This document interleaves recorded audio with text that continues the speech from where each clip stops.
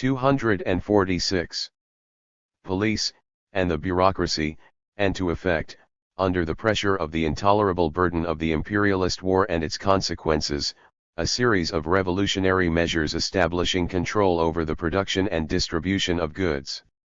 The Russian proletariat single-handed cannot successfully complete the socialist revolution. But it can lend such a sweep to the Russian Revolution as would create the most favorable conditions for a socialist revolution, and, in a sense, start that revolution. It can render more favorable the conditions under which its most important, most trustworthy, and most reliable coadjutor, the European and the American socialist proletariat, will undertake its decisive battles. The objective conditions of the imperialist war make it certain that the revolution will not be limited to the first stage of the Russian Revolution, that the revolution will not be limited to Russia. The transformation of the imperialist war into civil war is becoming a fact. Long live the proletarian revolution which is beginning in Europe. N. Lenin, Cooperatives under Socialism 8. I think that inadequate attention is being paid to the cooperative movement in this country. Not everyone understands that now, since the October Revolution, and quite apart from the new economy policy, our cooperative movement assumes really exceptional importance. Many of the dreams of the old cooperators were fantastic. Sometimes they were ridiculously fantastic. But why were they fantastic? Because these old cooperators did not understand the fundamental, root significance of the political struggle of the working class for the overthrow of the rule of the exploiters. We have overthrown the rule of the exploiters, and much that was fantastic, even romantic, and banal in the dreams of the old cooperators is now becoming the most unvarnished reality. Indeed, since state power is in the hands of the working class, since this state power owns all the means of production, the only task that really remains for us to perform is 8 from On Cooperation, Selected Works, Volume 2, OPCIT, pages 830 to 835. Reprinted by permission of Lawrence and Wishart Ltd. The Bolshevik Pivot 247 to organize the population in cooperative societies. When the population is organized in cooperative societies to the utmost, the socialism which in the past was legitimately treated with ridicule, scorn, and contempt by those who were justly convinced that it was necessary to wage the class struggle, the struggle for political power, etc., automatically achieves its aims. But not all comrades understand how vastly, how infinitely important it is now to organize the population of Russia in cooperative societies. By adopting the NEP we made a concession to the peasant as a trader, to the principle of private trade. It is precisely for this reason that the cooperative movement assumes such importance. As a matter of fact, all that we need under the NEP is to organize the population of Russia in cooperative societies on a sufficiently wide scale, for now we have found that degree of the combination of private interest, trading interest, with state supervision and control of this interest, that degree of its subordination to the common interests that was formerly the stumbling block for very many socialists. As a matter of fact, the power of state over all large-scale means of production, the power of state in the hands of the proletariat, the alliance of this proletariat with the many millions of small and very small peasants, the assured leadership of the peasantry by the proletariat, etc. Is not this all that is necessary in order to build a complete socialist society from the cooperatives alone, which we formerly treated as huckstering and which from a certain aspect we have the right to treat as such now, under NEP? Is this not all that is necessary for the purpose of building a complete socialist society?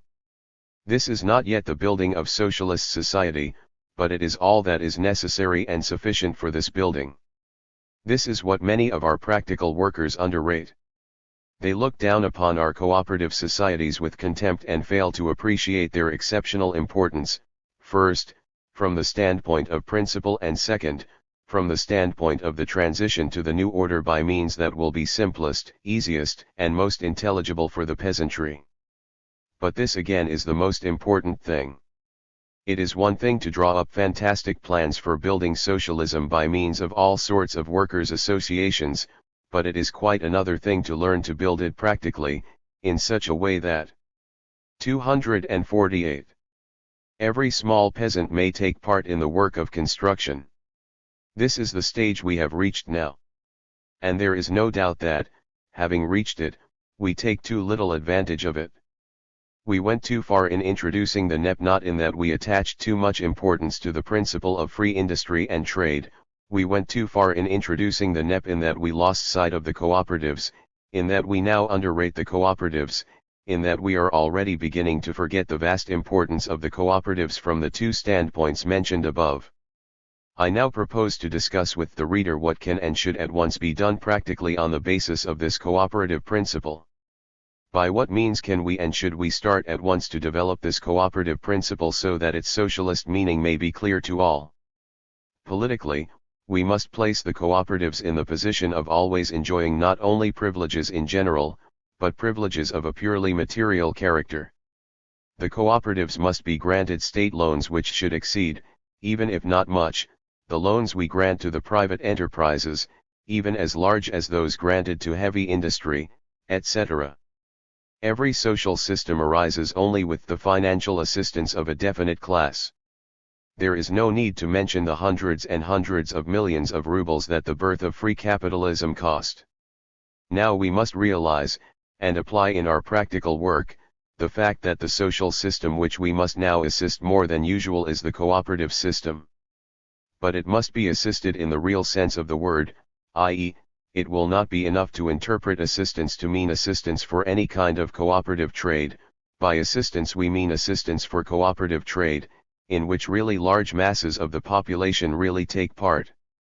It is certainly a correct form of assistance to give a bonus to peasants who take part in cooperative trade, but the whole point is to verify the nature of this participation, to verify the intelligence behind it, to verify its quality. Strictly speaking, when a cooperator goes to a village and opens a cooperative store, the people take no part in this whatever, but at the same time, guided by their own interests, the people will hasten to try to take part in it. There is another aspect to this question. We have not very much more to do from the point of view of the civilized. The Bolshevik pivot 249 European to induce absolutely everyone to take not a passive, but an active part in cooperative operations. Strictly speaking, there is only one more thing we have to do, and that is, to make our people so civilized as to understand all the advantages of having them all take part in the work of the cooperatives, and to organize this participation. Only this. We need no other cunning devices to enable us to pass to socialism. But to achieve this only, a complete revolution is needed. The entire people must go through a whole period of cultural development. Therefore, our rule must be, as little philosophizing and as few acrobatics as possible. In this respect the NEP is an advance, in that it is suited to the level of the ordinary peasant, in that it does not demand anything higher of him. But it will take a whole historical epoch to get the whole population to take part in the work of the cooperatives through the NEP. At best we can achieve this in 1 or 2 decades. Nevertheless, this will be a special historical epoch, and without this historical epoch, without universal literacy, without a proper degree of efficiency, without sufficiently training the population to acquire the habit of reading books, and without the material basis for this, without certain safeguards against, say, bad harvests, famine, etc., we shall fail to achieve our object. The whole thing now is to learn to combine the wide revolutionary range of action, the revolutionary enthusiasm which we have displayed sufficiently and crowned with complete success to learn, to combine this with the ability to be an efficient and capable merchant, which is sufficient to be a good cooperator. By ability to be a merchant I mean the ability to be a cultured merchant. Let those Russians, or plain peasants, who imagine that since they trade they can be good merchants, get this well into their heads. It does not follow at all. They trade, but this is far from being cultured merchants. They are now trading in an Asiatic manner, but to be a merchant one must be able to trade in a European manner. A whole epoch separates them from that position.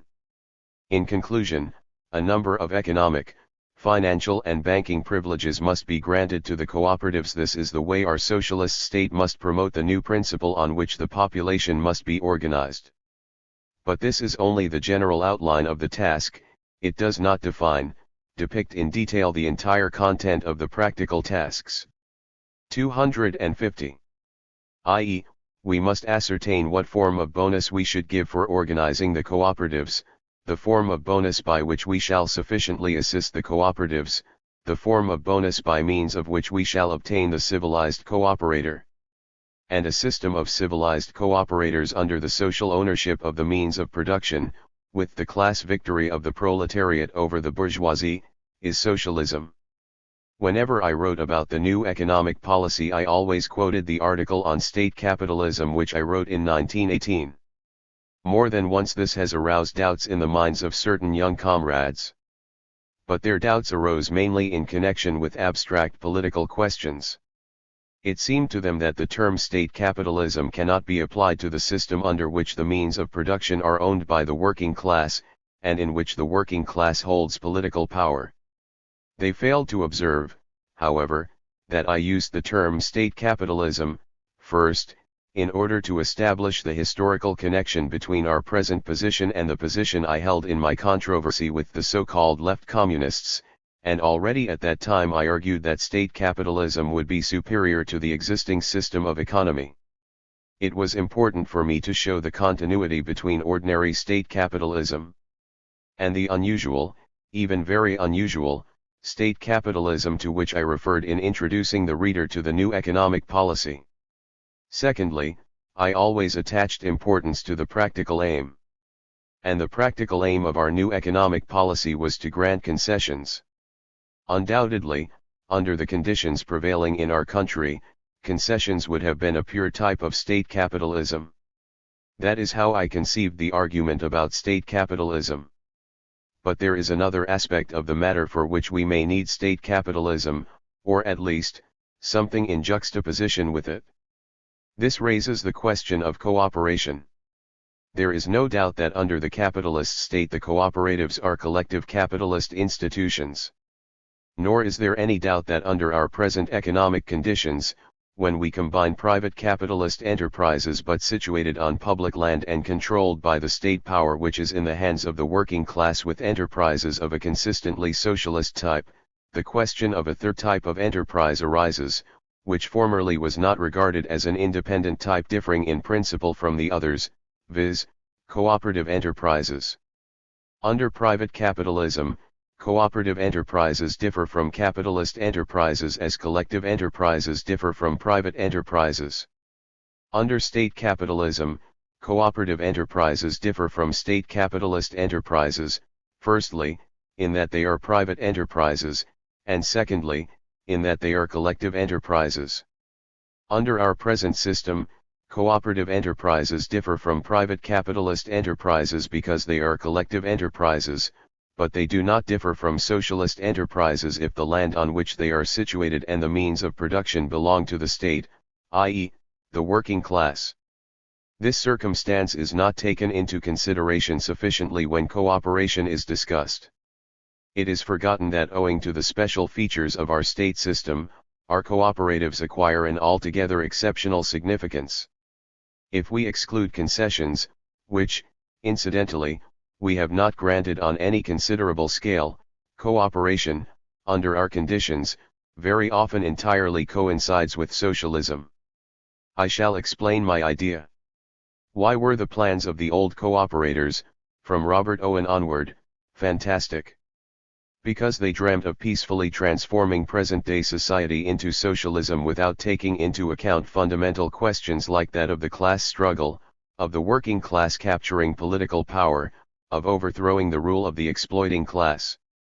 That is why we are right in regarding this cooperative socialism as being entirely fantastic, and the dream of being able to transform the class enemies into class colleagues and the class struggle into class peace, merely by organizing the population in cooperative societies, as something romantic and even banal. Undoubtedly we were right from the point of view of the fundamental task of the present day, for socialism cannot be established without the class struggle for political power in the state. But see how things have changed now that political power is in the hands of the working class, now that the political power of the exploiters is overthrown, and all the means of production are owned by the working class. Now we are right in saying that for us, the mere growth of cooperation is identical with the growth of socialism, and at the same time we must admit that a radical change has taken place in our point of view concerning socialism. This radical change lies in that formerly we placed, and had to place, the main weight of emphasis on the political struggle, on revolution, on winning power, etc. Now we have to shift the weight of emphasis to peaceful, organizational, cultural work. I would be prepared to say that the weight of emphasis should be placed on educational work were it not for our international relations, were it not for the fact that we have to fight for our position on a world scale.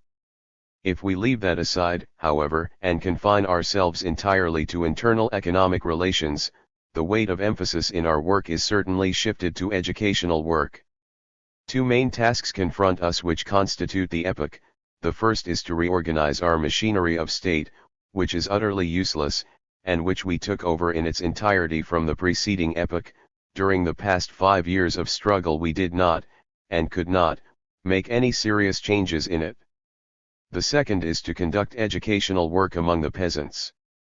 And the economic object of this educational work among the peasants is to organize them in cooperative societies. If the whole of the peasantry were organized in cooperatives, we would be standing firmly with both feet on the soil of socialism. But the organization of the entire peasantry in cooperative societies presupposes such a standard of culture among the peasants that this cannot be achieved without a complete cultural revolution. Our opponents have told us more than once that we are undertaking the rash task of implanting socialism in an insufficiently cultured country. But they were misled by the fact that we did not start from the end that was assumed by theory, and that in our country the political and social revolution preceded the cultural revolution which now confronts us. This cultural revolution would be sufficient to transform the Bolshevik pivot 253 this country into a completely socialist country, but it bristles with immense difficulties of a purely educational and material character. N. Lenin. Workers' councils and the People's Militia B. The March Revolution was only the first stage of the revolution. Russia is going through a unique historical period of transition from the first to the next stage of the revolution, or, as Skobelev expresses it, to a second revolution.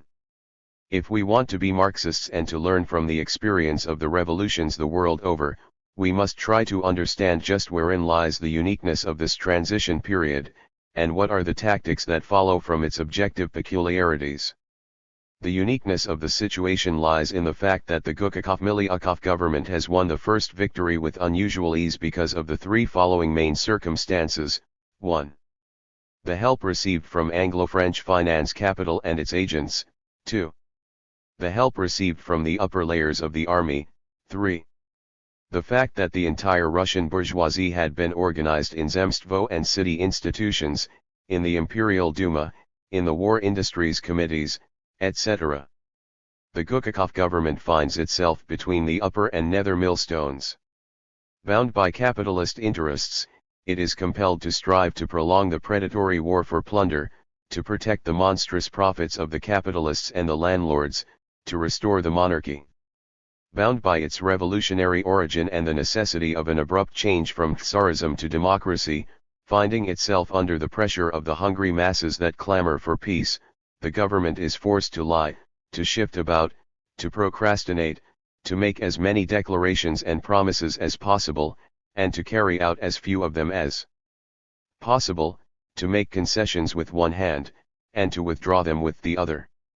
Under certain conditions, if circumstances are most favorable to it, the new government, relying on the organizing abilities of the entire Russian bourgeoisie and the bourgeois intelligentsia, may temporarily avert the final crash. But even under such conditions it cannot escape the crash altogether, for it is impossible to escape the claws of that terrible monster, begotten by world capitalism, the imperialist war and famine, without abandoning the whole basis of bourgeois relations, without resorting to revolutionary measures, without appealing to the greatest historical heroism of the Russian and the world proletariat. Hence the conclusion, we shall not be able to overthrow the new government with one stroke, or, should we be able to do so, we could not retain power, unless we met the splendid organization of the entire Russian bourgeoisie and the entire bourgeois intelligentsia with an organization of the proletariat just as splendid, leading the vast mass of the city and country poor, the semi-proletarians and the petty proprietors. It matters little whether the second revolution has already broken out in Petrograd, whether it has been postponed for a time, or whether it has begun in isolated localities in Russia. In any case, the slogan of the hour right now, on the eve of the revolution, during the revolution, and on the day after the revolution, must be proletarian organization. Comrade workers! Yesterday you displayed wonders of proletarian heroism when you overthrew the Tsarist monarchy. Sooner or later you will inevitably be called upon again to display wonders of similar heroism in overthrowing the power of the landowners and the capitalists who are waging the imperialist war. But you will not be able to win a permanent victory in this forthcoming true revolution, unless you display wonders of proletarian organization. The slogan of the hour is organization. But organization in itself does not mean much, because, on the one hand, organization is always necessary, and, hence, the mere insistence on the organization of the masses does. The Bolshevik pivot 255 not yet clarify anything, and because, on the other hand, he who contents himself with organization only is merely echoing the views of the liberals, for the liberals, to strengthen their rule, desire nothing better than to have the workers refuse to go beyond the usual legal forms of organization, i.e., to have them merely become members of their party, their trade union, their cooperative society, etc., etc. The workers, guided by their class instinct, have realized that in revolutionary times they need an entirely different organization, of a type above the ordinary. They have taken the right attitude suggested by the experience of our revolution of 1905 and by the Paris Commune of 1871, they have created a Soviet of workers' deputies, they have set out to develop it, widen and strengthen it, by attracting to it representatives of the soldiers and no doubt of the hired agricultural workers, as well as of the entire poor section of the peasantry. To create similar organizations in all the localities of Russia without exception, for all the trades and layers of the proletarian and semi-proletarian population without exception, i.e., for all the toilers and the exploited, is our most important and most urgent task. I will note right here that to the peasant masses our party must recommend with special emphasis the organization of Soviets of hired workers and petty agriculturists, such as do not sell their grain, those Soviets to have no connection with the prosperous peasants, otherwise it will be impossible to pursue a true proletarian policy, in a general sense nor will it be possible correctly to approach the most important practical question involving the life and death of millions of people, i.e., the question of an equitable assessment of food deliveries, of increasing its production, etc. The question, then, is, what is to be the work of the 256 Soviets of Workers' Deputies? We repeat what we once said in number 47 of the Geneva Social Democrat, they must be regarded as organs of insurrection, as organs of revolutionary power. This theoretical formula, derived from the experience of the Commune of 1871 and of the Russian Revolution of 1905, must be elucidated and concretely developed on the basis of the practical experience gained at this very stage of this very revolution in Russia. We need revolutionary power, we need the state. Therein we differ from the anarchists. The difference between revolutionary Marxists and anarchists lies not only in the fact that the former stand for huge, centralized, communist production, while the latter are for decentralized, small-scale production. No, the difference as to government authority and the state consists in this, that we stand for the revolutionary utilization of revolutionary forms of the state in our struggle for socialism, while the anarchists are against it. We need the state. But we need none of those types of state varying from a constitutional monarchy to the most democratic republic which the bourgeoisie has established everywhere. And herein lies the difference between us and the opportunists and Koskins of the old, decaying socialist parties who have distorted or forgotten the lessons of the Paris Commune and the analysis of these lessons by Marx and Engels. We need the state, but not the kind needed by the bourgeoisie, with organs of power in the form of police, army, bureaucracy, distinct from and opposed to the people. All bourgeois revolutions have merely perfected this government apparatus, have merely transferred it from one party to another. The proletariat, however, if it wants to preserve the gains of the present revolution and to proceed further to win peace, bread, and freedom, must destroy, to use Marx's word, this ready-made state machinery, and must replace it by another one, merging the police, the army, and the bureaucracy with the universally armed people.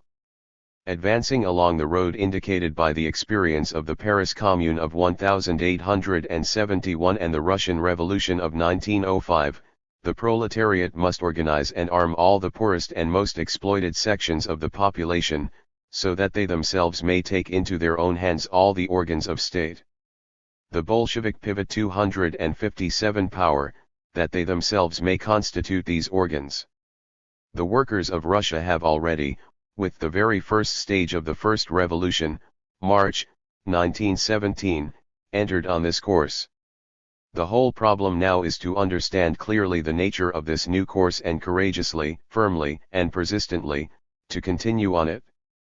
The Anglo-French and the Russian capitalists wanted only to displace, or merely to scare, Nicholas II, leaving the old machinery of the state, the police, the army, the bureaucracy intact. The workers have gone further, they have smashed it.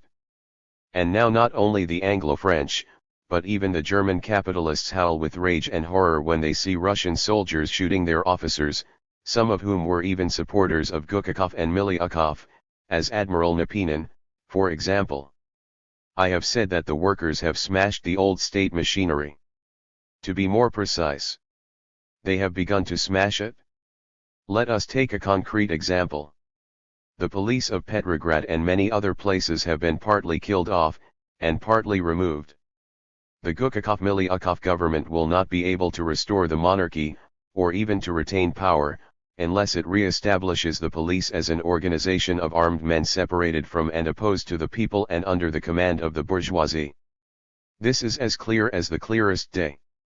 On the other hand, the new government must reckon with the revolutionary masses, must humor them with half concessions and promises, trying to gain time. Hence it agrees to half measures, it institutes a people's militia with elected officers. But, first of all, it places the militia under the control of the local Zemstvo and city organs of self-government, i.e., under the control of landowners and capitalists elected under the laws of Nicholas the Bloody and Stolypin the Hangman. Secondly, though it calls it the people's militia to throw dust into the eyes of the people, it does not, as a matter of fact, call the people for universal service in this militia, nor does it compel the bosses and the capitalists to pay their employees the usual wage for the hours and the days they devote to public service, i.e., to the militia. There is where the main trick is. That is how the land. 258. Owner and capitalist government of the Gukakovs and Miliukovs achieves its aim of keeping the people's militia on paper, while in reality it is quietly and step by step organizing a bourgeois militia hostile to the people, first of 8,000 students and professors, which is obviously a mere toy, then, gradually, of the old and the new police. Do not permit the re-establishment of the police. Do not let go the local government organs. Create a really universal militia, led by the proletariat. This is the task of the day, this is the slogan of the present hour, equally in accord with the correctly understood requirements of the further development of the class struggle, the further course of the revolution, and with the democratic instinct of every worker, every peasant, every toiler, every one who is exploited, who cannot but hate the police, the constables, the command of landowners and capitalists over armed men who wield power over the people. What kind of police do they need? these Gukakovs and Miliukovs, these landowners and capitalists. The same kind that existed during the Tsarist monarchy. Following very brief revolutionary periods, all the bourgeois and bourgeois democratic republics of the world organized or re-established precisely that kind of police, a special organization of armed men, separated from and opposed to the people, and in one way or another subordinated to the bourgeoisie. What kind of militia do we need, we, the proletariat, all the toilers? A real people's militia, i.e., first of all, one that consists of the entire population, of all the adult citizens of both sexes; secondly, one that combines the functions of a people's army with those of the police, and with the functions of the main and fundamental organ of the state system and the state administration. To give more concreteness to these propositions, let us try a schematic example. Needless to say, the idea of laying out any plan for a proletarian militia would be absurd. When the workers, and all the people as a real mass, take up this task in a practical way, they will work it out and secure it 100 times better than any theoretician can propose. I am not offering a plan, all I want is to illustrate my thought. Petrograd has a population of about 2 million, more. The Bolshevik pivot 259, then half of which is between the ages of 15 and 65. Let us take a half 1 million. Let us deduct 1/4 to allow for the sick or other instances where people cannot be engaged in public service for a valid reason. There still remain 750,000 persons, who, working in the militia one day out of every 15, would make up an army of 50,000 people. This is the type of state that we need. This is the kind of militia that would be, indeed, and not only in name, a people's militia. This is the road we must follow if we wish to make impossible the re-establishment of a special police, or a special army, separated from the people. Such a militia would, in 95 cases out of 100, be composed of workers and peasants, and would express the real intelligence and the will, the strength and the authority of the overwhelming majority of the people. Such a militia would actually arm and give military training to the people at large, thus making sure, in a manner not employed by Gukakov, nor Miliukov, against all attempts to re-establish reaction, against all efforts of the Tsarist agents. Such a militia would be the executive organ of the Soviets of Workers' and Soldiers' Deputies. It would enjoy the full respect and confidence of the population, because it would, itself, be an organization of the entire population. Such a militia would change democracy from a pretty signboard, hiding the enslavement and deception of the people by the capitalists, into a real means for educating the masses so that they might be able to take part in all the affairs of the state. Such a militia would draw the youngsters into political life, training them not only by word, but by deed and work. Such a militia would develop those functions which belong, to use learned terms, to the welfare police, sanitary supervision, etc., by drawing into such activities all the adult women without exception. Without drawing the women into social service, into the militia, into political life, without tearing the women away from the stupefying domestic and kitchen atmosphere, it is impossible to secure real freedom, it is impossible to build a democracy, let alone socialism.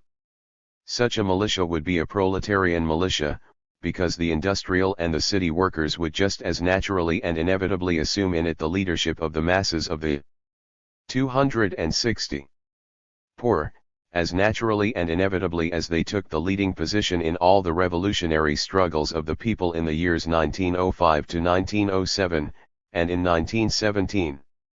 Such a militia would guarantee absolute order and a comradely discipline practiced with enthusiasm. At the same time, it would afford a means of struggling in a real democratic manner against the crisis through which all the warring nations are now passing. It would make possible the regular and prompt assessment of food and other supply levies, the establishment of universal labor duty which the French now call civil mobilization and the Germans obligatory civil service, and without which, as has been demonstrated, it is impossible to heal the wounds that were and are being inflicted by this predatory and horrible war. Has the proletariat of Russia shed its blood only to receive luxurious promises of mere political democratic reforms? Will it not demand and make sure that every toiler should see and feel a certain improvement in his life right now? That every family should have sufficient bread? That every child should have a bottle of good milk, and that no adult in a rich family should dare take extra milk until all the children are supplied? That the palaces and luxurious homes left by the Tsar and the aristocracy should not stand idle but should provide shelter to the homeless and the destitute? What other organization except a universal people's militia with women participating on a par with the men can effect these measures? Such measures do not yet constitute socialism. They deal with distribution of consumption, not with the reorganization of industry. They do not yet constitute the dictatorship of the proletariat, but merely a revolutionary democratic dictatorship of the proletariat and the poorest peasantry. Theoretical classification doesn't matter now. It would indeed be a grave error if we tried now to fit the complex, urgent, rapidly unfolding practical tasks of the revolution into the Procrustean bed of a narrowly conceived theory, instead of regarding theory first of all and above all as a guide to action.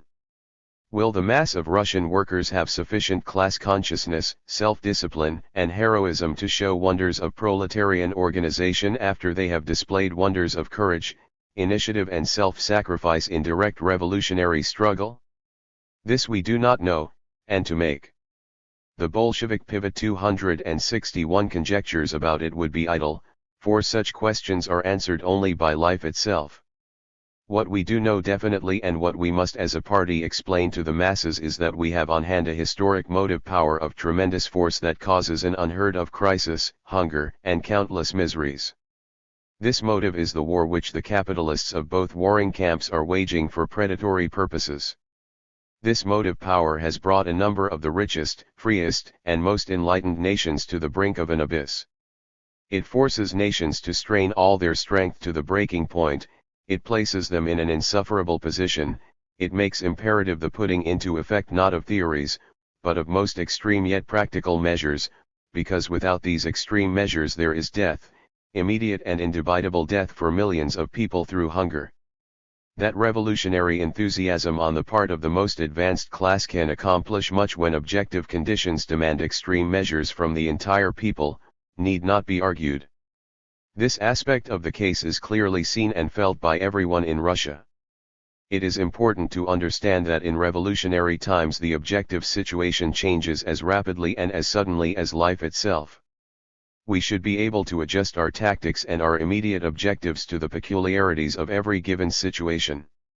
Up to March 1917, our task was to conduct a bold revolutionary internationalist propaganda, to awaken and call the masses to struggle.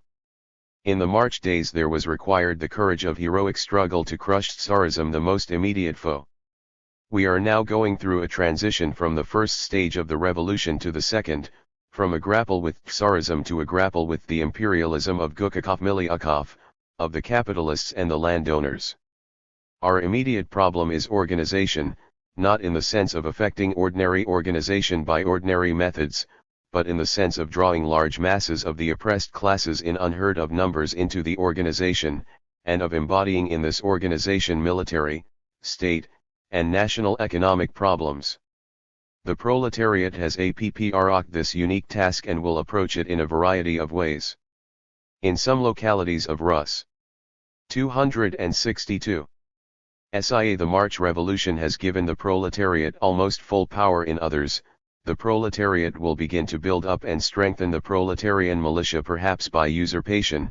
In still others, it will, probably, work for immediate elections, on the basis of universal suffrage, to the city councils and zemstvos, in order to turn them into revolutionary centers, etc., until the growth of proletarian organization, the rapprochement of soldiers and workers, the stirring within the peasantry, the disillusionment of very many about the competence of the militarist imperialist government of Gukakov and Milyakov shall have brought nearer the hour when that government will give place to the government of the Soviets of Workers' Deputies.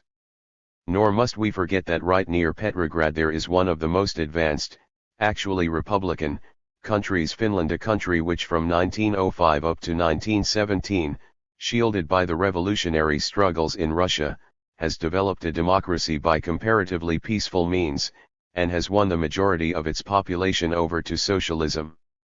The Russian proletariat will ensure the freedom of the Finnish Republic, even to the point of separation, and thus gain the full confidence and comradely aid of the Finnish workers for the all-Russian proletarian cause. In a difficult and great cause errors are unavoidable, nor shall we avoid them. The Finnish workers are better organizers, they will help us in this and, in their own way, bring nearer the establishment of a socialist republic.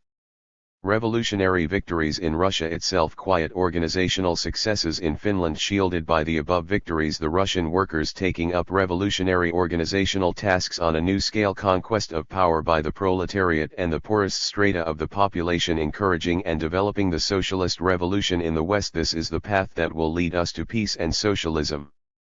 N. Lenin, National Liberation Movements and the Socialist Revolution. 10. The social revolution cannot be the united action of the proletarians of all countries, for the simple reason that the majority of the countries and the majority of the inhabitants of the globe have not even reached the capitalist stage of development, or are only at the beginning of that stage. Socialism will be achieved by the united action of the proletarians, not of all countries, but of a minority of countries, namely, of the countries that have reached the stage of development of advanced capitalism. Pikhievsky's failure to understand this point is the cause of his error. In those advanced countries, the national problem was solved long ago. National unity has long outlived its purpose. Objectively, there are no national tasks to be fulfilled.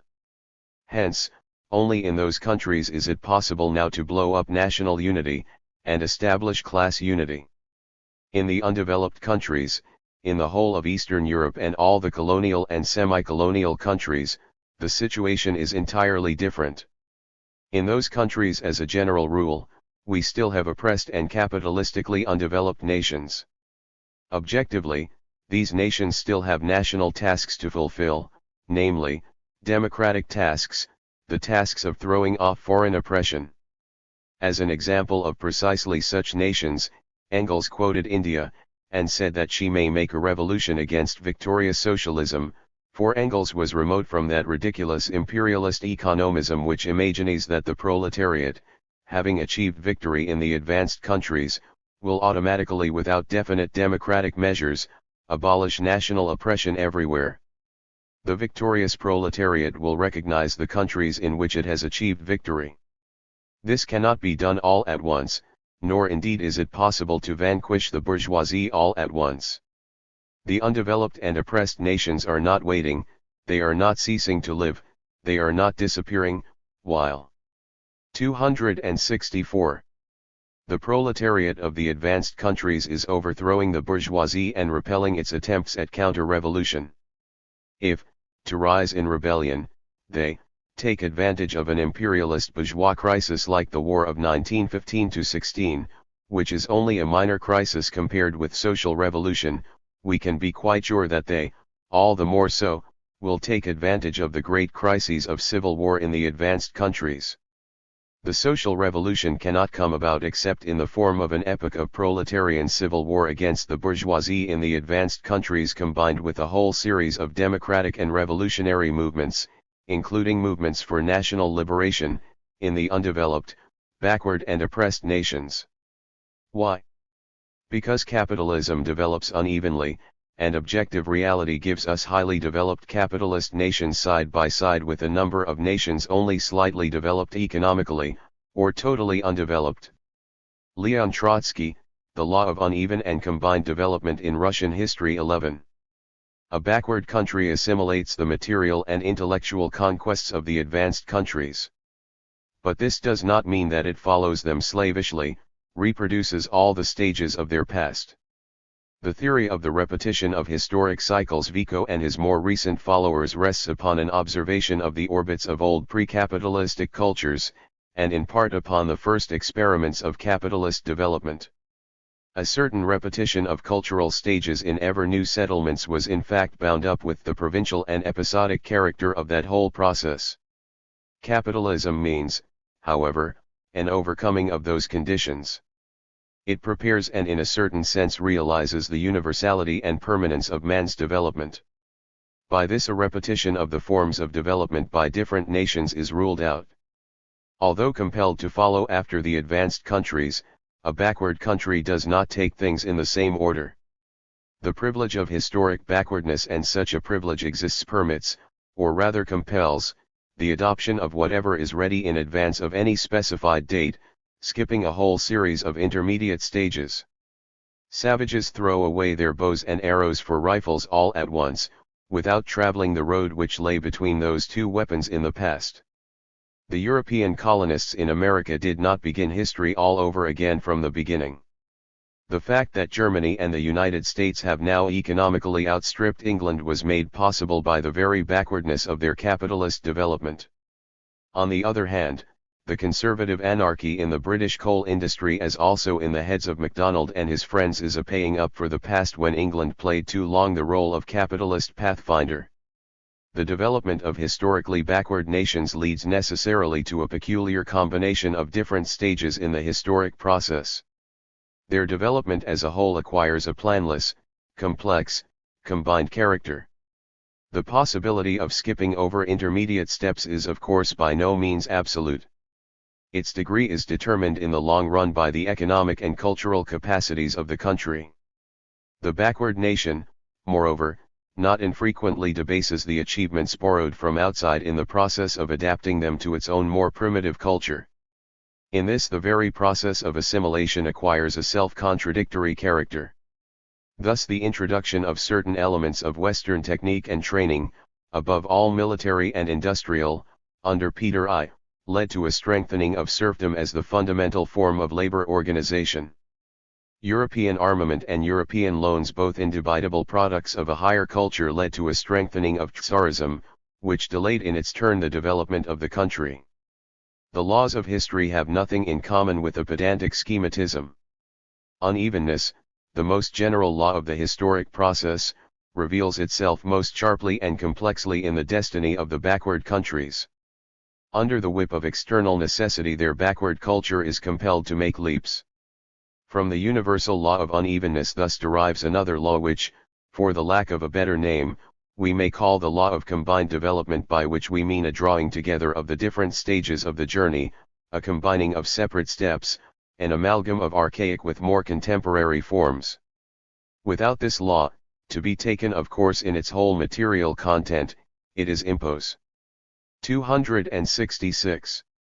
Sibyl, to understand the history of Russia, and indeed of any country of the second, third, or 10th cultural class. Under pressure from richer Europe, the Russian state swallowed up a far greater relative part of the people's wealth than in the West, and thereby not only condemned the people to a twofold poverty, but also weakened the foundations of the possessing classes. Being at the same time in need of support from the latter, it forced and regimented their growth. As a result, the bureaucratized privileged classes never rose to their full height, and the Russian state thus still more approached an Asiatic despotism. The Byzantine autocratism, officially adopted by the Muscovite Tsars at the beginning of the 16th century, subdued the feudal boyars with the help of the nobility, and then gained the subjection of the nobility by making the peasantry their slaves, and upon this foundation created the St. Petersburg imperial absolutism. The backwardness of the whole process is sufficiently indicated in the fact that serfdom, born at the end of the 16th century, took form in the 17th, flowered in the 18th, and was juridically annulled only in 1861. The clergy, following after the nobility, played no small role in the formation of the Tsarist autocracy, but nevertheless a servile role. The Church never rose in Russia to that commanding height which it attained in the Catholic West. It was satisfied with the role of spiritual servant of the autocracy, and counted this a recompense for its humility. The bishops and metropolitans enjoyed authority merely as deputies of the temporal power. The patriarchs were changed along with the tsars. In the Petersburg period, the dependence of the Church upon the state became still more servile. 200,000 priests and monks were in all essentials a part of the bureaucracy, a sort of police of the gospel. In return for this, the monopoly of the Orthodox clergy in matters of faith, land, and income was defended by a more regular kind of police. The meagerness not only of Russian feudalism, but of all the old Russian history, finds its most depressing expression in the absence of real medieval cities as centers of commerce and craft. Handicraft did not succeed in Russia in separating itself from agriculture, but preserved its character of home industry. The old Russian cities were commercial, administrative, military, and manorial centers of consumption, consequently, not of production. Even Nov.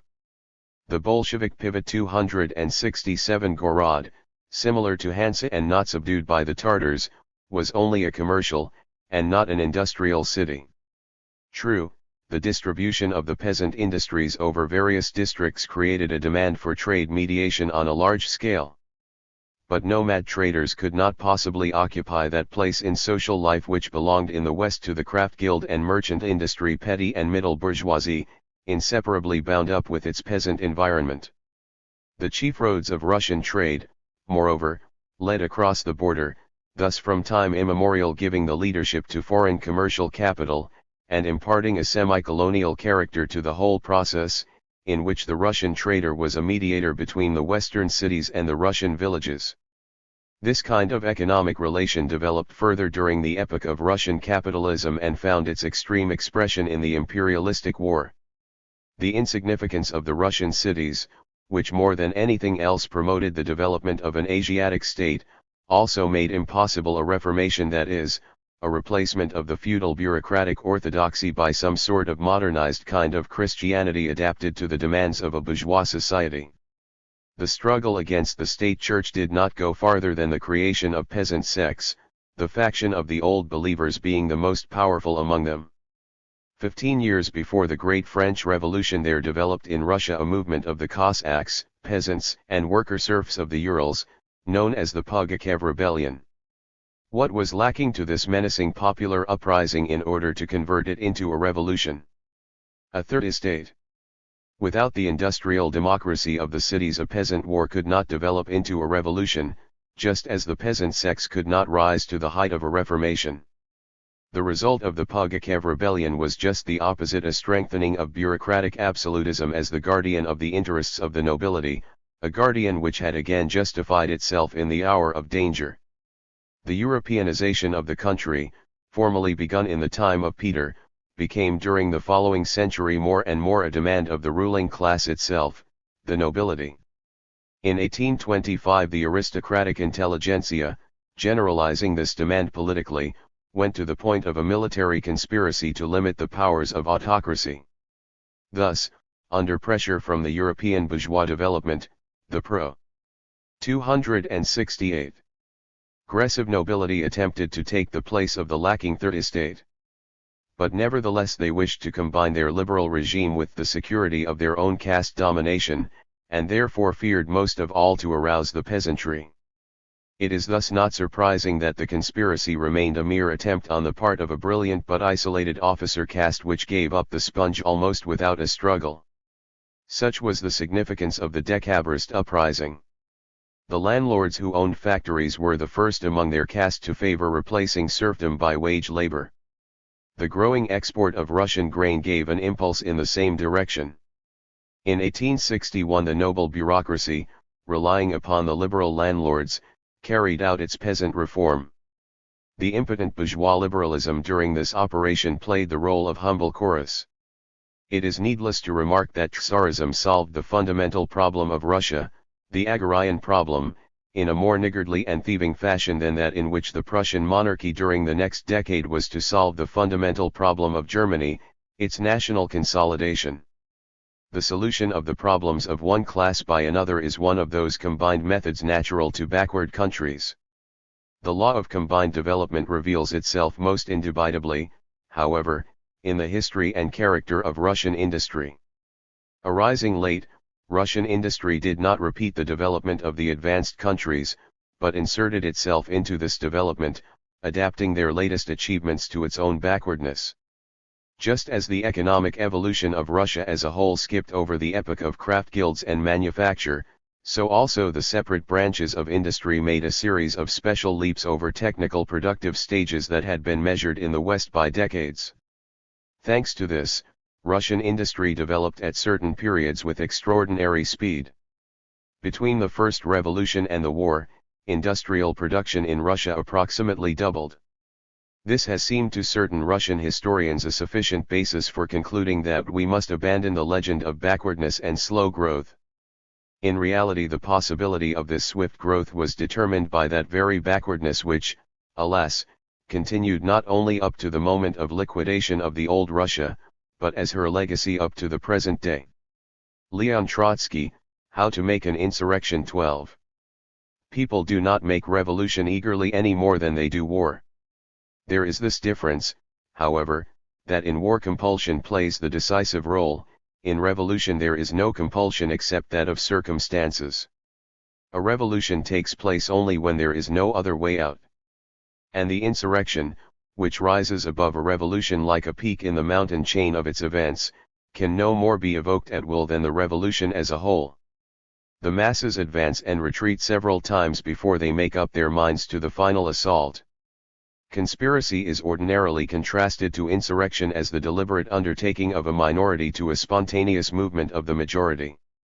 And it is true that a victorious insurrection, which can only be the act of a class called to stand at the head of the nation, is widely separated both in method and historic significance from a governmental overturn accomplished by conspirators acting in concealment from the masses. In every class society there are enough contradictions so that a conspiracy can take root in its cracks.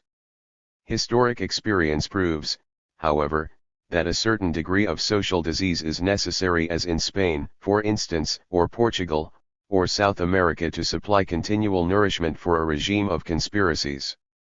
A pure conspiracy, even when victorious, can only replace one clique of the same ruling class by another, or still less, merely alter the governmental personages. Only mass insurrection has ever brought the victory of one social regime over another. Periodical conspiracies are commonly an expression of social stagnation and decay, but popular insurrections on the contrary come usually as a result of some swift growth which has broken down the old equilibrium of the nation. The chronic revolutions of the South American republics have nothing in common with the permanent revolution, they are in a sense the very opposite thing. This does not mean, however, that popular insurrection and conspiracy are in all circumstances mutually exclusive. An element of conspiracy almost always enters to some degree into any insurrection. Being historically conditioned by a certain stage in the growth of a revolution, a mass insurrection is never purely spontaneous. Even when it flashes out unexpectedly to a majority of its own participants, it has been fertilized by those ideas in which the insurrectionaries see a way out of the difficulties of existence. But a mass insurrection can be foreseen and prepared.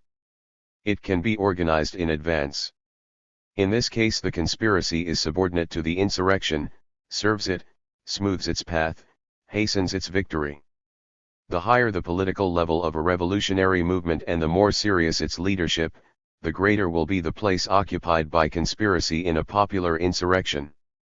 It is very necessary to understand the relations between insurrection and conspiracy, both as they oppose and as they supplement each other.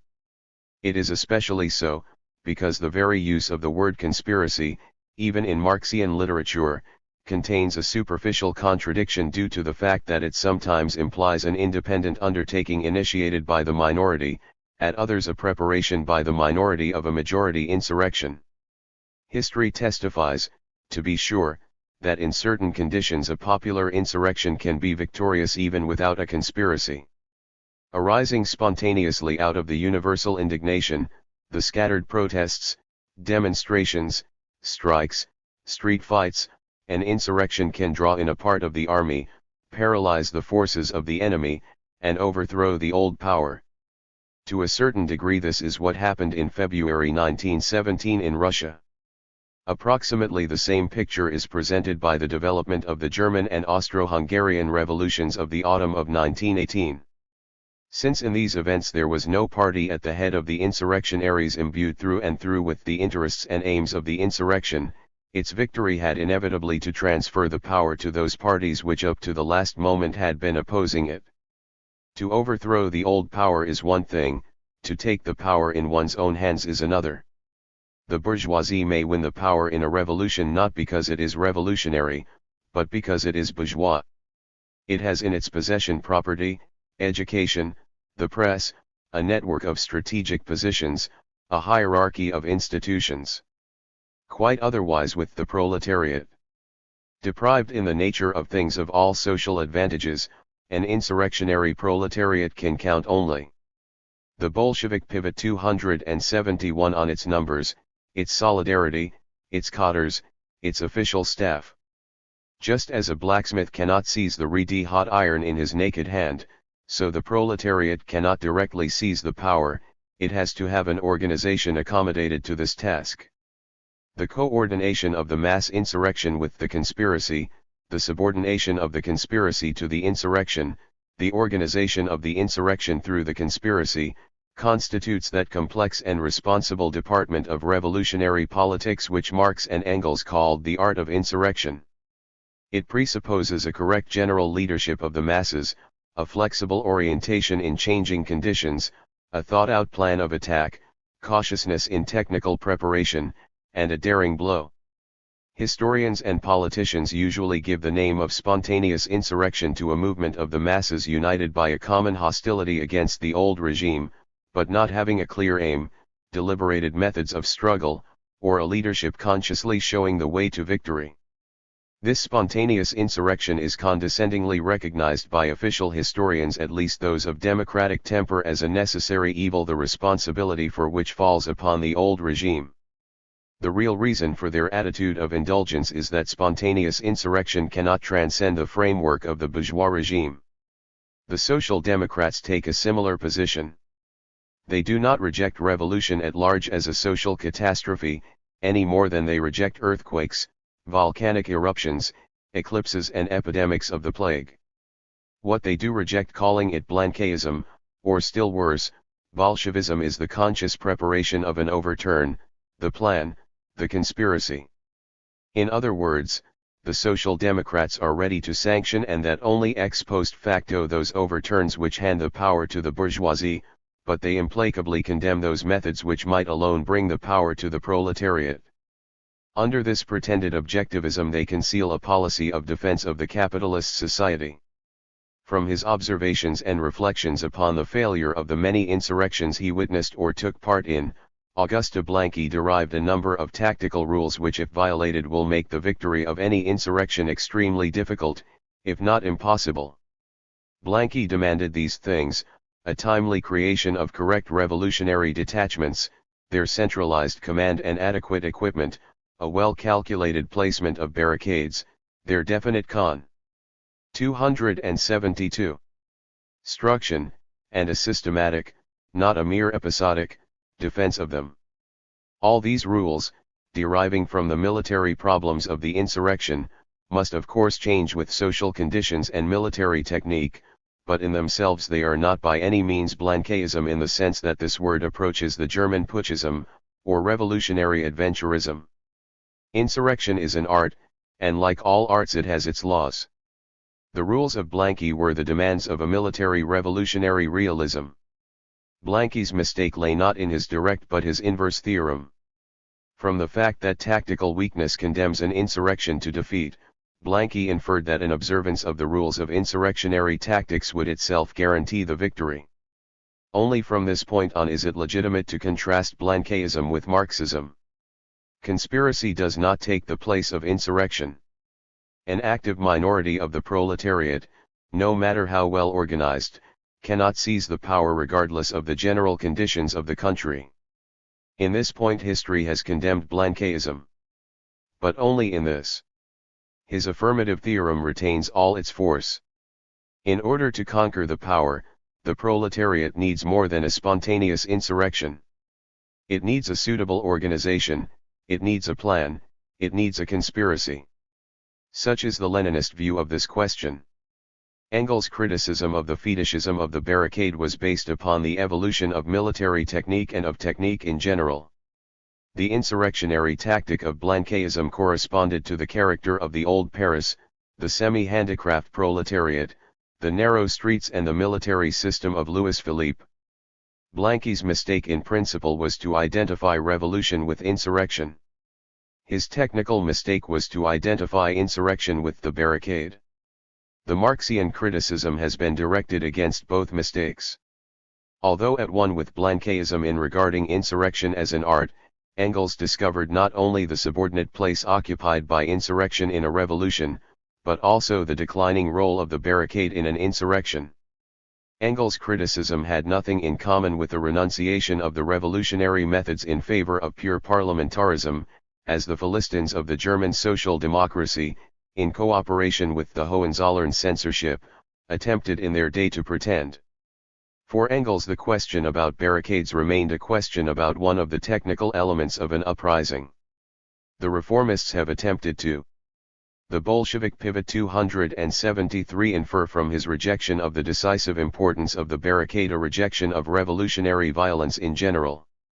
That is about the same as to infer the destruction of militarism from considerations of the probable decline in importance of trenches in future warfare.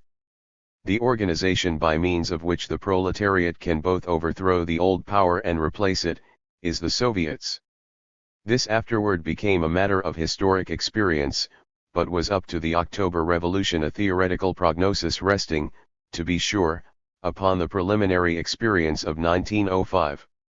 The Soviets are organs of preparation of the masses for insurrection, organs of insurrection, and after the victory organs of government. However, the Soviets by themselves do not settle the question. They may serve different goals according to the program and leadership. The Soviets receive their program from the party. Whereas the Soviets in revolutionary conditions and apart from revolution they are impossible comprise the whole class with the exception of its altogether backward, inert or demoralized strata, the revolutionary party represents the brain of the class. The problem of conquering the power can be solved only by a definite combination of party with Soviets or with other mass organizations more or less equivalent to Soviets. When headed by a revolutionary party, the Soviet consciously and in good season strives toward a conquest of power. Accommodating itself to changes in the political situation and the mood of the masses, it gets ready the military bases of the insurrection, unites the shock troops upon a single scheme of action, works out a plan for the offensive and for the final assault. And this means bringing organized conspiracy into mass insurrection. The Bolsheviks were compelled more than once, and long before the October Revolution, to refute accusations of conspiratism and Blanquism directed against them by their enemies. Moreover, nobody waged a more implacable struggle against the system of pure conspiracy than Lenin. The opportunists of the international social democracy more than once defended the old social revolutionary tactic of individual terror directed against the agents of Tsarism, when this tactic was ruthlessly criticized by the Bolsheviks with their insistence upon mass insurrection as opposed to the individual adventurism of the intelligentsia. But in refuting all varieties of Blanquism and anarch. 274. Ism, Lenin did not for one moment bow down to any sacred spontaneousness of the masses. He thought out before anybody else, and more deeply, the correlation between the objective and subjective factors in a revolution, between the spontaneous movement and the policy of the party, between the popular masses and the progressive class, between the proletariat and its vanguard, between the Soviets and the party, between insurrection and conspiracy. But if it is true that an insurrection cannot be evoked at will, and that nevertheless in order to win it must be organized in advance, then the revolutionary leaders are presented with a task of correct diagnosis. They must feel out the growing insurrection in good season and supplement it with a conspiracy. The interference of the midwife in labor pains, however this image may have been abused, remains the clearest illustration of this conscious intrusion into an elemental process. Herzen once accused his friend Bakunin of invariably in all his revolutionary enterprises taking the second month of pregnancy for the ninth. Herzen himself was rather inclined to deny even in the ninth that pregnancy existed.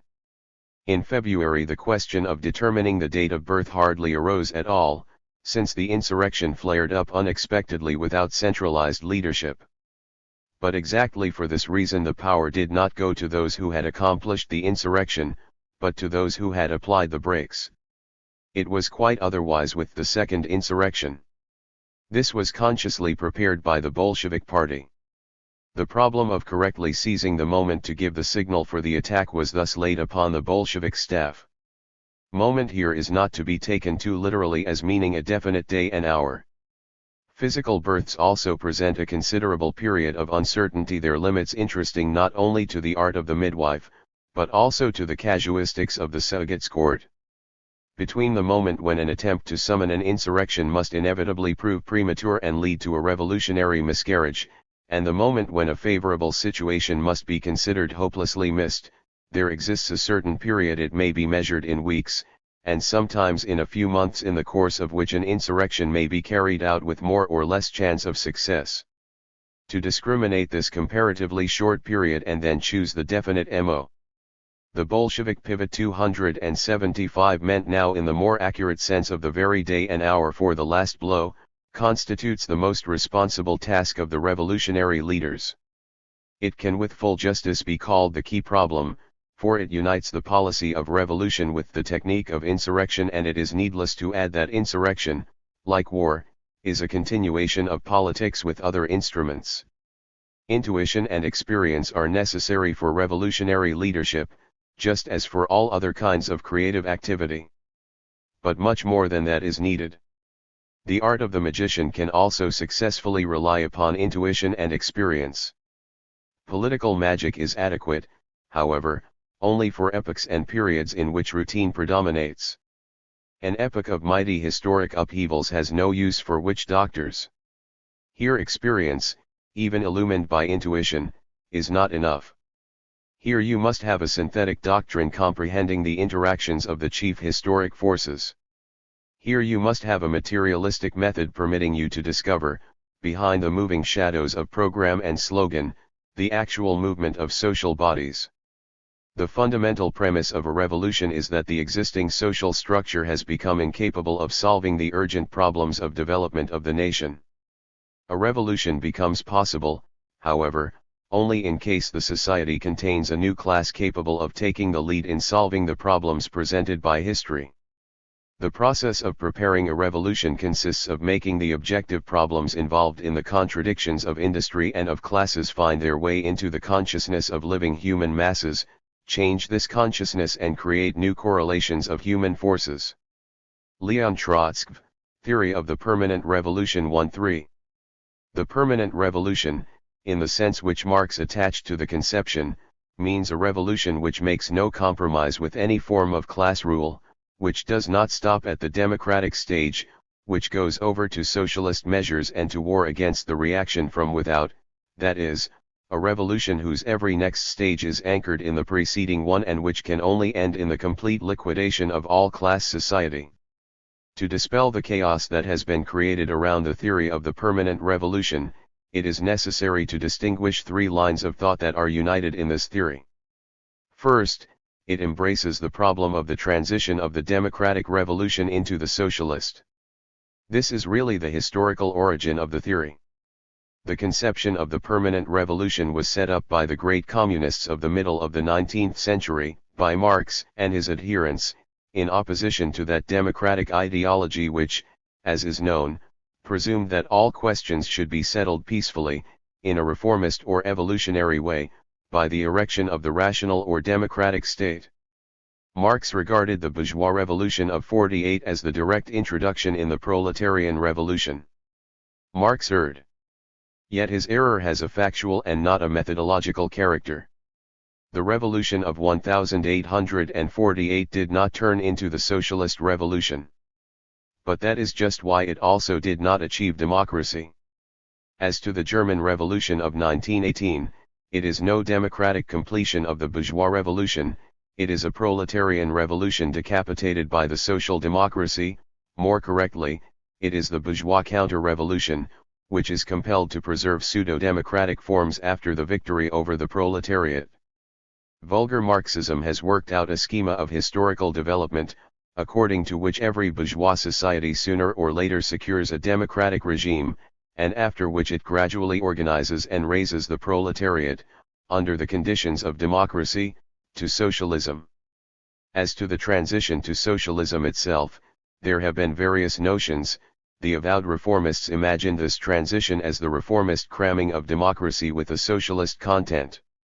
The formal revolutionists acknowledged the inevitability of applying revolutionary violence in the transition to socialism. But both of them regarded democracy and socialism with regard to all peoples and countries as two not only entirely separated stages in the development of society, but also lying at great distances from each other. This view was predominant also among those Russian Marxists who, in the period of 1905, belonged to the left wing of the Second International. Plekhanov, the brilliant progenitor of Russian Marxism, considered the idea of the dictatorship of the proletariat the Bolshevik pivot 277 illusion in contemporary Russia. The same standpoint was defended not only by the Mensheviks, but also by the overwhelming majority of the leading Bolsheviks, among them all the present party leaders without exception, who at that time were resolute revolutionary Democrats, for whom the problem of the socialist revolution, not only in 1905 but also on the eve of 1917, still signified the vague music of a distant future. These ideas and moods declared war upon the theory of the permanent revolution, risen anew in 1905. It pointed out that the democratic tasks of the backward bourgeois nations in our epoch led to the dictatorship of the proletariat, and that the dictatorship of the proletariat puts the socialist tasks on the order of the day. In that lay the central idea of the theory. If the traditional view was that the road to the dictatorship of the proletariat led through a long period of democracy, the theory of the permanent revolution established the fact that for backward countries the road to democracy passed through the dictatorship of the proletariat. By that alone, democracy does not become a regime anchored within itself for decades, but rather a direct introduction to the socialist revolution. Each is bound to the other by an unbroken chain. In this way, there arises between the democratic revolution and the socialist transformation of society a permanency of revolutionary development. The second aspect of the permanent theory already characterizes the socialist revolution as such. For an indefinitely long time and in constant internal struggle, all social relations are transformed. The process necessarily retains a political character, that is, it develops through collisions of various groups of society in transformation. Outbreaks of civil war and foreign wars alternate with periods of peaceful reforms. Revolutions in economy, technique, science, the family, morals, and usages develop in complicated reciprocal action and do not allow society to reach equilibrium. Therein lies the permanent character of the socialist revolution as such. The international character of the socialist revolution, which constitutes the third aspect of the theory of the permanent revolution, results from the present state of economy and the social structure of humanity. Internationalism is no abstract principle, but a theoretical and political reflection of the character of world economy, of the world. 278. Development of productive forces, and the world scale of the class struggle. The socialist revolution begins on national grounds. But it cannot be completed on these grounds. The maintenance of the proletarian revolution within a national framework can only be a provisional state of affairs, even though, as the experience of the Soviet Union shows, one of long duration. In an isolated proletarian dictatorship, the internal and external contradictions grow inevitably together with the growing successes. Remaining isolated, the proletarian state must finally become a victim of these contradictions. The way out for it lies only in the victory of the proletariat of the advanced countries. Viewed from this standpoint, a national revolution is not a self-sufficient whole, it is only a link in the international chain. The international revolution presents a permanent process, in spite of all fleeting rises and falls. The struggle of the epigones is directed, even if not always with the same distinctness, against all three aspects of the theory of the permanent revolution. And how could it be otherwise when it is a question of three inseparably connected parts of a whole? The epigones mechanically separate the democratic and the socialist dictatorships. They separate the National Socialist Revolution from the international. The conquest of power within national limits is considered by them in essence not as the initial act but as the final act of the revolution, After that follows the period of reforms which leads to the National Socialist Society. In 1905, they did not even grant the idea that the proletariat could conquer power in Russia earlier than in Western Europe. In 1917, they preached the self-sufficing democratic revolution in Russia and spurned the dictatorship of the proletariat. In 1925 to 1927, they steered a course toward the national revolution in China under the leadership of the bourgeoisie. Subsequently, they raised the slogan for China of the democratic dictatorship of the workers and peasants in opposition to the dictatorship of the proletariat. They proclaimed the possibility of the construction of an isolated and self-sufficient socialist society in the Soviet Union. The world revolution became for them, instead of an indispensable precondition for victory, only a favorable circumstance. This profound breach with Marxism was reached by the epigones in the process. The Bolshevik pivot 279 of the permanent struggle against the theory of the permanent revolution. The struggle, which began with an artificial revival of historical reminiscences and the falsification of the distant past, led to the complete transformation of the world outlook of the ruling stratum of the revolution. We have already repeatedly set forth that this transvaluation of values was accomplished under the influence of the social requirements of the Soviet bureaucracy, which became ever more conservative, strove for national order, and demanded that the already achieved revolution, which ensured the privileged positions to the bureaucracy, now be considered adequate for the peaceful construction of socialism. We do not wish to return to this theme here. Let it simply be observed that the bureaucracy is deeply conscious of the connection of its material and ideological positions with the theory of National Socialism. This is being expressed most crassly right now, in spite of or rather because of the fact that the Stalinist apparatus, under the pressure of contradictions which it did not foresee, is driving to the left with all its might and inflicting quite severe blows upon its right-wing inspirers of yesterday. The hostility of the bureaucrats toward the Marxist opposition, whose slogans and arguments they have borrowed in great haste, does not, as is known, diminish in the least. The condemnation of the theory of the permanent revolution above all, and an acknowledgement, even if only indirect, of the theory of socialism in one country, is demanded of the oppositionists who raise the question of their readmission into the party for the purpose of supporting the course toward industrialization, and so forth. By this, the Stalinist bureaucracy reveals the purely tactical character of its swing to the left with the retention of the national reformist strategical foundations. It is superfluous to explain what this means. In politics as in the military affairs, tactics are subordinated in the long run to strategy. The question has long ago grown out of the specific sphere of the struggle against Trotskyism. Gradually extending itself, it has today literally embraced all the problems of the revolutionary world outlook. Permanent revolution or socialism in one country. This alternative embraces at the same time the internal problems of the Soviet Union, the perspectives of the revolution in the East, and finally, the fate of the whole communist international. Leon Trotsky, 14 Propositions on the Permanent Revolution 14. I hope that the reader will not object if I attempt to formulate briefly the most fundamental conclusions. 1. The theory of the permanent revolution now demands the greatest attention of every Marxist, for the course of the ideological and class struggle has finally and conclusively raised this question from the realm of reminiscences over the old differences of opinion among Russian Marxists and converted it into a question of the character, the inner coherence and the methods of the international revolution in general. 2. With regard to the countries with a belated bourgeois development, especially the colonial and semi-colonial countries, the theory of the permanent revolution signifies that the complete and genuine solution of their tasks, democratic and national emancipation, is conceivable only through the dictatorship of the proletariat as the leader of the subjugated nation, above all of its peasant masses. 3. Not only the agrarian, but also the national question, assigns to the peasantry, the overwhelming majority of the population of the backward countries, an important place in the democratic revolution. Without an alliance of the proletariat with the peasantry, the tasks of the democratic revolution cannot be solved, nor even seriously posed.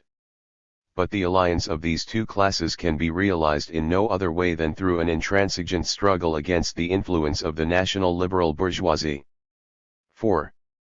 No matter how the first episodic stages of the revolution may be in the individual countries, the realization of the revolutionary alliance between the proletariat and the peasantry is conceivable only under the political direction of the proletarian vanguard, organized in the Communist Party.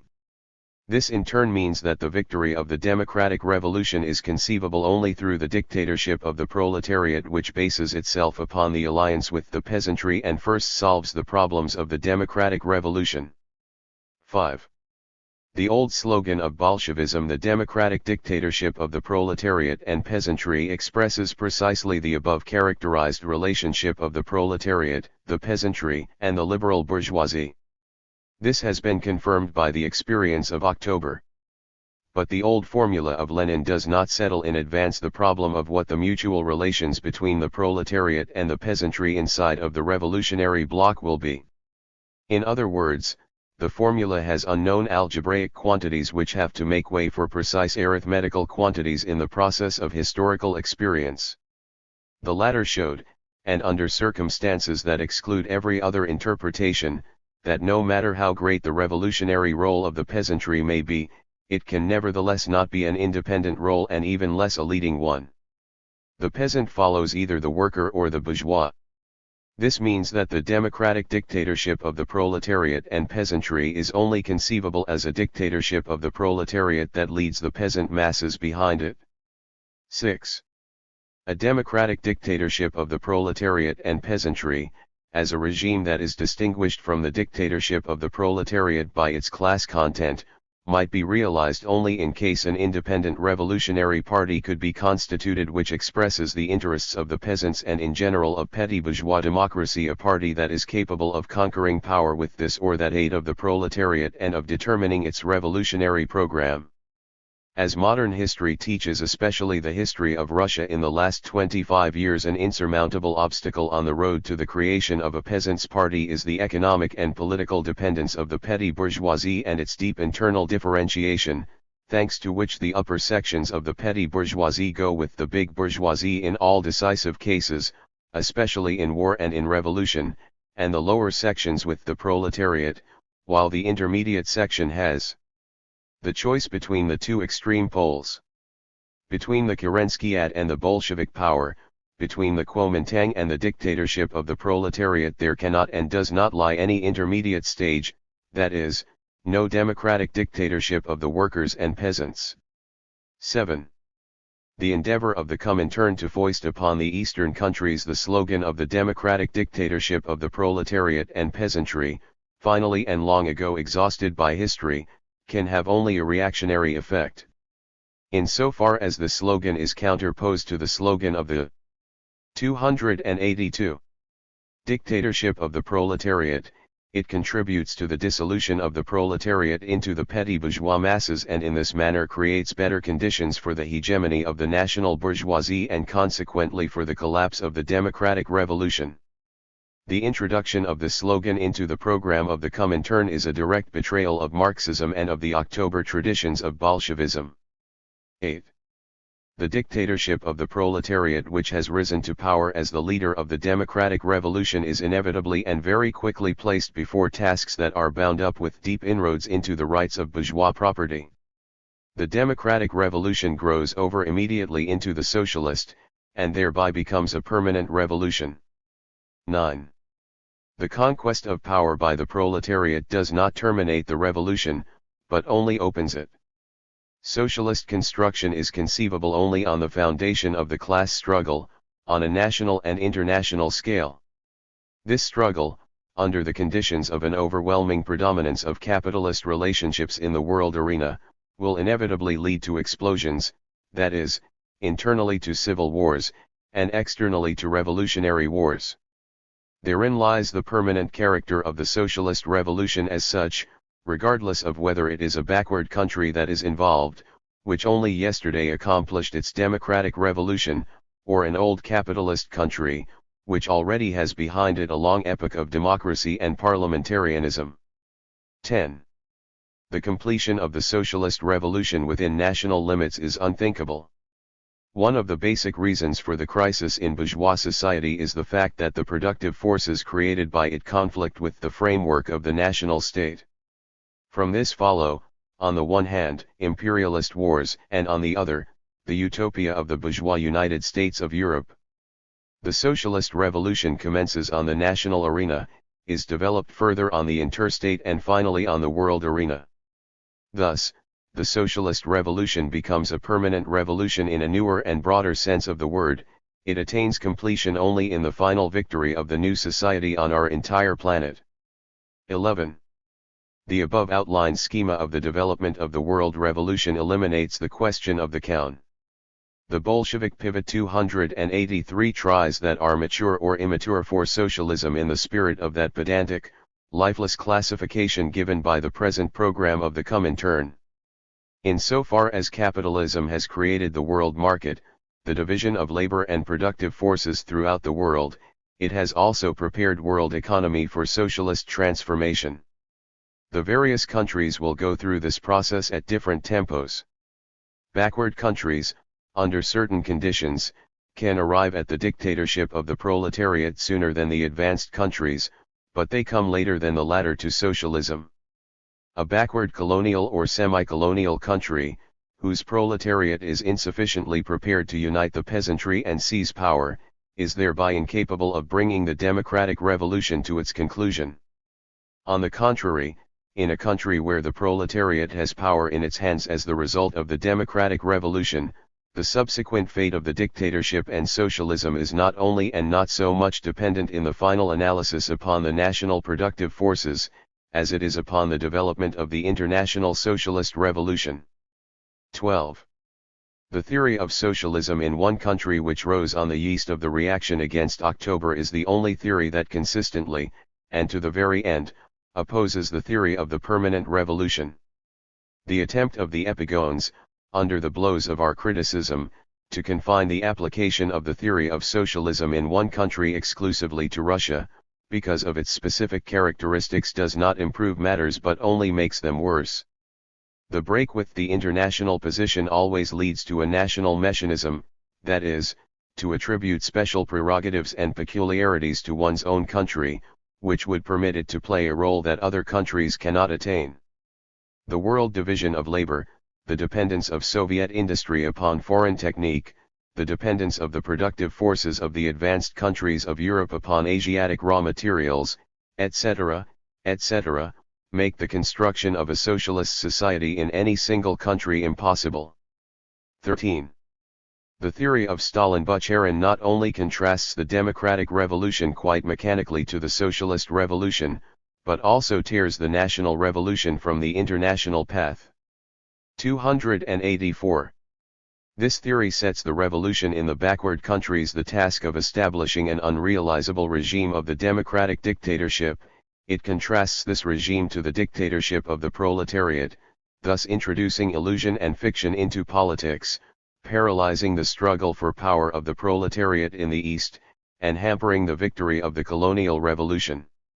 The very seizure of power by the proletariat signifies, from the standpoint of the theory of the epigones, the completion of the revolution and the opening of the epoch of national reform. The theory of the kulak growing into socialism and the theory of the neutralization of the world bourgeoisie are consequently inseparable from the theory of socialism in one country. They stand and fall together. By the theory of National Socialism, the Communist International is degraded to a weapon useful only for the struggle against military intervention. The present policy of the Comintern, its regime, and the selection of its leading personnel, correspond entirely to the debasement of the Communist International to an auxiliary corps which is not destined to solve independent tasks.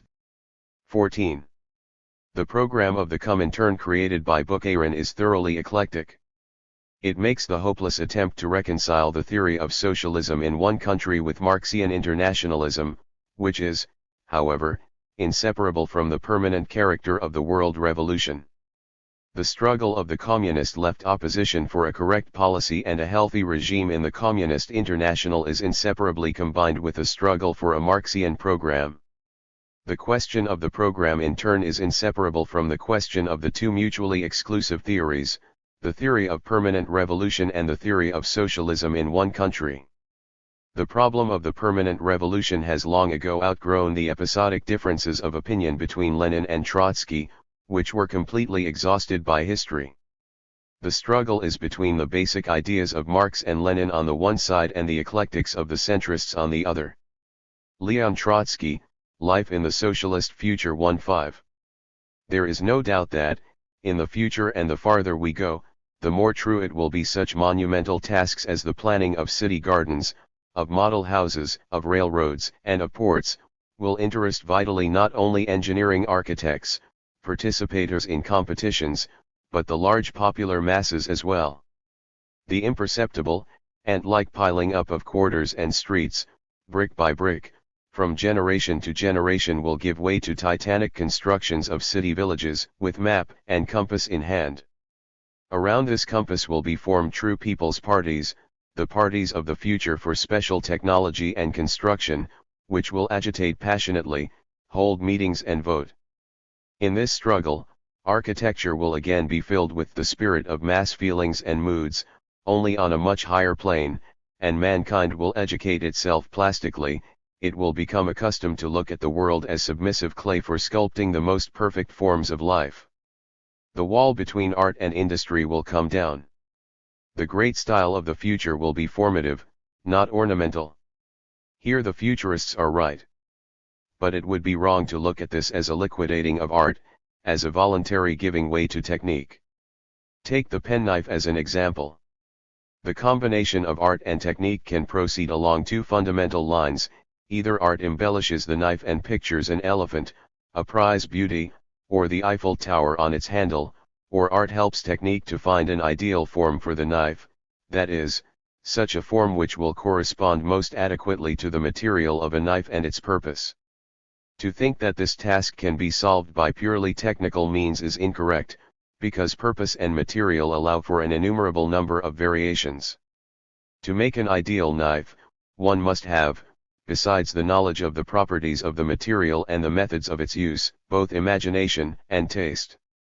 In accord with the entire tendency of industrial culture, we think that the artistic imagination in creating material objects will be directed toward working out the ideal form of a thing, as a thing, and not toward the embellishment of the thing as an aesthetic premium to itself.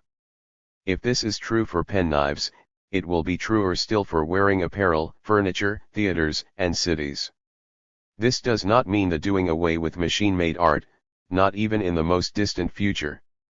But it seems that the direct cooperation between art and all branches of technique will become of paramount importance. Does this mean that industry will absorb art, or that art will lift industry up to itself on Olympus? This question can be answered either way, depending on whether the problem is approached from the side of industry, or from the side of art. But in the object attained, there is no difference between either answer. Both answers signify a gigantic expansion of the scope and artistic quality of industry, and we understand here, under industry, the entire field without excepting the industrial activity of man. Mechanical and electrified agriculture will also become part of industry. The wall will fall not only between art and industry, but simultaneously between art and nature also. This is not meant in the sense of Jean-Jacques Rousseau, that art will come nearer to a state of nature, but that nature will become more artificial. The present distribution of mountains and rivers, of fields, of meadows, of steppes, of forests, and of seashores, cannot be considered final. Man has already made changes in the map of nature that are not few nor insignificant. But they are mere pupils' practice in comparison with what is coming. Faith merely promises to move mountains, but technology, which takes nothing on faith, is actually able to cut down mountains and move them. Up to now this was done for industrial purposes or for railways. In the future this will be done on an immeasurably larger scale, according to a general industrial and artistic plan. Man will occupy himself with re-registering mountains and rivers, and will earnestly and repeatedly make improvements in nature. In the end, he will have rebuilt the earth, if not in his own image, at least according to his own taste. We have not the slightest fear that this taste will be bad. The new man, who is only now beginning to plan and to realize himself, will not contrast a barn floor for grouse and a dragnet for sturgeons with a crane and a steam hammer, as does Klyuv and Razumnik after him. Through the machine, man in socialist society will command nature in its entirety, with its grouse and its sturgeons. He will. The Bolshevik pivot 287 point out places for mountains and for passes. He will change the course of the rivers, and he will lay down rules for the oceans. The idealist simpletons may say that this will be a bore, but that is why they are simpletons. Of course, this does not mean that the entire globe will be marked off into boxes, that the forests will be turned into parks and gardens. Most likely, thickets and forests and grouse and tigers will remain, but only where man commands them to remain. And man will do it so well that the tiger won't even notice the machine, or feel the change, but will live as he lived in primeval times. The machine is not in opposition to the earth. The machine is the instrument of modern man in every field of life. The present-day city is transient. But it will not be dissolved back again into the old village. On the contrary, the village will rise in fundamentals to the plane of the city. Here lies the principal task. The city is transient, but it points to the future, and indicates the road. The present village is entirely of the past. That is why its aesthetics seem archaic, as if they were taken from a museum of folk art.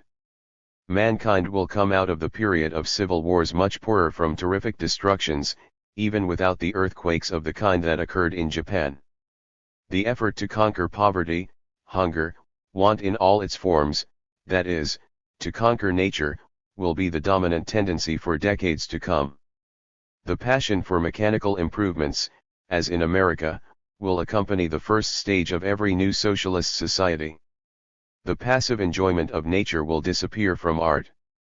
Technique will become a more powerful inspiration for artistic work, and later on the contradiction itself between technique and nature will be solved in a higher synthesis. The personal dreams of a few enthusiasts today for making life more dramatic and for educating man himself rhythmically, find a proper and real place in this outlook. Having rationalized his economic system, that is, having saturated it with consciousness and planfulness, man will not leave a trace of the present stagnant and worm-eaten domestic life. The care for food and education, which lies like a millstone on the present-day family, will be removed, and will become the subject of social initiative and of an endless collective creativeness. Woman will at last free herself from her semi-servile condition. Side 288. By side with technique, education, in the broad sense of the psychophysical molding of new generations, will take its place as the crown of social thinking. Powerful parties will form themselves around pedagogic systems. Experiments in social education and an emulation of different methods will take place to a degree which has not been dreamed of before. Communist life will not be formed blindly, like coral islands, but will be built consciously, will be tested by thought, will be directed and corrected. Life will cease to be elemental, and for this reason stagnant. Man, who will learn how to move rivers and mountains, how to build people's palaces on the peaks of Mont Blanc and at the bottom of the Atlantic, will not only be able to add to his own life richness, brilliancy and intensity, but also a dynamic quality of the highest degree. The shell of life will hardly have time to form before it will burst open again under the pressure of new technical and cultural inventions and achievements. Life in the future will not be monotonous. More than that, man at last will begin to harmonize himself in earnest. He will make it his business to achieve beauty by giving the movement of his own limbs the utmost precision, purposefulness and economy in his work, his walk and his play. He will try to master first the semi-conscious and then the subconscious processes in his own organism, such as breathing, the circulation of the blood, digestion, reproduction, and, within necessary limits, he will try to subordinate them to the control of reason and will. Even purely physiologic life will become subject to collective experiments. The human species, the coagulated Homo sapiens, will once more enter into a state of radical transformation, and, in his own hands, will become an object of the most complicated methods of artificial selection and psychophysical training. This is entirely in accord with evolution. Man first drove the dark elements out of industry and ideology, by displacing barbarian routine by scientific technique, and religion by science. Afterward he drove the unconscious out of politics, by overthrowing monarchy and class with democracy and rationalist parliamentarianism, and then with the clear and open Soviet dictatorship. The blind elements have settled most heavily in economic relations, but man is driving them out from there also, by means of socialist organization of economic life. This makes it possible to reconstruct fundamentally the Bolshevik pivot 289, the traditional family life. Finally, the nature of man himself is hidden in the deepest and darkest corner of the unconscious, of the elemental, of the subsoil. Is it not self-evident that the greatest efforts of investigative thought and of creative initiative will be in that direction? The human race will not have ceased to crawl on all fours before God, kings, and capital, in order later to submit humbly before the dark laws of heredity and a blind sexual selection. Emancipated man will want to attain a greater equilibrium in the work of his organs and a more proportional developing and wearing out of his tissues, in order to reduce the fear of death to a rational reaction of the organism toward danger. There can be no doubt that man's extreme anatomical and physiological disharmony, that is, the extreme disproportion in the growth and wearing out of organs and tissues, give the life instinct the form of a pinched, morbid and hysterical fear of death, which darkens reason and which feeds the stupid and humiliating fantasies about life after death. Man will make it his purpose to master his own feelings, to raise his instincts to the heights of consciousness, to make them transparent, to extend the wires of his will into hidden recesses, and thereby to raise himself to a new plane, to create a higher social biologic type, or, if you please, a Superman. It is difficult to predict the extent of self-government which the man of the future may reach or the heights to which he may carry his technique. Social construction and psychophysical self-education will become two aspects of one and the same process. All the arts, literature, drama, painting, music, and architecture will lend this process beautiful form. More correctly, the shell in which the cultural construction and self-education of communist man will be enclosed, will develop all the vital elements of contemporary art to the highest point. Man will become immeasurably stronger, wiser, and subtler, his body will become more harmonized, his movements more rhythmic, his voice more musical. The forms of life will become dynamically dramatic. The average human type will rise to the heights of an Aristotle, a Goethe, or a Marx. And above this ridge new peaks will rise. 10. The Stalinist consolidation. Joseph Stalin, Foundations of Leninism 1. The idea of permanent revolution is not new. It was propounded for the first time by Marx at the end of the 40s in his well-known address to the Communist League. This document is the source from which our permanentists derived the idea of uninterrupted revolution. It should be noted, however, that, in taking it from Marx, our permanentists slightly altered it, and in altering it spoiled it and made it unfit for practical use. The skillful hand of Lenin was needed to correct this error, to bring out Marx's idea of uninterrupted revolution in its pure form and make it a cornerstone of his theory of the revolution. This is what Marx says in regard to uninterrupted revolution in his address. After enumerating a number of the revolutionary democratic demands which he called upon the communists to win, he says, while the democratic petty bourgeois wish to bring the revolution to a conclusion as quick as possible, and with the achievement, at most, of the above demands, it is our interest and our task to make the revolution permanent, until all more or less possessing classes have been displaced from domination, until the proletariat has conquered state power and the association of proletarians, not only in one country but in all the dominant countries of the world, has advanced so far that completion among the proletarians of these countries has ceased, and that at least the decisive productive forces are concentrated in the hands of the proletarians. In other words, a. The plan of our permanentists notwithstanding, Marx did not at all propose to begin the revolution in the Germany of the 50s with the direct establishment of the proletarian power. b. Marx proposed the establishment of proletarian state power merely as the crowning event of the revolution, after hurling step by step one section of the bourgeoisie after another from its height of power, in order to ignite the torch of revolution in every country after the proletariat had come to power. Now this is perfectly consistent with all that Lenin taught, with all that he did in the course of our revolution in pursuit of his theory of the proletarian revolution in an imperialist environment.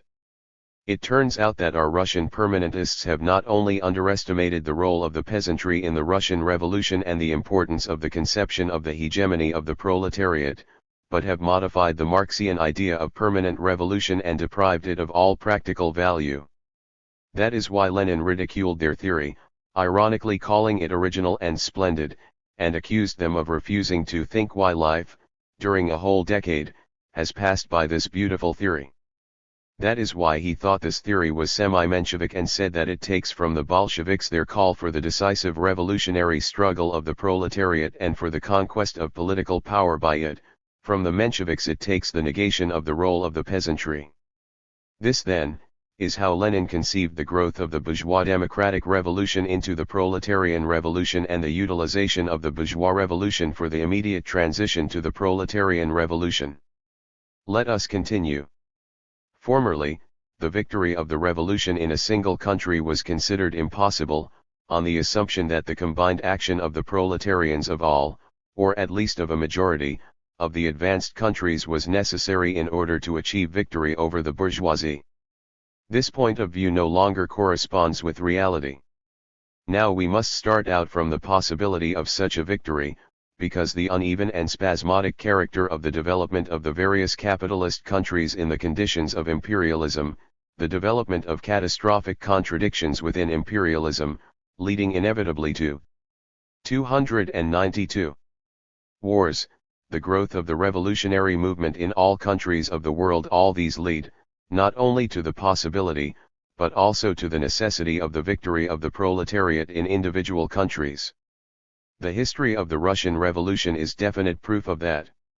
In this connection it need only be borne in mind that the overthrow of the bourgeoisie can be successfully accomplished only when there are certain indispensable prerequisites, in the absence of which the proletariat cannot even dream of seizing power. This is what Lenin says of these prerequisites in his pamphlet, Left-Wing Communism, etc. The fundamental law of revolution, confirmed by all three Russian revolutions of the 20th century, is as follows: it is not sufficient for revolution that the exploited and oppressed masses understand the impossibility of living in the old way and demand changes. For revolution, it is necessary that the exploiters should not be able to live and rule in the old way. Only when the lower classes do not want the old, and when the upper classes cannot continue in the old way, then only can revolution succeed.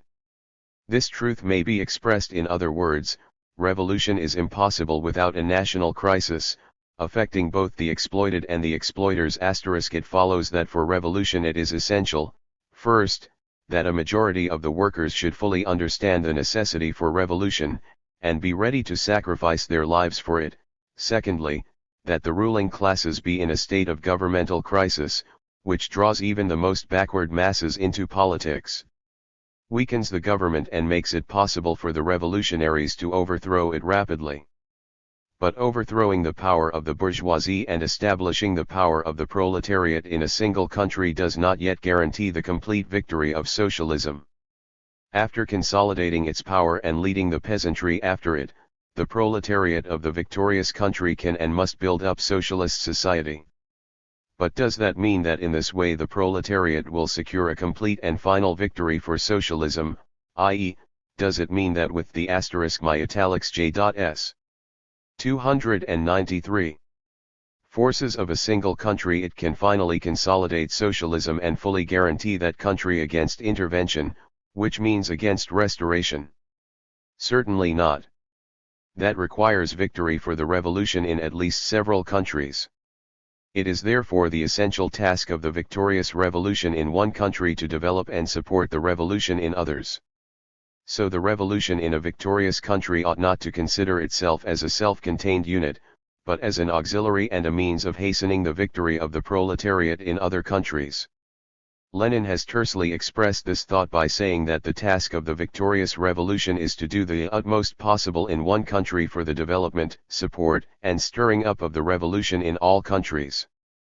These in general are the characteristic features of Lenin's theory of proletarian revolution. The dictatorship of the proletariat. From this theme I will take three main questions. 1. The dictatorship of the proletariat as the instrument of the proletarian revolution. The question of the proletarian dictatorship is above all a question of the basic content of the proletarian revolution. The proletarian revolution, its movement, its sweep, and its achievements acquire flesh and blood only through the dictatorship of the proletariat. The dictatorship of the proletariat is the weapon of the proletarian revolution, its organ, its most important stronghold, which is called into being, first, to crush the resistance of the overthrown exploiters and to consolidate its achievements, secondly, to lead the proletarian revolution to its completion, to lead the revolution onward to the complete victory of socialism. Victory over the bourgeoisie and the overthrow of its power may be gained by revolution even without the dictatorship of the proletariat. But the revolution will not be in a position to crush the resistance of the bourgeoisie, maintain its victory and move on to the decisive victory for socialism, unless at a certain stage of its development it creates a special organ in the form of the dictatorship of the proletariat as its principal bulwark. 2. The dictatorship of the proletariat as the domination of the proletariat over the bourgeoisie. 294. The dictatorship of the proletariat does not arise on the basis of the bourgeois order, it arises while this order is being torn down, after the overthrow of the bourgeoisie, in the process of the expropriation of the landlords and capitalists, during the process of socialization of the principal instruments and means of production, in the process of violent proletarian revolution. The dictatorship of the proletariat is a revolutionary power based on violence against the bourgeoisie. The state is an instrument in the hands of the ruling class for suppressing the resistance of its class enemies. In this respect the dictatorship of the proletariat in no way differs, in essence, from the dictatorship of any other class, for the proletarian state is an instrument for the suppression of the bourgeoisie. Nevertheless, there is an essential difference between the two, which is, that all class states that have existed heretofore have been dictatorships of an exploiting minority over the exploited majority, whereas the dictatorship of the proletariat is the dictatorship of the exploited majority over an exploiting minority. To put it briefly, the dictatorship of the proletariat is the domination of the proletariat over the bourgeoisie, untrammeled by law and based on violence and enjoying the sympathy and support of the toiling and exploited masses. From this two fundamental deductions may be drawn. First deduction, the dictatorship of the proletariat cannot be complete democracy, a democracy for all, for rich and poor alike. The dictatorship of the proletariat must be a state that is democratic in a new way for the proletariat and the poor in general and dictatorial in a new way against the bourgeoisie. The talk of Koski and Co. about universal equality, about pure democracy, about perfect democracy and the like, are but bourgeois screens to conceal the indubitable fact that equality between exploited and exploiters is impossible. The theory of pure democracy is the theory of the upper stratum of the working class which is tamed and fed by the imperialist plunderers. It was invented to hide the sores of capitalism, to camouflage imperialism and lend it moral strength in its struggle against the exploited masses. Under the capitalist system there is no true freedom for the exploited, nor can there be, if for no other reason than that the buildings, printing plants, paper supplies, etc., indispensable for the *my_J.S. 295. Actual enjoyment of this freedom, are the privilege of the exploiters. Under the capitalist system the exploited masses do not, nor can they, really participate in the administration of the country, if for no other reason than that even with the most democratic system under capitalism, the governments are set up not by the people, but by the Rothschilds and Stineses, the Morgans and Rockefellers. Democracy under the capitalist system is capitalist democracy, the democracy of an exploiting minority based upon the restriction of the rights of the exploited majority and directed against this majority. Only under the dictatorship of the proletariat is real freedom for the exploited and real participation in the administration of the country by the proletarians and peasants possible. Under the dictatorship of the proletariat, democracy is proletarian democracy, the democracy of the exploited majority based upon the restriction of the rights of the exploiting minority and directed against this minority. Second deduction, the dictatorship of the proletariat cannot come about as a result of the peaceful development of bourgeois society and of bourgeois democracy, it can come only as the result of the destruction of the bourgeois state machine, of the bourgeois army, of the bourgeois civil administration and of the bourgeois police. Of course, in the remote future, if the proletariat is victorious in the most important capitalist countries and if the present capitalist encirclement gives way to a socialist encirclement, a peaceful course of development is quite possible for some of the capitalist countries whose capitalists, in view of the unfavorable international situation, will consider it advisable voluntarily to make substantial concessions to the proletariat. But this supposition deals only with the remote and possible future, it has no bearing whatever on the immediate future. Lenin is therefore right in saying, the proletarian revolution is impossible without the violent destruction of the bourgeois state machine and its replacement by a new one. 3. The Soviet power as the state form of the dictatorship of the proletariat. The victory of the dictatorship of the proletariat signifies the suppression of the bourgeoisie, the breakup of the bourgeois state machine and the replacement of bourgeois democracy by proletarian democracy. That is clear. But 296. What organizations are to be employed in order to carry out this colossal work? There can hardly be any doubt that the old forms of organization of the proletariat, which grew up with bourgeois parliamentarism as their base, are not equal to this task. What are the new forms of organization of the proletariat that can serve as the gravedigger of the bourgeois state machine, that are capable not only of breaking this machine, not only of replacing bourgeois democracy by proletarian democracy, but also of serving as the foundation of the state power of the proletariat? This new form of organization of the proletariat is the Soviets. In what lies the strength of the Soviets as compared with the old forms of organization? In that the Soviets are the most all-embracing mass organization of the proletariat, for they and they alone embrace all workers without exception. The role of the party. The proletariat needs the party for the purpose of achieving and maintaining the dictatorship. The party is the instrument of the dictatorship of the proletariat. From this it follows that when classes disappear and the dictatorship of the proletariat dies out, the party will also die out. The achievement and maintenance of the dictatorship of the proletariat are impossible without a party strong in its cohesion and iron discipline. But iron discipline in the party is impossible without unity of will and without absolute and complete unity of action on the part of all members of the party. This does not mean, of course, that the possibility of a conflict of opinion within the party is thus excluded. On the contrary, iron discipline does not preclude but presupposes criticism and conflicts of opinion within the party. Least of all does it mean that this discipline must be blind discipline.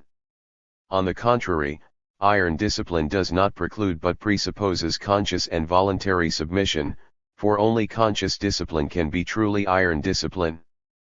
But after a discussion has been closed, after criticism has run its course and a decision has been made, unity of will and unity of action of all party members become indispensable conditions without which party unity and iron discipline in the party are inconceivable.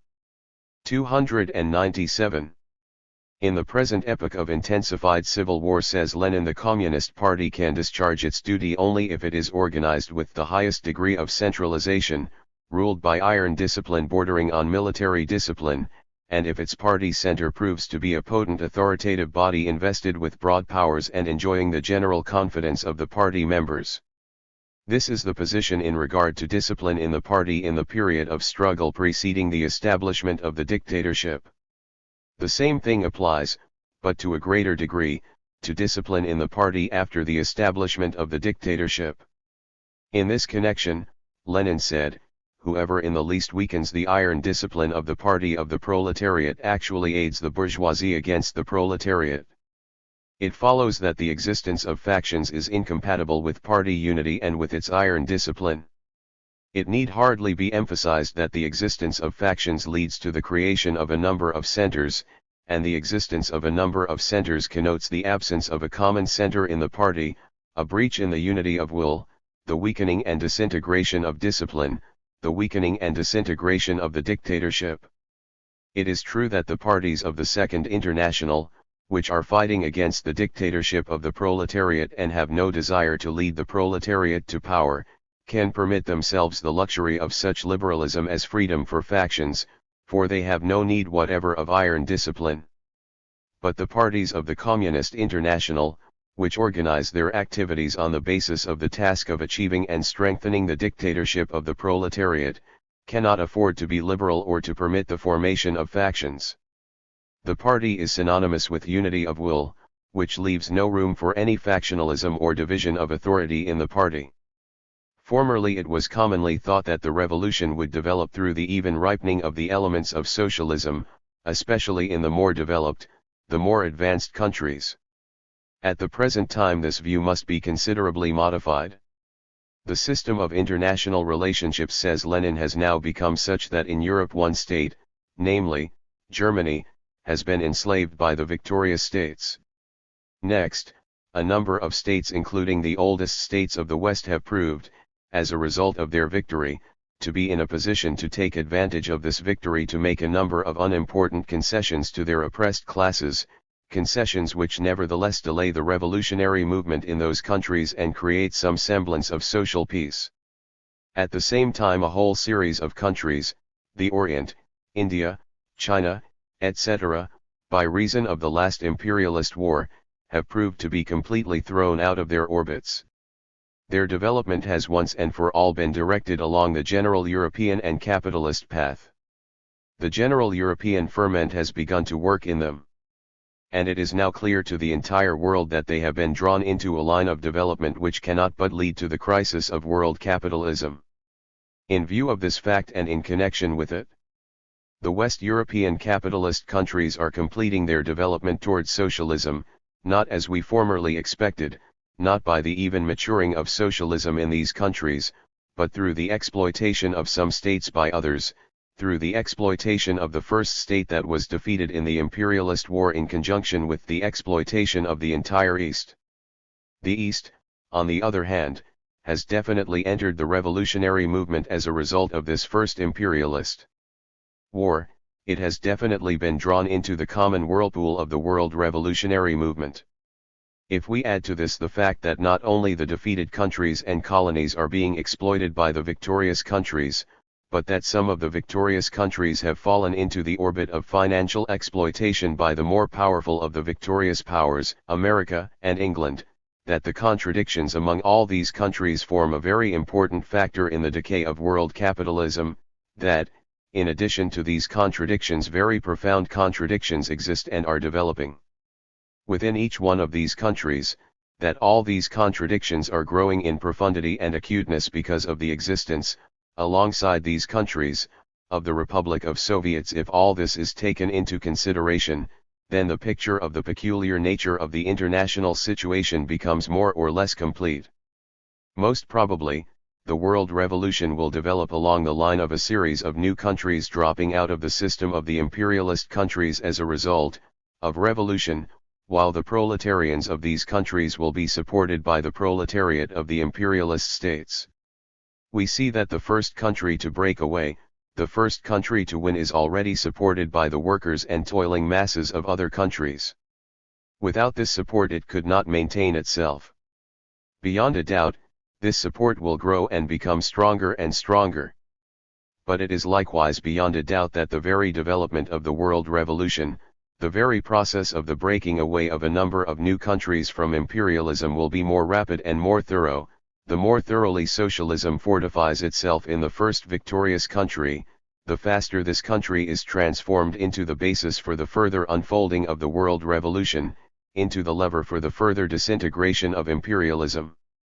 If the postulate that the final victory of socialism in the first country to emancipate itself is impossible without the combined efforts of the proletarians of several countries is true, then it is equally true that the more effective the assistance rendered by the first socialist country to the workers and toiling masses of all other countries, the more rapid and thorough will be the development of the world revolution. 300. By what should this assistance be expressed? It should be expressed, first, by the victorious country achieving the utmost possible in one country for the development, support, and stirring up of the revolution in all countries. Second, it should be expressed in that the victorious proletariat of one country, having expropriated the capitalists and organized its own socialist production, would rise against the rest of the capitalist world, attract to itself the oppressed classes of other countries, raise revolts among them against the capitalists, and in the event of necessity, come out even with armed force against the exploiting classes and their states. The characteristic feature of the assistance given by the victorious country is that it not only hastens the victory of the proletarians of other countries, but likewise guarantees, by facilitating this victory, the final victory of socialism in the first victorious country. The most probable thing is that, side by side with the centers of imperialism in separate capitalist countries and the systems of these countries throughout the world, centers of socialism will be created, in the course of the world revolution, in separate Soviet countries and systems of these centers throughout the world, and the struggle between these two systems will constitute the history of the development of the revolution, for says Lenin, the free federation of nations in socialism is impossible without a more or less prolonged and stubborn struggle by the socialist republics against the backward states. The world significance of the October Revolution lies not only in its constituting a great start made by one country in the work of breaking through the system of imperialism and the creation of the first land of socialism in the ocean of imperialist countries, but likewise in its constituting the first stage in the world revolution and a mighty basis for its further development. Therefore, those who, forgetting the international character of the October Revolution, declare the victory of socialism in one country to be purely national, and only a national phenomenon, are wrong. And those too, who, although bearing in mind the international character of the October Revolution, are inclined to regard this revolution as something passive, merely destined to accept help from without, are equally wrong. As a matter of fact, not only 301. Does the October Revolution need support from the revolutionary movement of other countries, but revolution in those countries needs the support of the October Revolution in order to accelerate and advance the cause of overthrowing world imperialism. Joseph Stalin, Bases and Superstructure 3. The superstructure is a product of the base, but this does not mean that it merely reflects the base, that it is passive, neutral, indifferent to the fate of its base, to the fate of the classes, to the character of the system. On the contrary, no sooner does it arise than it becomes an exceedingly active force, actively assisting its base to take shape and consolidate itself, and doing everything it can to help the new system finish off and eliminate the old base and the old classes. It cannot be otherwise. The base creates the superstructure precisely in order that it may serve it, that it may actively help it to take shape and consolidate itself. That it may actively strive for the elimination of the old, moribund base and its old superstructure.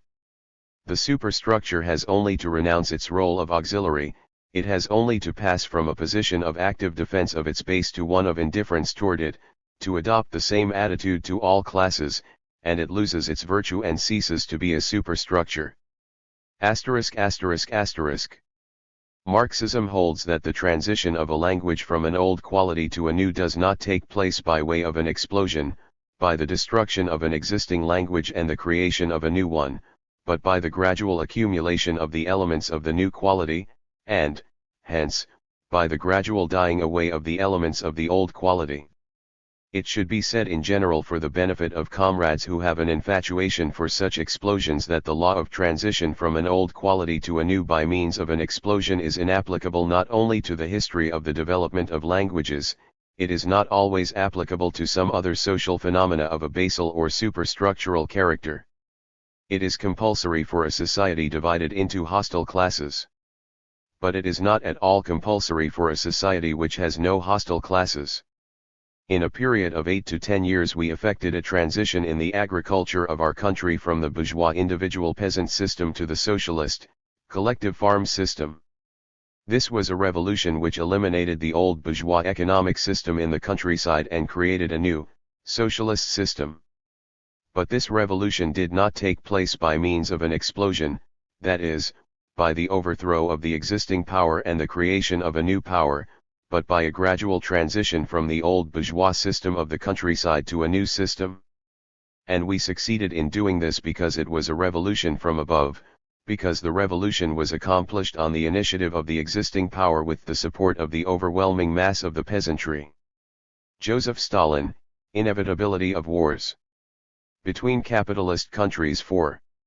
Some comrades hold that, owing to the development of new international conditions since the Second World War, wars between capitalist countries have ceased to be inevitable. They consider that the contradictions between the socialist camp and the capitalist camp are more acute than the contradictions among the capitalist countries, that the USA has brought the other capitalist countries sufficiently under its sway to be able to prevent them going to war among themselves and weakening one another, that the foremost capitalist minds have been sufficiently taught by the two world wars and the severe damage they caused to the whole capitalist world, not to venture to involve the capitalist countries in war with one another again, and that, because of all this, wars between capitalist countries are no longer inevitable. These comrades are mistaken. They see the outward phenomena that come and go on the surface, but they do not see those profound forces which, although they are so far operating imperceptibly, will nevertheless determine the course of developments. Outwardly, everything would seem to be going well. 303. The USA has put Western Europe, Japan, and the other capitalist countries on rations. Germany, Britain, France, Italy, and Japan have fallen into the clutches of the USA and are meekly obeying its commands. But it would be mistaken to think that things can continue to go well for all eternity, that these countries will tolerate the domination and oppression of the United States endlessly, that they will not endeavor to tear loose from American bondage and take the path of independent development. Take, first of all, Britain and France. Undoubtedly, they are imperialist countries. Undoubtedly, cheap raw materials and secure markets are of paramount importance to them. Can it be assumed that they will endlessly tolerate the present situation, in which, under the guise of Marshall Plan aid, Americans are penetrating into the economies of Britain and France and trying to convert them into adjuncts of the United States economy, and American capital is seizing raw materials and markets in the British and French colonies and thereby plotting disaster for the high profits of the British and French capitalists? Would it not be truer to say that capitalist Britain, and, after her, capitalist France, will be compelled in the end to break from the embrace of the USA and enter into conflict with it in order to secure an independent position and, of course, high profits? Let us pass to the major vanquished countries, Germany and Japan. These countries are now languishing in misery under the jackboot of American imperialism. Their industry and agriculture, their trade, their foreign and home policies, and their whole life are fettered by the American occupation regime. Yet only yesterday these countries were great imperialist powers and were shaking the foundations of the domination of Britain, the USA, and France in Europe and Asia. To think that these countries will not try to get on their feet again, will not try to smash US domination and force their way to independent development, is to believe in miracles. It is said that the contradictions between capitalism and socialism are stronger than the contradictions among the capitalist countries. Theoretically, of course, that is true. It is not only true now, today, it was true before the Second World War. And it was more or less realized by the leaders of the capitalist countries. Yet the Second World 304 War began not as a war with the USSR, but as a war between capitalist countries. Why? Firstly, because war with the USSR, as a socialist land, is more dangerous to capitalism than war between capitalist countries, for whereas war between capitalist countries puts in question only the supremacy of certain capitalist countries over others, war with the USSR must certainly put in question the existence of capitalism itself. Secondly, because the capitalists, although they clamor, for propaganda purposes, about the aggressiveness of the Soviet Union, do not themselves believe that it is aggressive, because they are aware of the Soviet Union's peaceful policy and know that it will not itself attack capitalist countries. After the First World War, it was similarly believed that Germany had been definitely put out of action, just as certain comrades now believe that Japan and Germany have been definitely put out of action. Then, too, it was said and clamored in the press that the United States had put Europe on rations, that Germany would never rise to her feet again, and that there would be no more wars between capitalist countries. In spite of this, Germany rose to her feet again as a great power within the space of some 15 or 20 years after her defeat, having broken out of bondage and taken the path of independent development. And it is significant that it was none other than Britain and the United States that helped Germany to recover economically and to enhance her economic war potential. Of course, when the United States and Britain assisted Germany's economic recovery, they did so with a view to setting a recovered Germany against the Soviet Union, to utilizing her against the land of socialism. But Germany directed her forces in the first place against the Anglo-French-American bloc. And when Hitler Germany declared war on the Soviet Union, the Anglo-French-American bloc, far from joining with Hitler Germany, was compelled to enter into a coalition with the USSR against Hitler Germany.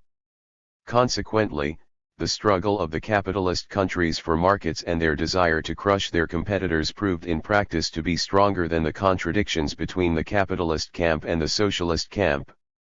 What guarantee is there, then, that Germany and Japan will not rise to their feet again, will not attempt to break 305 out of American bondage and live their own independent lives?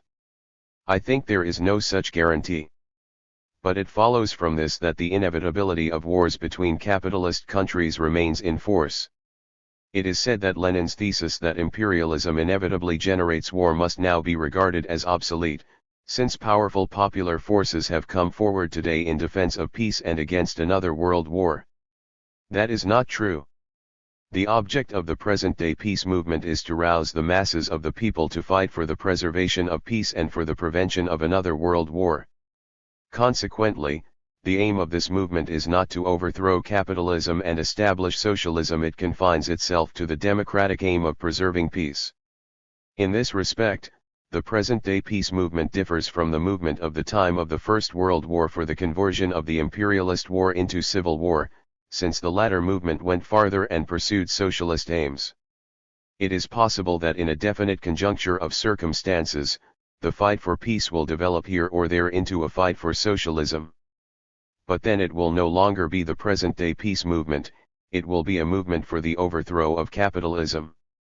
What is most likely, is that the present-day peace movement, as a movement for the preservation of peace, will, if it succeeds, result in preventing a particular war, in its temporary postponement, in the temporary preservation of a particular peace, in the resignation of a bellicose government and its supersession by another that is prepared temporarily to keep the peace. That, of course, will be good. Even very good. But, all the same, it will not be enough to eliminate the inevitability of wars between capitalist countries generally. It will not be enough, because, for all the successes of the peace movement, imperialism will remain, continue in force and, consequently, the inevitability of wars will also continue in force.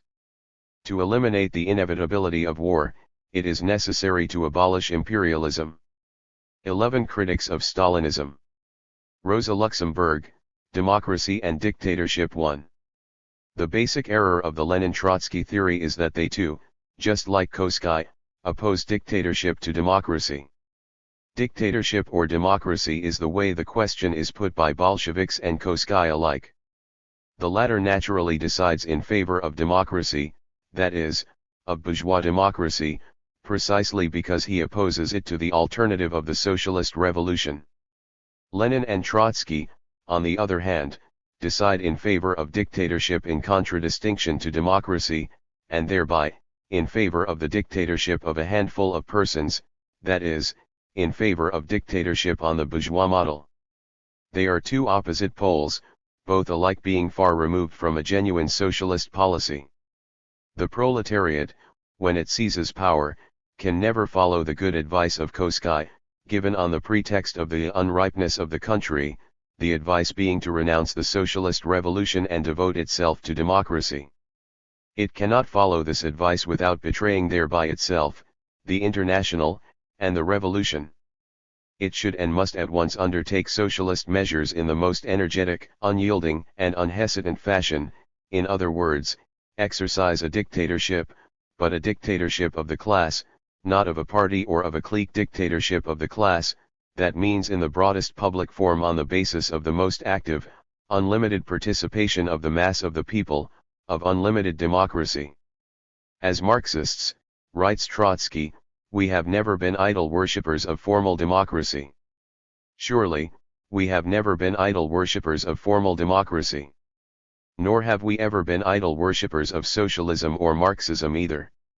Does it follow from this that we may also throw socialism on the scrap heap, a Lokunow, Lench, and Par. 1 from the Russian Revolution, pages 52 to 56. Critics of Stalinism 307 views, if it becomes uncomfortable for us. Trotsky and Lenin are the living refutation of this answer. We have never been idle worshippers of formal democracy. All that really means is, we have always distinguished the social kernel from the political form of bourgeois democracy, we have always revealed the hard kernel of social inequality and lack of freedom hidden under the sweet shell of formal equality and freedom, not in order to reject the latter but to spur the working class into not being satisfied with the shell, but rather, by conquering political power, to create a socialist democracy to replace bourgeois democracy, not to eliminate democracy altogether. But socialist democracy is not something which begins only in the promised land after the foundations of socialist economy are created. It does not come as some sort of Christmas present for the worthy people who, in the interim, have loyally supported a handful of socialist dictators. Socialist democracy begins simultaneously with the beginnings of the destruction of class rule and of the construction of socialism. It begins at the very moment of the seizure of power by the Socialist Party.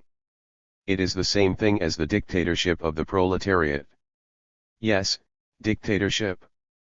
But his dictatorship consists in the manner of applying democracy, not in its elimination, in energetic, resolute attacks upon the well-entrenched rights and economic relationships of bourgeois society, without which a socialist transformation cannot be accomplished. But this dictatorship must be the work of the class and not of a little leading minority in the name of the class, that is, it must proceed step by step out of the active participation of the masses, it must be under their direct influence, subjected to the control of complete public activity, it must arise out of the growing political training of the mass of the people. Doubtless the Bolsheviks would have proceeded in this very way were it not that they suffered under the frightful compulsion of the World War, the German occupation and all the abnormal difficulties connected therewith, things which were inevitably bound to distort any socialist policy, however imbued it might be with the best intentions and the finest principles. A crude proof of this is provided by the use of terror to so wide an extent by the Soviet government, especially. 308.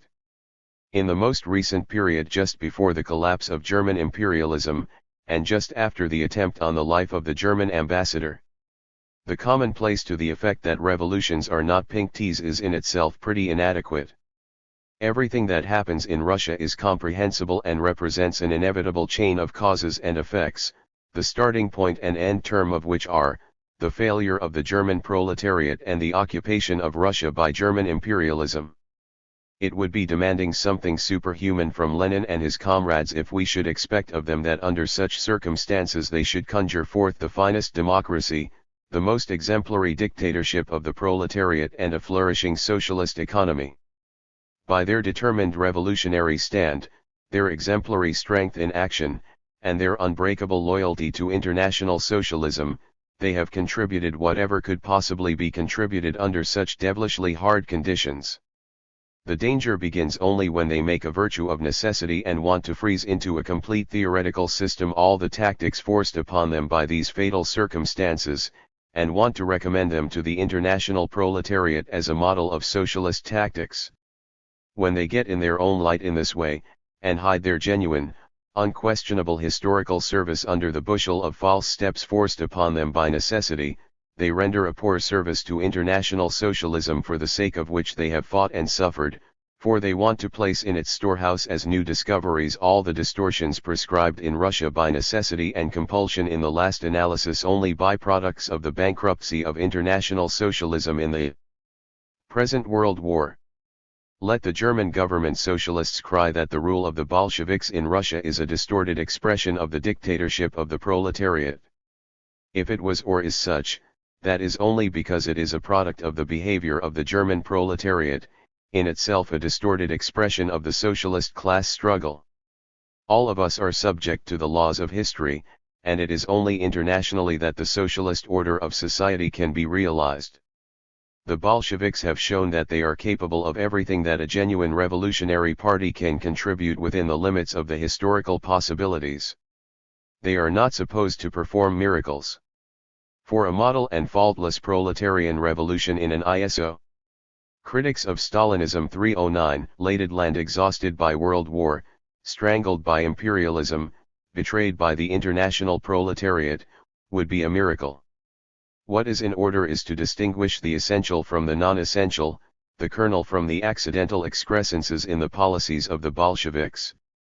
In the present period, when we face decisive final struggles in all the world, the most important problem of socialism was and is the burning question of our time.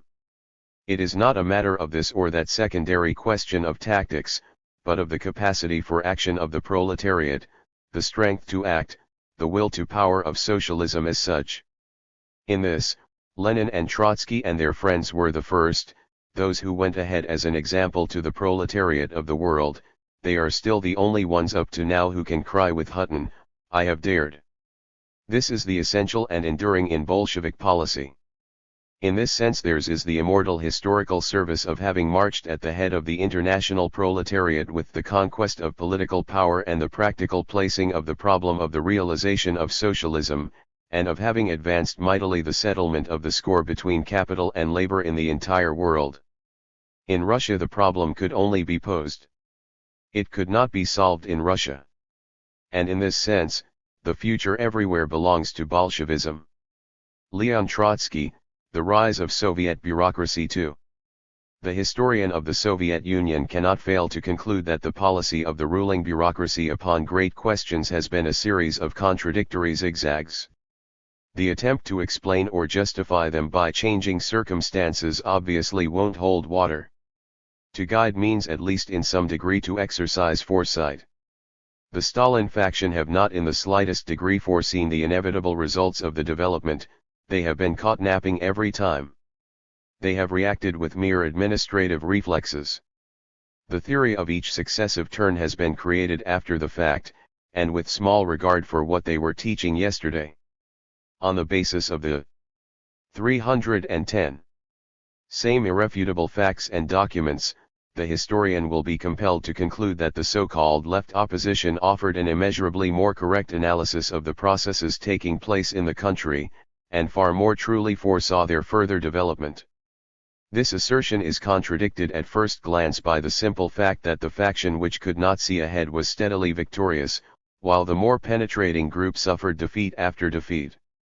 That kind of objection, which comes automatically to mind, is convincing, however, only for those who think rationalistically, and see in politics a logical argument or a chess match. A political struggle is in its essence a struggle of interests and forces, not of arguments. The quality of the leadership is, of course, far from a matter of indifference for the outcome of the conflict, but it is not the only factor, and in the last analysis is not decisive. Each of the struggling camps moreover demands leaders in its own image. The February Revolution raised Kerensky and Tseretelli to power, not because they were cleverer or more astute than the ruling Tsarist clique, but because they represented, at least temporarily, the revolutionary masses of the people in their revolt against the old regime. Kerensky was able to drive Lenin underground and imprison other Bolshevik leaders, not because he excelled them in personal qualification, but because the majority of the workers and soldiers in those days were still following the patriotic petty bourgeoisie. The personal superiority of Kerensky, if it is suitable to employ such a word in this connection, consisted in the fact that he did not see farther than the overwhelming majority. The Bolsheviks in their turn conquered the petty bourgeois Democrats, not through the personal superiority of their leaders, but through a new correlation of social forces. The proletariat had succeeded at last in leading the discontented peasantry against the bourgeoisie. The consecutive stages of the Great French Revolution, during its rise and fall alike, demonstrate no less convincingly that the strength of the leaders and heroes that replaced each other consisted primarily in their correspondence to the character of those classes and strata which supported them. Only this correspondence and not any irrelevant superiorities whatever, permitted each of them to place. Critics of Stalinism 311 the impress of his personality upon a certain historic period. It is sufficiently well known that every revolution up to this time has been followed by a reaction, or even a counter-revolution. This, to be sure, has never thrown the nation all the way back to its starting point, but it has always taken from the people the lion's share of their conquests. The victims of the first reactionary wave have been, as a general rule, those pioneers, initiators, and instigators who stood at the head of the masses in the period of the revolutionary offensive. In their stead people of the second line, in league with the former enemies of the revolution, have been advanced to the front. Beneath this dramatic duel of coryphees on the open political scene, shifts have taken place in the relations between classes, and, no less important, profound changes in the psychology of the recently revolutionary masses.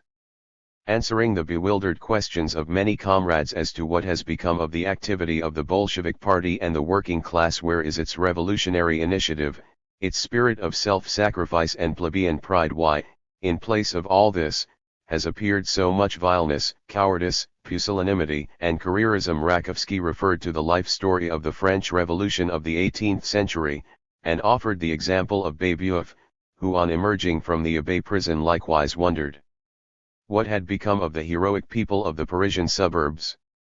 A revolution is a mighty devourer of human energy, both individual and collective. The nerves give way. Consciousness is shaken and characters are worn out. Events unfold too swiftly for the flow of fresh forces to replace the loss. Hunger, unemployment, the death of the revolutionary cadres, the removal of the masses from administration, all this led to such a physical and moral impoverishment of the Parisian suburbs that they required 3 decades before they were ready for a new insurrection. The axiom-like assertions of the Soviet literature, to the effect that the laws of bourgeois revolutions are inapplicable to a proletarian revolution, have no scientific content whatever.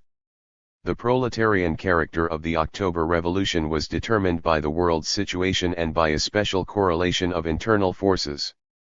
But the classes themselves were formed in the barbarous circumstances. 312. Of Tsarism and backward capitalism, and were anything but made to order for the demands of a socialist revolution. The exact opposite is true. It is for the very reason that a proletariat still backward in many respects achieved in the space of a few months the unprecedented leap from a semi-feudal monarchy to a socialist dictatorship, that the reaction in its ranks was inevitable. This reaction has developed in a series of consecutive waves. External conditions and events have vied with each other in nourishing it. Intervention followed intervention. The revolution got no direct help from the West. Instead of the expected prosperity of the country, an ominous destitution reigned for long. Moreover, the outstanding representatives of the working class either died in the Civil War, or rose a few steps higher and broke away from the masses. And thus, after an unexampled tension of forces, hopes and illusions, there came a long period of weariness, decline, and sheer disappointment in the results of the revolution. The ebb of the plebeian pride made room for a flood of pusillanimity and careerism. The new commanding caste rose to its place upon this wave. The demobilization of the Red Army of 5 million played no small role in the formation of the bureaucracy. The victorious commanders assumed leading posts in the local Soviets, in economy, in education, and they persistently introduced everywhere that regime which had ensured success in the Civil War. Thus on all sides the masses were pushed away gradually from actual participation in the leadership of the country. The reaction within the proletariat caused an extraordinary flush of hope and confidence in the petty bourgeois strata of town and country, aroused as they were to new life by the NEP, and growing bolder and bolder. The young bureaucracy, which had arisen at first as an agent of the proletariat, began now to feel itself a court of arbitration between the classes. Its independence increased from month to month. The international situation was pushing with mighty forces in the same direction. The Soviet bureaucracy became more self-confident, the heavier the blows dealt to the world working class. Between these two facts there was not only a chronological, but a causal connection, and one which worked in two directions. The leaders of the bureaucracy promoted the proletarian defeats, the defeats. Critics of Stalinism 313 promoted the rise of the bureaucracy. The crushing of the Bulgarian insurrection and the inglorious retreat of the German Workers' Party in 1923, the collapse of the Estonian attempt at insurrection in 1924, the treacherous liquidation of the general strike in England and the unworthy conduct of the Polish Workers' Party at the installation of Pilsudski in 1926, the terrible massacre of the Chinese Revolution in 1927, and, finally, the still more ominous recent defeats in Germany and Austria. These are the historic catastrophes which killed the faith of the Soviet masses in world revolution, and permitted the bureaucracy to rise higher and higher as the sole light of salvation. As to the causes of the defeat of the world proletariat during the last 13 years, the author must refer to his other works, where he has tried to expose the ruinous part played by the leadership in the Kremlin, isolated from the masses and profoundly conservative as it is, in the revolutionary movement of all countries. Here we are concerned primarily with the irrefutable and instructive fact that the continual defeats of the revolution in Europe and Asia, while weakening the international position of the Soviet Union, have vastly strengthened the Soviet bureaucracy. Two dates are especially significant in this historic series. In the second half of 1923, the attention of the Soviet workers was passionately fixed upon Germany, where the proletariat, it seemed, had stretched out its hand to power. The panicky retreat of the German Communist Party was the heaviest possible disappointment to the working masses of the Soviet Union. The Soviet bureaucracy straightway opened a campaign against the theory of permanent revolution, and dealt the left opposition its first cruel blow. During the years 1926 and 1927 the population of the Soviet Union experienced a new tide of hope. All eyes were now directed to the east where the drama of the Chinese Revolution was unfolding. The left opposition had recovered from the previous blows and was recruiting a phalanx of new adherents. At the end of 1927 the Chinese Revolution was massacred by the hangman, Chiang Kai-shek, into whose hands the Communist International had literally betrayed the Chinese workers and peasants. A cold wave of disappointment swept over the masses of the Soviet Union. After an unbridled baiting in the press and at meetings, the bureaucracy finally, in 1928, 314, ventured upon mass arrests among the left opposition. To be sure, tens of thousands of revolutionary fighters gathered around the banner of the Bolshevik-Leninists. The advanced workers were indubitably sympathetic to the opposition, but that sympathy remained passive. The masses lacked faith that the situation could be seriously changed by a new struggle. Meantime the bureaucracy asserted, for the sake of an international revolution, the opposition proposes to drag us into a revolutionary war. Enough of shake ups. We have earned the right to rest. We will build the socialist society at home. Rely upon us, your leaders. This gospel of repose firmly consolidated the apparatchiki and the military and state officials and indubitably found an echo among the weary workers, and still more the peasant masses. Can it be, they asked themselves, that the opposition is actually ready to sacrifice the interests of the Soviet Union for the idea of permanent revolution? In reality, the struggle had been about the life interests of the Soviet state. The false policy of the International in Germany resulted 10 years later in the victory of Hitler, that is, in a threatening war danger from the West. And the no less false policy in China reinforced Japanese imperialism and brought very much nearer the danger in the East. But periods of reaction are characterized above all by a lack of courageous thinking. The opposition was isolated. The bureaucracy struck while the iron was hot, exploiting the bewilderment and passivity of the workers, setting their more backward strata against the advanced, and relying more and more boldly upon the kulak and the petty bourgeois ally in general. In the course of a few years, the bureaucracy thus shattered the revolutionary vanguard of the proletariat. It would be naive to imagine that Stalin, previously unknown to the masses, suddenly issued from the wings full armed with a complete strategical plan. No, indeed. Before he felt out his own course, the bureaucracy felt out Stalin himself. He brought it all the necessary guarantees, the prestige of an old Bolshevik, a strong character, narrow vision, and close bonds with the political machine as the sole source of his influence. The success which fell upon him was a surprise at first to Stalin himself. It was the friendly welcome of the new ruling group, trying to free itself from the old principles and from the control of the masses, and having need of a reliable arbiter in its inner. Critics of Stalinism 315 affairs. A secondary figure before the masses and in the events of the revolution, Stalin revealed himself as the indubitable leader of the Thermidorian bureaucracy, as first in its midst. The new ruling caste soon revealed its own ideas, feelings and, more important, its interests. The overwhelming majority of the older generation of the present bureaucracy had stood on the other side of the barricades during the October Revolution. Or at best they had stood aside from the struggle. Those of the present bureaucrats who were in the Bolshevik camp in the October days played in the majority of cases no considerable role. As for the young bureaucrats, they have been chosen and educated by the elders, frequently from among their own offspring. These people could not have achieved the October Revolution, but they were perfectly suited to exploit it. Personal incidents in the interval between these two historic chapters were not, of course, without influence. Thus the sickness and death of Lenin undoubtedly hastened the denouement. Had Lenin lived longer, the pressure of bureaucratic power would have developed, at least during the first years, more slowly. But as early as 1926 Krupskaya said, in a circle of left oppositionists, if Illich were alive, he would probably already be in prison. The fears and alarming prophecies of Lenin himself were then still fresh in her memory, and she cherished no illusions as to his personal omnipotence against opposing historic winds and currents. The bureaucracy conquered something more than the left opposition. It conquered the Bolshevik Party.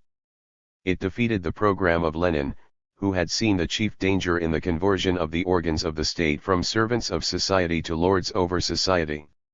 It defeated all these enemies, the opposition, the party, and Lenin, not with ideas and arguments, but with its own social weight. The leaden rump of the bureaucracy outweighed the head of the revolution. That is the secret of the Soviets' Thermidor. The Bolshevik Party prepared and ensured the October victory. It also created the Soviet state, supplying it with a sturdy skeleton. The degeneration of the party became both cause and consequence of the bureaucratization of the state. It is necessary to show at least briefly how this happened. 316. The inner regime of the Bolshevik Party was characterized by the method of democratic centralism. The combination of these two concepts, democracy and centralism, is not in the least contradictory. The party took watchful care not only that its boundaries should always be strictly defined, but also that all those who entered these boundaries should enjoy the actual right to define the direction of the party policy. Freedom of criticism and intellectual struggle was an irrevocable content of the party democracy. The present doctrine that Bolshevism does not tolerate factions is a myth of the epoch of decline. In reality, the history of Bolshevism is a history of the struggle of factions. And, indeed, How could a genuinely revolutionary organization, setting itself the task of overthrowing the world and uniting under its banner the most audacious iconoclasts, fighters, and insurgents, live and develop without intellectual conflicts, without groupings and temporary factional formations? The farsightedness of the Bolshevik leadership often made it possible to soften conflicts and shorten the duration of factional struggle, but no more than that. The Central Committee relied upon this seething democratic support. From this it derived the audacity to make decisions and give orders. The obvious correctness of the leadership at all critical stages gave it that high authority which is the priceless moral capital of centralism. The regime of the Bolshevik Party, especially before it came to power, stood thus in complete contradiction to the regime of the present sections of the Communist International, with their leaders appointed from above, making complete changes of policy at a word of command, with their uncontrolled apparatus, haughty in its attitude to the rank and file, servile in its attitude to the Kremlin.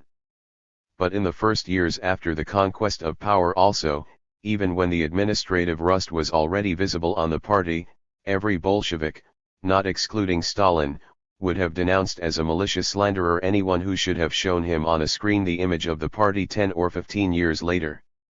The very center of Lenin's attention and that of his colleagues was occupied by a continual concern to protect the Bolshevik ranks from the vices of those in power. However, the extraordinary closeness and at times actual merging of the party with the state apparatus had already in those first years done indubitable harm to the freedom. Critics of Stalinism 317 and elasticity of the party regime. Democracy had been narrowed in proportion as difficulties increased. In the beginning, the party had wished and hoped to preserve freedom of political struggle within the framework of the Soviets. The Civil War introduced stern amendments into this calculation. The opposition parties were forbidden one after the other. This measure, obviously in conflict with the spirit of Soviet democracy, the leaders of Bolshevism regarded not as a principle, but as an episodic act of self-defense. The swift growth of the ruling party, with the novelty and immensity of its tasks, inevitably gave rise to inner disagreements. The underground oppositional currents in the country exerted a pressure through various channels upon the sole legal political organization, increasing the acuteness of the factional struggle. At the moment of completion of the Civil War, this struggle took such sharp forms as to threaten to unsettle the state power. In March 1921, in the days of the Kronstadt Revolt, which attracted into its ranks no small number of Bolsheviks, the 10th Congress of the party thought it necessary to resort to a prohibition of factions, that is, to transfer the political regime prevailing in the state to the inner life of the ruling party. This forbidding of factions was again regarded as an exceptional measure to be abandoned at the first serious improvement in the situation.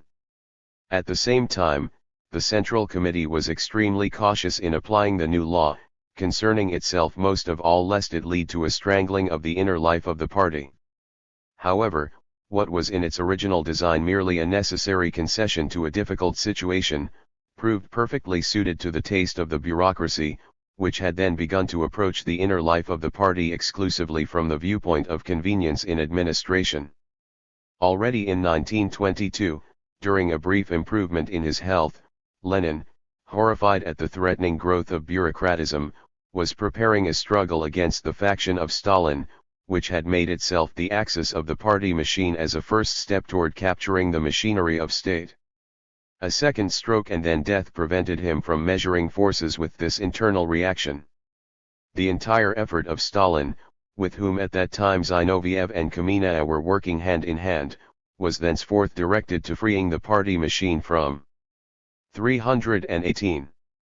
The control of the rank and file members of the party.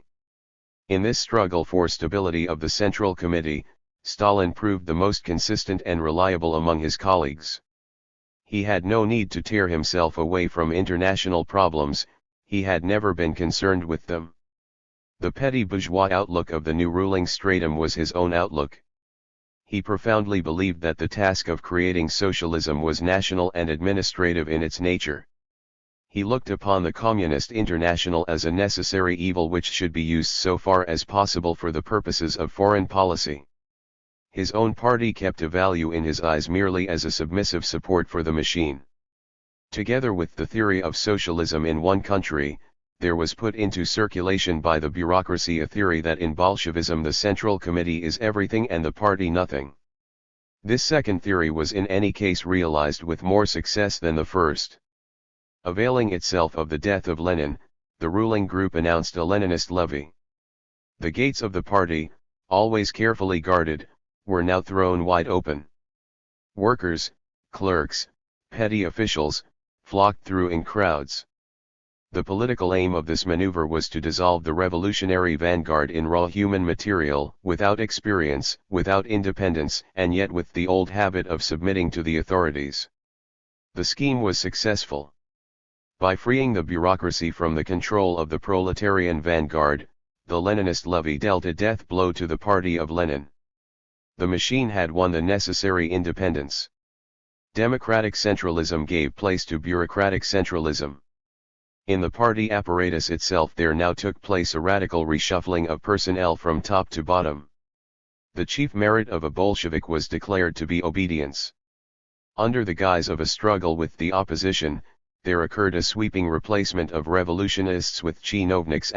The history of the Bolshevik party became a history of its rapid degeneration. The political meaning of the developing struggle was darkened for many by the circumstance that the leaders of all three groupings, left, center and right, belonged to one and the same staff in the Kremlin, the Politburo. To superficial minds it seemed to be a mere matter of personal rivalry, a struggle for the heritage of Lenin. But professional governmental functionaries. Critics of Stalinism 319 in the conditions of iron dictatorship social antagonisms could not show themselves at first except through the institutions of the ruling party. Of the Politburo of Lenin's epoch there now remains only Stalin. Two of its members, Zinoviev and Kamina, collaborators of Lenin throughout many years as émigrés, are enduring 10-year prison terms for a crime which they did not commit. Three other members, Rykov, Bukharin, and Tomsky, are completely removed from the leadership, but as a reward for submission occupy secondary posts. And, finally, the author of these lines is in exile. The widow of Lenin, Krupskaya, is also under the ban, having proved unable with all her efforts to adjust herself completely to the thermidor. The members of the present Politburo occupied secondary posts throughout the history of the Bolshevik Party. If anybody in the first years of the revolution had predicted their future elevation, they would have been the first in surprise, and there would have been no false modesty in their surprise. For this very reason, the rule is more stern at present that the Politburo is always right, and in any case that no man can be right against the Politburo. But, moreover, the Politburo cannot be right against Stalin, who is unable to make mistakes and consequently cannot be right against himself. Demands for party democracy were through all this time the slogans of all the oppositional groups, as insistent as they were hopeless. The above-mentioned platform of the left opposition demanded in 1927 that a special law be written into the criminal code punishing as a serious state crime every direct or indirect persecution of a worker for criticism. Instead of this, there was introduced into the criminal code an article against the left opposition itself. Of party democracy there remained only recollections in the memory of the older generation. And together with it had disappeared the democracy of the Soviets, the trade unions, the cooperatives, the cultural and athletic organizations. Above each and every one of them there reigns an unlimited hierarchy of party secretaries. The regime had become totalitarian in character several years before this word arrived from Germany. By means of demoralizing methods, which convert thinking communists into machines, destroying will, character and human dignity. 320. Wrote Rakovsky in 1928, the ruling circles have succeeded in converting themselves into an unremovable and inviolate oligarchy, which replaces the class and the party. Since those indignant lines were written, the degeneration of the regime has gone immeasurably farther. The GPU has become the decisive factor in the inner life of the party. If Molotov in March 1936 was able to boast to a French journalist that the ruling party no longer contains any factional struggle, it is only because disagreements are now settled by the automatic intervention of the political police. The old Bolshevik party is dead, and no force will resurrect it. Parallel with the political degeneration of the party, there occurred a moral decay of the uncontrolled apparatus. The conquest of power changes not only the relations of the proletariat to other classes, but also its own inner structure. The wielding of power becomes the specialty of a definite social group, which is the more impatient to solve its own social problem, the higher its opinion of its own mission. In a proletarian state, where capitalist accumulation is forbidden to the members of the ruling party, the differentiation is at first functional, but afterward becomes social. I do not say it becomes a class differentiation, but a social one.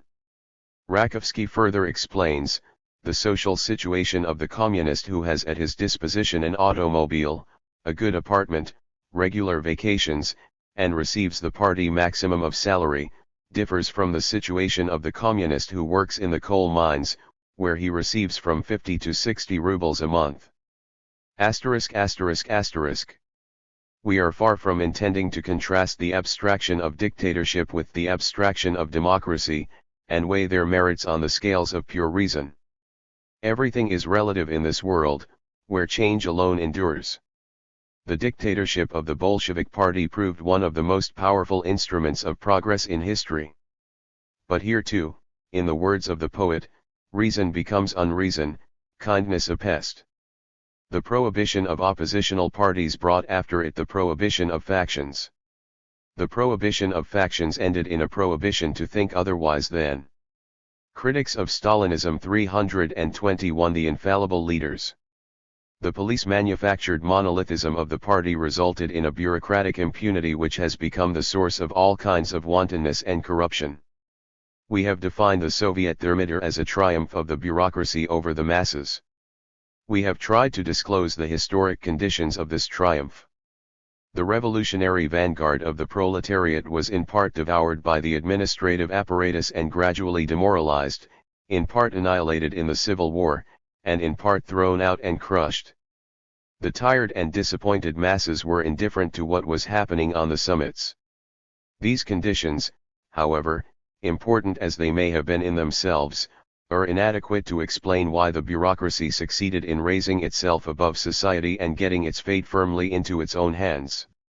Its own will to this would in any case be inadequate. The arising of a new ruling stratum must have deep social causes. The victory of the Thermidorians over the Jacobins in the 18th century was also aided by the weariness of the masses and the demoralization of the leading cadres, but beneath these essentially incidental phenomena a deep organic process was taking place. The Jacobins rested upon the lower petty bourgeoisie lifted by the Great Wave. The revolution of the 18th century, however, corresponding to the course of development of the productive forces, could not but bring the great bourgeoisie to political ascendancy in the long run.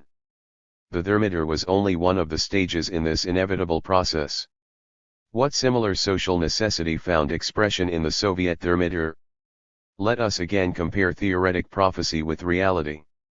It is still necessary to suppress the bourgeoisie and its resistance, wrote Lenin in 1917, speaking of the period which should begin immediately after the conquest of power, but the organ of suppression here is now the majority of the population, and not the minority as has heretofore always been the case. In that sense the state is beginning to die away. In what does this dying away express itself? Primarily in the fact that in place of special institutions of a privileged minority, the majority itself can directly carry out the functions of suppression. Lenin follows this with a statement axiomatic and unanswerable. 322. The more universal becomes the very fulfillment of the functions of the state power, the less need is there of this power. The annulment of private property in the means of production removes the principal task of the historic state defense of the proprietary privileges of the minority against the overwhelming majority. The dying away of the state begins, then, according to Lenin, on the very day after the expropriation of the expropriators, that is, before the new regime has had time to take up its economic and cultural problems. Every success in the solution of these problems means a further step in the liquidation of the state, its dissolution in the socialist society. The degree of this dissolution is the best index of the depth and efficacy of the socialist structure. We may lay down approximately this sociological theorem: the strength of the compulsion exercised by the masses in a workers' state is directly proportional to the strength of the exploitive tendencies, or the danger of a restoration of capitalism, and inversely proportional to the strength of the social solidarity and the general loyalty to the new regime. Thus the bureaucracy, that is, the privileged officials and commanders of a standing army, represents a special kind of compulsion which the masses cannot or do not wish to exercise, and which, one way or another, is directed against the masses themselves. If the democratic Soviets had preserved to this day their original strength and independence, and yet were compelled to resort to repressions and compulsions on the scale of the first years, this circumstance might of itself give rise to serious anxiety. How much greater must be the alarm in view of the fact that the mass Soviets have entirely disappeared from the scene, having turned over the function of compulsion to Stalin, Yagoda, and company. And what forms of compulsion? First of all, we must ask ourselves, what social cause stands behind this stubborn virility of the state, and especially behind its policification? The importance of this question is obvious. In dependence upon the answer, we must either radically revise our traditional views of the socialist society in general, or as radically reject the official estimates of the Soviet Union. Let us now take from the latest number of a Moscow newspaper a stereotyped characterization of the present Soviet regime, one of those which are repeated throughout the country from day to day and which school children, critics of Stalinism 323, learn by heart. In the Soviet Union, the parasitical classes of capitalists, landlords, and kulaks are completely liquidated, and thus is forever ended the exploitation of man by man. The whole national economy has become socialistic, and the growing Stakhanov movement is preparing the conditions for a transition from socialism to communism. The world press of the Communist International, it goes without saying, has no other thing to say on this subject. But if exploitation is ended forever, if the country is really now on the road from socialism, that is, the lowest stage of communism, to its higher stage, then there remains nothing for society to do but to throw off at last the straitjacket of the state. In place of this, it is hard even to grasp this contrast with the mind: the Soviet state has acquired a totalitarian bureaucratic character. The same fatal contradiction finds illustration in the fate of the party. Here the problem may be formulated approximately thus: why, from 1917 to 1921, when the old ruling classes were still fighting with weapons in their hands, when they were actively supported by the imperialists of the whole world, when the kulaks in arms were sabotaging the army and food supplies of the country, why was it possible to dispute openly and fearlessly in the party about the most critical questions of policy? Why now, after the cessation of intervention, after the shattering of the exploiting classes, after the indubitable successes of industrialization, after the collectivization of the overwhelming majority of the peasants, is it impossible to permit the slightest word of criticism of the unremovable leaders? Why is it that any Bolshevik who should demand a calling of the Congress of the party in accordance with its constitution would be immediately expelled? Any citizen who expressed out loud a doubt of the infallibility of Stalin would be tried and convicted almost as though a participant in a terrorist plot. Whence this terrible, monstrous, and unbearable intensity of repression and of the police apparatus? Theory is not a note which you can present at any moment to reality for payment. If a theory proves mistaken, we must revise it or fill out its gaps. We must find out those real social forces which have given rise to the contrast between Soviet reality and the traditional Marxian conception. In any case, we must not wander in the dark, repeating ritual phrases, useful for the prestige of the lead. 324. ERS, but which nevertheless slap the living reality in the face. We shall now see a convincing example of this. In a speech at a session of the Central Executive Committee in January 1936, Molotov, the president of the Council of People's Commissars, declared, the national economy of the country has become socialistic. In that sense we have solved the problem of the liquidation of classes.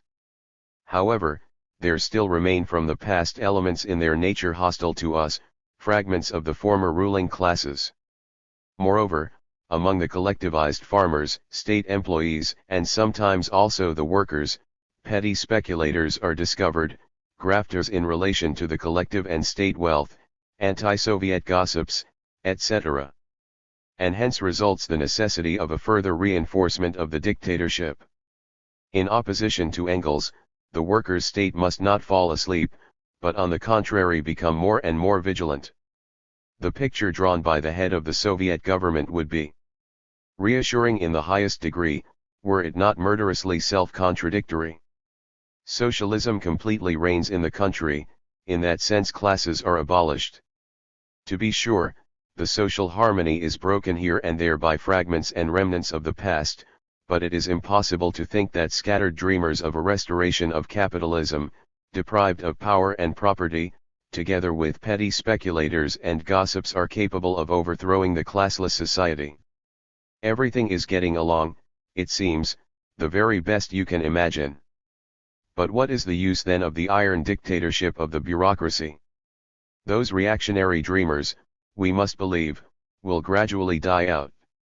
The petty speculators and gossips might be disposed of with a laugh by the super-democratic Soviets. We are not utopians, responded Lenin in 1917 to the bourgeois and reformist theoreticians of the bureaucratic state, and by no means deny the possibility and inevitability of excesses on the part of individual persons, and likewise the necessity for suppressing such excesses.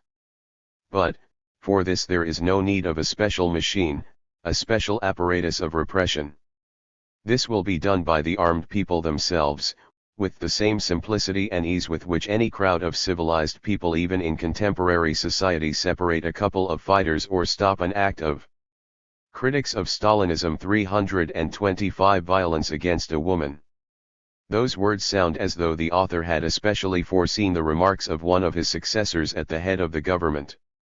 Lenin is taught in the public schools of the Soviet Union, but apparently not in the Council of People's Commissars. Otherwise it would be impossible to explain Molotov's daring to resort without reflection to the very construction against which Lenin directed his well-sharpened weapons. The flagrant contradiction between the founder and his epigones is before us. Whereas Lenin judged that even the liquidation of the exploiting classes might be accomplished without a bureaucratic apparatus, Molotov, in explaining why after the liquidation of classes the bureaucratic machine has strangled the independence of the people, finds no better pretext than a reference to the remnants of the liquidated classes. To live on these remnants becomes, however, rather difficult since, according to the confession of authoritative representatives of the bureaucracy itself, yesterday's class enemies are being successfully assimilated by the Soviet society. Thus Postyshev, one of the secretaries of the Central Committee of the party, said in April 1936, at a Congress of the League of Communist Youth, many of the sabotages have sincerely repented and joined the ranks of the Soviet people. In view of the successful carrying out of collectivization, the children of kulaks are not to be held responsible for their parents. And yet more, the kulak himself now hardly believes in the possibility of a return to his former position of exploiter in the village. Not without reason did the government annul the limitations connected with social origin. But if Postishev's assertion, wholly agreed to by Molotov, makes any sense, it is only this: not only has the bureaucracy become a monstrous anachronism, but state compulsion in general has nothing whatever to do in the land of the Soviets. However, neither Molotov nor Postyshev agrees with that immutable inference. They prefer to hold the power even at the price of self-contradiction. In reality, too, they cannot reject the power.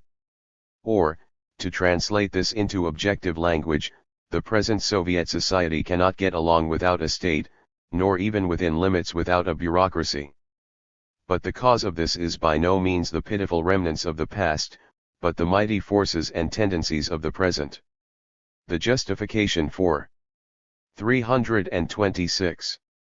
The existence of a Soviet state as an apparatus of compulsion lies in the fact that the present transitional structure is still full of social contradictions, which in the sphere of consumption most close and sensitively felt by all are extremely tense, and forever threaten to break over into the sphere of production. The triumph of socialism cannot be called either final or irrevocable.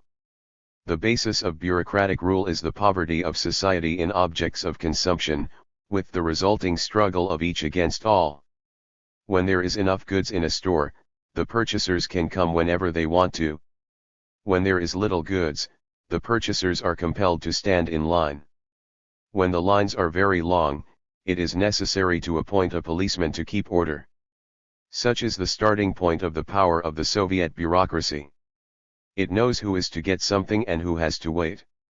A raising of the material and cultural level ought, at first glance, to lessen the necessity of privileges, narrow the sphere of application of bourgeois law, and thereby undermine the standing ground of its defenders, the bureaucracy.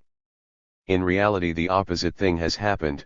The growth of the productive forces has been so far accompanied by an extreme development of all forms of inequality, privilege and advantage, and therewith of bureaucratism.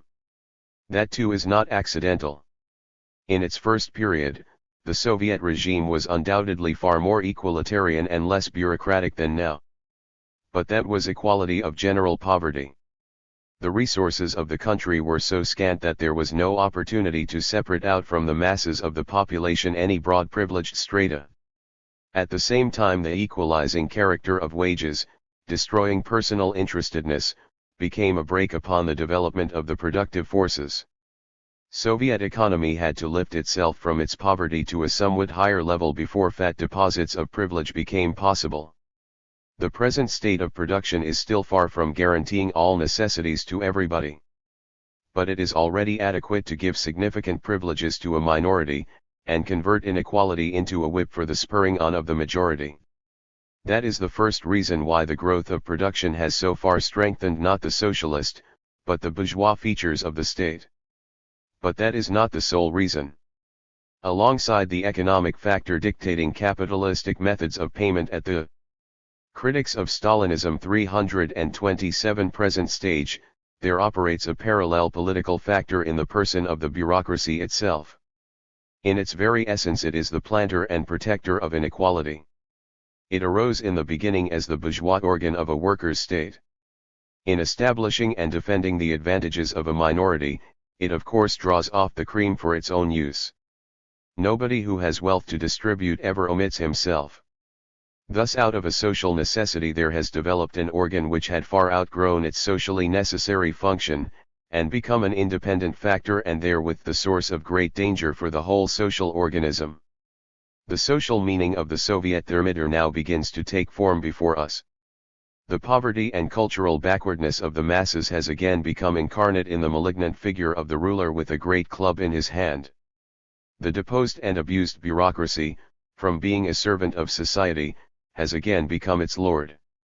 On this road it has attained such a degree of social and moral alienation from the popular masses, that it cannot now permit any control over either its activities or its income.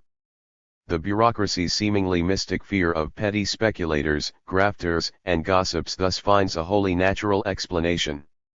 Not yet able to satisfy the elementary needs of the population, the Soviet economy creates and resurrects at every step tendencies to graft and speculation.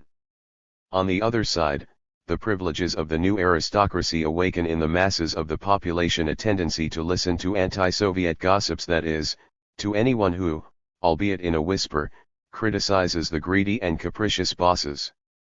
It is a question, therefore, not of specters of the past, not of the remnants of what no longer exists, not, in short, of the snows of yesteryear, but of new, mighty, and continually reborn tendencies to personal accumulation. The first still very meager wave of prosperity in the country, just because of its meagerness, has not weakened, but strengthened, these centrifugal tendencies. On the other hand, there has developed simultaneously a desire of the unprivileged to slap the grasping hands of the new gentry. The social struggle again grows sharp. Such are the sources of the power of the bureaucracy. But from those same sources comes also a threat to its power. Classes are characterized by their position in the social system of economy, and primarily by their relation to the 328 means of production. In civilized societies, property relations are validated by laws.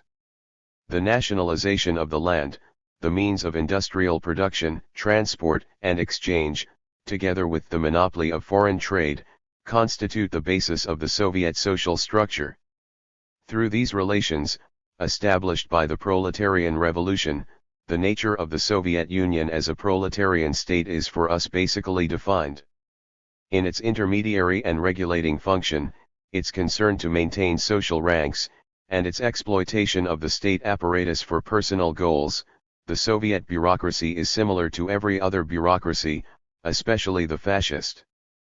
But it is also in a vast way different.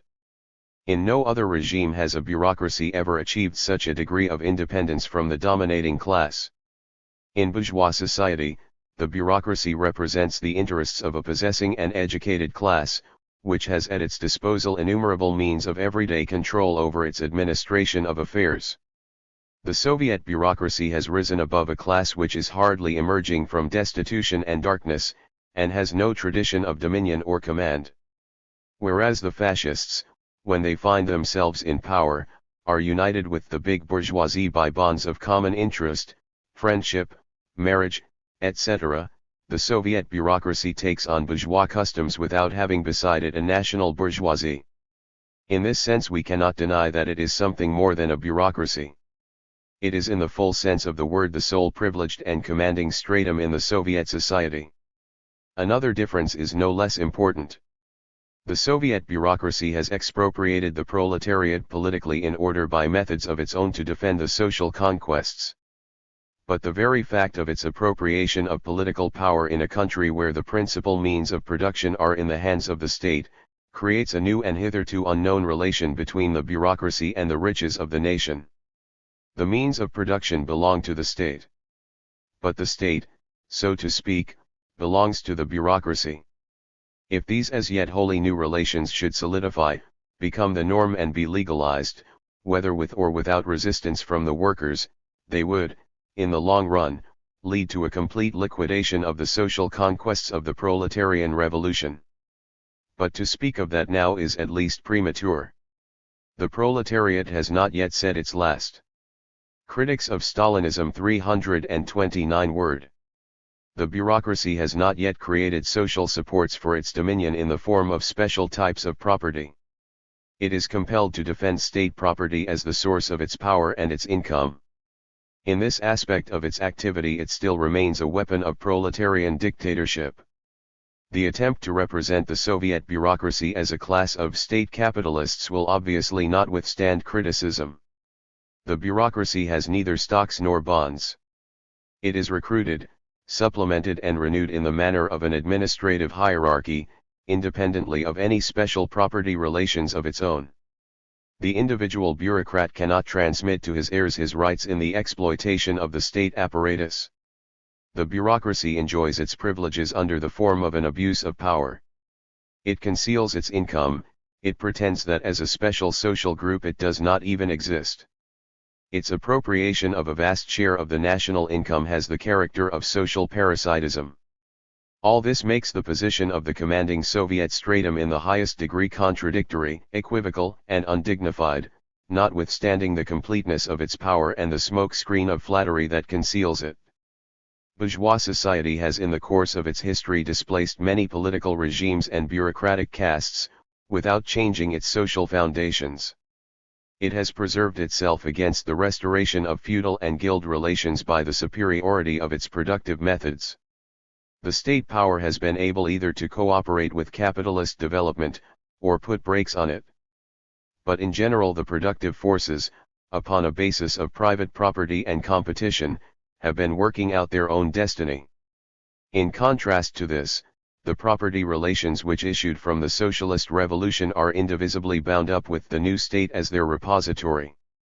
The predominance of socialist over petty bourgeois tendencies is guaranteed, not by the automatism of the economy, we are still far from that, but by political measures taken by the dictatorship. The character of the economy as a whole thus depends upon the character of the state power. A collapse of the Soviet regime would lead inevitably to the collapse of the planned economy, and thus to the abolition of state property. The bond of compulsion between the trusts and the factories within them would fall away. The more successful enterprises would succeed in coming out on the road of independence.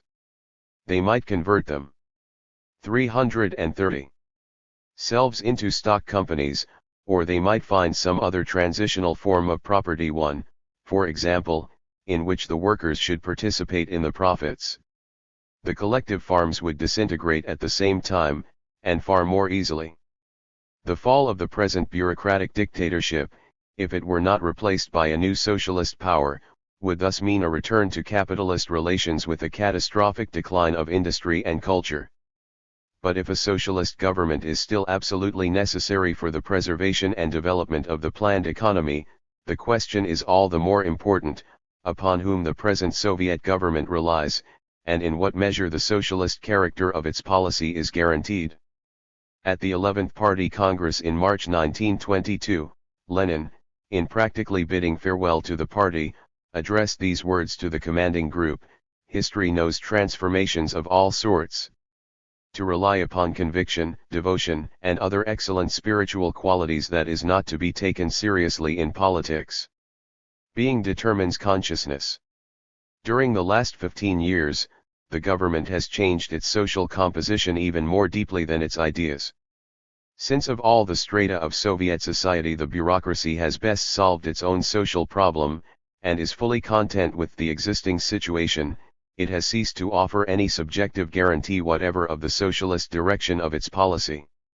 It continues to preserve state property only to the extent that it fears the proletariat.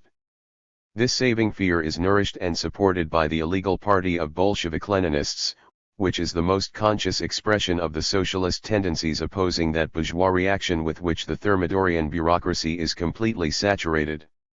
As a conscious political force, the bureaucracy has betrayed the revolution.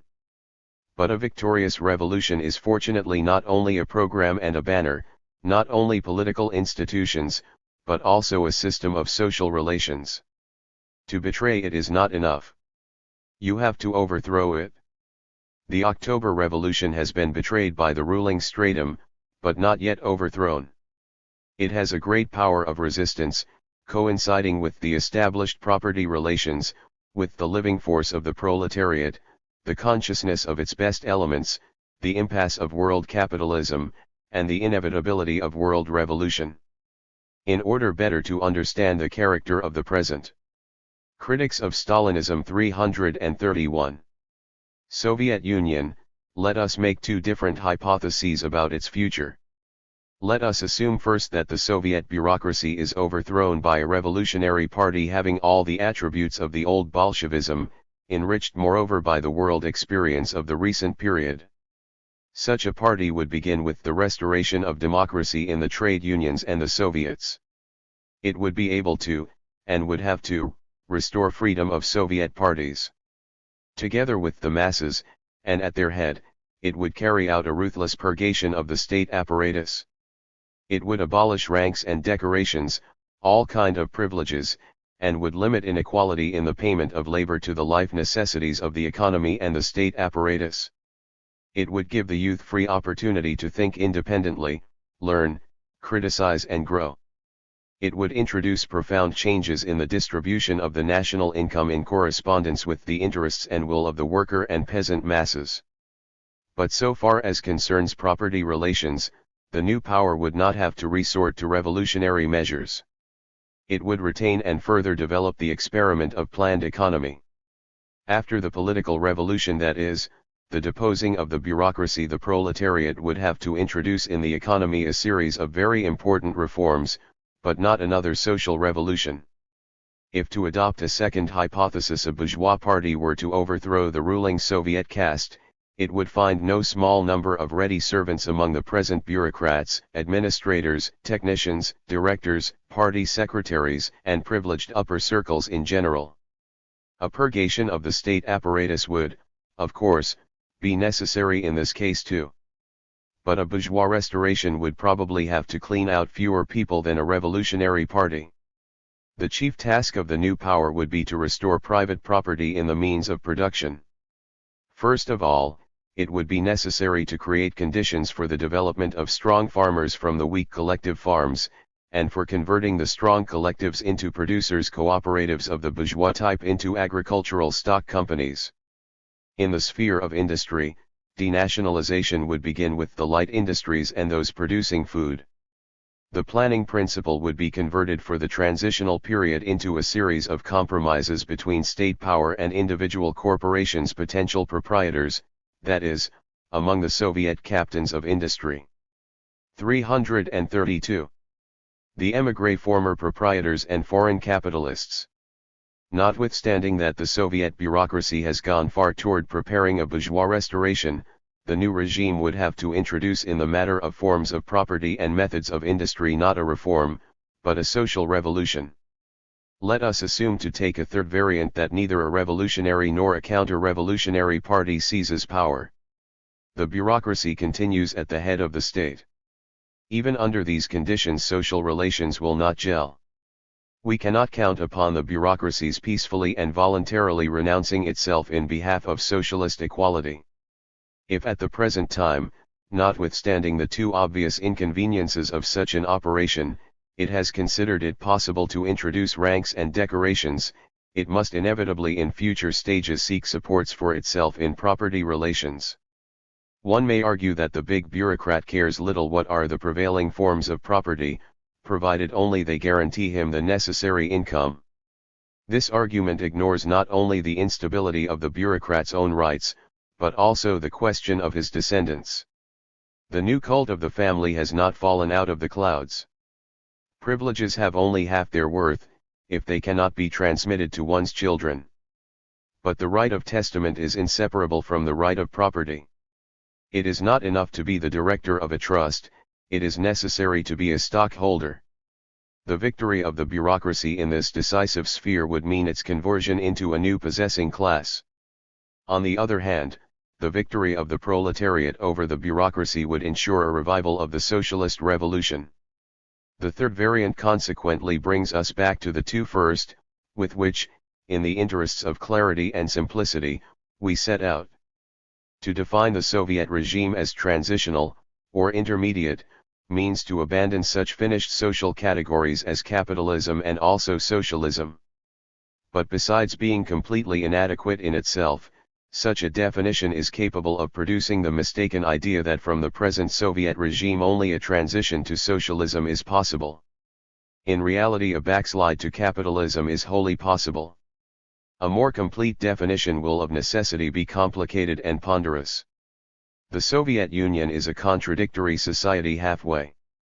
Critics of Stalinism 333 between capitalism and socialism, in which, the productive forces are still far from adequate to give the state property a socialist character, the tendency toward primitive accumulation created by want breaks out through innumerable pores of the planned economy. Norms of distribution preserving a bourgeois character lie at the basis of a new differentiation of society, the economic growth, while slowly bettering the situation of the toilers, promotes a swift formation of privileged strata, exploiting the social antagonisms. A bureaucracy has converted itself into an uncontrolled caste alien to socialism. The social revolution, betrayed by the ruling party, still exists in property relations and in the consciousness of the toiling masses.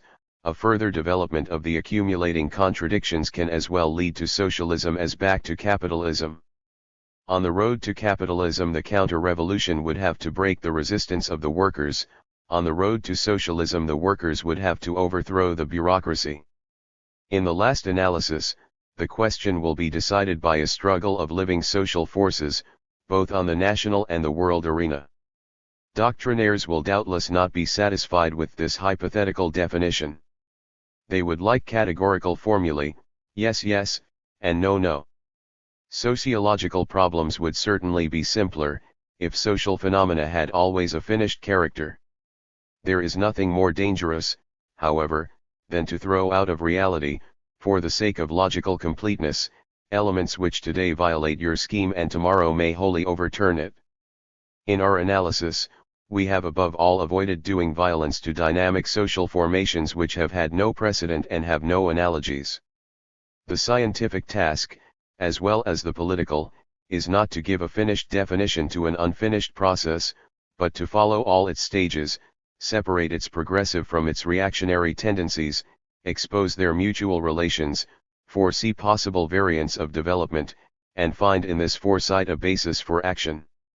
Rudolf Hilferding, State Capitalism or Totalitarian State Economy 3.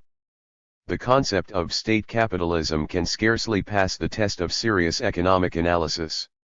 Once the state becomes the exclusive owner of all means of production, the functioning of a capitalist economy is rendered impossible by destruction of the mechanism which keeps the lifeblood of such a system circulating.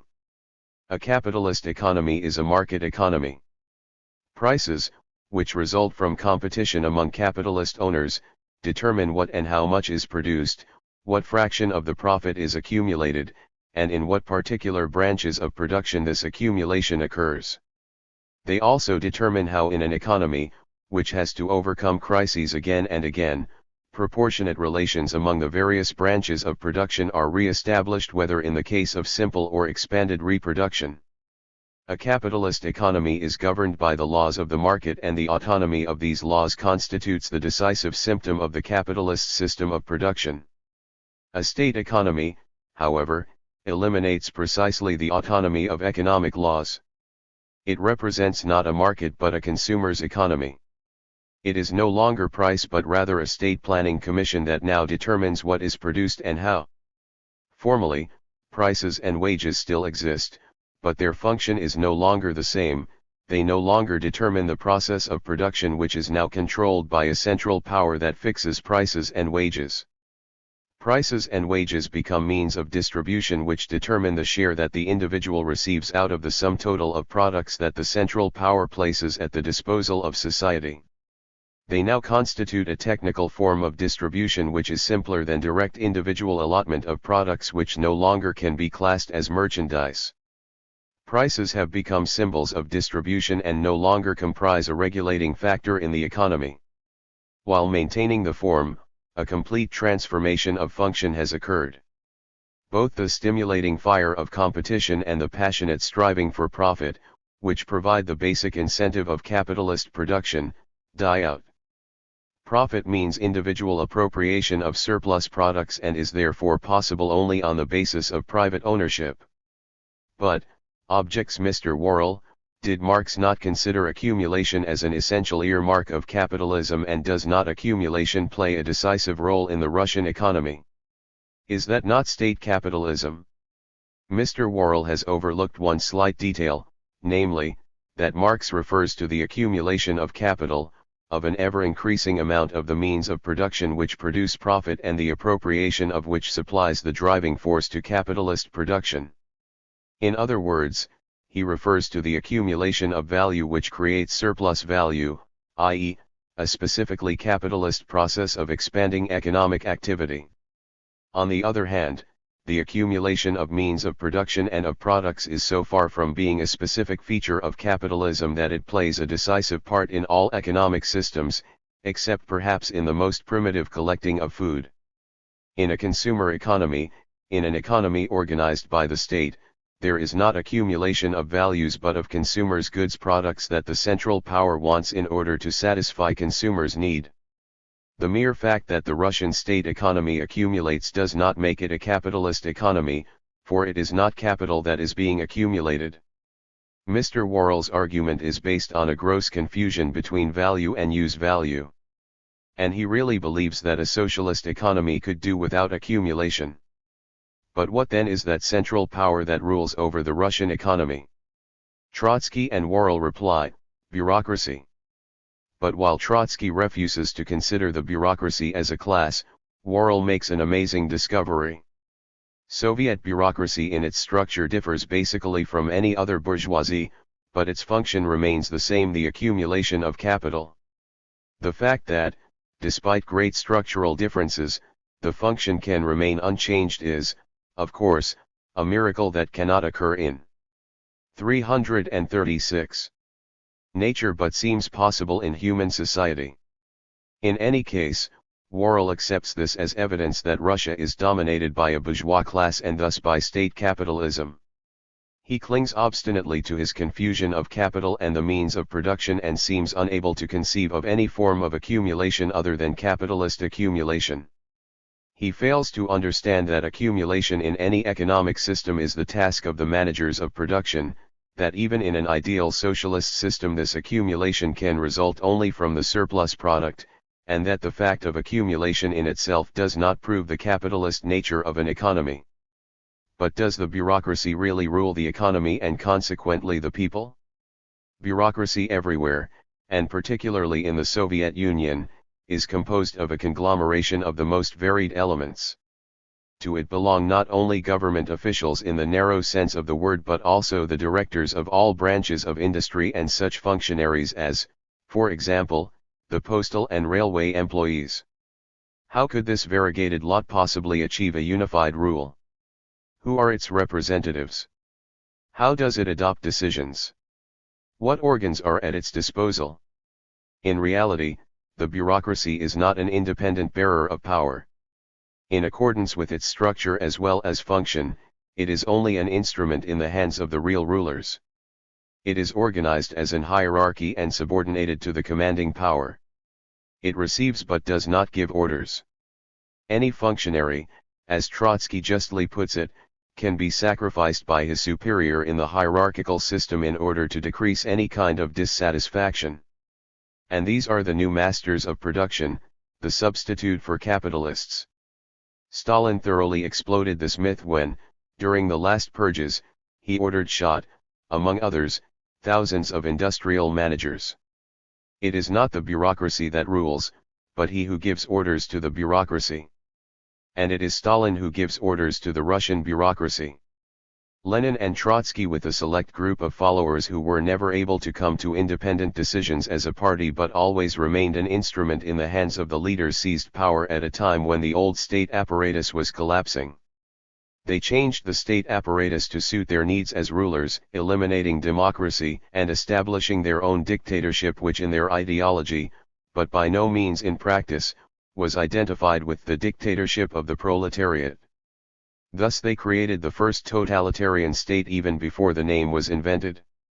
Stalin carried on with the job, removing his rivals through the instrument of the state apparatus and establishing an unlimited personal dictatorship. This is the reality which should not be obscured by construing alleged domination by a bureaucracy which is in fact subordinate to the government to the same extent as are the rest of the people. This is true even though some modest crumbs from the master's table may be doled out to it without, of course, a guarantee that other crumbs are to follow and at the price of constant danger to their very lives. Their material share does not constitute any important portion of the social product. Nevertheless, the psychological effect of such a differentiation may be quite considerable. Important economic consequences flow from this fact. It is the essence of a totalitarian state that it subjects the economy to its aims. The economy is deprived of its own laws, it becomes a controlled economy. Once this control is effected, it transforms the market economy into a consumer's economy. The character and extent of needs are then determined by the state. The German and Italian economies provide evidence of the fact that such control, once initiated in a totalitarian state, spreads rapidly and tends to become all-embracing as was the case in Russia from the very beginning. Despite great differences in their points of departure, the economic system of totalitarian states are drawing close to each other. In Germany, too, the state, striving to maintain and strengthen its power, determines the character of production and accumulation. Prices lose their regulating function and become merely means of distribution. The economy, and with it the exponents of economic activity, are more or less subjected to the state, becoming its subordinates.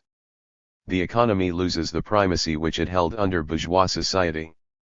This does not mean, however, that economic circles do not have great influence on the ruling power in Germany as well as in Russia. But 338. Their influence is conditional, has limits and is not decisive in relation to the essence of policy. policy is actually determined by a small circle of those who are in power. It is their interests, their ideas as to what is required to maintain, exploit, and strengthen their own power that determines the policy which they impose as law upon the subordinated economy. This is why the subjective factor, the unforeseeable, irrational character of political development has gained such importance in politics. The faithful believe only in heaven and hell as determining forces, the Marxist sectarian only in capitalism and socialism, in classes bourgeoisie and proletariat. The Marxist sectarian cannot grasp the idea that present-day state power, having achieved independence, is unfolding its enormous strength according to its own laws, subjecting social forces and compelling them to serve its ends for a short or long period of time. Therefore neither the Russian nor the totalitarian system in general is determined by the character of the economy. On the contrary, it is the economy that is determined by the policy of the ruling power and subjected to the aims and purposes of this power. The totalitarian power lives by the economy, but not for the economy or even for the class ruling the economy, as is the case of the bourgeois state, though the latter may occasionally pursue aims of its own. An analogy to the totalitarian state may be found in the era of the late Roman Empire, in the regime of the praetorians and their emperors. Of course, from a social democratic viewpoint the Bolshevik economy can hardly be called socialist, for to us socialism is indissolubly linked to democracy. According to our concept, socialization of the means of production implies freeing the economy from the rule of one class and vesting it in society as a whole, a society which is democratically self-governed. We never imagined that the political form of that managed economy which was to replace capitalist production for a free market could be unrestricted absolutism. The correlation between the economic basis and the political structure seemed to us a very definite one, namely, that the socialist society would inaugurate the highest realization of democracy. Even those among us who believed that the strictest application of centralized power would be necessary or inevitable for critics of Stalinism 339, the period of transition, considered this period only temporary and bound to end after the suppression of the propertied classes. Together with the disappearance of classes, class rule was also to vanish, that class rule which we considered the only possible form of political rule in general. The state is withering away. But history, this best of all Marxists, has taught us differently. It has taught us that administering of things, despite Engels' expectations, may turn into unlimited administering of people, and thus not only lead to the emancipation of the state from the economy but even to the subjection of the economy to the state. Once subjected to the state, the economy secures the continued existence of this form of government. The fact that such a result flows from a unique situation primarily brought about by war does not exclude a Marxist analysis, but it alters somewhat our rather simplified and schematic conception of the correlation between economy and state and between economy and politics, which developed in a completely different period. The emergence of the state as an independent power greatly complicates the economic characterization of a society in which politics plays a determining and decisive role. For this reason the controversy as to whether the economic system of the Soviet Union is capitalist or socialist seems to me rather pointless. It is neither. It represents a totalitarian state economy, i.e. a system to which the economics of Germany and Italy are drawing closer and closer. Franz Borkenau, Communism as an International Movement. 4. The history of the Communist International, as it has unfolded itself between 1919 and the present day, is certainly a puzzling phenomenon. It is difficult to find a central point in the story around which to group the whole. There is no climax. The events seem to pass one after another, without any very close link between them. The history of the Comintern can be summed up as a series of hopes and disappointments. Ever and again Russia and the communist parties abroad imagined that in this or that country revolution was approaching, victory near. The front of the bourgeoisie would be broken, and through the gap world revolution would make its way. Then, instead of success, there was always failure. Progress made by the various communist parties during difficult years of struggle, won at the price of heavy sacrifices, vanished into nothing within a few days, as in Germany in 1923, in England in 1926, in China in 1927. The communists hunted a phantom which deceived them continually, the vain phantom of social revolution such as Marx had seen it. But against this disappointing reality there stand the firm hopes of the communists. They are convinced, every single time they enter on a new policy, an attack on a new country, that this time it will be different from what it was before, that now they have found the true method, that this time advance will not end in a complete rout. The basic conviction of communism is that it needs only a truly Bolshevist party, applying the appropriate tactics, in order to win. Therefore every defeat and the history of the Comintern consists of defeats brings about a change both of leadership and of policy. One day the Comintern tries a policy to the right, then the importance of democracy is emphasized, collaboration is sought with the other sections of the labor movement, care is taken to participate in the day-to-day struggles of the workers and of the lower classes in general, the communist parties grow, both in membership and in influence. Everything seems to be smooth going till the decisive moment when an attempt is made to leap out of the preparatory stage into revolutionary action. Then, suddenly, the parties feel somehow unable to make the jump and break down. The communists are convinced that the failure was only due to wrong ideology. In taking account of the pacifist and constitutional prejudices of the masses, the communists have imbued themselves with them, have themselves become opportunists. That is the view of the orthodox. A turn to the left is effected. Often armed insurrection, which was not undertaken at the height of communist mass influence, is launched when the decisive moment is.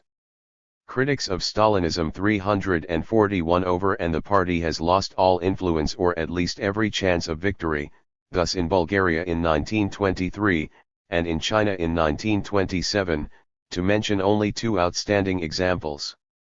But even when no sudden rising takes place, the turn to the left implies a wholesale change of policy. Suddenly the communists refuse to acknowledge any difference between democracy on the one hand and autocracy and fascism on the other.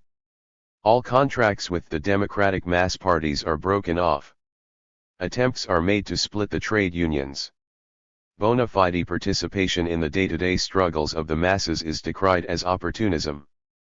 Propaganda of revolution takes the place of every other sort of propaganda.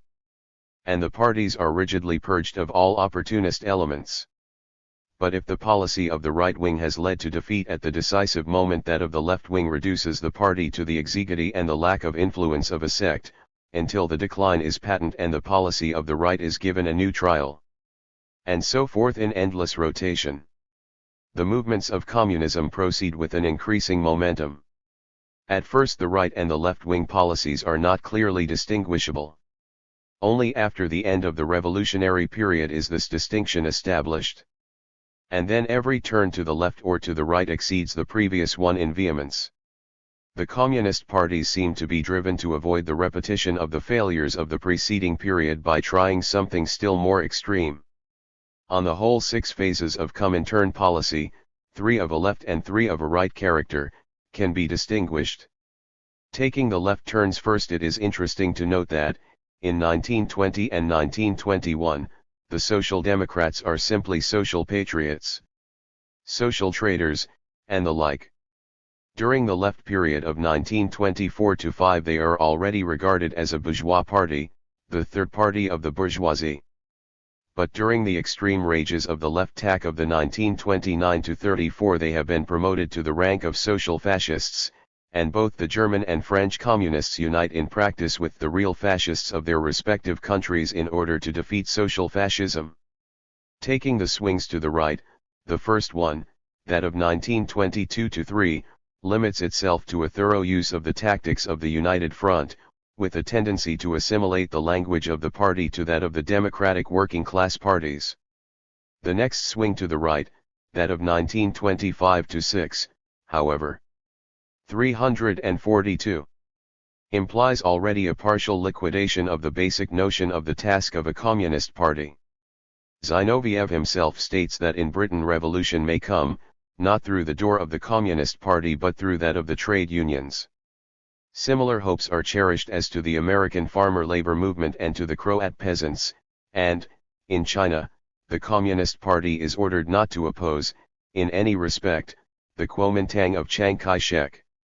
We need not enlarge upon the extension of these tendencies during the present, third swing to the right, which implies attempts at merging with the socialists, denial of all revolutionary intentions, opposition to all sections of the labor movement in Spain as too advanced, etc. Only one thing the communists seem unable to acquire through all the shiftings of their policy, a sense of the adequacy of means and ends. During the rapid swings from right to left and from left to right, there is generally one short moment when communist policy moves along a middle line, as when, lately, in 1934, the communists veered round to defend democracy together with all other democratic forces. But those are only points of transition between opposite extremes. From a description of this basic law of the evolution of the Comintern evolves at once one important result: it would be a grave mistake to overestimate the role of Russia, or, more correctly, to regard the basic character of the Communist parties simply as a result of orders from Moscow. Moscow's influence upon world communism, rooted both in its prestige and its financial power, of late even in the control the Russian GPU exerts over all communist parties, is strong indeed. But this domination of Moscow over the Comintern is much more the result than the cause of the evolution of communism outside Russia. As long as there were relatively strong revolutionary movements outside Russia, these movements, in spite of all the prestige of the Russian Revolution, did not accept orders from Moscow. Kuhn in 1919 flatly refused to sever the organic links with the Social Democrats during the Hungarian dictatorship, in spite of Lenin's advice. Rosa Luxemburg and Levi, while leading the Spartakusbund, saw to it that the Russians were treated as allies but not as masters. No other section of the Comintern has ever had so much independence as the Chinese Soviets, and only when their vigor was broken by Chiang Kai-shek's annihilation. Critics of Stalinism 343 drives did they become simple instruments of Russian foreign policy, which during the last year decided to dissolve them altogether. When the Comintern was founded, during the year 1919, at the height of the post-war revolutionary crisis, it ought to have had tremendous authority.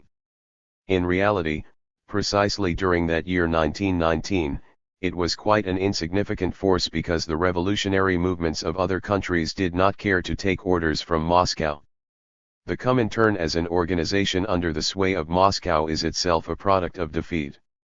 When in 1920 it became clear that the post-war revolutionary wave was ebbing away, the star of Moscow rose.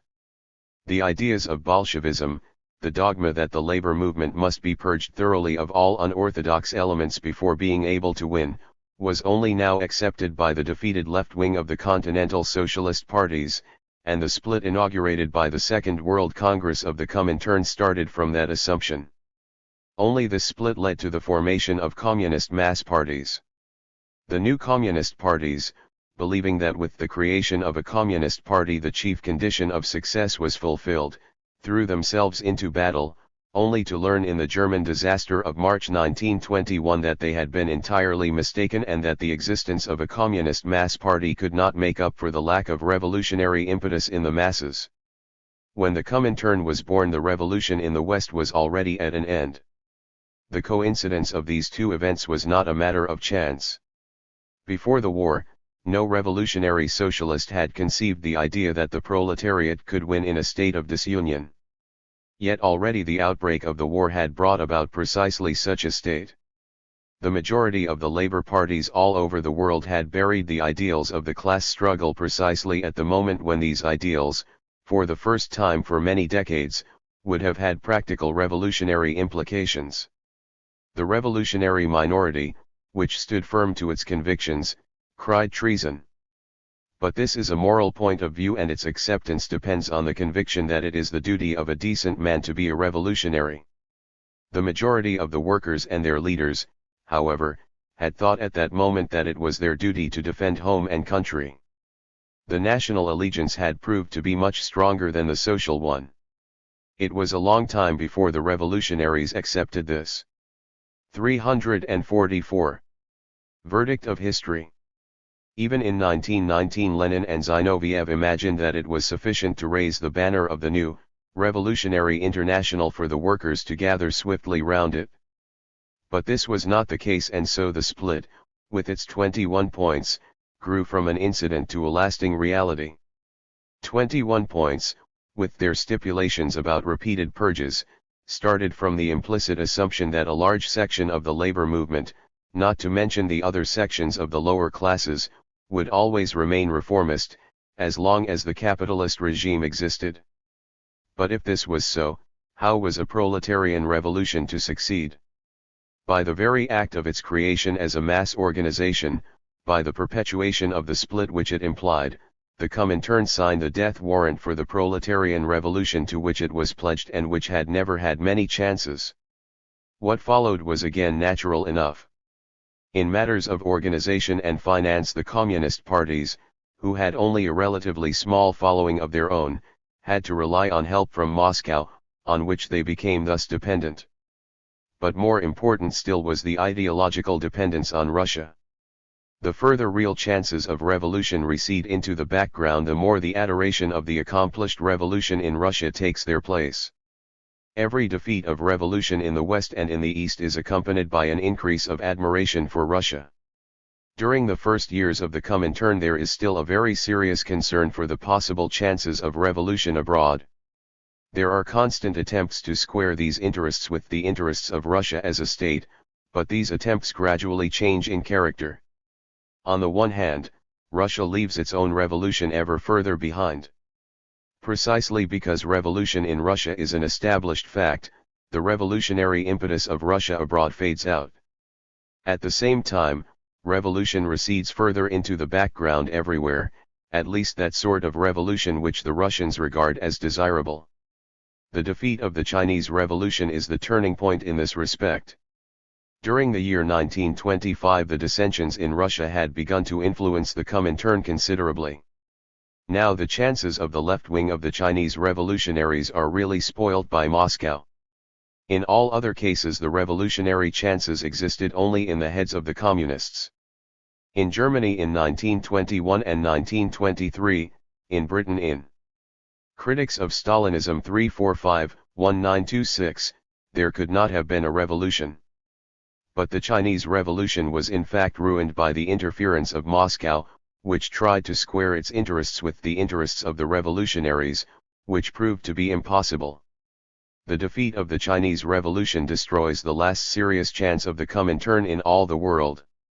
Henceforth the Comintern, which has no longer a serious task of its own, becomes a plaything in the hands of the ruling group at Moscow.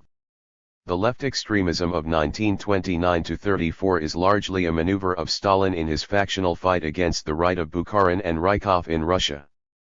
The situation changes once more with the advent of Hitler. Moscow for the first time since 1921 feels itself seriously menaced and feels its revolutionary past as a handicap in its defense. The Comintern must stop its extremist talk, which might hamper Russia's attempts at finding suitable alliances, and by doing so becomes automatically an instrument of Russian foreign policy, which it had not before primarily been. Thus, three periods can be clearly distinguished. During the first period the Comintern is mainly an instrument to bring about revolution. During the second period it is mainly an instrument in the Russian factional struggles. During the third period it is mainly an instrument of Russian foreign policy. The boundary lines between these three periods are naturally not rigid. But one thing remains clear: for the true communist this whole evolution can only be the result of an immense betrayal. Leon Trotsky fills the world with his accusations that the German, the French, the Spanish, the Belgian, and what not revolution had been possible, had only Stalin not betrayed. In reality it is the other way round.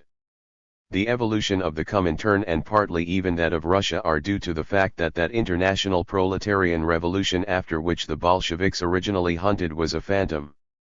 After many disappointments they had indirectly to acknowledge it by their deeds, and take things as they were. This change of the function of the Comintern is the real trend of its evolution behind the welter of shifts to the right and to the left which constitute its surface. This change could not possibly remain without effect on the structure of the communist parties themselves. This structure did not from the beginning correspond at all to the ideas which the communists held about their own party. 346. In Russia the Bolshevik Party had really been, to a great extent, what Lenin wanted it to be, a select community, a sort of religious order of professional revolutionaries, crusaders of a materialistic faith, a selection of the most self-sacrificing, the most decided and active carrot among the revolutionary intelligentsia. But the structure of the communist parties of the West and the East never corresponded to this idea. They consisted essentially of shifting elements, which came and went. This character of the membership explains to a great extent the rapid changes of policy. Such contradictory policies as those followed by the various communist parties could not have been carried out one after another by the same men. The complete lack of tradition has the same source. Russian Bolshevism was conscious of having its roots in the deeds of the revolutionaries of a century before, and the membership kept a close memory of the history of the party, until Stalin ordered the reading of a revolutionary history entirely of his own invention. The membership in the Western and Eastern parties, however, is a new one every 5 years and ready to believe anything the newest version of official communism tells it about the past of the party. Serious studies of party history are not encouraged. But this lack of consistency and of tradition has one still more important consequence. With the shifting of the membership, the social character of the communist parties shifts too. There was a moment, after the Second World Congress, in 1921, when the more important communist parties were really working-class parties. But this has changed long since. With the shifting of the membership, the communist parties tended to attract, more and more, déclassé elements, young intellectuals with bohemian leanings on the one hand, unemployed on the other. During the period of left extremism between 1929 and 1934, most communist parties consisted primarily of these elements. Today an even more radical change announces itself. In China the Communist Party is a party of the peasants and the Red Army, in Spain it is a party of all classes except the urban proletariat, in Britain and USA it is mostly a party of young intellectuals. Among the refugees of many countries communism is enormously popular, but the majority of these refugees have also been bourgeois intellectuals. Only in France and, to a certain extent, in Czechoslovakia, can critics of Stalinism 347 the communists still be regarded as a real working-class party with real influence on the proletarian masses. In this slow transformation of the social structure of the Communist International we strike again one of the roots of its history. The proletarian revolution, in which Marx and Lenin believed, seems to be incompatible with the real labor movement as it is. Certain elements of Marx's and Lenin's revolutionary predictions have proved only too true. It is true that the capitalist society of private ownership and private initiative is unable to cope with the problems of our period. It is true, as Marx has predicted, that at a certain stage of its development it enters on a cycle of gigantic economic crises for which, as most experts are agreed today, there is no remedy but state control, state interference, and planning. It is true, moreover, that economic crises bring with them tremendous social dislocations and political convulsions. Only one thing is certainly not true, the idea that, at the height of such a crisis, the proletariat will rise and, throwing all the propertied classes into the dust, will take the lead of society, abolish private property in the means of production, and create a regime where there are no more classes. This leading role of the proletariat in the upheavals of our time has proved to be the utopian element of Marxism. In Russia, not the proletariat, but a quasi-religious order of professional revolutionaries of the intelligentsia took the lead, with the help of the peasant soldiers, and the workers. In the West, where there was neither such an order nor masses willing to follow it, the idea of a proletarian revolution proved to be a complete illusion. There are many reasons for this, reasons which have little or nothing to do with a betrayal. Had all the socialist leaders sided with the revolutionaries, the majority of the proletariat would simply have left them for some more moderate party. For the idea of the proletariat opposing, victoriously, all other classes of a complex modern society is a fantastic one. In the West there are no revolutionary peasants such as in Russia. Moreover, in Russia there existed that absolute cleavage between the people and the ruling classes which is completely absent in the West. The old civilization of the West has given its seal, not only to an alleged workers' aristocracy, but to all strata of the working classes, who all have something to lose, who all share with the upper classes their chief loyalties and beliefs. If 348. Somebody wants to express this in Marxist terms, he may say that in the most developed modern countries all classes and groups are much too bourgeois to make a proletarian revolution a practical proposition. Therefore, in the West only two solutions for the crisis of the existing social regime remained: in some countries a revolutionary party coming from all classes and taking a stand above them all has curbed the class struggle with iron hand and subordinated all group antagonisms within the nation to the violent struggle for domination of their own nation over all others. Such is fascism. In other countries, and this is the second possibility, all classes, by a tradition of cooperation and compromise, have hitherto managed to hold the inevitable social antagonisms within bounds and cooperate in the gradual bringing about of a new type of society. This is typical of a progressive and evolutionary democracy. There is no third solution in the conditions of highly developed modern industrial countries. Industrially backward countries such as Russia, Spain, South America, China, are a different matter. The labor movement of the West, moreover, knows very well why, by instinct and conviction, it holds to democracy. The achievements of the dictatorships may be ever so brilliant, but not from the end of the crisis in Germany, nor from the colonial expansion of Italy, nor from the 5-year plan of Russia, have the masses had more than the slightest advantages. Liberty of movement for the working class organizations, notably the trade unions, is the primary condition for the workers to share in the fruits of the economic and political successes of their nation.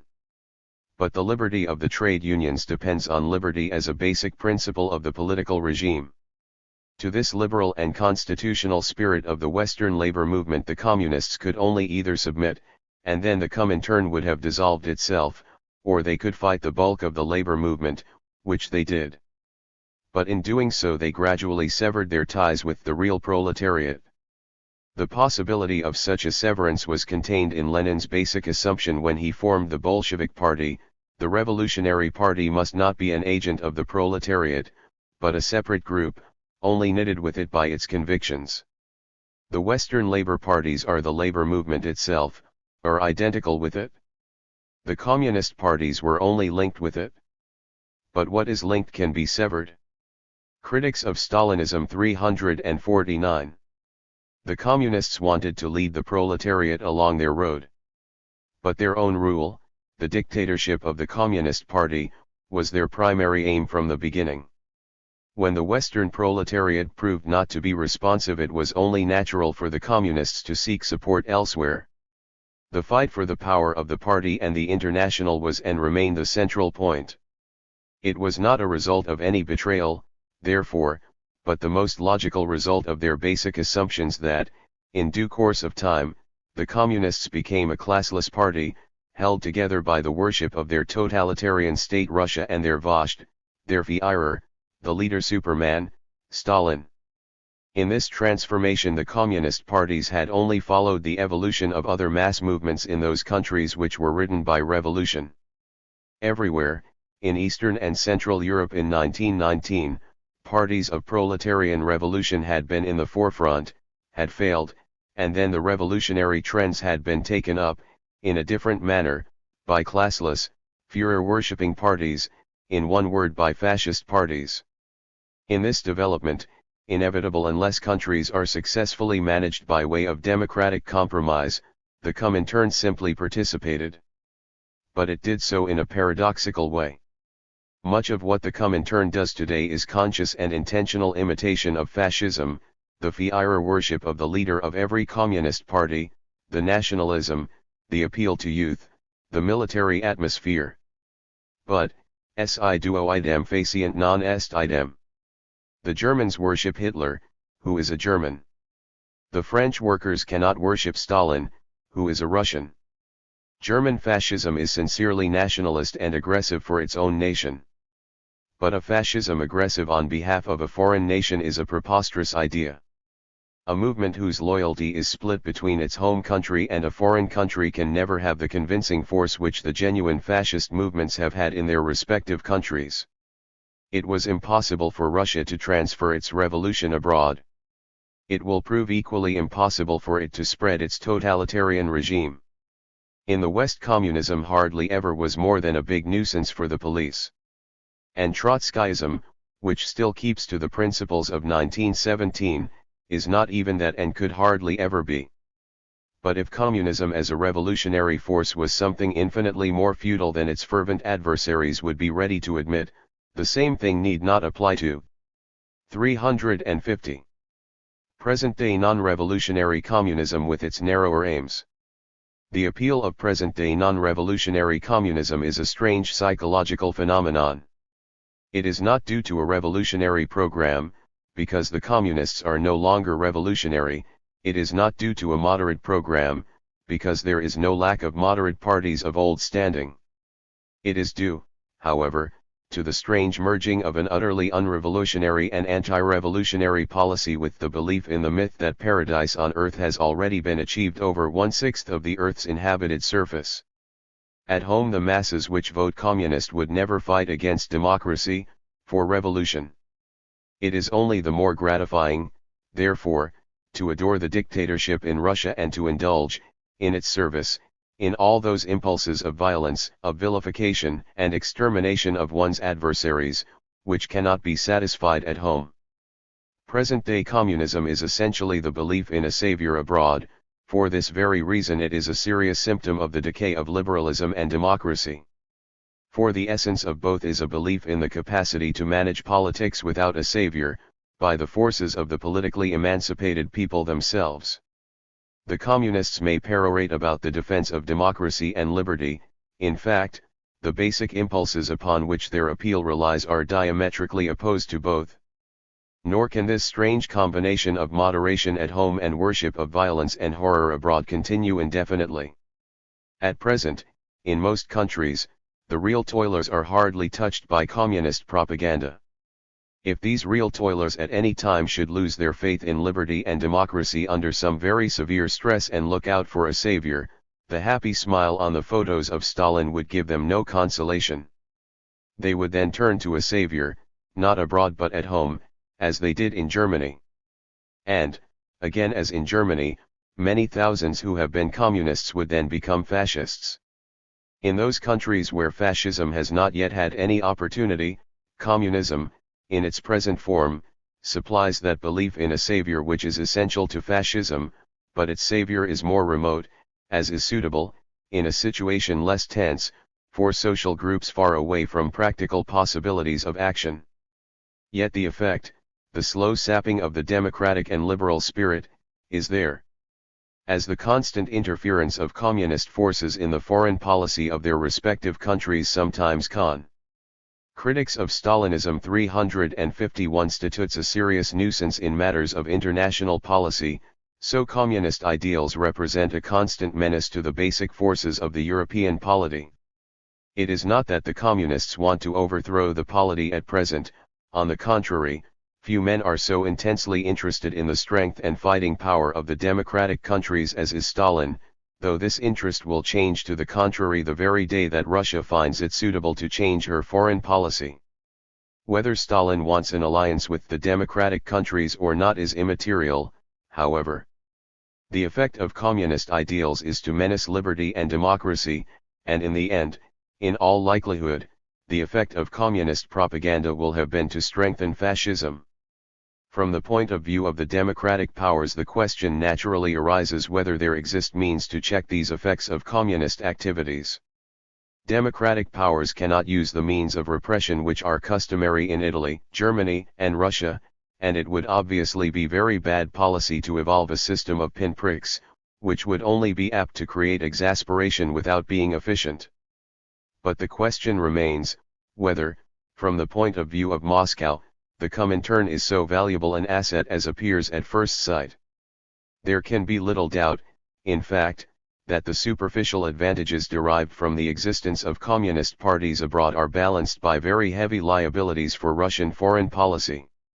With all its efforts to be a great military power, and with all the pains taken to drown its revolutionary past in a sea of blood, Russia, up to now, has not won a single reliable ally. One of the chief reasons for this reluctance on the part of all powers to combine with Russia is the existence of the Comintern. At the same time, the Comintern provides the fascist powers with their best pretext of aggression, and it is the existence of the Comintern which is invoked by those parties of the right which, in democratic countries, favor cooperation with Germany in preference to cooperation with Russia. The dubious and limited influence Russia exerts in the political game of various democratic countries through its communist parties is certainly not worth the price paid for it.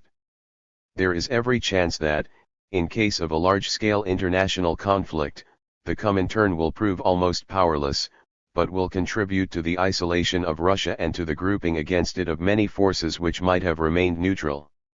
To allay these 352 consequences, it will not be sufficient to cut off as many heads of ancient communists as are available. The very existence of the Comintern, in public opinion at large, rouses anxieties deriving from the aims it originally pursued. And there is no saying that, in a final emergency, the Comintern may not return in fact to its original methods. As long as the Comintern exists, the average citizen and even the average politician in the West will judge Russia more after the revolution of 1917 than after the execution of Zinoviev and Bukharin. It would therefore be in the interest of Russia itself to dissolve the Comintern and to prove, by scrupulous abstention from interference abroad, that it can be treated on an equal footing with those democratic powers whose ideals it professes to share. Closer cooperation between the great democratic powers and Russia would become a practical proposition as the result, and the mere possibility of such closer cooperation would be a powerful contribution to the maintenance of peace and the prevention of aggression. Whether such a solution will come about will mainly depend on the psychology of the leaders at Moscow. Unfortunately, precisely the attitude of Stalin and his staff is one of the sorest spots of international politics. Comprehension of the West, its views, impulses, and driving forces has never been the strong point of Russian Bolshevism, and this has led already to more than one miserable failure. Moreover, a naive sort of Machiavellism has been adopted in Russia, with metaphysical thoroughness. Lenin and the original Bolsheviks were already actuated by the conviction that all capitalist promises are deceptions and all ideals cheats. Under Stalin this view has evolved into a real all-round belief in human wickedness. Both in Russian home politics and in the activities of the Comintern, double-dealing has been carried to such a degree as to defeat, very often, its own ends. Stalin, the man who could not allow a single one of his old companions to live, is the last man to believe in the possibility of sincere collaboration in the international field. A man such as Stalin cannot be brought to reason by argument. There is, however, just a small chance that events will teach him, and that when finally given the choice of complete isolation or a genuine dissolution of the Comintern, he will choose the latter. It would be highly desirable from the angle of those ideals to which he and his Comintern are paying continual lip service, to the causes. Critics of Stalinism 353 of liberty, democracy, peace, and the integrity and greatness of the Russian people. Isaac Deutscher, The Ex-Communist's Conscience 5. Ignazio Silone relates that he once said jokingly to Togliatti, the Italian communist leader, "The final struggle will be between the communists and the ex-communists." There is a bitter drop of truth in the joke. In the propaganda skirmishes against the USSR and communism, the ex-communist, or the ex-fellow traveler is the most active sharpshooter. With the peevishness that distinguishes him from Silone, Arthur Koestler makes a similar point. It's the same with all you comfortable, insular, Anglo-Saxon anti-communists. You hate our Cassandra cries and resent us as allies, but, when all is said, we ex-communists are the only people on your side who know what it's all about. Now 6 writers Kessler, Silone, André Gide, Louis Fisher, Richard Wright, and Stephen Spender get together to expose and destroy the God that failed. The legion of ex-communists does not march in close formation. It is scattered far and wide.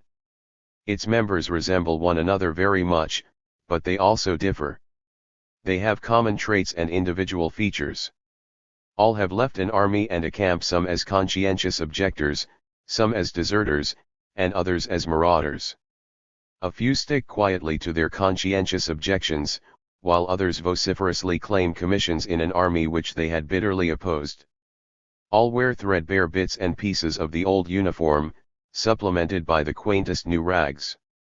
And all carry with them their common resentments and individual reminiscences. Some join the party at one time, others at another. The date of joining is relevant to their further experiences. Those, for instance, who joined in the 1920s went into a movement in which there was plenty of scope for revolutionary idealism. The structure of the party was still fluid, it had not yet gone into the totalitarian mold. Intellectual integrity was still valued in a communist, it had not yet been surrendered for good to Moscow's raison d'etat. Those who joined the party in the 1930s began their experience on a much lower level. Right from the beginning they were manipulated like recruits on the party's barrack squares by the party's sergeant majors. This difference bears upon the quality of the ex-communists' reminiscences. Silone, who joined the party in 1921, recalls with real warmth his first contact with it. He conveys fully the intellectual excitement and moral enthusiasm with which communism pulsated in those early days. The reminiscences of Kessler and Spender, who joined in the 1930s, reveal the utter moral and intellectual sterility of the party's first impact on them. Silone and his comrades were intensely concerned with fundamental ideas before and after they became absorbed in the drudgery of day-to-day duty. In Kessler's story, his party assignment, right from the first moment, overshadows all matters of personal conviction and ideal. The communist of the early drafts was a revolutionary before he became, or was expected to become, a puppet. The communist of the later drafts hardly got the chance to breathe the genuine air of revolution. Nevertheless, the original motives for joining were similar, if not identical, in almost every case: experience of social injustice or degradation, a sense of insecurity bred by slumps and social crises, and the craving for a great ideal or purpose, or for a reliable intellectual guide through the shaky labyrinth of modern society. The newcomer felt the miseries of the old capitalist order to be unbearable, and the glowing light of the Russian Revolution illumined those miseries with extraordinary sharpness. Socialism, classless society, the withering away of the state all seemed around the corner. Few of the newcomers had any premonition of the blood and sweat and tears to come. To himself, the intellectual convert to communism seemed a new Prometheus, except that he would not be pinned to the rock by Zeus's wrath. Nothing henceforth can disturb the convert's inner peace and serenity except the occasional fear of losing faith again. Our ex-communist now bitterly denounces the betrayal of his hopes. This appears to him to have had almost no precedent. Yet as he eloquently describes his early expectations and illusions, we detect a strangely familiar tone. Exactly so did the disillusioned Wordsworth and his contemn. Critics of Stalinism 355 Polaris look back upon their first youthful enthusiasm for the French Revolution. Bliss was in that dawn to be alive, but to be young was very heaven. The intellectual communist who breaks away emotionally from his party can claim some noble ancestry. Beethoven tore to pieces the title page of his Eroica, on which he had dedicated the symphony to Napoleon, as soon as he learned that the first consul was about to ascend a throne. Wordsworth called the crowning of Napoleon a sad reverse for all mankind. All over Europe the enthusiasts of the French Revolution were stunned by their discovery that the Corsican liberator of the peoples and enemy of tyrants was himself a tyrant and an oppressor. In the same way the Wordsworths of our days were shocked at the sight of Stalin fraternizing with Hitler and Ribbentrop. If no new Eroicas have been created in our days, at least the dedicatory pages of unwritten symphonies have been torn with great flourishes. In The God That Failed, Louis Fischer tries to explain somewhat remorsefully and not quite convincingly why he adhered to the Stalin cult for so long. He analyzes the variety of motives, some working slowly and some rapidly, which determine the moment at which people recover from the infatuation with Stalinism. The force of the European disillusionment with Napoleon was almost equally uneven and capricious. A great Italian poet, Ugo Foscolo, who had been Napoleon's soldier and composed an ode to Bonaparte the Liberator, turned against his idol after the Peace of Campoformio. This must have stunned a Jacobin from Venice as the Nazi-Soviet pact stunned a Polish communist. But a man like Beethoven remained under the spell of Bonaparte for 7 years more, until he saw the despot drop his republican mask. This was an eye-opener comparable to Stalin's purge trials of the 1930s. There can be no greater tragedy than that of a great revolution succumbing to the mailed fist that was to defend it from its enemies. There can be no spectacle as disgusting as that of a post-revolutionary tyranny dressed up in the banners of liberty. The ex-communist is morally as justified as was the ex-Jacobin in revealing and revolting against that spectacle. But is it true, as Kessler claims, that ex-communists are the only people who know what it's all about? One may risk the assertion that the exact opposite is true. 356. Of all people, the ex-communists know least what it is all about. At any rate, the pedagogical pretensions of ex-communist men of letters seem grossly exaggerated. Most of them have never been inside the real communist movement, in the thick of its clandestine or open organization. As a rule, they moved on the literary or journalistic fringe of the party. Their notions of communist doctrine and ideology usually spring from their own literary intuition, which is sometimes acute but often misleading. Worse still is the ex-communist's characteristic incapacity for detachment. His emotional reaction against his former environment keeps him in its deadly grip and prevents him from understanding the drama in which he was involved or half involved. The picture of communism and Stalinism he draws is that of a gigantic chamber of intellectual and moral horrors. Viewing it, the uninitiated are transferred from politics to pure demonology. Sometimes the artistic effect may be strong horrors and demons do enter into many a poetic masterpiece, but it is politically unreliable and even dangerous. Of course, the story of Stalinism abounds in horror. But this is only one of its elements, and even this, the demonic, has to be translated into terms of human motives and interests. The ex-communist does not even attempt the translation. In a rare flash of genuine self-criticism, Kessler makes this admission. As a rule, our memories romanticize the past. But when one has renounced a creed or been betrayed by a friend, the opposite mechanism sets to work. In the light of that later knowledge, the original experience loses its innocence, becomes tainted and rancid in recollection. I have tried in these pages to recapture the mood in which the experiences related were originally lived, and I know that I have failed. Irony, anger, and shame kept intruding, the passions of that time seem transformed into perversions, its inner certitude into the closed universe of the drug addict, the shadow of barbed wire lies across the condemned playground of memory. Those who were caught by the great illusion of our time, and have lived through its moral and intellectual debauch, either give themselves up to a new edition of the opposite type, or are condemned to pay with a lifelong hangover. Critics of Stalinism 357. This need not be true of all ex-communists. Some may still feel that their experience has been free from the morbid overtones described by Kessler. Nevertheless, Kessler has given here a truthful and honest characterization of the type of ex-communist to which he himself belongs. But it is difficult to square the self-portrait with his other claim that the confraternity for which he speaks are the only people who know what it's all about. With equal right, a sufferer from traumatic shock might claim that he is the only one who really understands wounds and surgery. The most that the intellectual ex-communist knows, or rather feels, is his own sickness, but he is ignorant of the nature of the external violence that has produced it, let alone the cure. This irrational emotionalism dominates the evolution of many an ex-communist. The logic of opposition at all cost, says Silone, has carried many ex-communists far from their starting points, in some cases as far as fascism. What were those starting points? Nearly every ex-communist broke with his party in the name of communism. Nearly everyone set out to defend the ideal of socialism from the abuses of bureaucracy subservient to Moscow. Nearly everyone began by throwing out the dirty water of the Russian Revolution to protect the baby bathing in it. Sooner or later these intentions are forgotten or abandoned.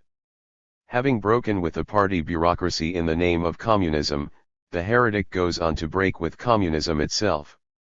He claims to have made the discovery that the root of the evil goes far deeper than he at first imagined, even though his digging for that root may have been very lazy and very shallow. He no longer defends socialism from unscrupulous abuse, he now defends mankind from the fallacy of socialism. He no longer throws out the dirty water of the Russian Revolution to protect the baby, he discovers that the baby is a monster which must be strangled. The heretic becomes a renegade. How far he departed from his starting point, whether, as Silone says, he becomes a fascist or not, depends on his inclinations and tastes, and stupid Stalinist heresy hunting often drives the ex-communist to extremes. But, whatever the shades of individual attitudes, as a rule the intellectual ex-communist ceases to oppose capitalism. Often he rallies to its defense, and he brings to this job the lack of scruple, the narrow-mindedness, the disregard for truth, and the in 358 tense hatred with which Stalinism has imbued him. He remains a sectarian. He is an inverted Stalinist. He continues to see the world in white and black, but now the colors are differently distributed. As a communist he saw no difference between fascists and social democrats. As an anti-communist he sees no difference between Nazism and communism. Once, he accepted the party's claim to infallibility, now he believes himself to be infallible. Having once been caught by the greatest illusion, he is now obsessed by the greatest disillusionment of our time. His former illusion at least implied a positive ideal. His disillusionment is utterly negative. His role is therefore intellectually and politically barren. In this, too, he resembles the embittered ex-Jacobin of the Napoleonic era.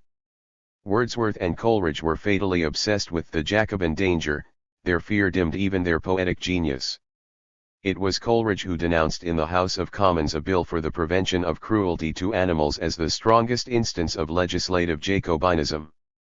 The ex-Jacobin became the prompter of the anti-Jacobin reaction in England.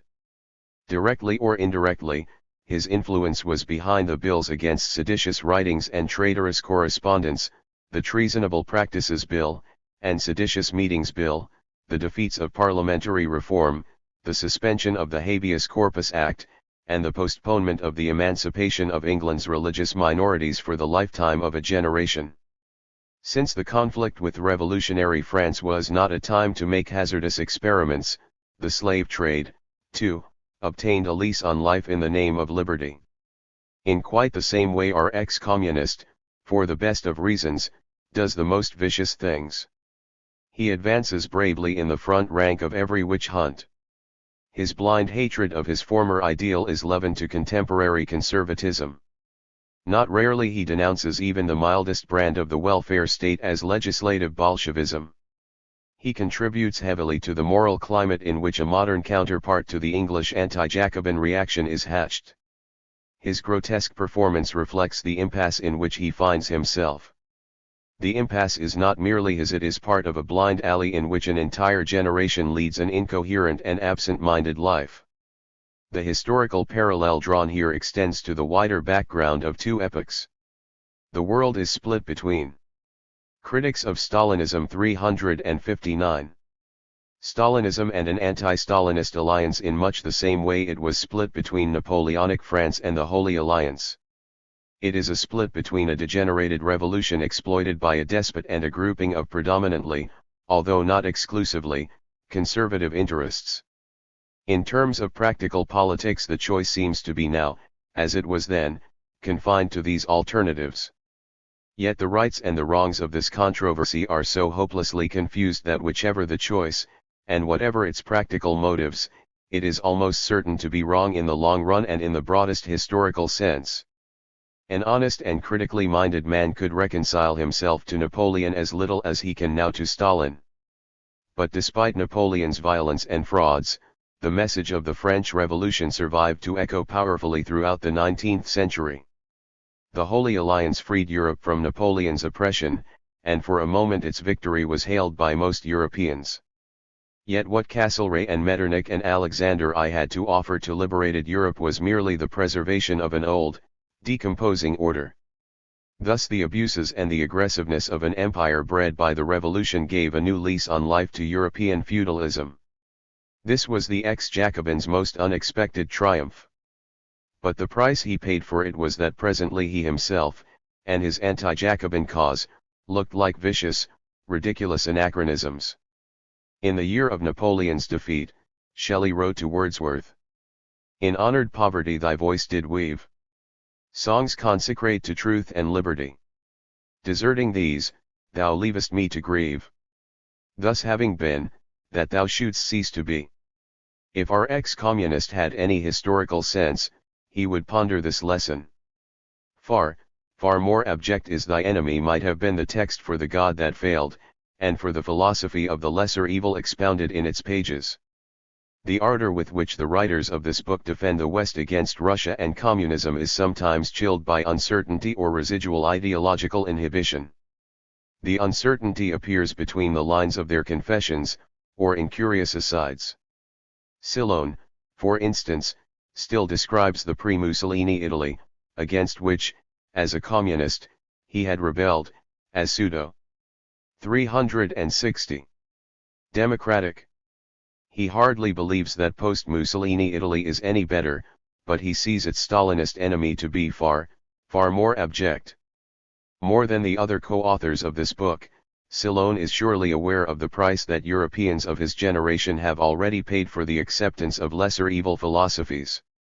Louis Fisher advocates the double rejection of communism and capitalism, but his rejection of the latter sounds like a feeble face-saving formula, and his newly found cult of Gandhiism impresses one as merely an awkward escapism. But it is Kestler who, occasionally, in the midst of all his affectation and anti-communist frenzy, reveals a few curious mental reservations. If we survey history and compare the lofty aims, in the name of which revolutions were started, and the sorry end to which they came, we see again and again how a polluted civilization pollutes its own revolutionary offspring. If the revolutionary offspring, communism, has really been polluted by the civilization against which it has rebelled, then no matter how repulsive the offspring may be, the source of the evil is not in it but in that civilization.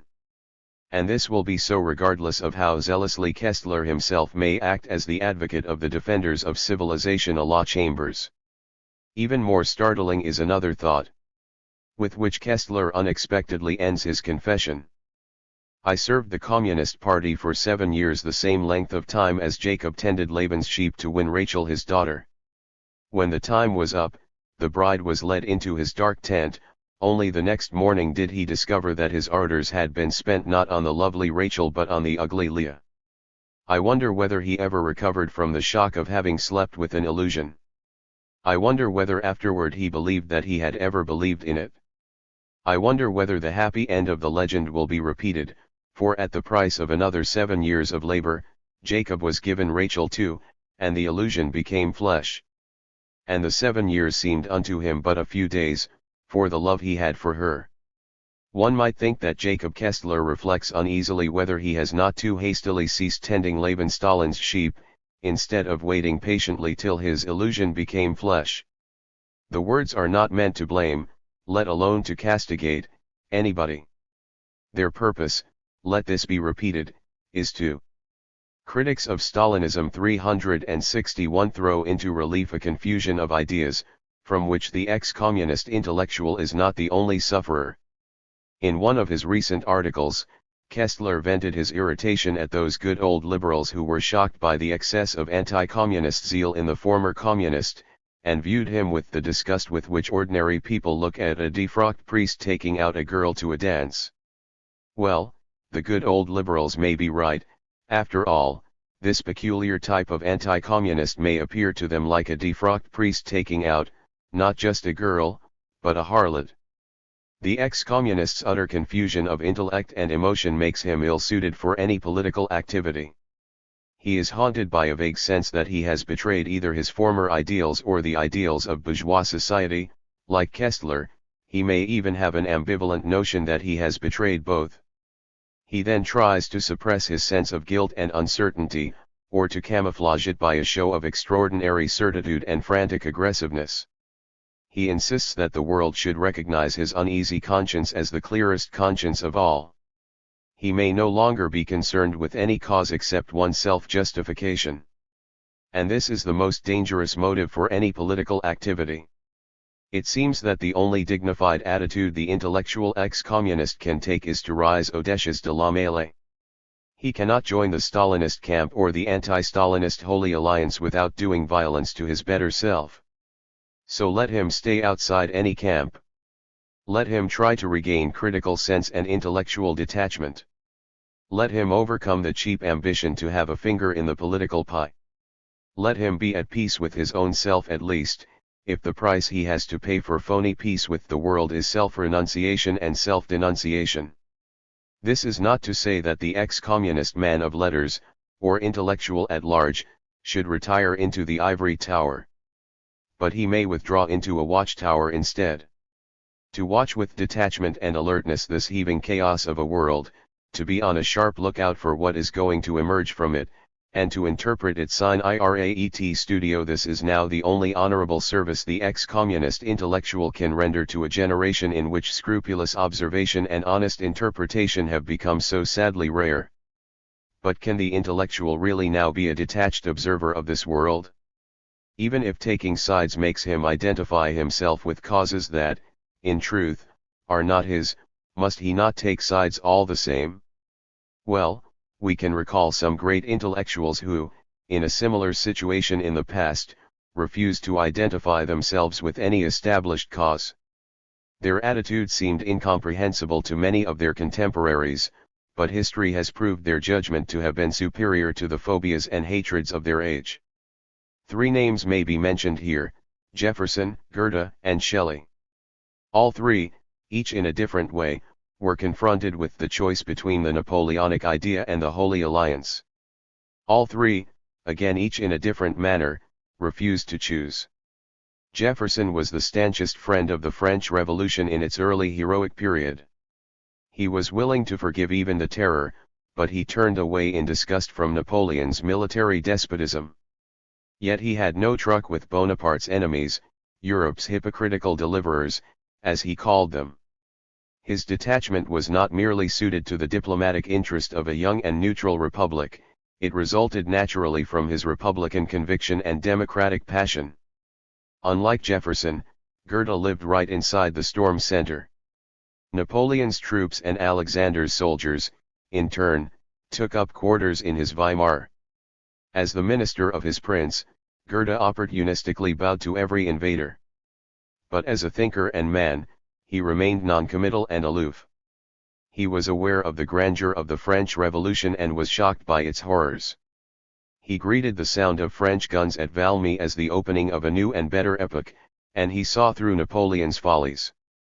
He acclaimed the liberation of Germany from Napoleon, and he was acutely aware of the misery of that liberation. His aloofness, in these as in other matters, gained him the reputation of the Olympian, and the label was not always meant to be flattering. But his Olympian appearance was due least of all to an inner indifference to the fate of his contemporaries. It veiled his drama, his incapacity and reluctance to identify himself with causes, each an inextricable tangle of right and wrong. Finally, Shelley watched the clash of the two worlds with critics of Stalinism 363 all the burning passion, anger, and hope of which his great young soul was capable. He surely was no Olympian. Yet, not for a single moment did he accept the self-righteous claims and pretensions of any of the belligerents. Unlike the ex-Jacobins, who were older than he was true to the Jacobin Republican idea. It was as a Republican, and not as a patriot of the England of George III, that he greeted the fall of Napoleon, that most unambitious slave who did dance and revel on the grave of liberty. but as a Republican he knew also that virtue owns a more eternal foe than Bonapartist force and fraud, old custom, legal crime, and bloody faith embodied in the Holy Alliance. All three, Jefferson, Goethe, and Shelley, were in a sense outsiders to the great conflict of their time, and because of this they interpreted their time with more truthfulness and penetration than did the fearful, the hate-ridden partisans on either side. What a pity and what a shame it is that most ex-communist intellectuals are inclined to follow the tradition of Wordsworth and Coleridge rather than that of Goethe and Shelley. 12. Soviet Marxism and the New Revisionists. Nikita Khrushchev, speech before the 20th Congress, February 25, 1956. 1. In speaking about the events of the October Revolution and about the Civil War, the impression was created that Stalin always played the main role, as if everywhere and always Stalin had suggested to Lenin what to do and how to do it. However, this is slander of Lenin. I will probably not sin against the truth when I say that 99% of the persons present here heard and knew very little about Stalin before the year 1924, while Lenin was known to all. He was known to the whole party, to the whole nation, from the children up to the graybeards. All this has to be thoroughly revised, so that history, literature, and the fine arts properly reflect V.I. Lenin's role and the great deeds of our Communist Party and of the Soviet people, the creative people. Comrades, the cult of the individual has caused the employment of faulty principles in party work and in economic activity.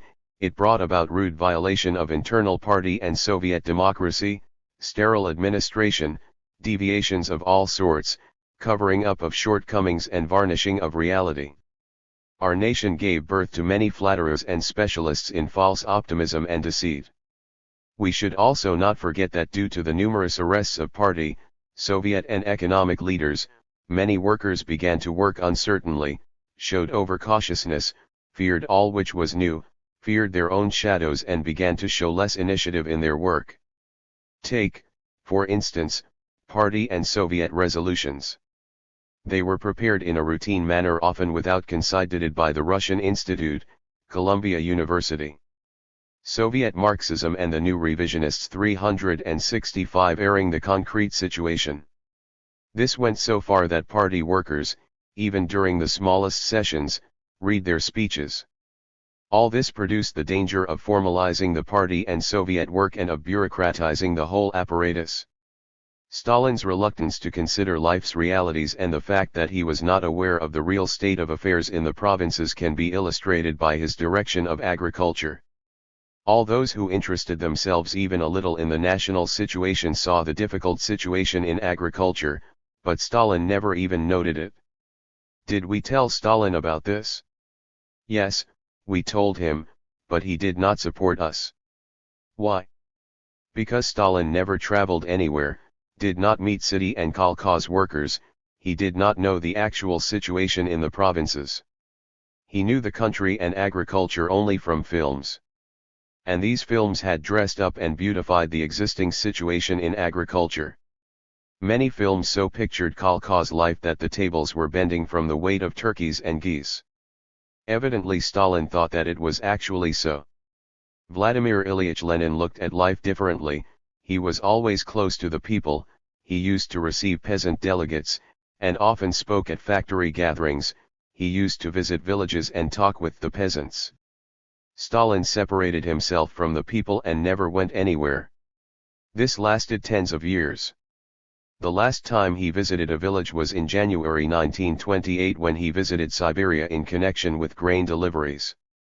How then could he have known the situation in the provinces? And when he was once told during a discussion that our situation on the land was a difficult one and that the situation of cattle breeding and meat production was especially bad, a commission was formed which was charged with the preparation of a resolution called, Means Toward Further Development of Animal Breeding in Kolkhozes and Sovkhozes. We worked out this project. Of course, our propositions of that time did not contain all possibilities, but we did charter ways in which animal breeding on the kolkhozes and sovkhozes would be raised. We had proposed then to raise the prices of such products in order to create material incentives for the kolkhoz, MTS, and sovkhoz workers in the development of 366. Cattle breeding. But our project was not accepted and in February 1953 was laid aside entirely. What is more, while reviewing this project, Stalin proposed that the taxes paid by the kolkhozes and by the kolkhoz workers should be raised by 40 billion rubles.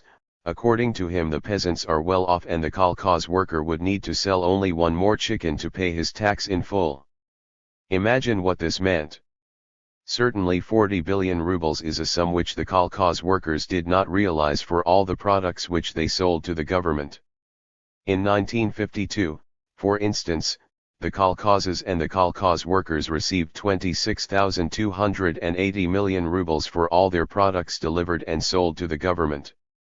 Did Stalin's position then rest on data of any sort whatever? Of course not. In such cases, facts and figures did not interest him. If Stalin said anything, it meant it was so. After all, he was a genius, and a genius does not need to count, he only needs to look and can immediately tell how it should be. When he expresses his opinion, everyone has to repeat it and to admire his wisdom. But how much wisdom was contained in the proposal to raise the agricultural tax by 40 billion rubles? None, absolutely none, because the proposal was not based on an actual assessment of the situation but on the fantastic ideas of a person divorced from reality. We are currently beginning slowly to work our way out of a difficult agricultural situation. The speeches of the delegates to the XXTH Congress please us all. We are glad that many delegates deliver speeches, that there are conditions for the fulfillment of the 6th five-year plan for animal husbandry, not during the period of 5 years, but within 2 to 3 years. We are certain that the commitments of the new 5-year plan will be accomplished successfully. Comrades, if we sharply criticize today the cult of the individual which was so widespread during Stalin's life, and if we speak about the many negative phenomena generated by this cult which is so alien to the spirit of Marxism-Leninism, various persons may ask, how could it be? Stalin headed the party and the country for 30 years and many victories were gained during his lifetime. Can we deny this? In my opinion, the question can be asked in Soviet Marxism and the New Revisionists 367 this manner only by those who are blinded and hopelessly hypnotized by the cult of the individual, only by those who do not understand the essence of the revolution and of the Soviet state, only by those who do not understand, in a Leninist manner, the role of the party and of the nation in the development of the Soviet society. The socialist revolution was attained by the working class and by the poor peasantry with the partial support of middle-class peasants. It was attained by the people under the leadership of the Bolshevik Party. Lenin's great service consisted of the fact that he created a militant party of the working class, but he was armed with Marxist understanding of the laws of social development and with the science of proletarian victory in the fight with capitalism, and he steeled this party in the crucible of revolutionary struggle of the masses of the people. During this fight the party consistently defended the interests of the people, became its experienced leader, and led the working masses to power, to the creation of the first socialist state. You remember well the wise words of Lenin that the Soviet state is strong because of the awareness of the masses that history is created by the millions and tens of millions of people. Our historical victories were attained thanks to the organizational work of the party, to the many provincial organizations, and to the self-sacrificing work of our great nation. These victories are the result of the great drive and activity of the nation and of the party as a whole. They are not at all the fruit of the leadership of Stalin, as the situation was pictured during the period of the cult of the individual. If we are to consider this matter as Marxists and as Leninists, then we have to state unequivocally that the leadership practice which came into being during the last years of Stalin's life became a serious obstacle in the path of Soviet social development. Stalin often failed for months to take up some unusually important problems concerning the life of the party and of the state whose solution could not be postponed. During Stalin's leadership our peaceful relations with other nations were often threatened, because one-man decisions could cause and often did cause great complications. In the last years, when we managed to free ourselves of the harmful practice of the cult of the individual and took 368 several proper steps in the sphere of internal and external policies, everyone saw how activity grew before their very eyes, how the creative activity of the broad working masses developed, how favorably all this acted upon the development of economy and of culture. Some comrades may ask us, where were the members of the political bureau of the Central Committee? Why did they not assert themselves against the cult of the individual in time? And why is this being done only now? First of all, we have to consider the fact that the members of the political bureau viewed these matters in a different way at different times. Initially, many of them backed Stalin actively because Stalin was one of the strongest Marxists, and his logic, his strength, and his will greatly influenced the cadres and party work. It is known that Stalin, after Lenin's death, especially during the first years, actively fought for Leninism against the enemies of Leninist theory and against those who deviated. Beginning with Leninist theory, the party, with its Central Committee at the head, started on a great scale the work of socialist industrialization of the country, agricultural collectivization, and the Cultural Revolution. At that time Stalin gained great popularity, sympathy, and support. The party had to fight those who attempted to lead the country away from the correct Leninist path. It had to fight Trotskyites, Zinovievites, and Wrightists, and the bourgeois nationalists. This fight was indispensable. Later, however, Stalin, abusing his power more and more, began to fight eminent party and government leaders and to use terroristic methods against honest Soviet people. As we have already shown, Stalin thus handled such eminent party and government leaders as Kossior, Rudzutak, Eek, Postashev, and many others. Attempts to oppose groundless suspicions and charges resulted in the opponent falling victim of the repression. This characterized the fall of Comrade Postashev. In one of his speeches Stalin expressed his dissatisfaction with Postashev and asked him, "What are you actually?" Postashev answered clearly, "I am a Bolshevik, Comrade Stalin, a Bolshevik." This assertion was at first considered to show a lack of respect for Stalin. Later it was considered a harmful act and consequently resulted in Postashev's annihilation and branding without any reason as a people's enemy. Soviet Marxism and the New Revisionists 369. In the situation which then prevailed I have talked often with Nikolai Alexandrovich Bulganin. Once when we two were traveling in a car, he said, "It has happened sometimes that a man goes to Stalin on his invitation as a friend. And when he sits with Stalin, he does not know where he will be sent next, home or to jail." It is clear that such conditions put every member of the political bureau in a very difficult situation. And when we also consider the fact that in the last years the Central Committee plenary sessions were not convened and that the sessions of the political bureau occurred only occasionally, from time to time, then we will understand how difficult it was for any member of the political bureau to take a stand against one or another unjust or improper procedure, against serious errors and shortcomings in the practices of leadership. As we have already shown, many decisions were taken either by one person or in a roundabout way, without collective discussions. The sad fate of political bureau member, Comrade Voznesensky, who fell victim to Stalin's repressions, is known to all. It is a characteristic thing that the decision to remove him from the political bureau was never discussed but was reached in a devious fashion. In the same way came the decision concerning the removal of Kuznetsov and Rodionov from their posts. The importance of the Central Committee's political bureau was reduced and its work was disorganized by the creation within the political bureau of various commissions, the so-called quintets, sextets, septets and novenaries.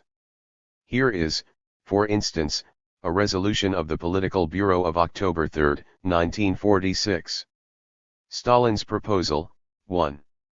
The Political Bureau Commission for Foreign Affairs is to concern itself in the future, in addition to foreign affairs, also with matters of internal construction and domestic policy. 2. The sextet is to add to its roster the chairman of the State Commission of Economic Planning of the USSR, Comrade Voznesensky, and is to be known as a septet. Signed, Secretary of the Central Committee, J. Stalin. What a terminology of a card player! It is clear that the 370 creation within the political bureau of this type of commission, quintets, sextets, septets, and novenaries, was against the principle of collective leadership. The result of this was that some members of the political bureau were in this way kept away from participation in reaching the most important state matters. One of the oldest members of our party, Kliment Yefremovich Voroshilov, found himself in an almost impossible situation. For several years he was actually deprived of the right of participation in political bureau sessions. Stalin forbade him to attend the political bureau sessions and to receive documents. When the political bureau was in session and Comrade Voroshilov heard about it, he telephoned each time and asked whether he would be allowed to attend. Sometimes Stalin permitted it, but always showed his dissatisfaction. Because of his extreme suspicion, Stalin toyed also with the absurd and ridiculous suspicion that Voroshilov was an English agent. It's true, an English agent. A special tapping device was installed in his home to listen to what was said there. Let us consider the first Central Committee plenum after the XIX Party Congress, when Stalin, in his talk at the plenum, characterized Vyacheslav Mikhailovich Molotov and Anastas Ivanovich Mikoyan and suggested that these old workers of our party were guilty of some baseless charges. It is not excluded that had Stalin remained at the helm for another several months, comrades Molotov and Mikoyan would probably have not delivered any speeches at this Congress. Stalin evidently had plans to finish off the old members of the political bureau. He often stated that political bureau members should be replaced by new ones. His proposal, after the XIX Congress concerning the selection of 25 persons to the Central Committee Presidium, was aimed at the removal of the old political bureau members and the bringing in of less experienced persons so that these would extol him in all sorts of ways. We can assume that this was also a design for the future annihilation of the old political bureau members and in this way a cover for all shameful acts of Stalin, acts which we are now considering. Comrades, in order not to repeat errors of the past, the Central Committee has declared itself resolutely against the cult of the individual. We consider that Stalin was Soviet Marxism and the new revisionists 371 excessively extolled. However, in the past Stalin doubtlessly performed great services to the party, to the working class, and to the international workers' movement. This question is complicated by the fact that all this which we have just discussed was done during Stalin's life under his leadership and with his concurrence. Here Stalin was convinced that this was necessary for the defense of the interests of the working classes against the plotting of the enemies and against the attack of the imperialist camp. He saw this from the position of the interest of the working class, of the interest of the laboring people, of the interest of the victory of socialism and communism. We cannot say that these were the deeds of a giddy despot. He considered that this should be done in the interest of the party, of the working masses, in the name of the defense of the revolution's gains. In this lies the whole tragedy. Comrades, Lenin had often stressed that modesty is an absolutely integral part of a real Bolshevik.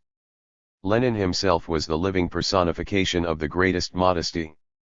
We cannot say that we have been following this Leninist example in all respects. It is enough to point out that many towns, factories, and industrial enterprises, kolkhozes and sovkhozes, Soviet institutions, and cultural institutions have been referred to by us with the title, if I may express it so, of private property of the names of these or those government or party leaders who were still active and in good health. Many of us participated in the action of assigning our names to various towns, rayons, undertakings, and kolkhozes. We must correct this. But this should be done calmly and slowly. The Central Committee will discuss this matter and consider it carefully in order to prevent errors and excesses. I can remember how the Ukraine learned about Kassier's arrest. The Kiev radio used to start its programs thus: "This is Radio Kassier." When one day the programs began without naming Kassier, everyone was quite certain that something had happened to Kassier, that he probably had been arrested.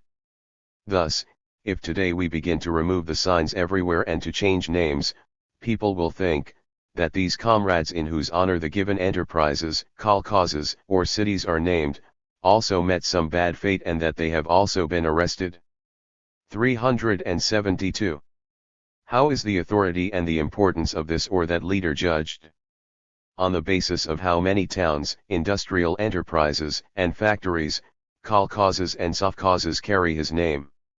Is it not about time that we eliminate this private property and nationalize the factories, the industrial enterprises, the kolkhozes and the sovkhozes? This will benefit our cause. After all, the cult of the individual is manifested also in this way. We should in all seriousness consider the question of the cult of the individual. We cannot let this matter get out of the party, especially not to the press. It is for this reason that we are considering it here at a closed Congress session. We should know the limits, we should not give ammunition to the enemy, we should not wash our dirty linen before their eyes. I think that the delegates to the Congress will understand and assess properly all these proposals. Comrades, we must abolish the cult of the individual decisively, once and for all.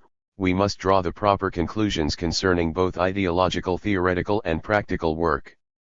It is necessary for this purpose, first, in a Bolshevik manner to condemn and to eradicate the cult of the individual as alien to Marxism-Leninism and not consonant with the principles of party leadership and the norms of party life, and to fight inexorably all attempts at bringing back this practice in one form or another. To return to and actually practice in all our ideological work the most important theses of Marxist-Leninist science about the people as the creator of history and as the creator of all material and spiritual good of humanity, about the decisive role of the Marxist Party in the revolutionary fight for the transformation of society, about the victory of communism. In this connection we will be forced to do much work in order to examine critically from the Marxist-Leninist viewpoint and to correct the widely spread erroneous views connected with the cult of the individual in the sphere of history, philosophy, economy, and of other sciences, as well as in literature and the fine arts. It is especially necessary that in the immediate future we compile a serious textbook of the history of our party which will be edited in accordance with scientific Marxist objectivism, a textbook, Soviet Marxism and the New Revisionists 373 of the History of Soviet Society, a book pertaining to the events of the Civil War and the Great Patriotic War. Secondly, to continue systematically and consistently the work done by the party's Central Committee during the last years, a work characterized by minute observation in all party organizations, from the bottom to the top, of the Leninist principles of party leadership, characterized, above all, by the main principle of collective leadership, characterized by the observation of the norms of party life described in the statutes of our party, and finally, characterized by the wide practice of criticism and self-criticism. Thirdly, to restore completely the Leninist principles of Soviet socialist democracy, expressed in the Constitution of the Soviet Union, to fight willfulness of individuals abusing their power. The evil caused by acts violating revolutionary socialist legality which have accumulated during a long time as a result of the negative influence of the cult of the individual has to be completely corrected. Comrades, the XXTH Congress of the Communist Party of the Soviet Union has manifested with a new strength the unshakable unity of our party, its cohesiveness around the Central Committee, its resolute will to accomplish the great task of building communism. And the fact that we present in all their ramifications the basic problems of overcoming the cult of the individual which is alien to Marxism-Leninism, as well as the problem of liquidating its burdensome consequences, is an evidence of the great moral and political strength of our party. We are absolutely certain that our party, armed with the historical resolutions of the XXTH Congress, will lead the Soviet people along the Leninist path to new successes, to new victories. Long live the victorious banner of our party Leninism. Palmiro Togliatti, Answers to 9 Questions about Stalinism, June 16, 1956-12. In my opinion, the condemnation of the personality cult made by the communists in the Soviet Union and the criticisms leveled against Stalin's work mean exactly what has been said and is being repeated by the Soviet communist leaders, neither more nor less than that. It is necessary to accustom oneself to thinking that the criticisms against Stalin and the cult of his person mean to our Soviet comrades exactly what they have said up to now. And what is that, precisely? That as a result of Stalin's errors and the cult of his person, negative elements had accumulated and unfavorable, even positively bad, situations had developed in different sectors of the life of Soviet society and in different sectors of the activity of the party and of the state. It is not a simple matter, however, to reduce all these negative points to a single general concept, because even in such a case, one runs the risk of excessive, arbitrary, and false generalizations, i.e., the risk of judging as bad, rejecting, and criticizing the entire Soviet economic, social, and cultural reality, which would be a return to the usual reactionary idiocies. The least arbitrary of the generalizations is the one which sees in Stalin's errors a progressive encroachment by personal power on the collective entities of a democratic origin and nature and, as a result of this, the pile-up of phenomena of bureaucracy, of violation of legality, of stagnation, and, also, partially, of degeneration at different points of the social organism. However, it must be said at once that this encroachment was partial and probably had its most serious manifestations at the summit of the leading organs of the state and party. This was the origin of a tendency to restrict democratic life, initiative, and dynamic thought and action in numerous fields, but it cannot be stated categorically that there has arisen from this the destruction of those fundamental features of Soviet society from which it derives its democratic and socialist character and which make this society superior in quality to the modern capitalist societies. Soviet society could not fall into such errors, while, on the other hand, the bourgeois capitalist regimes fall into errors and situations which are much more serious.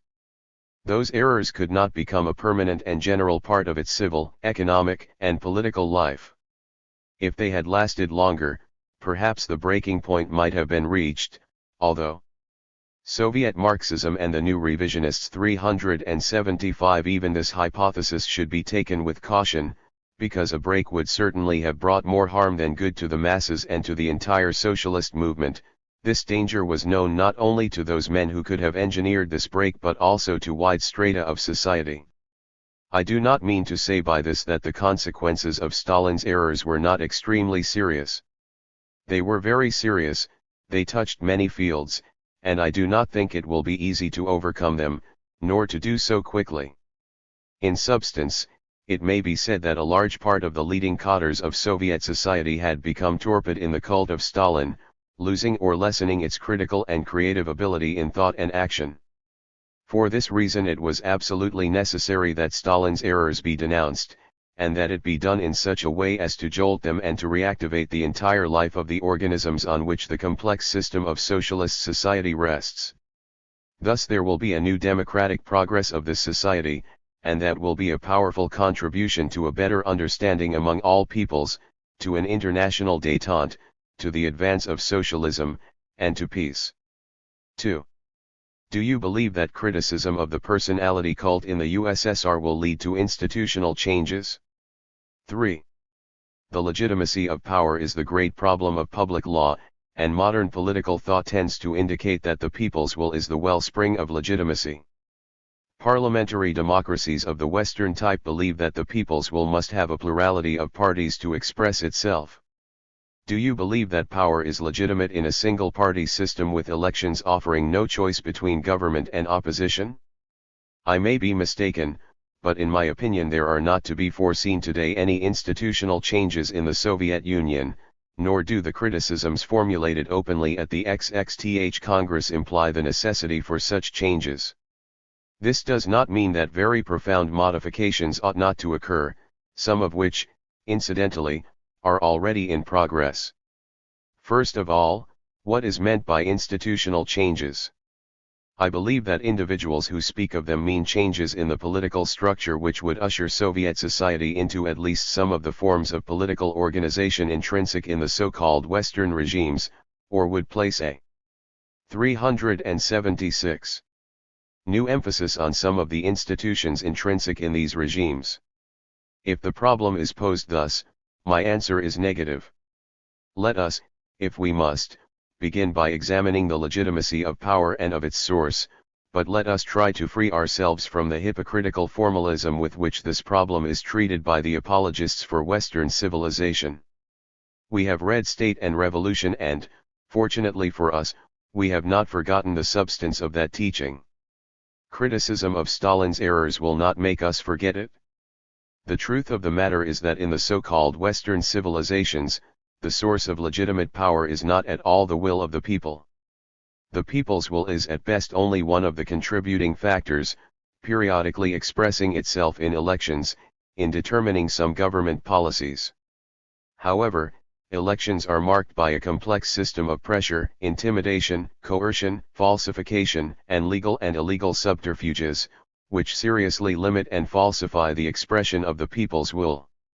And this system works not only to the advantage of and in the hands of those in power at the moment, but also for whoever holds the real power in society, afforded by wealth, ownership of the means of production and trade, and by the end products, beginning with the actual direction of political life and going to the unfailing protection of the religious authorities and of all the other nerve centers of power which exist in a capitalist society. We maintain that today, because of the developments and the present strength of the democratic and socialist movement, very large rents can be torn in this system which hinders the free expression of the people's will, and, therefore, an increasingly wider breach can be opened to the expression of this will. For this reason we move on democratic grounds, and without leaving these grounds we believe that new developments are always possible. This does not mean, however, that we do not see things as they are, and that we should make a fetish, the universal and absolute model of democracy, out of the way democratic life is lived in the Western world. As a matter of fact, we still believe that a democracy of the Western type is a limited and imperfect democracy which is false in many ways and needs Soviet Marxism and the new revisionists 377 to be developed and perfected through a series of economic and political reforms. Therefore, even if we should reach the conclusion that the XXTH Congress opens a new process of democratic development in the Soviet Union, we are far from thinking, and believe that it is wrong to think, that this development can or must be made by a return to institutions of the Western type. Is it possible that there was in the operation of the Soviet system a halt, an obstacle by which Soviet democracy was limited? It is not only possible, it was openly admitted at the XXTH Congress. Soviet democratic life was limited, partly suffocated, by the ascendancy of a bureaucratic and authoritarian method of leadership, and by violations of the legality of the regime. In theory such a thing is possible because a socialist regime is not in itself free of errors and danger. Whoever thinks this would be falling into a naive infantilism. Socialist society is not only a society composed of men, but also a developing society in which there exist objective and subjective contrasts, and it is subject to the tides of history. In practice, we shall attempt to see how and why a limitation of Soviet democratic life could have come about, but whatever the answer to this question, there is for us no doubt that we will never need to return to the forms of organization of the capitalist societies.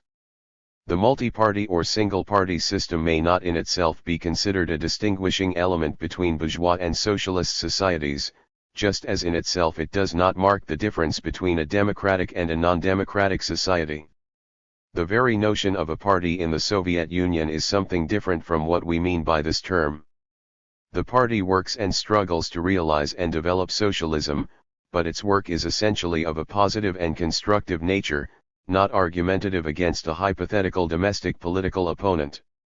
The opponent against whom it fights is the objective difficulty to be overcome, the difference to be resolved by working, the reality to be mastered, the remnants of the old to be destroyed for the progress of the new, and so forth. The dialectic of conflict, which is essential for the development of society, is no longer expressed by the contests between various parties, either of the government or of the opposition, because there is no longer an objective basis or a subjective basis for this kind of contest. 378. It is expressed within the Unitarian system which comprises a whole series of coordinated organizations. Stalin is criticized for having hindered this expression within the system.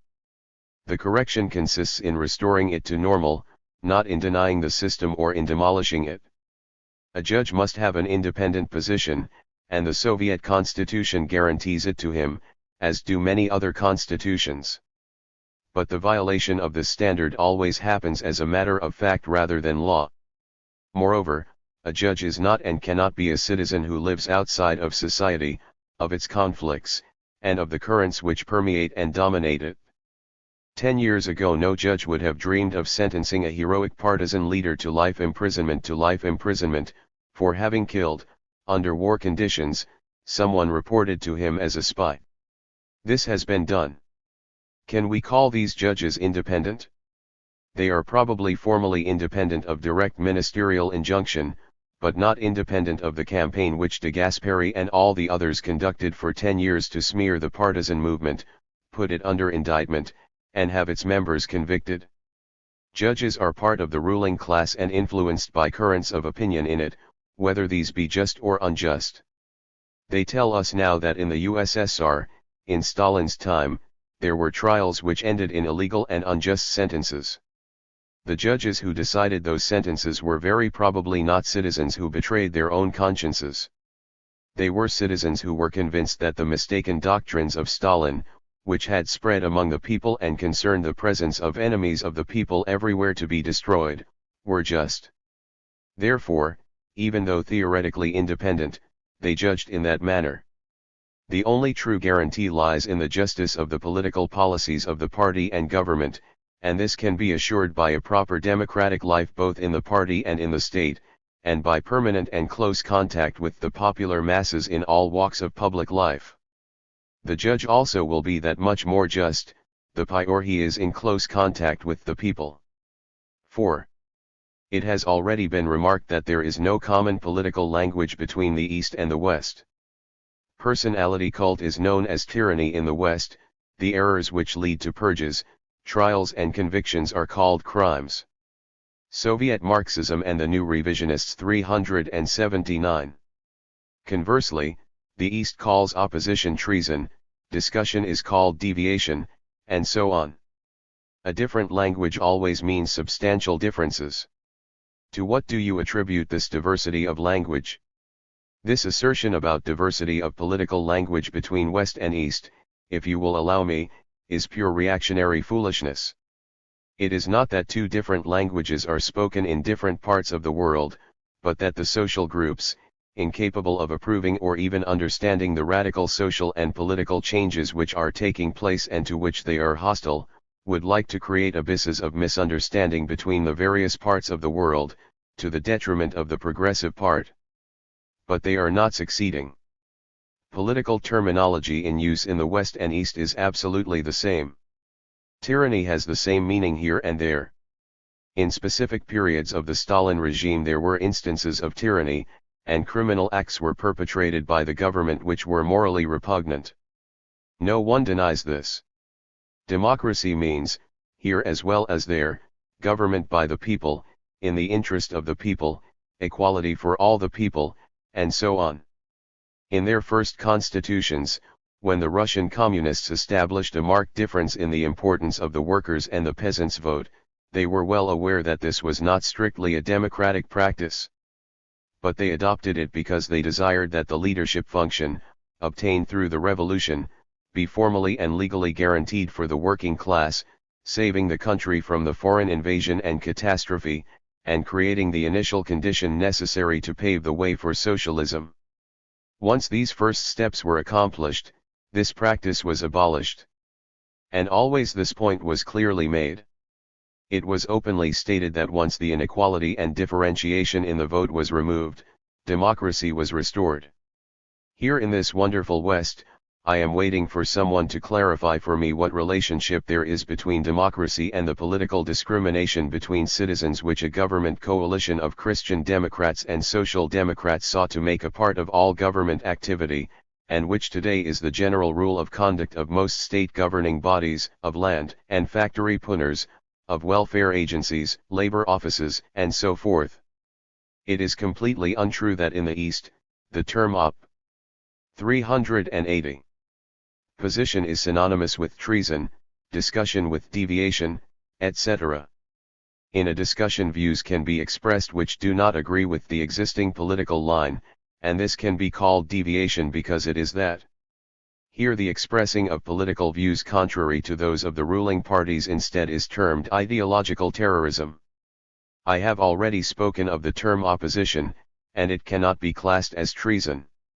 Undoubtedly there have been cases, and times, when opposition took forms which could be considered treason, or which could have led to treason. The grave error committed by Stalin was to have illicitly extended the system to subsequent situations, when it was no longer required and therefore became only the basis for personal power. And the mistake of his collaborators was in not seeing this in time, in having allowed him to go on until correction was no longer possible without damage to all concerned. 5. Do you believe that the personal dictatorship of Stalin came about contrary to, and outside, Russian historical and political traditions, or that instead it was a development of these traditions? 6. Stalin's personal dictatorship, to maintain and advance itself, made use of a series of coercive measures which in the West, since the French Revolution, has been called terror. Do you feel that this terror was necessary? The removal of Stalin from power when the seriousness of the mistakes that he was committing became apparent, while legally possible, in practice was impossible because, if the question had been aired, a conflict would have ensued which probably would have compromised the future of the revolution and of the state, against which the weapons of all parts of the world were pointed. It would suffice to have had even superficial contact with Soviet public opinion, in the years Stalin was ruling the country, and to have followed the international situation of those years to realize that this point is very true. Today, for example, the Soviet leaders denounce specific errors, and a moment of lack of confidence by Stalin at the outset of the war. But who in the Soviet Union at that time would have understood and accepted, I won't say the removal of Soviet Marxism and the new revisionists 381 Stalin, but only a diminution of his authority? There would have been a collapse if this had been seen or even suspected. And the same holds true for other times. The observation made by Khrushchev explains, it is true, the difficulty confronting those individuals who would have wished to correct the situation, but at the same time Khrushchev's explanation complicates the overall picture and increases its seriousness. We are forced to admit that either the mistakes Stalin made were unknown to the great mass of the leading cadres of the nation, and therefore to the people, and this does not seem likely, or else they were not regarded as errors by this mass of cadres, and therefore by the public opinion which they guided and led. As you see, I rule out the explanation that a change was impossible solely because of the presence of a military, police, terror apparatus which controlled the situation with its means. The same apparatus consisted of, and was led by, men who in a serious moment of stress, for example such as Hitler's attack, would have likewise been subject to elemental reactions if a crisis had developed. To me it seems much fairer to recognize that Stalin, in spite of the errors which he was committing, continued to command the solidarity of the overwhelming majority of the nation, and above all had the support of his leading cadres and also of the masses. Was this because Stalin not only erred, but also did good? He did a great deal for the Soviet Union, he was the most convinced of Marxists, and had the strongest faith in the people? Here we must admit openly and without hesitation that while the XXTH Congress greatly aided the proper understanding and solution of many serious and new problems confronting the democratic and socialist movement, and while it marks a most important milestone in the evolution of Soviet society, it is not possible, however, to consider satisfactory the position which was taken at the Congress and which today is being fully developed in the Soviet press regarding the errors of Stalin and the causes and conditions which made them possible. It is true that today they criticize themselves, and this is to their great credit, but in this criticism they are losing without doubt a little of their own prestige. But aside from this, as long as we confine ourselves, in substance, to denouncing the personal faults of Stalin as the cause of everything, we remain within the realm of the personality. 382. Cult. First, all that was good was attributed to the superhuman, positive qualities of one man, now all that is evil is attributed to his equally exceptional and even astonishing faults. In the one case, as well as in the other, we are outside the criterion of judgment intrinsic in Marxism. The true problems are evaded, which are why and how Soviet society could reach and did reach certain forms alien to the democratic way and to the legality which it had set for itself, even to the point of degeneration. This study must be made following the various stages of development of this society, and it is our Soviet comrades above all others who have to do it because they know the situation better than we, who might err because of partial or erroneous knowledge of the facts. We are reminded, first of all, that Lenin, in his last speeches and writings, stressed the danger of bureaucracy which threatened the new society. It seems to us that undoubtedly Stalin's errors were tied in with an excessive increase in the bureaucratic apparatus in Soviet economic and political life, and perhaps, above all, in party life. And here it is extremely difficult to distinguish between cause and effect. The one gradually became the expression of the other. Is this excessive bureaucratic burden also a traditional outgrowth of political and organizational forms and customs of old Russia? We then are not so much interested in evaluating the residue of the old, as we are in the fact that a new type of bureaucratic leadership was growing from the new leadership class when this class was assuming entirely new tasks. Perhaps we are not in error in asserting that the damaging restrictions placed on the democratic regime, and the gradual emergence of bureaucratic organizational forms stemmed from the party. More important, it seems to me, should be a close examination of that which followed, when the first 5-year plan was carried out, and agricultural collectivization was realized. Here we are dealing with fundamental questions. The successes attained were great, in fact, superlative. A large socialist industrial system was created without foreign assistance or loans, through commitment and development of the internal forces of the new society. It is an error of principle to believe that once the first great successes are achieved, socialist construction goes ahead by itself and not through the interplay of contractadic. Soviet Marxism and the new revisionists 383 shins of a new type, which must be solved within the framework of the new society by the action of the masses and of the party which leads them. Two main consequences arose from this, I believe. The first was the stagnation of activity of the masses in the various places and organizations where the new and real difficulties of the situation should have been faced, and where, instead, writings and speeches full of pompous statements, of ready-made slogans, etc. began to become widespread. These were cold and ineffective because they had lost touch with life. True creative debate began to disappear little by little, and at the same time the very activity of the masses diminished, directed more by orders from above than by its own stimulus. But the second consequence was still more serious. When reality came into play and difficulties came to light as the result of the imbalance and contrasts which still existed everywhere, there occurred little by little, until at last it was the main force, the tendency to consider that, always and in every case, every evil, every obstacle in the application of the plan, every difficulty in supplying provisions, in delivering raw materials, in the development of the various sectors of industry or agriculture, etc., all was due to sabotage, to the work of class enemies, counter-revolutionary groups operating clandestinely, etc.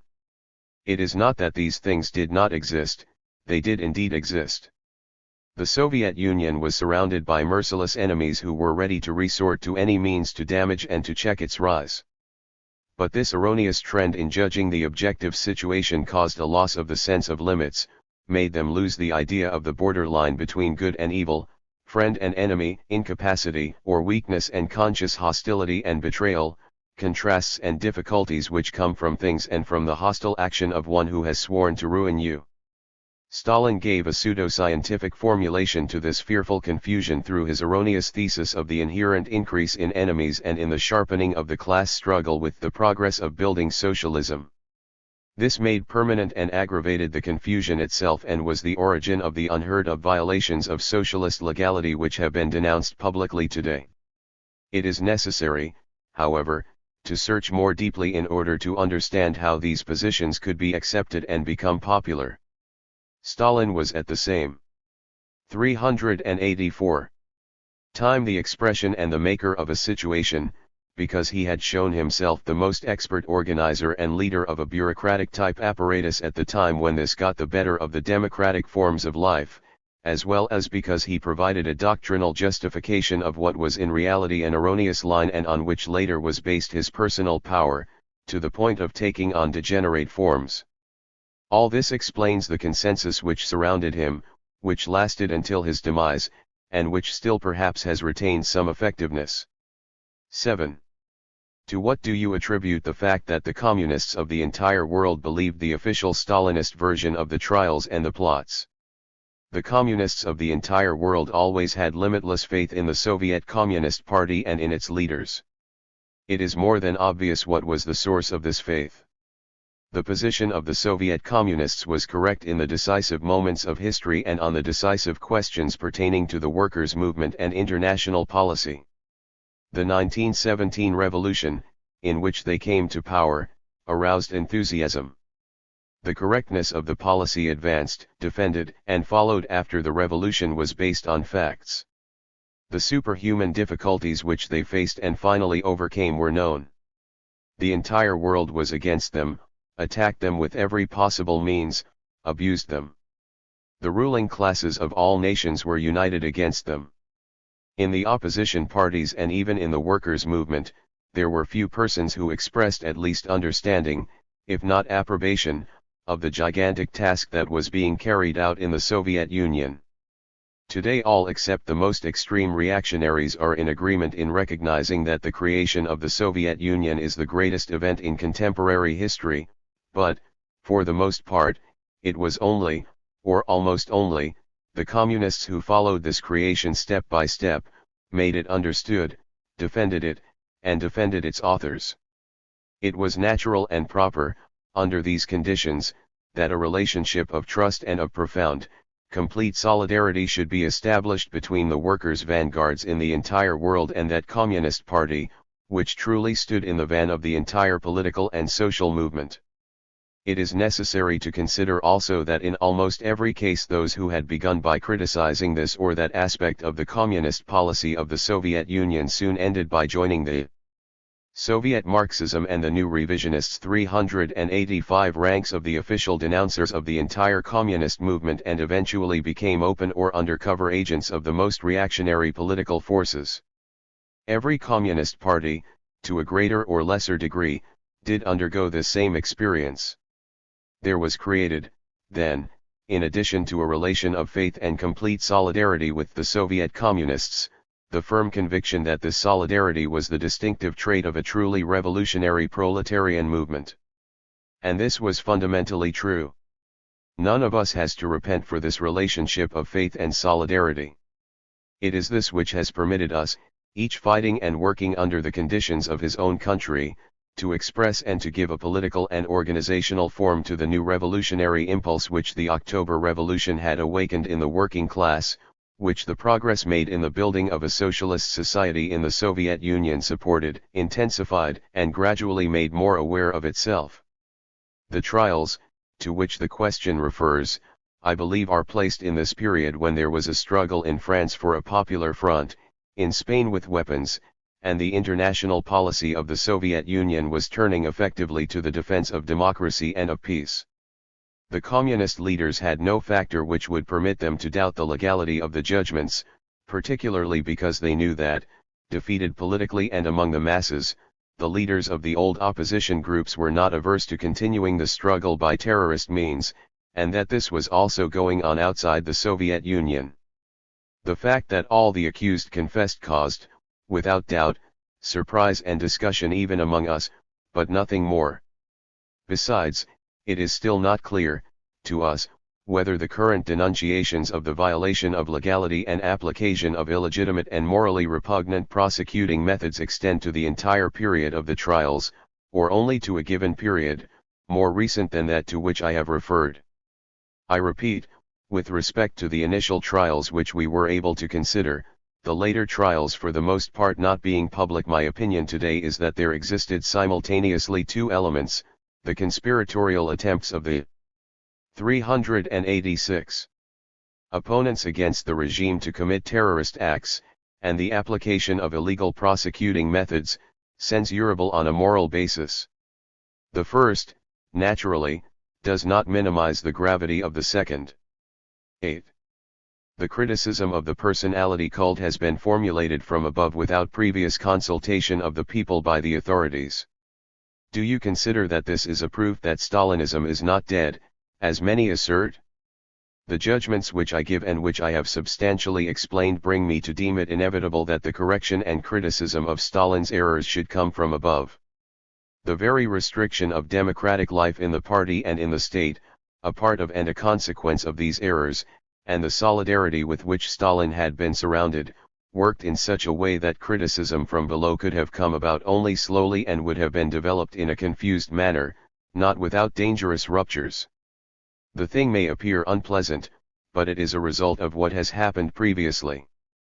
To re-educate for a normal democratic life on the model that Lenin established during the first years of the revolution, that is, to re-educate to take the initiative in the field of ideas and in practice, to be inquisitive, to engage in lively debate, to attain the degree of tolerance of errors that is indispensable for discovering truth, to attain full independence of judgment and of character, etc., etc., to re-educate thus a party framework of hundreds of thousands of men and women, through them the entire party, and through the party an enormous country where living conditions still differ greatly from region to region, is an enormous task which is not to be completed by 3 years of work nor by a Congress. It seems to me that the errors of Stalin must be corrected, through this broad development, by a method vastly different from that which Stalin himself followed in that period of his life when he abandoned the proper forms of party and state operation. 9. Do you believe that the criticism of the personality cult will bring a change in relations between the USSR and the people's democracies, between the Russian Communist Party and the communist parties of the other countries, and, in general, between the USSR and the international workers' movement? I hope that there is no longer anyone, at least in Italy, Soviet Marxism and the new revisionists 387 who still believes the foolish myth that the communist parties receive, step by step, instructions, directives, and orders from Moscow. If such a person still exists, there is no use writing for him because it is evident that his head is too hard and that he is absolutely incapable even of coming close to understanding the problems of the present workers' movement. Therefore, let us write for the others. In the first years following the First World War, when the Communist International was formed, there is no doubt that the main questions pertaining to the political line of the workers' movement and later of the communist movement in the individual countries were fully debated at the center, at Moscow, at congresses and other international meetings, out of which precise lines arose. During this period, it can be said that there was a centralized leadership of the communist movement, and the main responsibility for this fell upon our Russian comrades, assisted by comrades from other countries. Very soon, however, the movement began to go ahead by itself, particularly where it had good leaders. If the communists advanced in the great wake of the international policy of the Soviet Union, it is because they were convinced that the policy was correct, and in reality it was. The Information Bureau, formed in 3947 with tasks quite different from those of the International, essentially did two things: the first was good, the second, bad. The first was to guide properly the entire workers' movement in its resistance to, and struggle against, the war plans of imperialism. The second was the unfortunate intervention against the Yugoslav communists. One general problem, common to the entire movement, has arisen from the criticisms of Stalin: the problem of the perils of bureaucratic degeneration, of stifling democratic life, of the confusion between the constructive revolutionary force and the destruction of revolutionary legality, of separation of the economic and political leadership from the life, criticism, and creative activity of the masses. We shall welcome a contest among the communist parties in power to find the best way to avoid this peril once and for all. It will be up to us to work out our own method and life in order that we, too, may be protected against the evils of stagnation and bureaucratization, in order that we may learn to solve together the problems of freedom. 388. For the working masses and of social justice, and hence gain for ourselves ever-increasing prestige and membership among the masses. Mao Zedong, let 100 flowers bloom. 3. Led by the working class and the Communist Party, and united as one, our 600 million people are engaged in the great work of building socialism. Unification of the country, unity of the people and unity among our various nationalities, these are the basic guarantees for the sure triumphs of our cause. However, this does not mean that there are no longer any contradictions in our society. It would be naive to imagine that there are no more contradictions. To do so would be to fly in the face of objective reality. We are confronted by two types of social contradictions, contradictions between ourselves and the enemy and contradictions among the people. These two types of contradictions are totally different in nature. If we are to have a correct understanding of these two different types of contradictions, we must first of all make clear what is meant by the people and what is meant by the enemy. The term the people has different meanings in different countries, and in different historical periods in each country. Take our country for example. During the Japanese aggression, all those classes, strata and social groups that opposed Japanese aggression belonged to the category of the people, while the Japanese imperialists, Chinese traders, and the pro-Japanese elements belonged to the category of enemies of the people. During the War of Liberation, the United States imperialists and their henchmen, the bureaucrat capitalists and landlord class, and the Kuomintang reactionaries, who represented these two classes, were the enemies of the people, while all other classes, strata and social groups that opposed these enemies, belonged to the category of the people. At this stage of building socialism, all classes, strata and social groups that approve, support and work for the cause.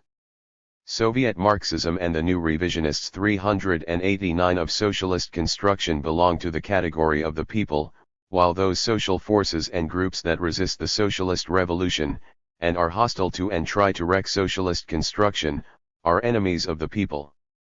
The contradictions between ourselves and our enemies are antagonistic ones.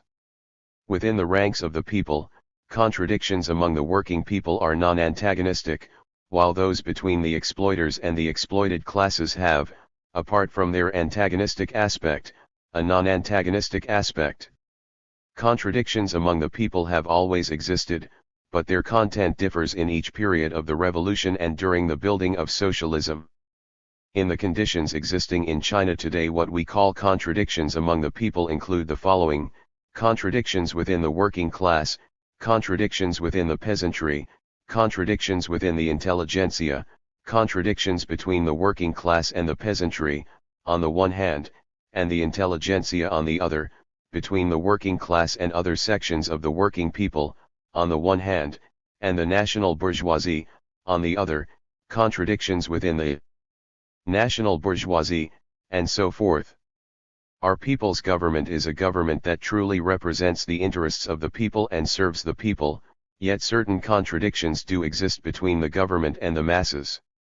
These include contradictions between the interests of the state, collective interests, and individual interests, between democracy and centralism, between those in positions of leadership and the led, and contradictions arising from the bureaucratic practices of certain state functionaries in their relations with the masses.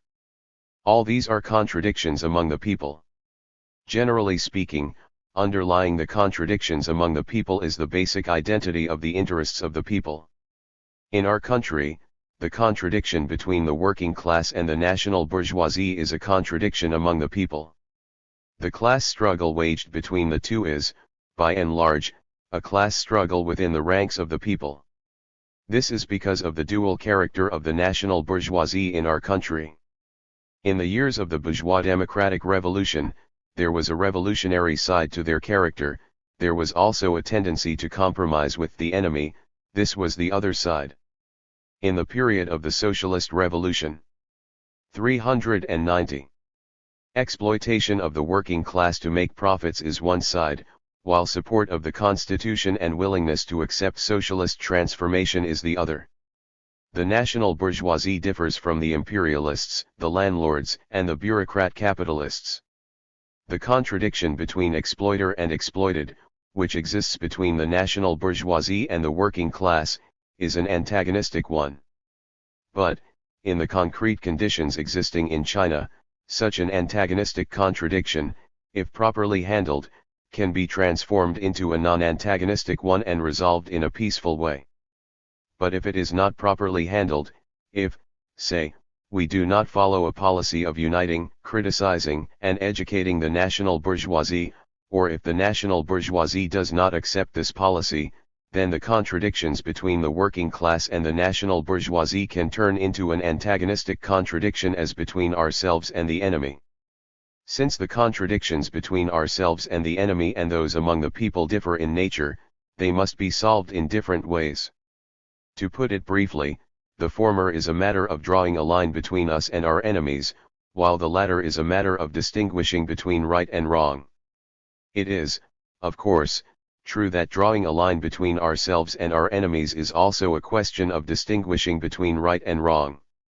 For example, the question as to who is right, we or the reactionaries at home and abroad, that is, the imperialists, the feudalists and bureaucrat capitalists, is also a question of distinguishing between right and wrong, but it is different in nature from questions of right and wrong among the people. While we stand for freedom with leadership and democracy under centralized guidance, in no sense do we mean that coercive measures should be taken to settle ideological matters and questions involving the distinction between right and wrong among the people. Any attempt to deal with ideological matters or questions involving the right and wrong by administrative orders or coercive measures will not only be ineffective but harmful. We cannot abolish religion by administrative orders, nor can we force people not to believe in it. We cannot compel people to give up idealism, any more than we can force them to believe in Marxism. In settling matters of an ideological nature or controversial issues among the people, we can only use democratic, Soviet Marxism and the new revisionists' 391 methods of discussion, of criticism, or persuasion and education, not coercive, high-handed methods. In order to carry on their production and studies effectively and to order their lives properly, the people want their government, the leaders of productive work and of educational and cultural bodies to issue suitable orders of an obligatory nature. It is common sense that the maintenance of law and order would be impossible without administrative orders. Administrative orders and the methods of persuasion and education complement each other in solving contradictions among the people. Administrative orders issued for the maintenance of social order must be accompanied by persuasion and education, for in many cases administrative orders alone will not work. Under ordinary circumstances, contradictions among the people are not antagonistic. But if they are not dealt with properly or if we relax vigilance and lower our guard, antagonism may arise. In a socialist country, such a development is usually only of a localized and temporary nature. This is because there the exploitation of man by man has been abolished and the interests of the people are basically the same. Such antagonistic actions on a fairly wide scale as took place during the Hungarian events are accounted for by the fact that domestic and foreign counter-revolutionary elements were at work. These actions were also of a temporary, though special, nature. In cases like this, the reactionaries in a socialist country, in league with the imperialists, take advantage of contradictions among the people to foment disunity and dissension and fan the flames of disorder in an attempt to achieve their conspiratorial aims. This lesson of the Hungarian events deserves our attention. Many people seem to think that the proposal to use democratic methods to resolve contradictions among the people raises a new question, but actually that is not so. Marxists have always held that the cause of the proletariat can only be promoted by relying on the masses of the people, that communists must use democratic methods of persuasion and education when working among the working people and must on no account resort to commandism or coercion. The Chinese Communist Party faithfully adheres to this Marxist-Leninist principle. We have always maintained that, under the people's democratic dictatorship, two different methods, dictatorial and democratic, should 392 be used to resolve the two different kinds of contradictions, those between ourselves and the enemy and those among the people. This idea has been explained again and again in our party documents and in speeches by many responsible party leaders. We have spoken on this question of using democratic methods to resolve contradictions among the people on many occasions in the past, and, furthermore, we have in the main acted on this principle, a principle of which many cotters and many people have a practical understanding. Why then do some people now feel that this is a new issue? The reason is that in the past, an acute struggle raged between ourselves and our enemies both within and without, and contradictions among the people did not attract as much attention as they do today.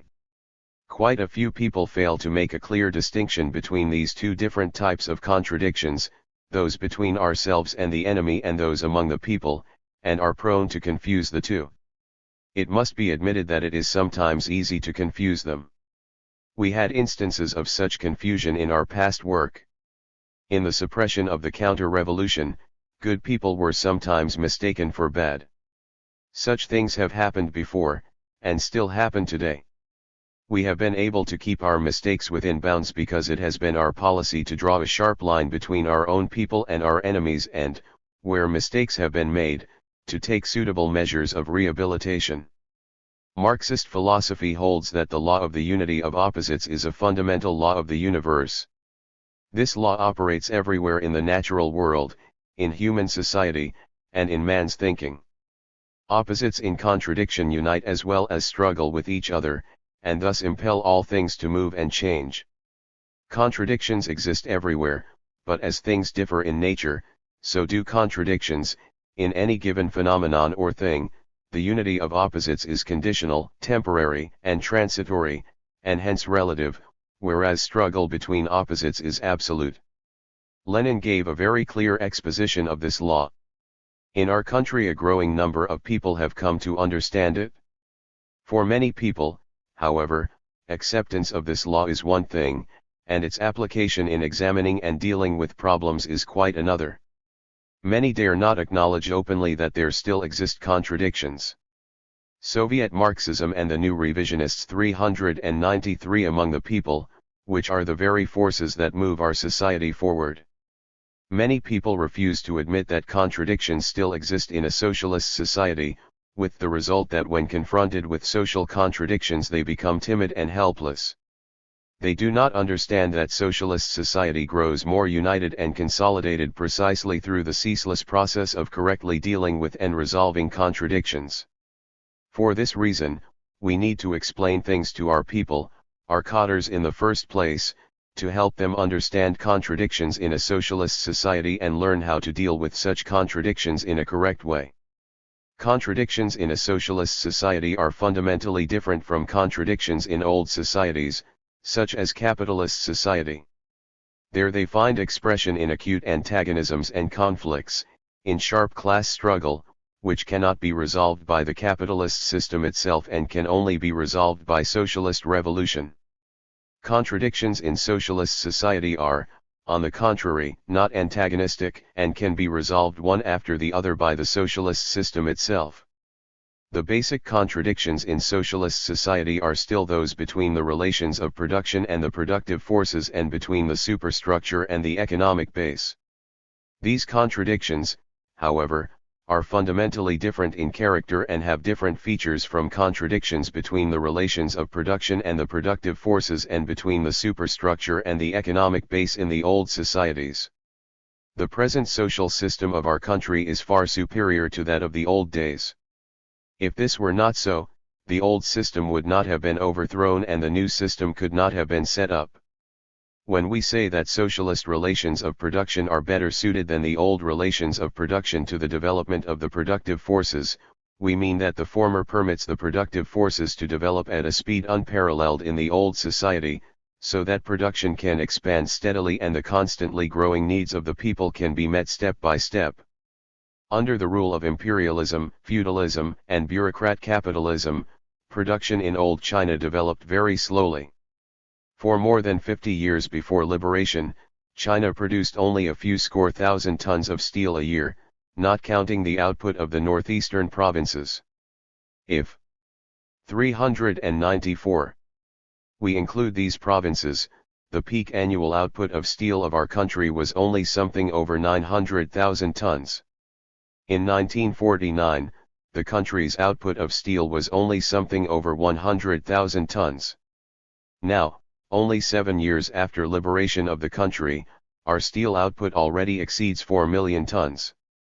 In the old China, there was hardly any engineering industry to speak of, motorcar and aircraft industries were non-existent. Now, we have them.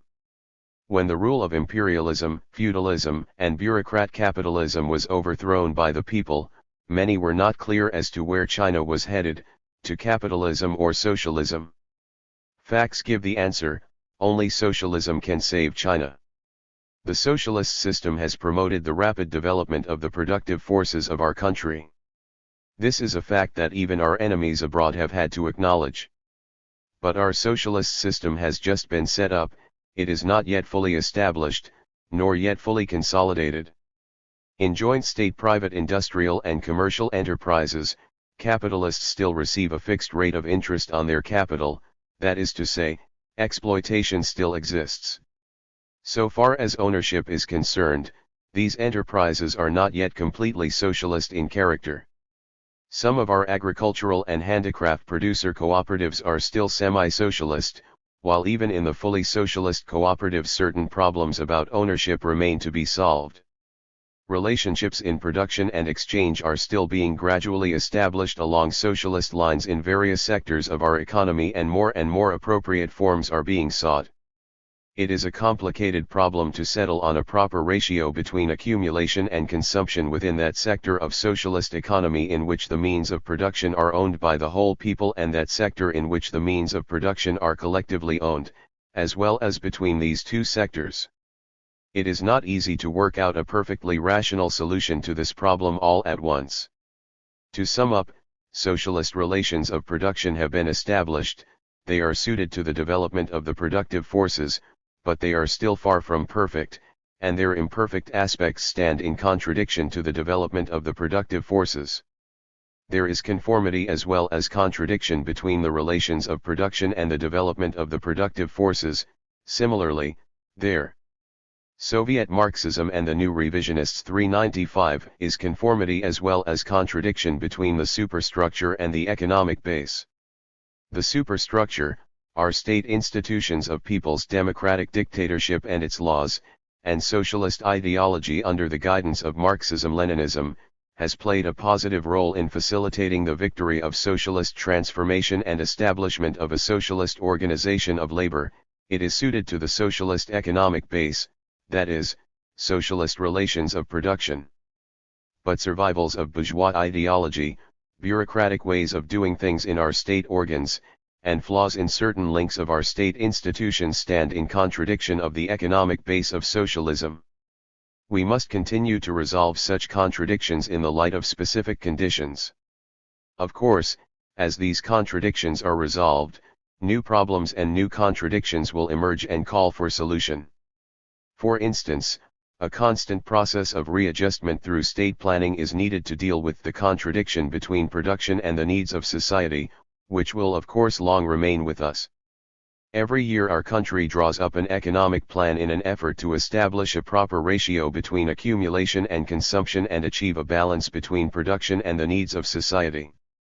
By balance we mean a temporary, relative unity of opposites. By the end of each year, such a balance, taken as a whole, is upset by the struggle of opposites, the unity achieved undergoes a change, balance becomes imbalance, unity becomes disunity, and once again it is necessary to work out a balance and unity for the next year. This is the superior quality of our planned economy. As a matter of fact, this balance and unity is partly upset every month and every quarter, and partial readjustments are called for. Sometimes, because our arrangements do not correspond to objective reality, contradictions arise and the balance is upset. This is what we call making a mistake. Contradictions arise continually and are continually resolved. This is the dialectical law of the development of things. This is how things stand today.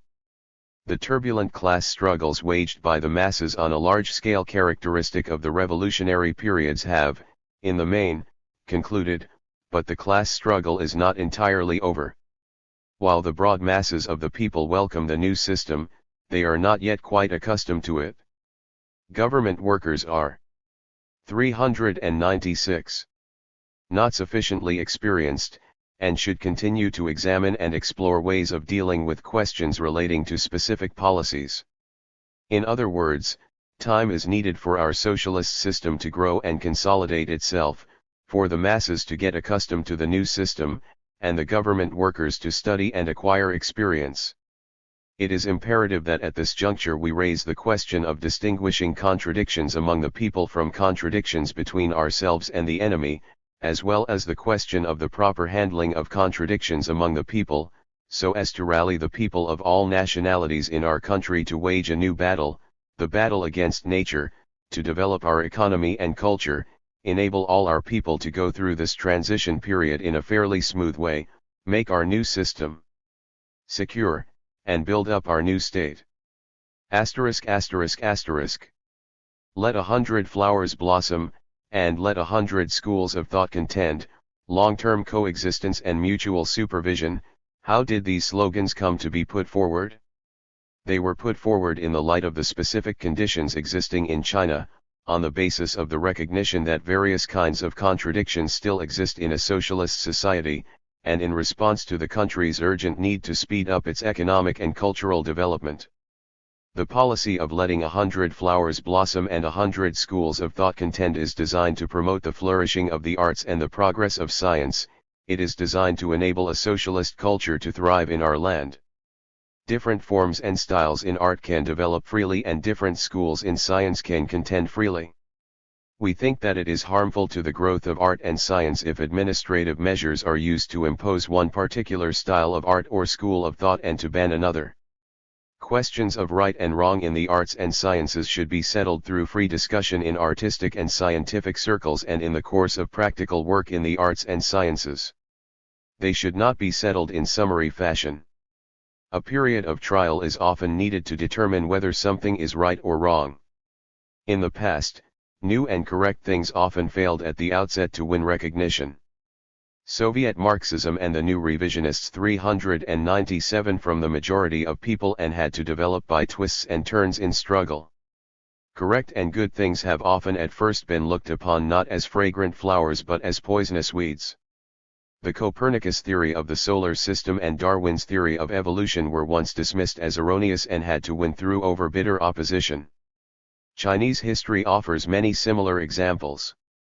In socialist society, conditions for the growth of new things are radically different from and far superior to those in the old society. Nevertheless, it still often happens that new, rising forces are held back and reasonable suggestions smothered. The growth of new things can also be hindered, not because of deliberate suppression, but because of lack of discernment.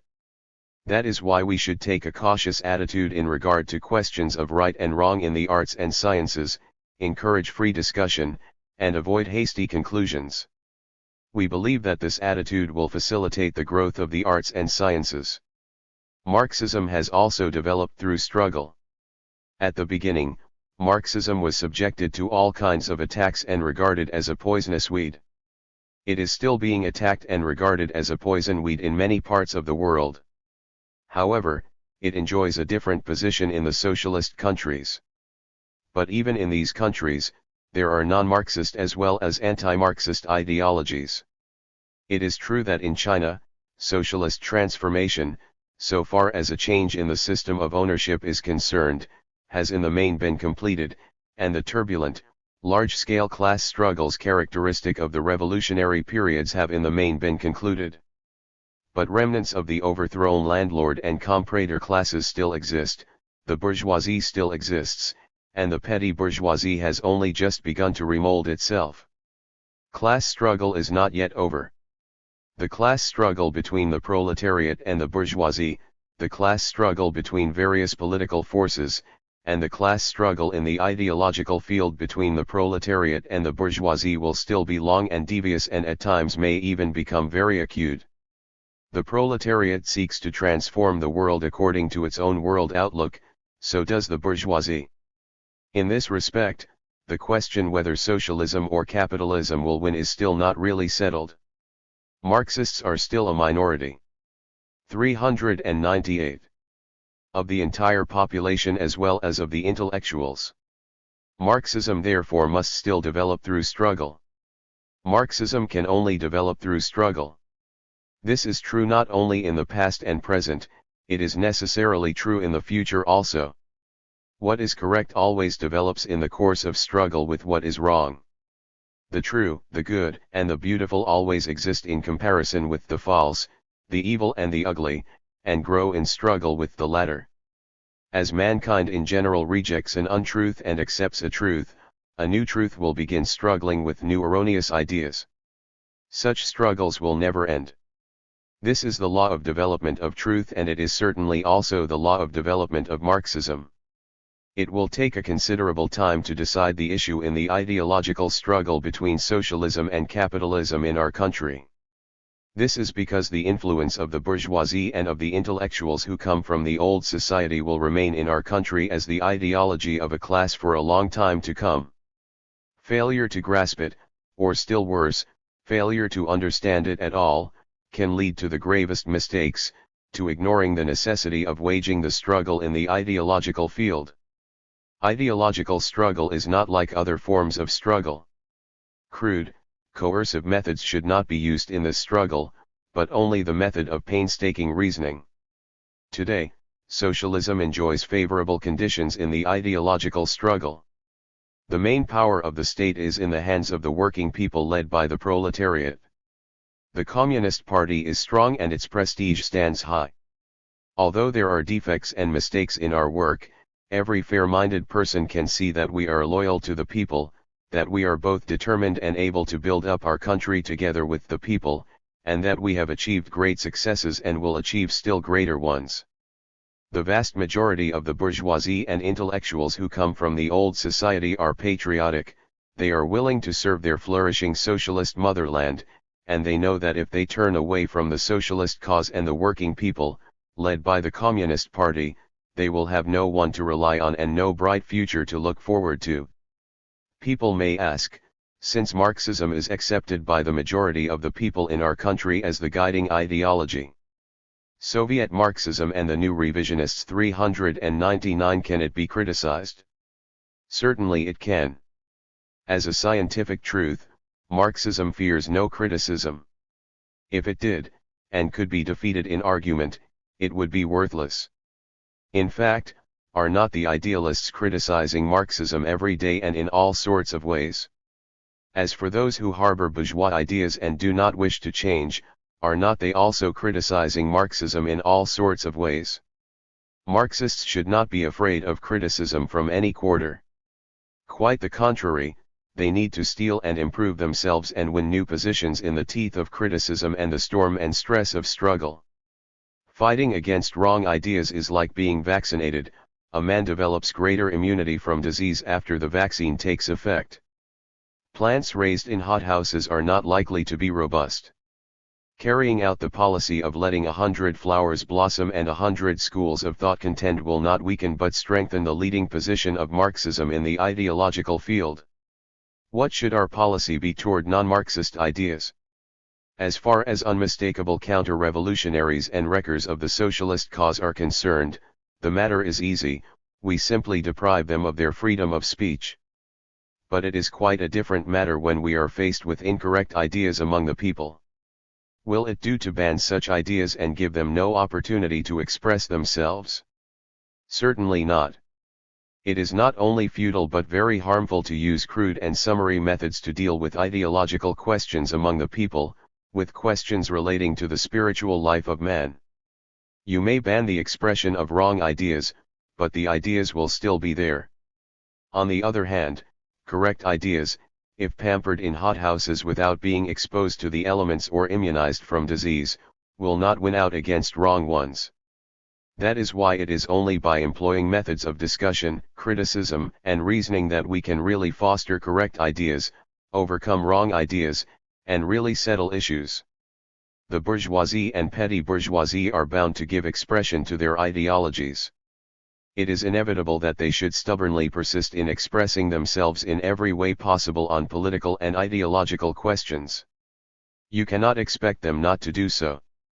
We should not use methods of suppression to prevent them from expressing them. 400. Selves, but should allow them to do so and at the same time argue with them and direct well-considered criticism at them. There can be no doubt that we should criticize all kinds of wrong ideas. It certainly would not do to refrain from criticism and look on while wrong ideas spread unchecked and acquire their market. Mistakes should be criticized and poisonous weeds fought against wherever they crop up. But such criticism should not be doctrinaire. We should not use the metaphysical method, but strive to employ the dialectical method. What is needed is scientific analysis and fully convincing arguments. Doctrinaire criticism settles nothing. We do not want any kind of poisonous weeds, but we should carefully distinguish between what is really a poisonous weed and what is really a fragrant flower. We must learn together with the masses of the people how to make this careful distinction and use the correct methods to fight poisonous weeds. While criticizing doctrinairism, we should at the same time direct our attention to criticizing revisionism. Revisionism, or rightist opportunism, is a bourgeois trend of thought which is even more dangerous than doctrinairism. The revisionists, or right opportunists, pay lip service to Marxism and also attack doctrinairism. But the real target of their attack is actually the most fundamental elements of Marxism. They oppose or distort materialism and dialectics, oppose or try to weaken the people's democratic dictatorship and the leading role of the Communist Party, oppose or try to weaken socialist transformation and socialist construction. Even after the basic victory of the socialist revolution in our country, there are still a number of people who vainly hope for a restoration of the capitalist system. They wage a struggle against the working class on every front, including the ideological front. In this struggle, their right-hand men are the revisionists. On the surface, these two slogans, "Let 100 flowers blossom" and "100 schools of thought" contend have no class character. The proletariat can turn them to account, so can the bourgeoisie and other people. But different classes, strata and social groups each have their own views on what are fragrant flowers and what are poisonous weeds. So what, from the point of view of the broad masses of the people, should be a criterion today for Soviet Marxism and the new revisionists? 401 Distinguishing between fragrant flowers and poisonous weeds. In the political life of our country, how are our people to determine what is right and what is wrong in our words and actions?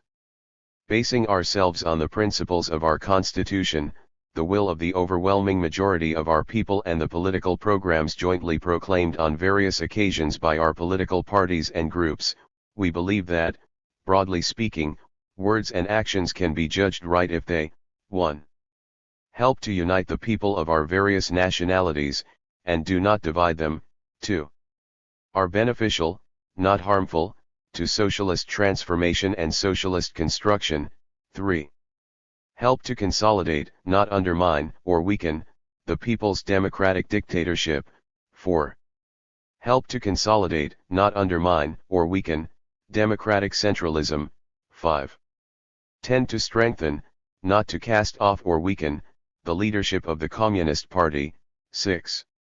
Are beneficial, not harmful, to international socialist solidarity and the solidarity of the peace-loving peoples of the world.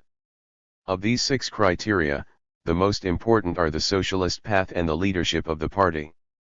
These criteria are put forward in order to foster and not hinder the free discussion of various questions among the people. Those who do not approve of these criteria can still put forward their own views and argue their cases. When the majority of the people have clear-cut criteria to go by, criticism and self-criticism can be conducted along proper lines, and these criteria can be applied to people's words and actions to determine whether they are fragrant flowers or poisonous weeds. These are political criteria. Naturally, in judging the truthfulness of scientific theories or assessing the aesthetic value of works of art, other pertinent criteria are needed, but these 6 political criteria are also applicable to all activities in the arts or sciences. In a socialist country like ours, can there possibly be any useful scientific or artistic activity which runs counter to these political criteria? All that is set out above stems from the specific historical conditions in our country. Since conditions vary in 402 different socialist countries and with different communist parties, we do not think that other countries and parties must or need to follow the Chinese way. Appeal to the peoples of the world by 81 Marxist-Leninist parties *. We, the representatives of the Communist and Workers' parties of the 5 continents, gathered in Moscow for the 43rd anniversary of the Great October Socialist Revolution, imbued with a sense of responsibility for the future of mankind, call on you to wage a worldwide struggle in defense of peace, against the threat of a new world war. 3 years ago the Communist and Workers' parties issued a peace manifesto to the people of all the world. Since then, the peace forces have won notable victories in the struggle against the warmongers. With still greater confidence in the victory of the cause of peace are we today able to oppose the war danger that menaces millions of men, women, and children. Never before in the history of mankind have there been such real opportunities to realize the age-old aspirations of the peoples to live in peace and freedom. In face of the threat of a military catastrophe which would cause vast sacrifice, the loss of hundreds of millions of lives and would lay in ruins the key centers of world civilization, the question of preserving peace agitates all mankind more deeply than ever before. We communists are fighting for peace, for universal security, for conditions in which all men and all peoples will enjoy peace and freedom. The goal of every socialist country and of the socialist community as a whole is to assure lasting peace for all peoples. Socialism does not need war. The historic debate between the old and the new system, between socialism and capitalism, should be settled, not by a world war, but in peaceful competition, in a competition as to which social system achieves the higher level of economy, technology, and culture, and provides the people with the best living conditions. We communists consider it our sacred duty to do every. 4 From Political Affairs, January, 1961, pages 32 to 36. Reprinted by permission of New Century Publishers. Soviet Marxism and the New Revisionists 403 Thing in our power to deliver mankind from the horrors of a modern war. Acting upon the teachings of the great Lenin, all the socialist countries have made the principle of the peaceful coexistence of countries with different social systems the cornerstone of their foreign policy. In our epoch the peoples and states have but one choice: peaceful coexistence and competition of socialism and capitalism, or nuclear war of extermination. There is no other way. Today as in the past, it is the reactionary, monopoly and military groups in the imperialist countries that organize and instigate aggressive wars. Peace is menaced by the policy of the governments of the imperialist powers, which, contrary to the will of their own peoples, impose upon nations a disastrous arms race, fan the Cold War against the socialist and other peace-loving countries, and suppress the people's aspiration for freedom. The peoples welcomed the proposals for universal, complete, and controlled disarmament made by the Soviet Union and enthusiastically supported by all the socialist countries. Who opposes the implementation of these proposals? It is the governments of the imperialist countries headed by the United States of America, which, instead of controlled disarmament, propose control over armaments, and try to turn disarmament negotiations into empty talk. The peoples rejoice that for 2 years now 3 great powers have made no tests of nuclear weapons. Who obstructs a new step forward and a decision to ban the deadly tests for all time?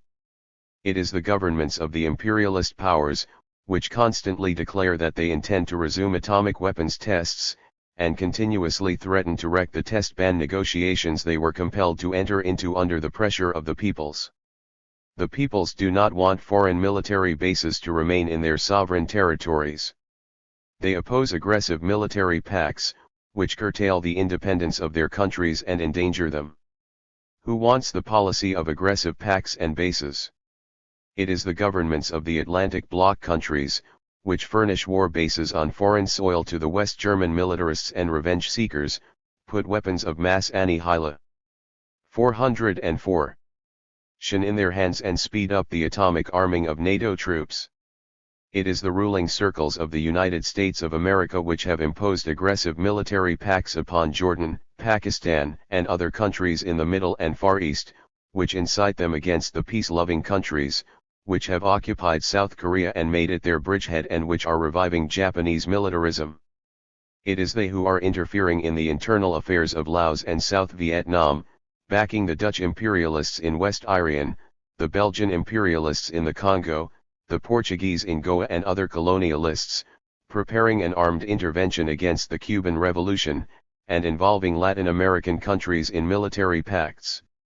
It is the United States that has occupied the Chinese island of Taiwan, that keeps on sending military aircraft into the airspace of the People's Republic of China, and rejects the latter's legitimate right to have its representatives in the United Nations. Combat-ready rocket installations, depots stocked with nuclear weapons, airborne H-bomb patrols, combat-ready warships and submarines cruising the seas and oceans, and a web of military bases on foreign soil, such are the present-day practices of imperialism. In such a situation, any country on earth, big or small, may suddenly be enveloped by the flames of a nuclear war. Imperialism is pushing the world to the brink of war for the sake of the selfish interests of a handful of big monopolies and colonialists. The enemies of peace spread falsehoods about an alleged threat of communist aggression. They need these falsehoods to camouflage their true goals, to paralyze the will of the peoples and justify the arms race. There is no task more pressing for mankind today than the struggle against the menace of a nuclear missile war, for general and complete disarmament, for the maintenance of peace. There is no duty more lofty today than participation in that struggle.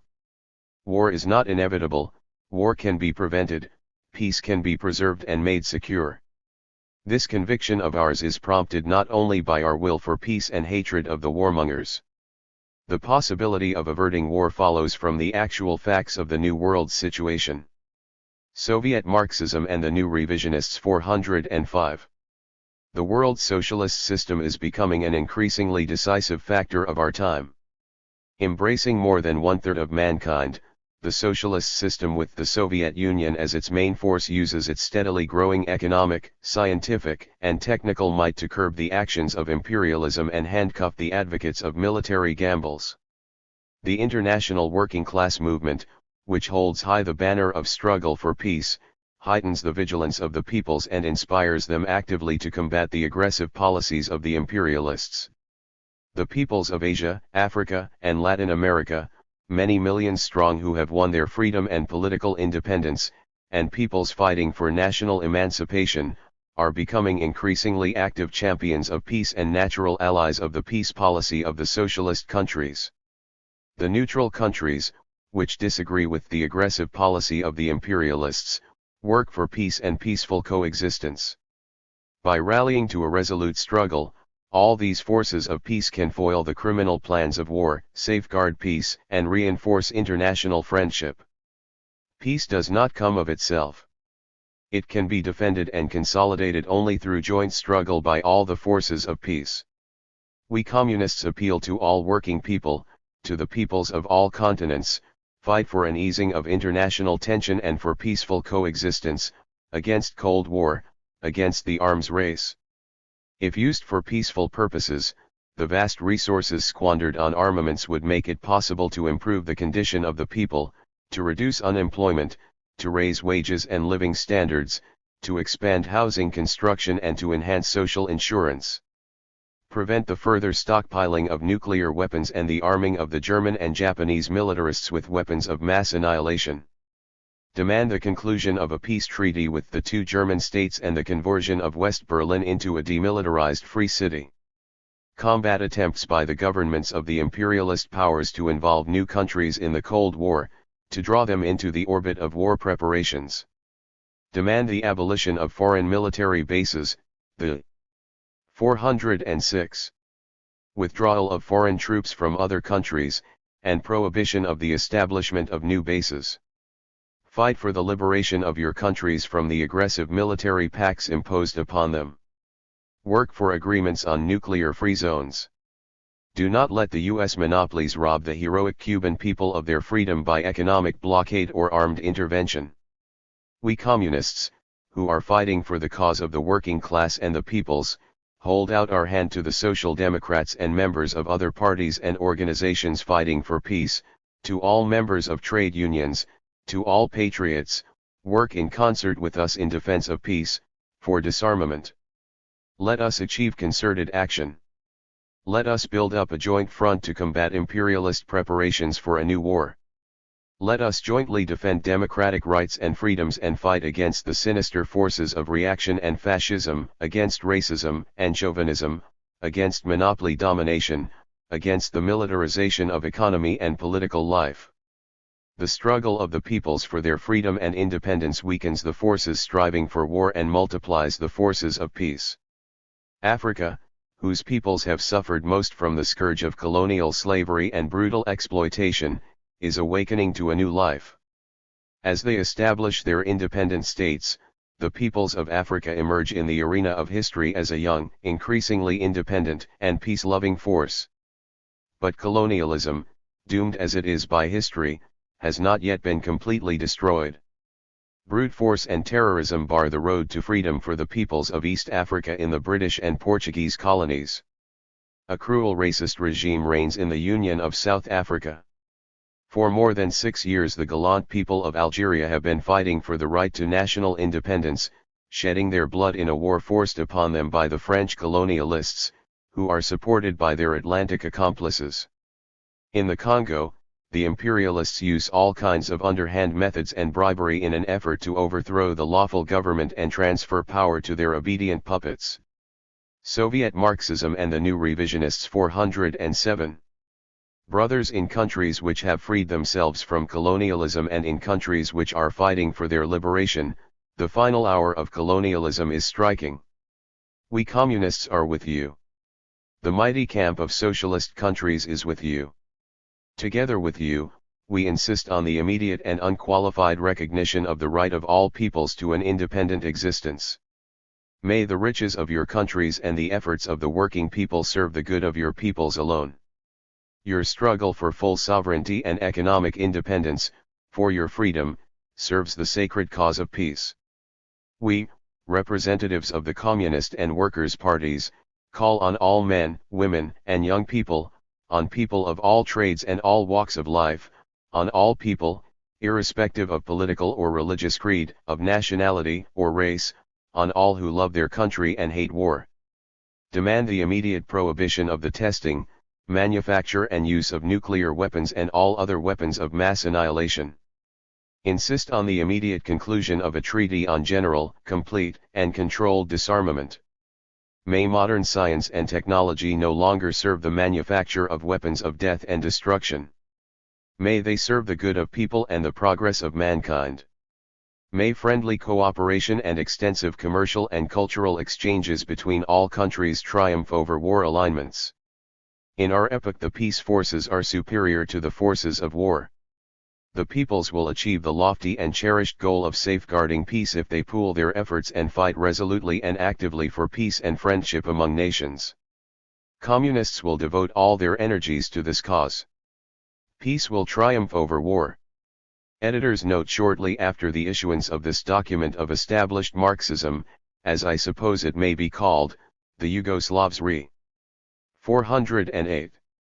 Responded with a very sharp reaction. 5. In their view the appeal was not one of the important Marxist-Leninist documents, it was not significant as a guide to action for communist parties, either in or outside the bloc. The Yugoslavs are quite naturally interested in it, first, from the point of view of its treatment of the Yugoslav way to socialism, which the statement fiercely denounced, secondly, and more generally, from the point of view of the method in which the current problems affecting the activity of all the parties and movements which struggle for socialism are considered. Mr. Vlahovic's pamphlet, of some 80 pages, concludes that the effect of positive positions and conclusions in the declaration on a number of questions is reduced by attacks against socialist Yugoslavia. Obviously, these attacks encourage those forces in communist parties to whom the campaign against socialist Yugoslavia has become a component part of their internal political life in order to divert attention of the working people from their own problems. This is proved by the so to speak everyday attacks against our country in the press and over the radio in China and Albania, because the Moscow Declaration has legalized their present campaign against us. While all this is indicative of the ideological battle between Yugoslavia and the bloc, from our own point of view it is more important as it underlines two other points. First, Marxism or Marxian-Leninism is not by any means contained within the Soviet bloc. Second, even within that bloc, as the very fact and the length of the Moscow meeting would seem to indicate, there are sharp differences of doctrine and of policy. We should not ignore the often savage and important differences of opinion, affecting actions directly which flourish within the bloc, outside the bloc and between the bloc and the Marxist outsiders. Excerpts from the minutes of the 8th Plenum of the Polish United Workers' Party 0. Comrade Artur Sterwas. As is well known, the VLLTH plenum revealed clearly the source of the party's disease, the existence in our ranks and amongst the party leadership of retrograde tendencies, attempts to return to Stalinist methods in party and state, to strangle democracy, to exploit nationalist prejudices, to suppress popular initiative, to violate the rule of law. Some comrades have tried to deny the existence of a group in the Central Committee. Do they really think they are dealing with a bunch of idiots? We remember the series of well-coordinated speeches in which attacks, criticism, and proposals were interrelated and supplemented each other. We all saw how this group behaved when tension rose to its highest pitch owing to the unexpected visit of a delegation of the Presidium of the CPSU, and when the members of this group, one after another, tried to spread the charge that the Warsaw Party organization was preparing anti-Soviet demonstrations and God knows what else. Comrade Ruminsky is our crown witness. It was he who on the first day of our deliberations, confident of the victory of that allegedly non-existent group, proclaimed in the lobbies that historic events always start with small groups, and that the Natolan group would now gain more support. The main reasons for the deepening confusion and paralysis of the party and, above all, of its leading cadres, were the threats of splitting the party, the anti-democratic sallies and personal attacks uttered by this group in the Central Committee. We can no longer tolerate this disease in our party and our leadership. It threatens to produce incalculable harm to the cause of socialism in Poland. Where the 7 plenum failed, the 8 plenum must succeed. The party must destroy in its ranks those tendencies that would push it back into a blind alley, into obstructing the process of democratization, into throttling freedom of thought in the party, into administrative press. 410. Sure and bureaucratic government, into strangling criticism and into demoralizing the ranks of the party with rotten chauvinistic theories. The party must have a new leadership, a united leadership capable of action, a leadership that will tell the working class and the nation the truth and nothing but the truth, a leadership that will resolutely and vigorously put into practice the decisions of the Central Committee, and that will be able to rally our whole party. In 1948 our party switched its political line when it became part and parcel of the centralizing system of the cult of the individual. Under the pressure of Stalinist policies, it rejected the Polish road to socialism and followed the road of complete subjection to and mechanical imitation of the Soviet example in all spheres of life. We should not ignore the achievements of the past. Apart from all mistakes, they are the fruit of great, self-sacrificing efforts of the working class and of the whole nation. But under no circumstances can one agree with the evaluation given by Comrade Berman in his statement. Comrade Berman claims that in the past we have pursued a fundamentally correct policy, searching for the most appropriate forms of building socialism in our country. What kind of a correct political line is this that leads to such deplorable results, to a political crisis in party and country, to the piling up economic difficulties? What appropriate forms of building socialism in our country are these that now must be revised because they could not stand the test of our vital requirements? Was not the essence of these forms precisely that system of leadership which produced these centralizing and bureaucratic distortions which caused so much harm, referred to by Comrade Berman as if the system was unconnected with the party's policy? The party's line during the last years has failed to put into practice the principles of socialism. It cannot be regarded as a correct line, and neither the working class nor the nation regard it as such. Though the party's policy of industrializing the country was correct, our methods based on Stalinist 5-year plans were wrong in many respects.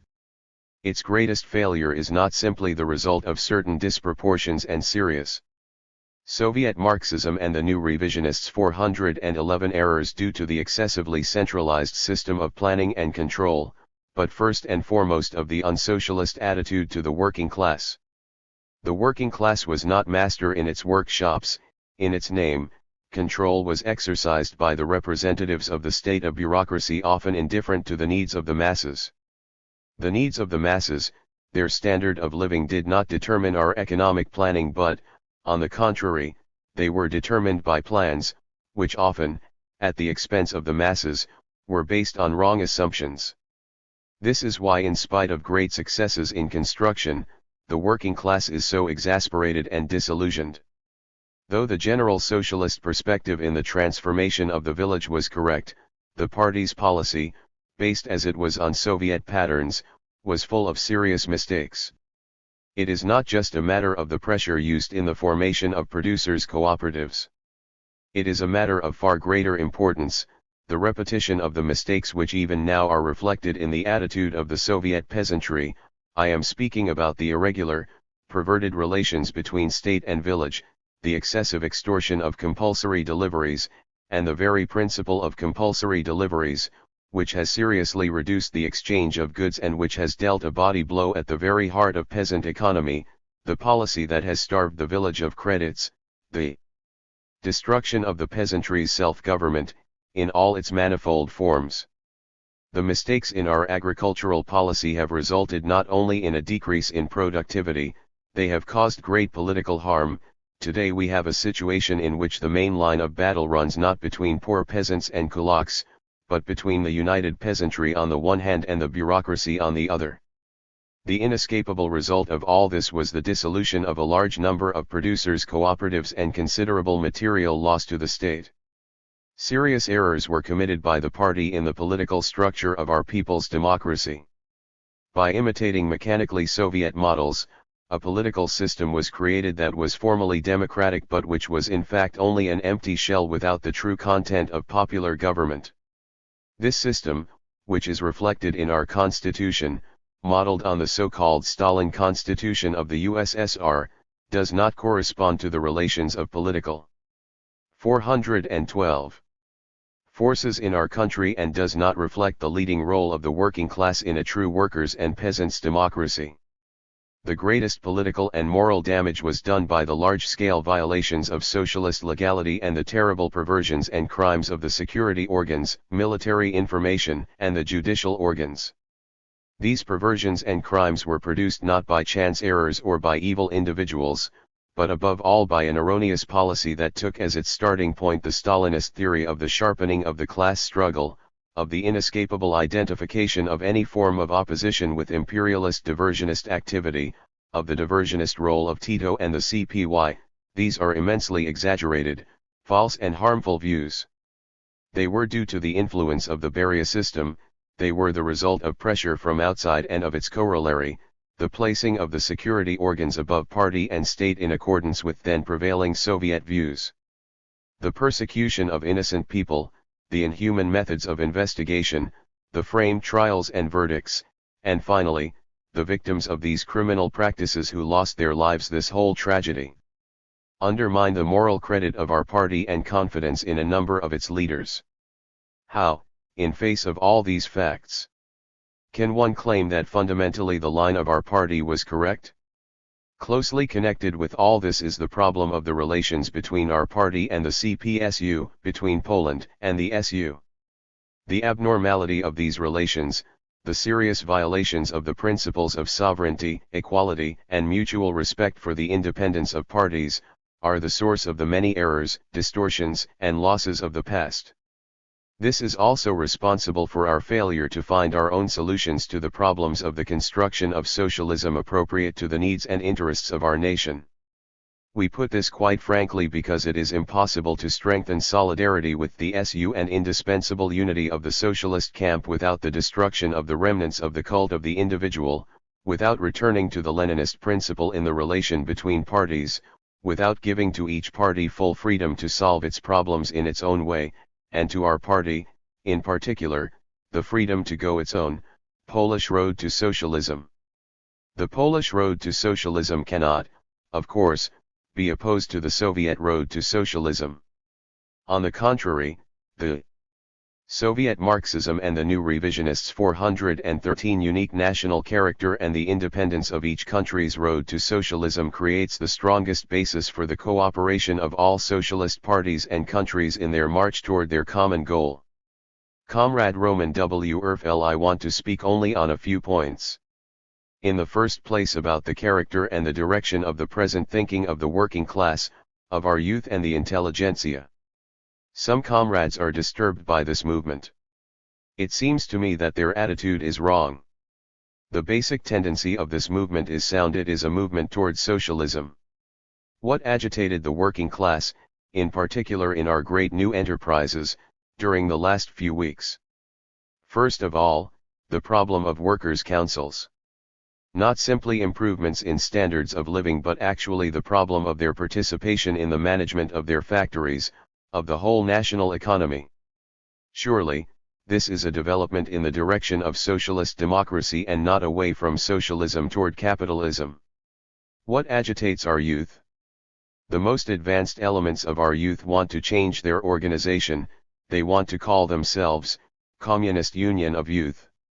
Even if they are wrong, does it mean a retreat from socialism, doubts in communism, an attempt to return to capitalism? Of course not. It is a development towards socialism, against capitalism and reaction. To be sure, the position of our intellectuals is more complex.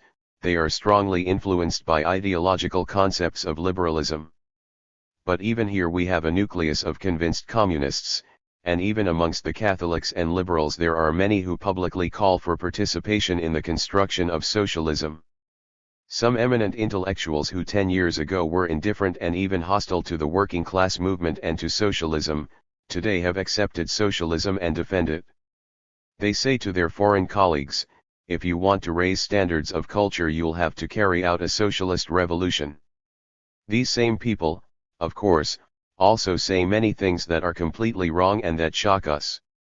But what is the main trend in this development? Again, I think, it is in the direction of socialism. We must grant that the past, all that we call the cult of the individual, had made socialism odious to many people. We have all seen symptoms of indifference, even dislike. There. 414. Was Poznan. And I think that it is a sign of the common sense, of the sound class instincts of the popular masses, of the unconquerable strength of our socialist ideas, that when the popular masses take the initiative, and we as a party fail to lead this tempestuous movement, their initiative is directed unambiguously to the left, toward socialism, toward the development of our democracy, of working class democracy. I now turn to my second point. It true, then, that we cut ourselves off from comrades in other countries, from the international working class movement, from the communists of the whole world? It seems to me that none of us here yet fully understand the changes that have recently occurred in the international communist movement. Some comrades take an oversimplified view of how it was possible for Stalinist errors to warp our movement to such an extent. They speak about the influence of the so-called Beria system, or even about some kind of direct subjection to it. There is some truth in all that. But the point is, that as far as the mass of communists is concerned, we really believed that Stalin knew better, even if sometimes some things seemed incomprehensible, and we were convinced that things were what they ought to be. Our attitude, of course, was based on certain facts.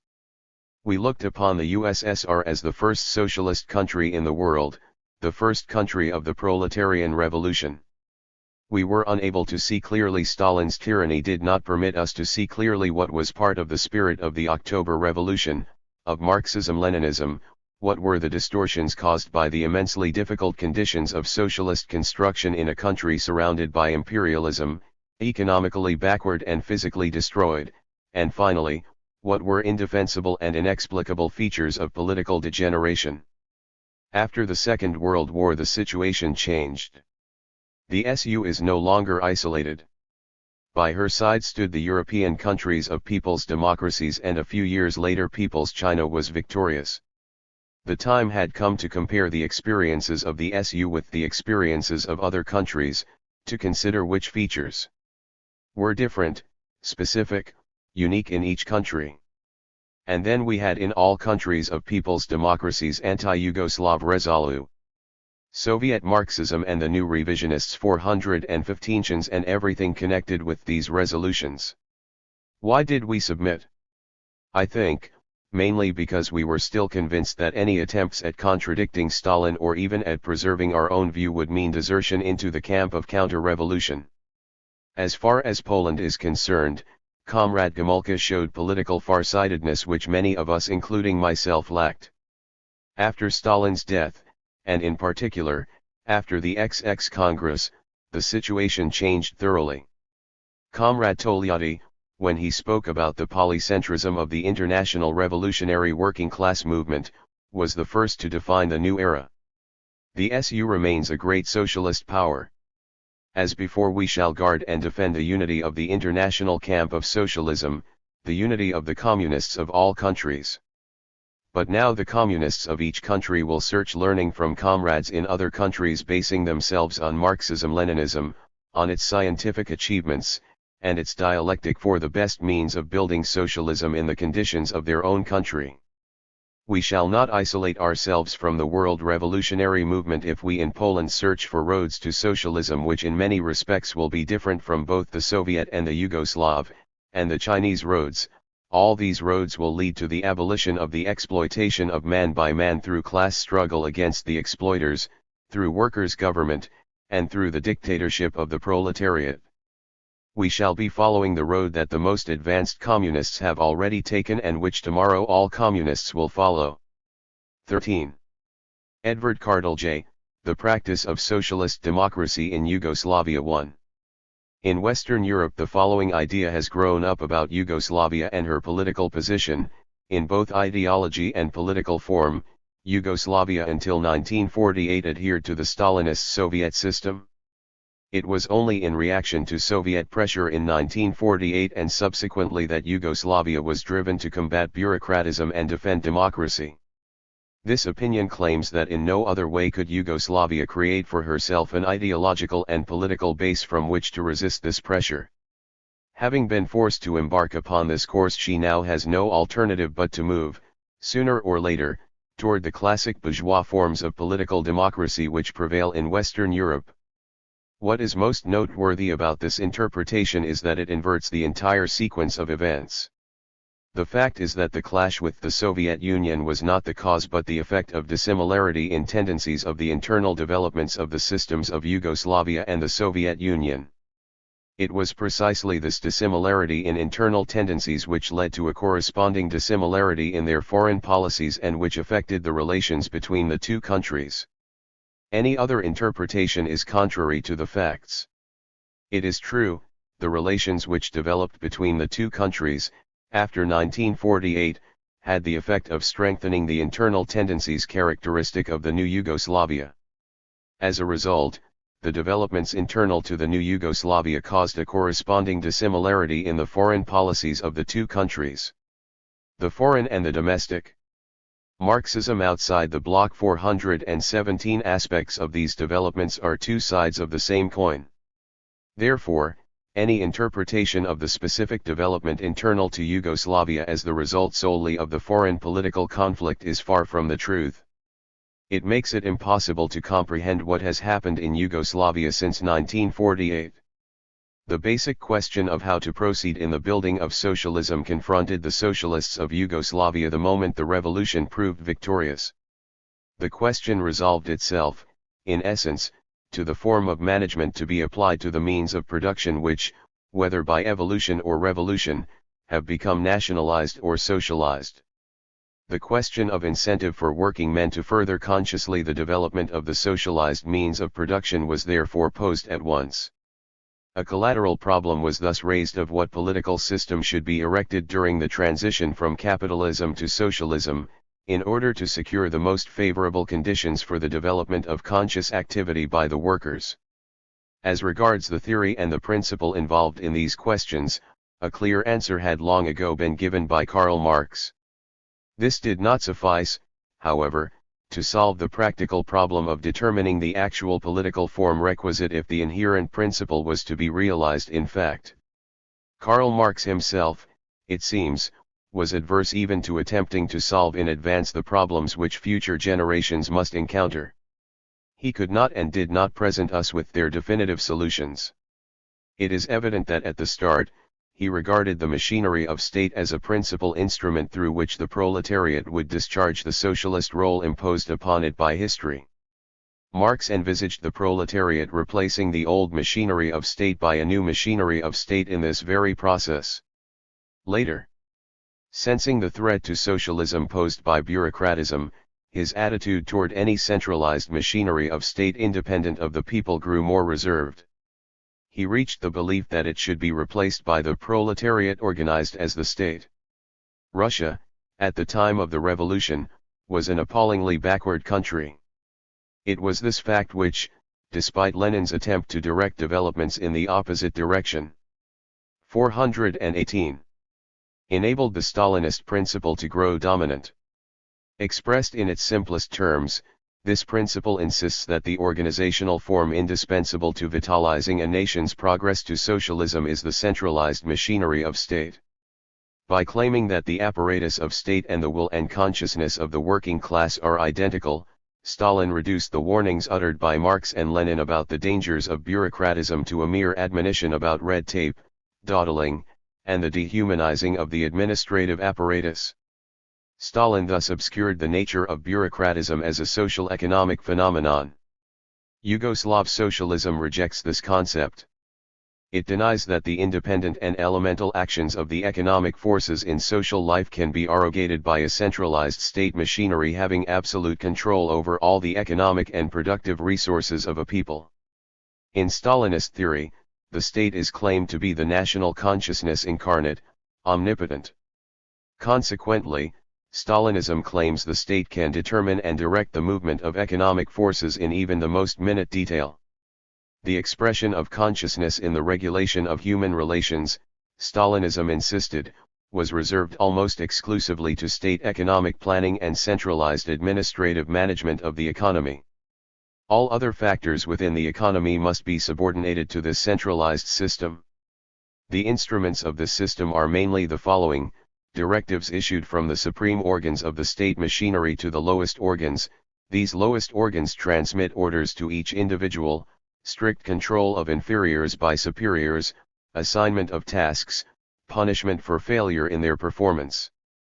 This system is not aimed at the realization of the fundamental socialist principle, the emancipation of labor, the release of creative energies of men employing the social instruments of production, the material and moral welfare of the individual. Self-evidently, the Stalinist system depends entirely upon the functioning of the state apparatus. Recognizing this, Stalin introduced a specific system of economic incentives for members of the managerial cadre. The greater the success the apparatus could achieve, the higher the pay received by the members of the administrative machinery. The purpose of this system of incentives was not to maximize the creative potentialities of the workers but, above all else, to Marxism outside the bloc 419 stimulate the members of the apparatus to exercise control over the workers. As a result, the administrative state machinery grew to assume a very special economic position within the system of social relations. Unless they are an expression of the common interests of men working together in freedom, direction, and control are not themselves a creative force. Given socialization of the means of production, only the conscious will of the individual arising from his personal, material, and moral interests can become such a creative force. The greater the consciousness of the worker that his interests are inseparable from those of the community and the greater the degree to which, through the organs of self-government, he participates as an equal in solving problems relating to his material and moral welfare and to that of the community, the more powerfully does the will of the individual find expression. What determines the quality of an individual's creative labor, physical or mental, is the quality and intensity of his will to create. This cannot be raised nor further intensified by control, inspection, and external pressure. This is even truer after the means of production have been socialized than it was before. The tasks of the socialist society are, to free the creative will of its individual members, to secure its continuous social education and professional training, to found it upon the individual and collective, the economic and the moral interests, and to encourage their realization. Consequently, the control and guidance by the superior social organs can prove positive and creative forces only if they are designed to secure favorable conditions for the realizations of these three objectives. Therefore, centralization of power in the hands of the state, based upon the nationalization of industry, can play a progressive role and earn the support of the masses only under special circumstances and for but a brief period. This period cannot extend beyond the abolition of the old relationship of exploitation. Nor is any progressive role left for it to play once there have been created the elementary material and political conditions upon which to build the new socialist relationships. However, the moment such a system of state becomes self-centered, as soon as a process of stagnation sets in, economic and political contradictions inevitably arise between the administrative machinery and 420. The man. The individual begins to resist, consciously or unconsciously. He grows unwilling to produce more than the bare minimum demanded of him. Thus the working man is turned more and more into a helpless instrument of the machinery of state which, due to its monopolistic position in the management of economy, becomes increasingly bureaucratized. The effects of this kind of system are felt in both economic and political field. In economy they are manifested in slowing of growth of the pace in productivity of labor. The absence of incentives at the base of the economy militates against the development of the forces of production. The unavoidable consequence, as in any other system of monopoly, is toward stagnation, toward the decay of the productive forces. This situation, consequently, requires a corresponding organization of control and pressures, based on political despotism and universal suspicion. In Western Europe, socialism has pursued quite a different course. Its orientation is toward strengthening and gradually through evolution consolidating the political and economic positions of the working class, and socialism operating through the existing mechanism of classical bourgeois democracy. It is, of course, often a matter for debate whether this or that specific policy expressed through this medium represents some actual step towards socialism. In general, however, there is not the slightest doubt that evolution towards socialism through the classical European bourgeois system of political democracy is, for a number of countries, not only practicable but is being realized. Two facts, however, command our attention. First, these countries are precisely the ones in which capitalism first appeared on the scene of history. They achieved a special economic position and a corresponding degree of economic power. Consequently, it was possible for them to attain a higher standard of living than prevailed in more backward areas. This had the effect of blunting the internal social antagonisms. It is for these reasons that the possibility of attaining socialism through an evolutionary process operating in the framework of the classical system of bourgeois political democracy is, in the main, confined to these highly developed countries. The democratic traditions of such nations tend to modify their social antagonisms. Marxism outside the bloc 421 while, at the same time, gradually strengthening the socialist elements within them. In the more backward countries, however, which almost invariably are lacking in profound democratic traditions, and at the same time suffer much sharper internal antagonisms, it is less easily possible for developments to proceed in a similar way. In some cases it is altogether impossible. Moreover, in view of the extreme concentration of international capital which characterizes our epoch and an ever-widening gap between developed and undeveloped countries, not one of the undeveloped countries can expect its evolution to be along classical capitalist lines. Therefore, in order that the socialist movements of undeveloped countries may solve the question of how to emancipate their working classes, they must first solve the question of how to free their countries from economic backwardness and political dependency. In their case, the accomplishment of this latter task is prerequisite to the building of socialism. For the moment let us disregard the question of the level of development or underdevelopment of a given country. The fact still remains that certain countries whose political systems are incapable of compromise or of granting concessions to the labor movement find themselves as a result in a state of political and economic deadlock. Their internal antagonisms are sharpened extremely.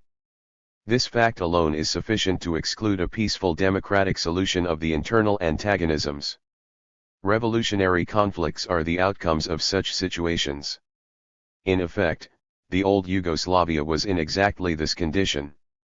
To claim, in view of these circumstances, that the revolutionary road of the labor movement cannot serve as the starting point for the development of socialism, or to insist that classical bourgeois democratic forms are the sole practicable political framework within which to build socialism, is tantamount to creating a dogma no less injurious than that opposite dogma which seeks to impose the pattern of the October Revolution on all countries. The historical inevitability of socialist revolutions is manifested by the fact that socialist revolutions have already occurred in several countries. This is fact.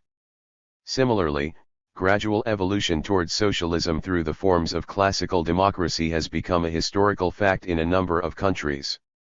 To deny either of these facts is plainly ludicrous. 422. To dogmatize about one or the other is, today, an obstacle to the realization of a categorical imperative of present-day international socialism. This categorical imperative is the need to seek a way toward the internal unity of the international socialist movement. By this I do not mean unity in the sense of the ideological and practical uniformity of the type of the Cominform, but in the sense of constructive democratic cooperation capable of coordinating the individual international socialist trends toward a general progress to socialism. Unity of this description, accompanied by constructive critical exchange of experiences, can substantially contribute to making the socialist movement a vital factor in world affairs, flexible enough to adapt itself to existing and changing conditions, and capable of mobilizing and accelerating all factors tending toward the social progress of mankind. Ours is an age of transition. The political structure of the world is changing correspondingly. It is therefore wrong of us to go on inventing economic or political patterns to which all countries must conform. Critical as we may be toward the state capitalist form, or toward the bureaucratic administrative socialist systems, we nevertheless perceive that, for many backward countries in a given phase of development, even these systems may constitute a stride forward. It is possible that the sole alternative might be to mark time, to suffocate in internal antagonism, or to tolerate the nation's continued sinking into the morass of backwardness and dependency. Obviously, all these processes will proceed less painfully were the world to discover a form of economic assistance for speeding up the development of the undeveloped countries. However, it seems that this idea will not be realized in the immediate present. In view of all these facts, it grows clear that any attempt to impose upon peoples or upon mankind any specific or single form of movement as the only possible one must necessarily have a reactionary result. Hence, I believe, efforts toward establishing a mutually tolerant coexistence and cooperation between countries with different systems are of momentous importance not only for the preservation of peace but also for securing the most favorable conditions for the further progress of mankind. It is only in such an environment that the most progressive socialist tendencies will be able to express themselves with full freedom. However, the division of the world as we know it into Marxism outside the bloc 423 developed and underdeveloped countries is by no means the whole issue. For, whilst it is true that the system of classical bourgeois democracy could serve as an effective instrument during a phase, whether brief or protracted, in the elevation towards socialism, it is also true that the socialist results that came through its instrumentality must, at some point, begin reciprocally to exercise a modifying effect upon the whole old democratic mechanism. Otherwise, this political form, once suited to the continued progress of socialism, must become a brake upon it. It is my considered judgment that, sooner or later, every democratic system which is trending towards socialism must find itself characterized by two dominant factors. The first of these is that the changed relations of production will create a corresponding demand for democratic forms of management of the economy, and this whether the socialization of the means of production has come about by evolutionary or revolutionary means. The second is that emancipation of the working class must connote enlarging and broadening the scope of the role of the individual within the general mechanism of social management. The production and distribution of wealth represent the essential content of social life. Consequently, introduction of new democratic forms into the management and direction of the economy will impart to the democratic political mechanism a direction and form corresponding to its socialist economic basis. Economic democracy is an age-long concept. In the main, however, it has been regarded in the past either as a complement to or as parallel with classical political democracy. In my opinion, such a concept is untenable. It should be borne in mind that classical bourgeois political democracy is a specific form of economic democracy. Bourgeois democracy is rooted in the economic relationships arising from the private ownership of capital. It corresponds to the structure of such capitalist private ownership and to the economic needs of a society evolving upon this basis. Therefore, the demand voiced in our time for economic democracy is, in reality, a demand for new democratic political forms designed to assist a freer development, a society whose point of departure is the socialization of the means of production. Our experience in the struggle for socialism enables us to assert beyond possibility of contradiction that economic 424. Democracy is the definitive form of the new political system emerging from the socialization of the means of production. At the same time, it is the only solution offered us for the growing difficulties of those democratic systems which, suffering increasing stagnation because of their outmoded forms, are incapable of adapting themselves to the new social reality. As regards enlarging the role of the individual in social management, it seems to me unquestioned that this will determine the role and the power of the machinery of state. In this process, it will extend the influence and the sphere of activity of the organs of social self-government now regarded as of lowest rank, as closest to the masses. Also, the role by the autonomous and vertically united systems of self-governing bodies and organizations will grow in importance. Self-evidently, this development cannot be without effect upon the existing system of political parties and their representative bodies. Even the most democratic of parties indeed exercises restraint over the initiative of individuals.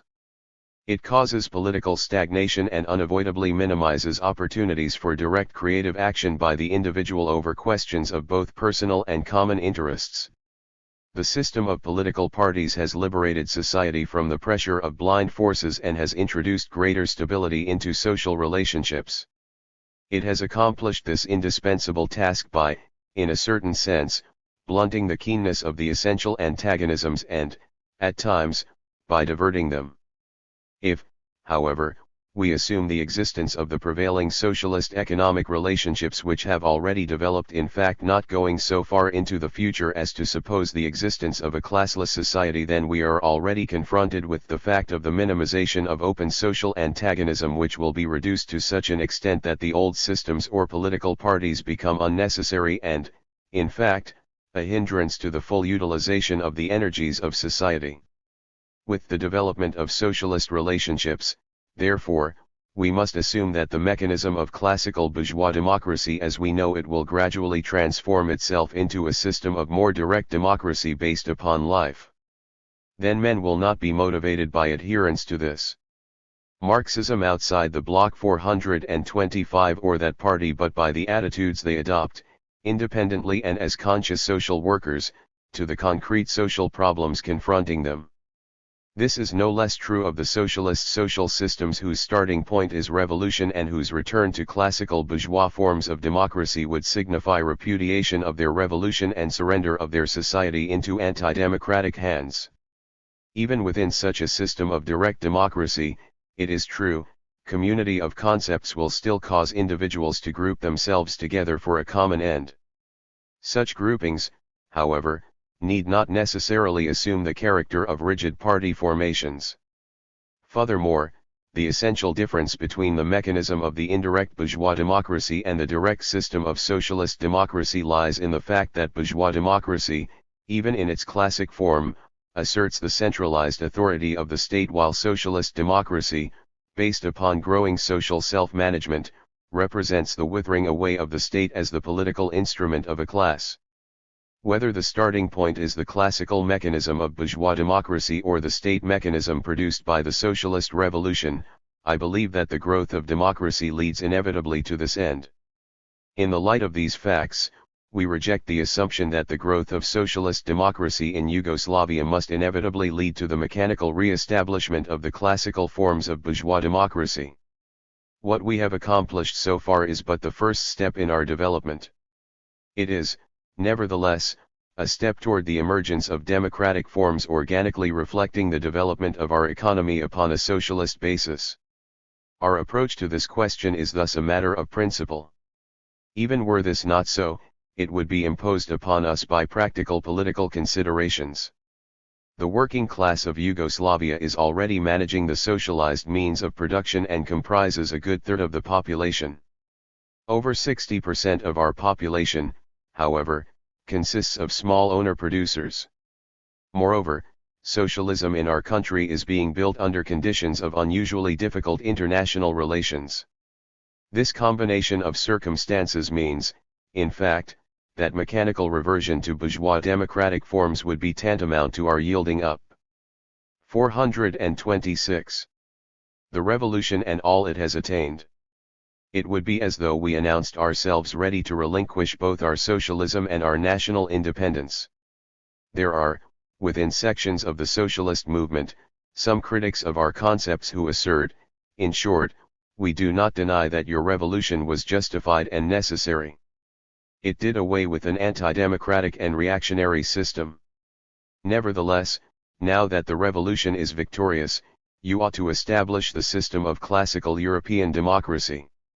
What this approach to our problem disregards is the fact that no such thing as democracy existed in the old Yugoslavia. This was not because of deliberate refusal of the Yugoslav bourgeoisie to create it but because of its sheer inability to do so. Democracy was precluded in the old Yugoslavia by the extraordinary acuteness of her internal antagonisms. The anti-democratism of the Yugoslav bourgeoisie was a specific expression of the political and economic relationships existing in the country. Pre-war Yugoslavia was one of the most backward countries in Europe. No more than 10% of the population was engaged in manufactures, mining, or construction. About 75% of the population lived in villages, cultivating the land with little assistance from modern implements or technology. It should be remembered that Yugoslavia is a multinational country, with great contrasts in economic development between her different regions. The social, economic and political structure of pre-war Yugoslavia therefore made impossible further progress economically.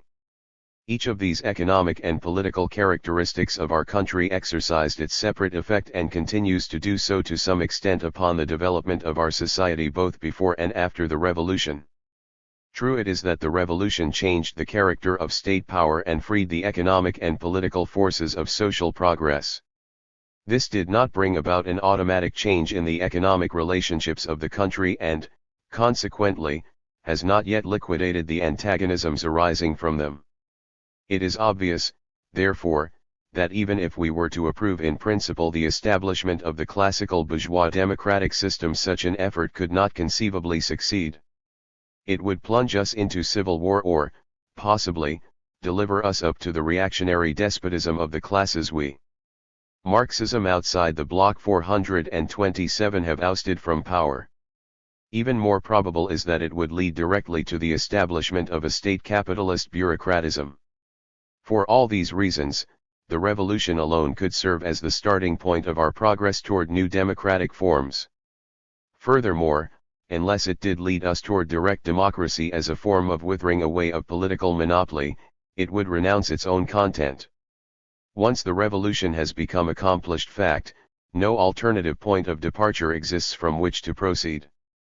After the revolution, it is politically impossible to revert to some pre-revolutionary form without the revolution ceasing to be a socialist revolution. After the revolution, our decision to undertake the different task of industrializing our country, even disregarding its international position, flowed naturally from this reasoning. Some among our Western critics are in the habit of suggesting that industrialization is some sort of dogmatic fixation of ours. We, however, realized from the start that the socialist forces of Yugoslavia would be able to hold on to their victory over contra-revolution and bureaucratism only if they grew strong enough economically to assume actual leadership over the entire economic development of the country and to introduce ever freer social relations. We could not accomplish this if we were to remain a socialist economic island stranded in a sea of undeveloped petty producer elements in the cities and villages. We could accomplish this only if the socialist forces grew powerful enough to eradicate the obsolete social relationships, primarily through economic action without resort to state compulsion. We had, then, to proceed to the task of changing the material ratio of social forces in favor of socialism. As a result of our efforts, post-war Yugoslavia has drawn appreciably closer to the state of development of the economically advanced countries of the world. Our efforts toward this end have demanded corresponding changes in political forms. Our economic backwardness left us vulnerable both to the residual forces of our capitalist past and to the danger of a growth of bureaucratism in opposition to these forces. Although the revolution had deprived them of power, the capitalist elements still possessed strength and were capable, under certain circumstances, of weakening the political stability of socialism to an appreciable extent. 428. Tent. Our struggle against this latent opposition, coupled with our extraordinary efforts toward the acceleration of our economic progress, at first required a strong internal discipline and a considerable degree of political centralism and administrative management of the economy. Since this necessarily called for the creation of a powerful state apparatus, it also posed the danger of the growth of bureaucratism. Our own attitude is in distinct opposition to Stalinist principle. We assert that the revolution should not only substitute one state apparatus for another but that, simultaneously, it should also inaugurate the process of the withering away of the state as the instrument of authority generally. In the very nature of things, this cannot be a mere mechanical process of changing the juridical conditions. It can arise only as an organic result of the development of new material forces and new social relationships. Socialism as a social relationship will have become so strong and unshakable that class differences no longer manifest themselves only when a return to capitalist relationships has become as impossible and unthinkable as the revival of feudalism is conceded to be. In short, the withering away of the state can occur only when socialism no longer needs the state as a prop to lean upon. Accordingly, the stronger the growth in the material power of socialist relationships and the more irreplaceable they become in the conduct of social life, the more unnecessary the state becomes in economic and political life, or, to state it more correctly, the more it becomes transformed into a social mechanism no longer based on coercion but on common social interest and voluntary submission to a social discipline corresponding to the common interest. What all this amounts to is that a centralized state apparatus in the name of the working class cannot be the chief prime mover in building socialist relationships nor act infallibly as a personified socialist consciousness. These socialist relationships can come into being only under the conditions of social ownership of the means of production and, even then, only as a result of both the conscious and the elemental, economic, social, and other activities and practices of men working, creating, reasoning, and building for the future under these very conditions. Men whom that activity is bringing into new relationships and upon whom is exerted the influence of these economic and so. Marxism outside the block 429 shale interests themselves become naturally oriented toward acting in a socialist manner within the framework of these relationships. Moreover, it is solely from this actual practice of socialism that the theoretical concepts of socialism can evolve further. In this context, of course, conscious socialist activity is an inseparable part of socialist development. Society, as Karl Marx stated in the preface to the first German edition of Capital, can neither clear by bold leaps, nor remove by legal enactments, the obstacles offered by the successive phases of its normal development. But it can shorten and lessen the birth pangs. In our view, this objective process must be matched by a corresponding organization of the mechanism of democracy evolving on the basis of the social ownership of the means of production. We believe that direct democracy alone provides a mechanism through which to secure the maximum possibilities of democratic self-government by working men, and that this must operate through corresponding basic organs of management of production as well as of other fields of social life. It is this very function which is being borne by our workers' councils, our cooperatives, communes, the vertically united self-governing economic organizations and the autonomous social organs of the institutions of education, science, culture, health, and other social services. Simultaneously, the evolution and progressive expansion of these forms and their corresponding social activities are the form under which there is gradually being established the new democratic mechanism which is evolving organically out of the new social economic basis and which, in the final analysis, represents neither more nor less than a form of the withering away of the state as an instrument of authority and coercion. In other words, once the means of production have become socialized, there must be built up an organized democratic machinery of social management such as will enable the working masses to come to the fore within it, not through the top levels of some political party, but directly in their daily life. In no other way can we prevent the growth of bureaucracy or give full expression to the socialist creative initiative of the individual. In such a social structure, it is not in the state administration in the narrower sense of the term but in the self-governing social institutions to which the working masses 430 send their direct representatives that there is concentrated the task of consciously directing the socialist progress of the nation. The state administration must be a specialized apparatus subordinated to such self-growing social organs. It is among the masses themselves, not merely within a state apparatus, that the conscious fighters for socialism must strive to influence in the socialist directions the decisions reached in the appropriate democratic organs. It is through the masses, in other words, that we must try to ensure that the decisions of the self-governing organs of society shall conform to the needs of socialism's defense against anti-socialist tendencies and to the needs of the continued expansion of socialism. These are the principles which lie at the base of socialist activity in Yugoslavia. To describe in brief how we have realized this principle in practice. The first question to decide was how to secure the free interplay of economic forces. This resolved itself to how best to ensure that the working men employing the socialized instruments of production should be free as workers and as regards the expression of their initiative. Responsibility for bringing about this reconciliation lies mainly in the workers' councils. Within the framework of the general direction of our society and our national economic planning, each of our enterprises is a self-controlled operation. After deducting the costs of production including the basic wages fund, the net income of these enterprises is regarded as a social income, i.e., it is regarded as both the individual net income of the enterprise and as part of the collective net income of the economy. In accordance with the provisions of the federal law and the federal plan, this net income is distributed in stated shares to the state, the commune, the enterprise concerned and to its workers and employees.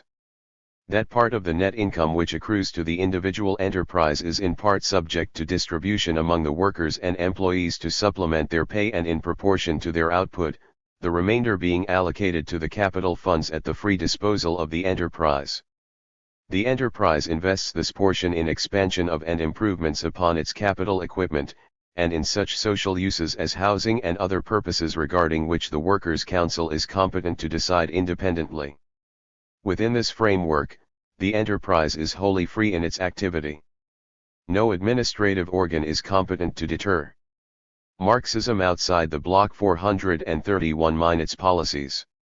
It engages in free competition. On the open market, pursues its own independent development, and arranges the degrees and forms of the cooperation in which it engages with other equally independent enterprises. Our enterprises are managed by working collectives through the workers' councils and managing boards. Election is by secret ballot. The workers' councils elect managing boards which carry out the decisions of the workers' councils in between their sessions and perform the current tasks of economic management of the enterprise. Thus, As regards Yugoslav socialism, there exist no special state administrative boards within the state apparatus to which the individual enterprises or workers' councils are subordinated. However, enterprises are free to unite themselves within the framework of the chambers of industry and other economic chambers in order to enhance cooperation between them or to advance production. They may also create common economic and technical services and similar organizations leading to the same end. The economic policy of the enterprises is determined by the workers' councils. Technical implementation of such policy is the responsibility of the manager and the body of technicians of the enterprise. The manager, of course, may also advance proposals regarding the economic policy of the enterprise. Equally, the Workers' Council and the Managing Board may each offer observations and suggestions concerning the organization of labor in production. Yugoslavia has a free market within which enterprises compete one with another. Market success is determined by quality and price. The beneficial influence of competition upon pricing and quality, combined with considerable dependence of the material welfare of the whole working collective and even of the community upon the market success of the enterprise, provide a more potent stimulus toward quality and volume of production than could any form of administrative control. The workers are concerned to raise the productivity of labor since they are paid in proportion to the results achieved. They are interested in the overall financial success of the enterprise since they share in its net income either directly as a supplement to their wages or indirectly through the allocation of that income to housing construction, health institutions, education, and the raising of the social standards of the local community, i.e., the commune. 432. Strong incentive is thus provided not only for the direct performance of labor but for active participation in the management of the enterprise and the government of the commune. The joint efforts of a democratic action by the workers' councils and free market competition make it possible for the working collectives to strive for maximum success subject to the limitations imposed by the prevailing material conditions. Our experience proves abundantly that the working collectives in the management of our enterprises can cope effectively with whatever tasks arise in the social management of production. Transformation of the role of the trade unions is an actual consequence of this change in conditions. Once the workers' councils had begun to function in the enterprises, and the councils of producers in the communes. The trade unions as the instruments of economic struggle of the working class in the main became unnecessary to the workers. Nevertheless, the unions have retained significant social functions. First, the unions still retain a certain protective function. The agreement of the union, like that of the commune, is sought regarding the fundamental provisions of the basic wage regulations, so that the wage regulations assume some of the aspects of a collective contract. Through this participation in the enactment of basic wage regulations, the unions of the individual industrial branches are instrumental in securing a unified level of basic pay for identical work. In the implementation of the basic wage regulations, the unions also attend to the protection of the rights of the individual worker in relation to the organs of the enterprises or to other local factors. They strive for improved labor protection, for appropriate health and other measures, and so on. Second, the unions contribute toward coordinating the direct economic interests of all workers with those of the individual working collectives. They do this by striving to secure uniformity of the means whereby the material and other rights of the workers are secured. Wherever individual working collectives show signs of pursuing possibly selfish ends at the expense of other collectives, the unions combat this. Third, a primary function of the unions is the economic, vocational, and other training of workers as well as their cultural development. The unions thus assist the work. Marxism outside the bloc 433 ERS to carry out their daily tasks, to participate in the organs of self-management of production and in the communes, and to reach full understanding of both their rights and their role in these spheres. Fourth, the unions organize or foster the organization of canteens, social institutions, rest centers, hospitals, holiday resorts, physical culture establishments, etc. This is the general role and the organizational form of the basic organs of democracy in the fields of production, transport, trade, and the economy in general. This system has been built on the basis of two fundamental concepts. The first is that no central leadership, however wise it may be, is capable of directing unaided economic and social development whether in general or in detail. The second basic premise is that the effort and initiative of the individual is not increased in proportion to the rigor of the directives, controls, and checks exercised upon him. The pursuit of should be that motive social force which will replace the capitalist free initiative of individual capitalists. The social ownership of the means of production makes it possible for such initiative to become the substance of every man engaged in labor, provided that there exists the corresponding democratic mechanism of self-management by the producers. The most vital problem of the new political system is how to coordinate the individual's interest of the working man with the collective interests of society in the system of social ownership of the means of production. Upon the solution of this problem also depends that of the requisite democratic political forms in the transitional phase of society's movement towards socialism.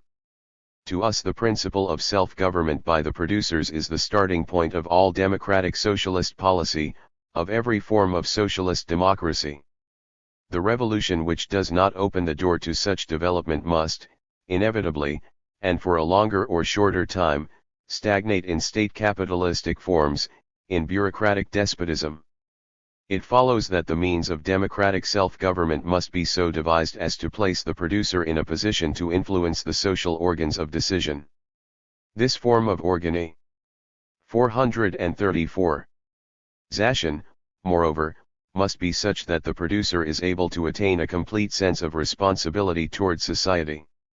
It must enable the producer to get insight into the economic and social relationships so that he can make decisions in compliance with real possibilities.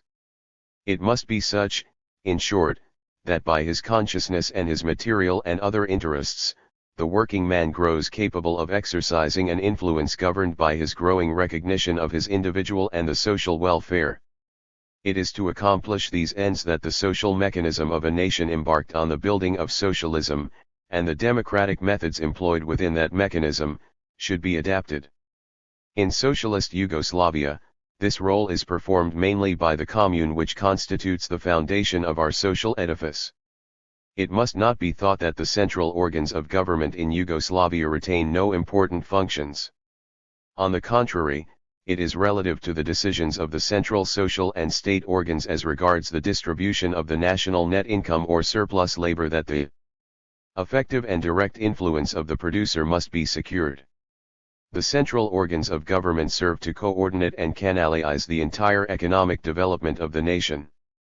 Their functions are primarily those of allocating the national income to the different social funds and of securing the harmonious working of the system to a common end. It is in the central organs that there are enacted regulations for the implementation of social planning, etc. The decisive first step in the establishment of socialist democracy is the leap from the political monopoly of parties toward direct participation in decisions by each individual member of society.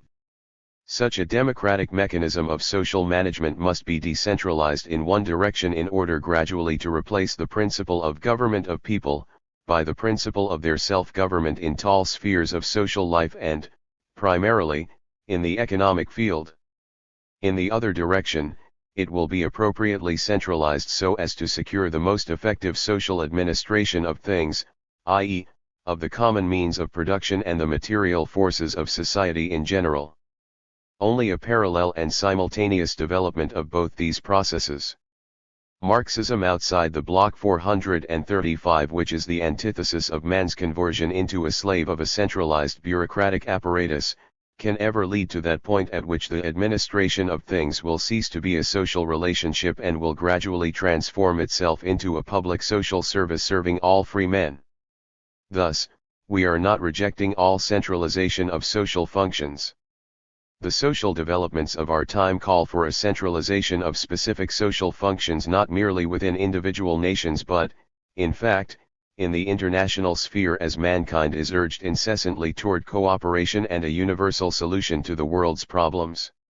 Our point of view, however, is that the point of departure of such a development must be the free producer engaged on the social means of production, i.e. the self-management of people brought together by common interest and not by the coercive power of the state. It is only in such a process that there can come about the withering away of the state as an instrument of coercion. This is not something we shall accomplish overnight, but may prove to be a task even of generations. In Yugoslavia, as I have already commented, the Commune, headed by its People's Committee, is the basis of such a mechanism of social democracy. It is supplemented by workers' councils and other direct organs of producers' self-government. The enormous social role and power of the Commune lies, first of all, in its freedom of independent action in the field of economic development and, in the second place, in its organic connection with the workers' councils and with other democratic organs of self-government of the producers. Thus, the Commune is not only a political but is first and foremost a social economic organism with its political function destined gradually to grow weaker as its social economic function gains in strength. In effect, it is through the Commune that there will be effected distribution of the surpluses from labor appropriate to its territory. In this way the Commune becomes directly concerned with the constant expansion of the productive forces of its area. The principal political and social economic organs of the Commune and the district are people's committees, which are organized in such a way as to be able to discharge the above-mentioned tasks. The people's committees of the 436 communes are, ordinarily, unicameral bodies, election to them being by secret ballot by all adult citizens in the territory of the Commune. It is necessary that I enlarge somewhat upon the role played by the councils of producers in our system. These councils are elected by the direct producers alone, i.e., the workers and employees engaged in production, the working peasants, independent craftsmen, and so on. These direct producers alone are eligible for election to them. The central function of the councils is to correct the negative influence of old and outworn social relationships upon the new democratic organs of self-government, and to do so in a democratic manner. This makes for progressive diminution of the need for administrative interference by the state in such relationships. Thus, the significance of the role of the councils of producers springs from the fact that, despite the present numerical inferiority of the working class, it confers a leading position on the working class within the whole social system. At the same time, it ensures that latent bureaucratic tendencies shall not, under the guise of the dictatorship of the proletariat, win a victory over the proletariat itself and over its authority. Again, it accomplishes this through the mechanism of democracy. At the head of the various administrative departments of the People's Committees are councils which the People's Committees elect from among citizens whose professional knowledge or other qualifications single them out as uniquely suited to contribute to the sound functioning of the administrative apparatus. These are not salaried officials, but unpaid citizens who offer their services voluntarily. The councils render decisions over matters of principle and over the more important aspects of the field of administration as regards the economy, education, health, internal policies, and so on. It is also the responsibility of these councils to supervise the work of the staff. The decisions are effectuated through the secretaries of such councils and the specialized apparatus of the People's Committee. The nature of this organizational mechanism and the broad powers of the communes and districts present to each citizen the possibility of exercising great and direct influence upon the activity of the commune and the development of the whole social life. As the system grows, Marxism outside the Bloc 437 in internal strength, this possibility is bound to be enhanced even further. Moreover, the very fact that this mechanism exists and that the commune plays this role within it is causing the commune to become the most suitable form by which to integrate the collective social interests to the individual interests of the working man. The self-same worker who, in the factory, participates in decisions regarding wages and the social standards of the individual is also enabled to participate in decisions reached by the commune on the other social needs of the community in which he resides. His voice is heard on the question of the further development of the productive forces requisite to increasing the commune's revenue, on the financing of education and sanitary improvements, and on all other questions. These are matters of as direct concern to the individual as is the question of his wages. Each and every unwarranted increase of personal consumption must necessarily be at the expense of the development of the forces of production and result in decreasing investment in other sectors vital to raising the general social standard. This is a fact which every person living in the system of the commune has to think through for himself. Recognition of this collective interest of the commune, which is very close to the day-to-day thinking of the average working man, is thus becoming the most important corrective for blind pressures for increased individual income which otherwise might imperil the entire system of social self-government. Alongside the developments I have described, it was also necessary for us to solve the question of social management in such non-economic domains as education, culture, science, and health.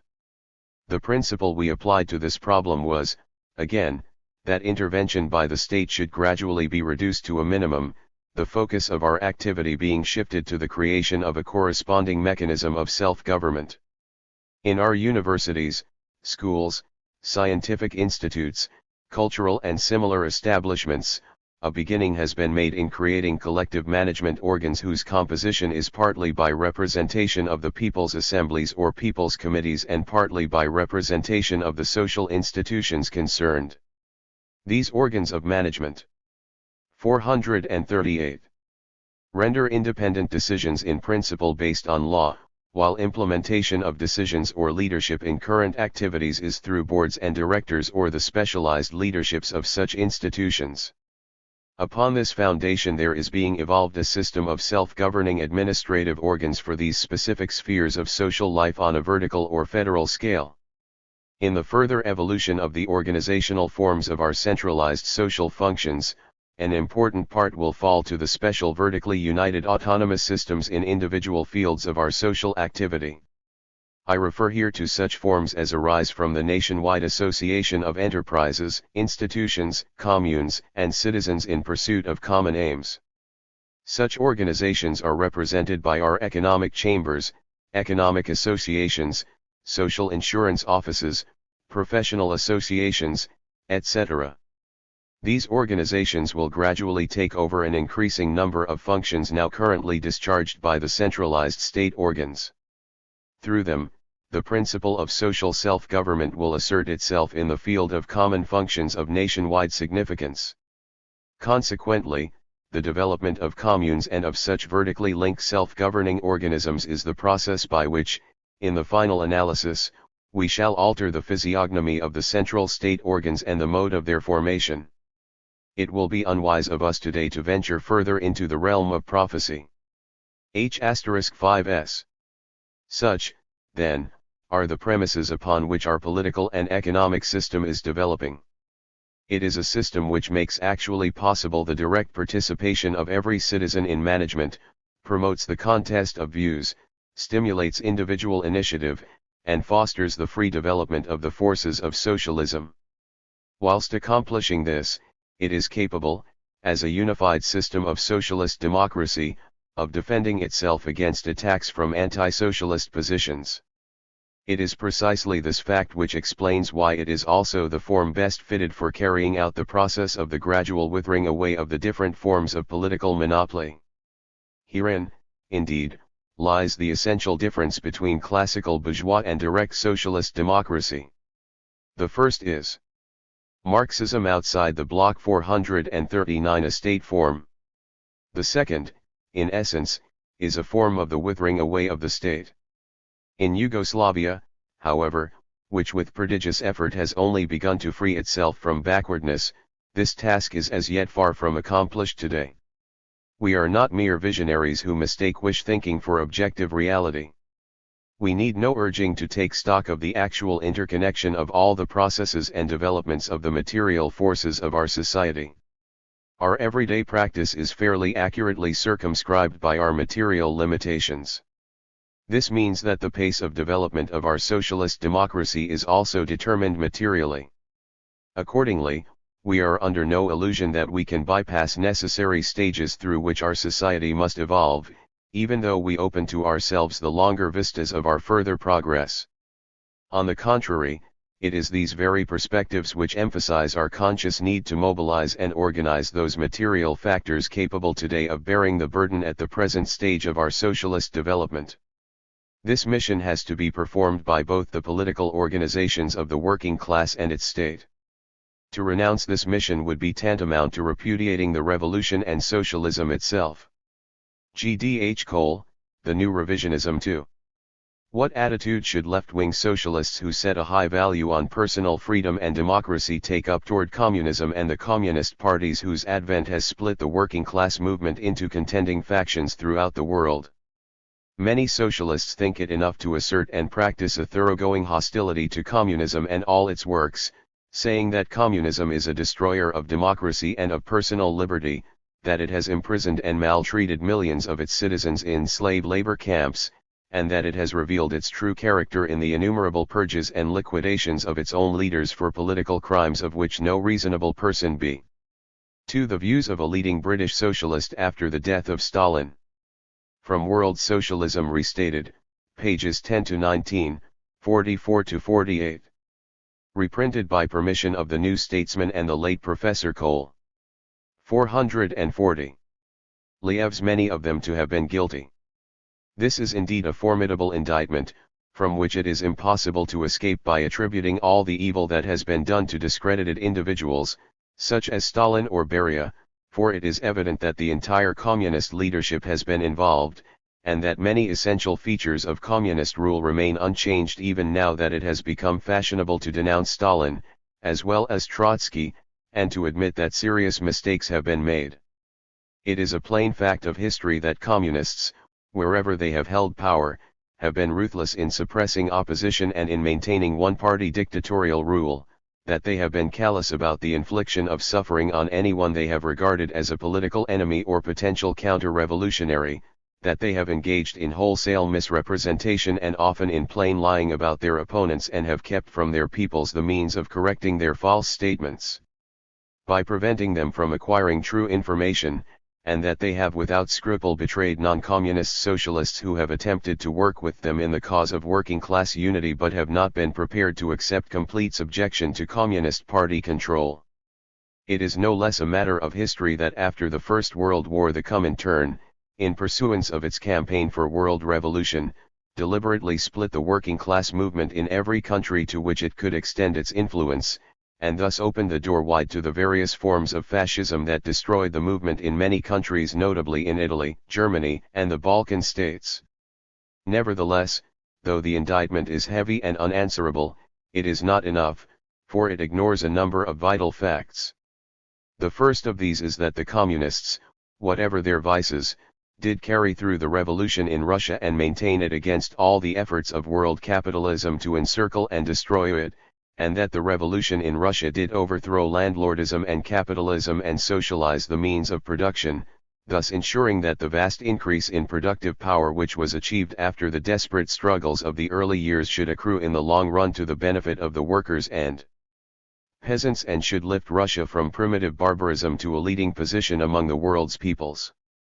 The second fact is that the Russian Revolution, though Marxism outside the bloc 441 it did not usher in the world revolution for which the Bolsheviks hoped, did largely help to set on foot the great movements for emancipation among the peoples of Asia and Africa which are rapidly transforming the world into a much more equal community and are helping to destroy imperialism and racial discrimination and to attack at its roots the exploitation of the underdeveloped countries by the more advanced.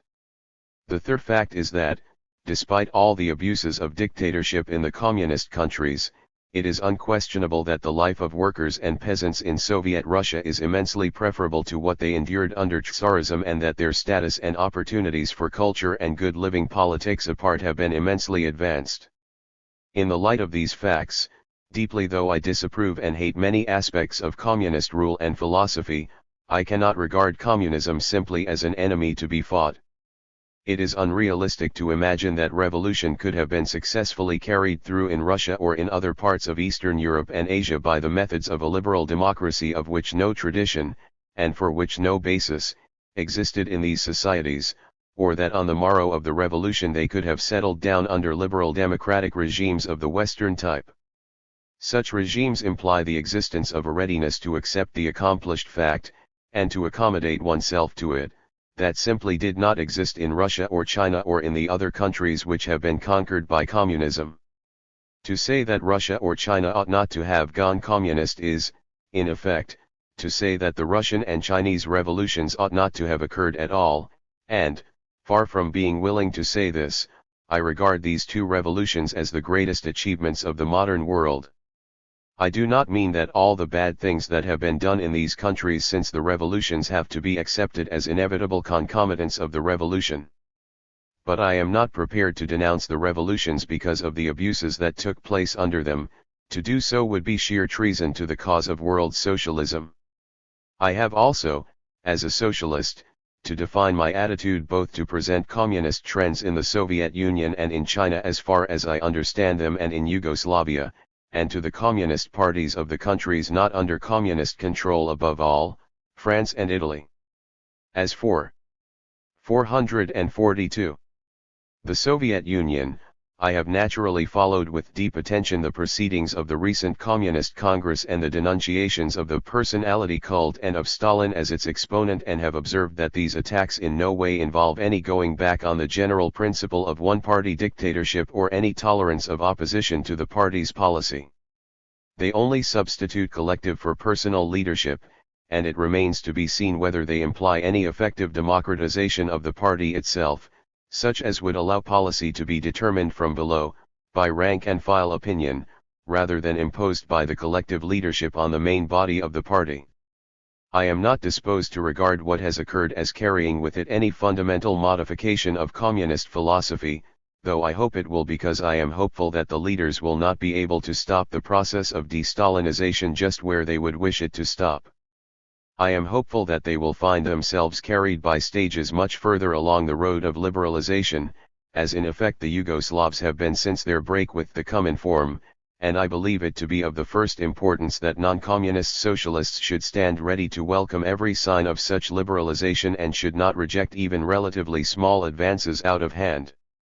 As for Yugoslavia, where the one-party system remains but has been made compatible with a good deal of free discussion and with a considerable decentralization of power, I believe the time has come for non-communist socialists of the left to do their utmost to enter into friendly relations with the Yugoslav communists and to endeavor to build a socialist international broad enough to include them as well as the socialists of the West and the Asian socialists who are suspicious of the socialist international in its present form. The Yugoslavs have been making most interesting and important advances in the direction of workers' control in industry and of democratic institutions of local government, and Western socialists should be ready to learn from them as well as to criticize.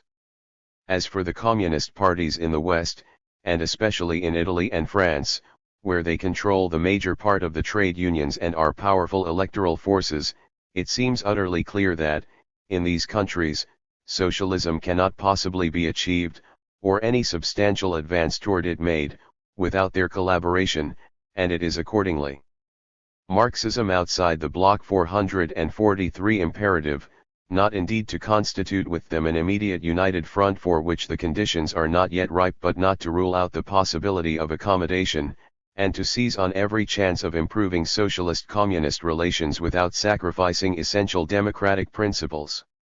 In Italy, a special problem presents itself because of the existence of a powerful socialist party, the Nani party, that works with the communists in opposition to the much smaller Saraga party that alone is recognized by the Socialist International. My sympathies are much more with the Nani than with the Saraga socialists, and in my view left-wing socialists in other countries should be ready to cooperate and confer freely with the Nani party, which can be of great use in breaking down the barriers in the way of united international socialist action. In Great Britain, where the Communist Party is negligible as a political force, there is no case for an united front, the more so because the party is peculiarly sectarian and doctrinaire. But there is a case for recognizing the plain fact that the Communists are a quite considerable force in a number of trade unions and will continue to be a disruptive and trouble-making force as long as the attempt is made to ostracize them. I am not unaware of the mischief that a small, highly disciplined, unscrupulous minority out to make trouble can do to an organization consisting quite largely of rather apathetic adherents. Nevertheless, I am against the adoption of rules excluding communists from trade union office, and still more against the tendency of some trade union leaders to brand every left-wing trade unionist as a communist or fellow traveler. I believe that the way to build a strong, democratic movement is to decentralize power and responsibility and to combat communism, not by exclusions, but by increasing the numbers who can take an active part in trade union affairs and by carrying out a really big campaign of trade union education in economic and political matters. For my own part, I reject the communist philosophy, as inappropriate to the conditions of countries which possess, in any high degree, liberal traditions of free speech, free association, and freedom to change their institutions by peaceful means. I hate the ruthlessness, the cruelty, and the centralized authoritarianism which are basic characteristics of communist practice, and I do not intend to 444 mince my words in attacking them. But I also believe in the need for working-class unity as a necessary condition of the advance to socialism, and I understand why, especially in countries subject to the extremes of reactionary class rule, so many socialists, in reaction against the futility of impotent reformism, have rallied to the communist cause. I want my fellow socialists to understand this too, for, unless they do, they will waste their energies in fighting against their fellow workers instead of using them to further the victory of socialism on a worldwide scale. Karl Marx, who made many devastating and correct observations about the capitalist system, also believed that, as capitalism developed further, the workers would be condemned to increasing misery, the middle classes flung down into the ranks of the proletariat, and the class struggle more and more simplified by the elimination of those who were neither proletarians nor capitalist bourgeois exploiters. In these views he was mistaken. In the advanced capitalist countries there have been great advances in the standards of living and in the status and security of the main bodies of workers. There has been over the same period a great increase in the size of the middle class, the class structure has become much more complex, and as a consequence the class struggle has become less acute and socialist and trade union movements for the most part much less revolutionary and much more interested in winning piecemeal reforms. Marxists sometimes argue that these things have occurred because the advanced countries, operating policies of economic and political imperialism, have thriven by exploiting the peoples of the less developed countries, so that the workers in the advanced countries have become in effect exploiters of colonial and quasi-colonial labor, and have in consequence taken on bourgeois characteristics.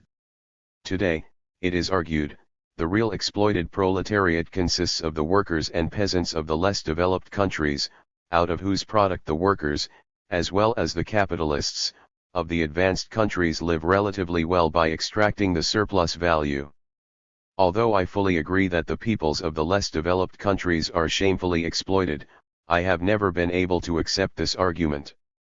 It is true enough that the economies of the advanced countries depend on the ever-increasing supply of raw materials and fuel from the Marxism outside the Bloc 445 colonial and quasi-colonial regions, and that the producers of these commodities are badly underpaid, but it is also true that the advanced countries, with the aid of scientific techniques, have immensely increased their productivity, and that the higher consumption of the workers in these countries has been mainly an outcome of this increase and of the pressure of their working class movements to secure a share in it. Broadly speaking, working class standards of living depend on the productivity of the various countries and on the strength and vitality of their working class movements, much more than on the ability of the advanced countries to acquire the products of the less advanced on unduly favorable terms of exchange. It might even be to the advantage of the advanced countries to pay more for the products of the less advanced, because doing so would expand the world market for their own products and increase prosperity all round. But of course the capitalists of the advanced countries are not in the least likely to pay more than they have to, nor could those of any one country afford to pay more than their competitors in the others. Imperialist exploitation is a marked feature of world capitalism, and justifies the resentment which it provokes in the less developed countries. But it is not the main explanation of the failure of Marx's prophecies about the increasing misery of the workers and the sharpening and simplification of class antagonisms in the advanced capitalist countries to come true, and it is of great importance for socialists to understand this, and to ask themselves how Marx came to go so badly wrong in forecasting the future. Marx went wrong, in the main, not because he misrepresented the facts of the developing capitalist system as he observed them in the hungry 40s of the 19th century, but because he assumed that the tendencies manifested by capitalism at that stage would continue in intensified form. Early machine-age capitalism did bitterly exploit its workers, while it was engaged in a fevered struggle to accumulate capital at their expense, and it did use mainly unskilled labor, destroying and undermining the old craft skills of the superior grades of workers. But as capital became more plentiful, it became less necessary for the capitalists to hold wages down to bare subsistence level and more important for them to secure mass markets for their goods, and as the techniques of production advanced. 446. There was a growing demand for new kinds of skilled workers, who had to be paid more than the wages of common labor. Modern trade unionism developed mainly among these skilled workers, who presently grew strong enough to claim voting rights and a share in political influence. The class structure became more complex as the numbers not only of skilled manual workers but also of blackcoats, technicians, managerial and professional workers sharply increased. After an interval, the less skilled workers too began to assert their claims, and they too won better wages and voting rights, which they used to secure the first advances in the direction of the welfare state. Socialist parties, including those which proclaimed themselves Marxist, devoted themselves to promoting these improvements and became less revolutionary therewith. Finally, in our own day, capitalism, compelled to make large concessions to working class opinion, devised ways and means of protecting itself against the recurrent crises that had hitherto beset it, and adopted in varying degrees the Keynesian and New Deal techniques which retrieved it from the terrible slump of the early 1930s, and American capitalism in particular, after coming near to collapse during these years, reconciled itself to a regime of high wages and recognition of trade unions, which gave it a new lease of prosperity. It is true that, despite these developments, world capitalism remains in a precarious position. American capitalism can sustain high production and employment only by giving an appreciable part of its product away to countries that cannot afford to pay for it because the Americans do not want their products, and in many countries less wealthy than the United States, capitalism is kept going only by American aid. This, however, does not alter the fact that it has been kept going and that, far from showing signs of imminent collapse, it has made, on the whole, a remarkable recovery from the dislocations of war, so that it is now quite unrealistic to base socialist policies on the easy assumption that socialists need only await its dissolution and stand ready to inherit what it leaves behind. True, this reconstructed capitalism operates only within a restricted area, dominated by the immense economic power of the United States. A large fraction of the world economy has passed out of its control and has gone over to a system of planned production under collective owner. Marxism outside the bloc 447s-JP, that is, to a sort of socialism. The capitalist world now has to meet the increasing economic challenge of the communist countries, and one of these, the Soviet Union, has proved its capacity to keep abreast of the very latest scientific developments and is training scientists and technicians on a scale unmatched by any capitalist country, even the United States. Economically, however, the impact of this challenge is for the present reduced by the barriers which largely divide the world into two separate trading blocs, with only very limited commercial exchanges between them, though there are signs that this isolation may break down as the Soviet Union becomes more able to provide capital exports to the less developed countries in rivalry with the capitalist suppliers of the West, for example, in the key regions of India and the Middle East. The present division of the world into capitalist and communist sectors with disputed areas between faces non-communist socialism with very serious problems, for if it sets out to fight communism it finds itself allied with capitalism, above all, with American capitalism against it.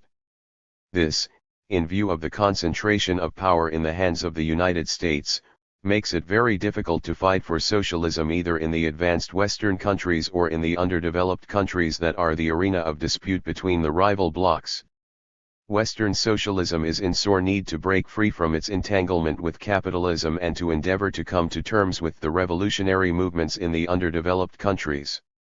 Its interest is to break down the barriers between East and West and to come to terms with the Soviet Union and China on a policy of cooperative world development if the communist countries are prepared to accept such a policy. There are at any rate some signs that they are moving towards such a position. Witness the recent admission of the Soviet leaders that there may be variant ways of advance towards socialism, an attitude very different from that of the Comintern in its early days. The socialist policy must be one of promoting détente and disarmament and of seeking to use part of the resources released by disarmament for a common war on want, if possible under United Nations auspices. There are many obstacles in the way of such a policy, and particularly of American participation in it, for American help on any large scale is at present 448. Closely linked to military objectives, and it cannot be easy to persuade any American Congress to assist the development of socialist or would-be socialist and much less of communist countries. Nevertheless, the attempt must be made, for United Nations assistance is much easier than American, or other directly national, assistance to reconcile with the natural suspicions of the less developed countries, which can all too easily topple over from legitimate anti-capitalism into hysterical xenophobia. It is in any case indispensable to work actively for disarmament, both because of the ever more appalling prospects of war with modern weapons and because of the continually increasing cost of modern armaments, which constitutes an intolerable drag on the economy of every heavily armed country, except the United States. The Soviet Union has no less strong reasons than Great Britain or France to favor disarmament, which offers the prospect of a rapid increase in living standards to the long-suffering Russian peoples and is, for Great Britain, the necessary condition of putting an end to the long-continued crisis of the British economy and of stabilizing the balance of payments without a fall in the standard of life. Disarmament, moreover, is the indispensable condition of German reunion, which is impossible as long as East and West Germany are lined up on opposite sides in the Cold War. I am convinced, not only as a socialist but also on grounds of plain common sense, that the decision to rearm Western Germany was a prodigious error, on which it is imperative to go back, but there is now little prospect of going back on it except in conjunction with an agreement to reduce armed forces on both sides.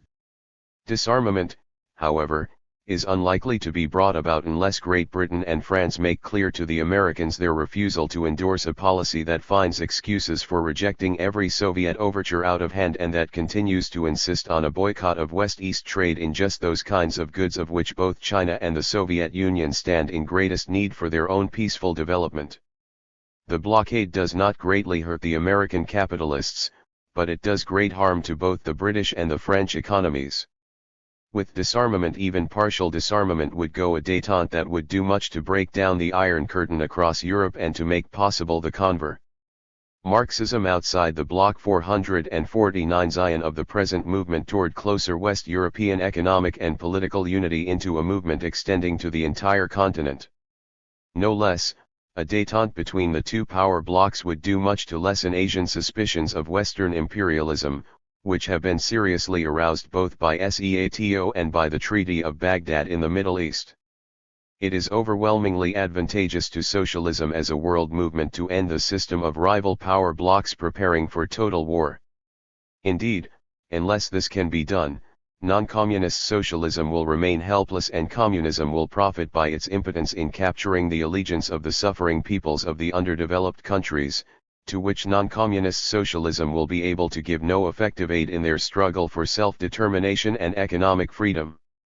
I want then to see the socialists of the world working together, both in common action against capitalism and imperialism and the remnants of feudal and military domination and in free and intimate intercourse for the development of socialist ideas and policies.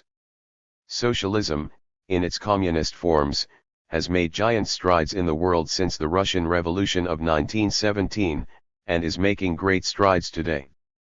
Democratic socialism too has made big advances, especially in Great Britain and Scandinavia, but in these countries it seems to be at a loss what to do next, and in the Western world as a whole it appears to have got stuck, and to be no nearer winning over a majority of the people than it was a generation ago.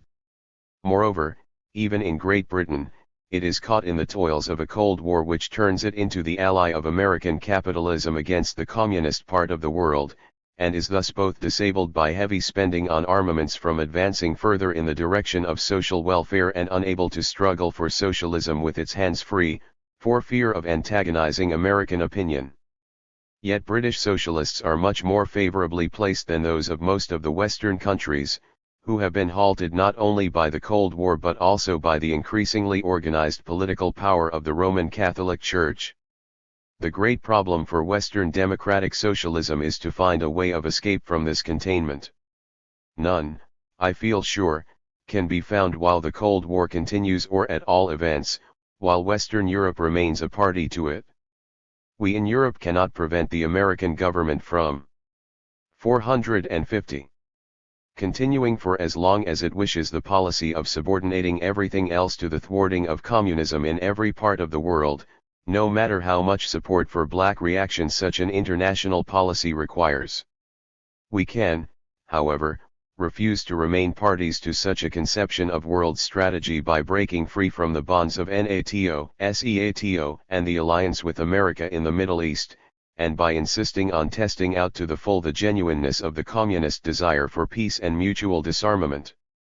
We can become, like India under Nehru, neutral spectators of the American-Soviet conflict, free to set about the better management of our own affairs. Such a policy of course involves risks. If the Soviet will to peace is not genuine, but I am sure in essence it is, we shall expose ourselves to the danger of military conquest by the Soviet Union, without any assurance that America will come to our aid. But I do not believe this danger to be real. If it had been, war would have broken out long ago, when the Soviet armies could have walked right over Europe practically unopposed. The one thing that seems quite certain in an uncertain world is that the people of the Soviet Union have a sheer horror of war, whatever may be the attitude of their leaders, and I cannot believe that their leaders either want war in such a situation or would dare to unloose it even if they did. This of course does not prevent them from stirring up trouble for the capitalist world wherever they can, especially in its colonial territories or in areas subject to economic imperialist penetration by it. But have they not the right to make trouble in these areas, as long as capitalist governments continue to hold them in subjection by force or to exploit them economically and include them in a power bloc against the communist countries? I think they have, and I am not prepared to modify my anti-imperialism to suit the requirements of an anti-communist crusade. But, even apart from the danger of a Soviet war of aggression, can the Western countries afford to do without American economic support, which is now given only on condition of their alignment with the anti-communist bloc? The answer is that they can, if they both cut their armaments and develop their trade one with another and with the countries of the East, from which they are now largely cut off by the American veto on strategic exports. It is not to be supposed that the United States, in ceasing to aid Marxism outside the bloc 451, Western Europe with gifts, would cut off its nose to spite its face by renouncing trade with European countries or with the sterling area, any more than it has ceased to trade with India because India has refused to join its power bloc. Economically, American aid, tied tightly to Cold War and heavy spending on armaments, is bought at far too high a price. The first task for West European socialists is to shake their countries free from Cold War entanglements and to do their best to establish terms of friendly intercourse and trade with the communist countries. The second is to reinvigorate their socialism, so as to give it a stronger and wider appeal to the peoples as a viable means of ending class rule and economic exploitation, and thus to defeat the enemies who thrive on its inhibitions and evident lack of will to carry its own precepts into effect. This reinvigoration of socialism involves three things. First of all, an appeal to idealism as well as to material interest, and a statement of ideal objectives in terms which the ordinary man can both understand and feel to go to the root of the matter. It needs to be an appeal couched in terms of comradeship and of the brotherly pursuit of the good life as requiring not merely a decent minimum standard of material living for all, but also a let-up on the competitive struggle for riches as the key to power and prestige, and appeal to the spirit of social equality, based on a classless educational structure, and a recognition of the right of the common man to share in economic as well as in political self-government. It involves, besides, an appeal to work hard and to increase productivity, not simply in order to get higher earnings but also because higher production is urgently needed for the re-establishment of Great Britain's and of other Western countries' economic independence, and in order to make possible further advances in education and the social services. Secondly, the reinvigoration of socialism involves taking sides absolutely with the rising national movements in colonial and other underdeveloped countries, and refusing to be sidetracked by summons to the defense either of the prerogatives of settlers or colons claiming racial superiority over subject or inferior peoples, or of the claims of imperialist countries to extract profits from the exploitation of colonial resources or of the resources of other underdeveloped countries, such as the oil-producing 452 regions of the Middle East or of Central America. It is not enough to support reform movements in colonial areas, on condition that they stop short of demanding full independence, economic as well as political, for this is to treat them still as inferiors, whereas socialists cannot fall short of demanding full equality. Thirdly, socialism cannot be reinvigorated unless the working class movement in each country can be reunited solidly in its support. This means that in France the rift between the Socialist Party and the Communists must be somehow healed, and an united trade union movement re-established. It means, in Italy, that the Nini Socialist Party must be recognized as the party which in fact commands, together with the Communist Party, the allegiance of the main body of the working class, and that, far from wishing the Nini Socialists to break their links with the followers of Togliatti, European socialists should welcome the alliance and seek to broaden it so as to include the Saragossa socialists as well.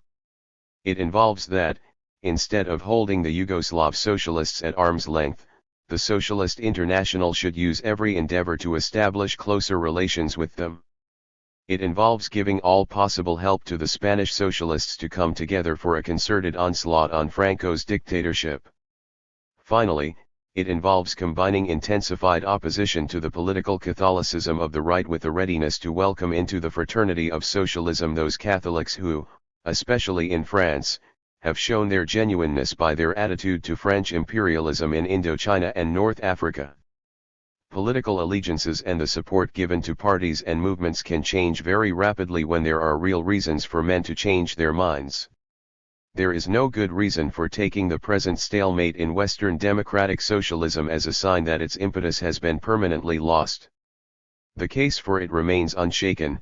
What has happened to it is that it has allowed itself to be temporarily diverted into an anti-communist blind alley, which prevents it both from engaging in a wholehearted struggle against capitalism and imperialism and from being able to offer to the peoples even a substantial further improvement in their welfare. Democratic socialism is suffering at present from altogether too many inhibitions. It dare not frighten possible marginal supporters, and it dare not flout that so-called public opinion which is really news. Marxism outside the Block 453 paper opinion put about by the reactionary press. It dare not offend the Americans, for fear of being left to face the Soviet Union without their backing. It dare not do anything that might make the capitalism of his own countries inefficient, because it is not prepared to replace capitalism by a socialist economy. It dare not get on better relations with the communists, because it is afraid of falling under the domination of their stronger wills and greater zeal. Such attitudes will never serve for the making of a new society, which is an arduous task, requiring above all courage and a readiness to take risks. A socialism that dares not is bound to fail, for the fighting spirit which created the socialist movement is no less needed to carry it through to its goal.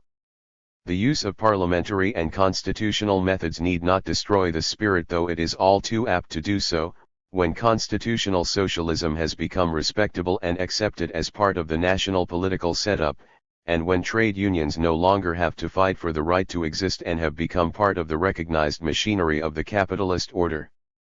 So many good trade unionists and socialists have gone over to communism in so many countries, largely because democratic socialism has thrown away its militancy as a response to the acceptance of its right to exist within the bounds of constitutional action.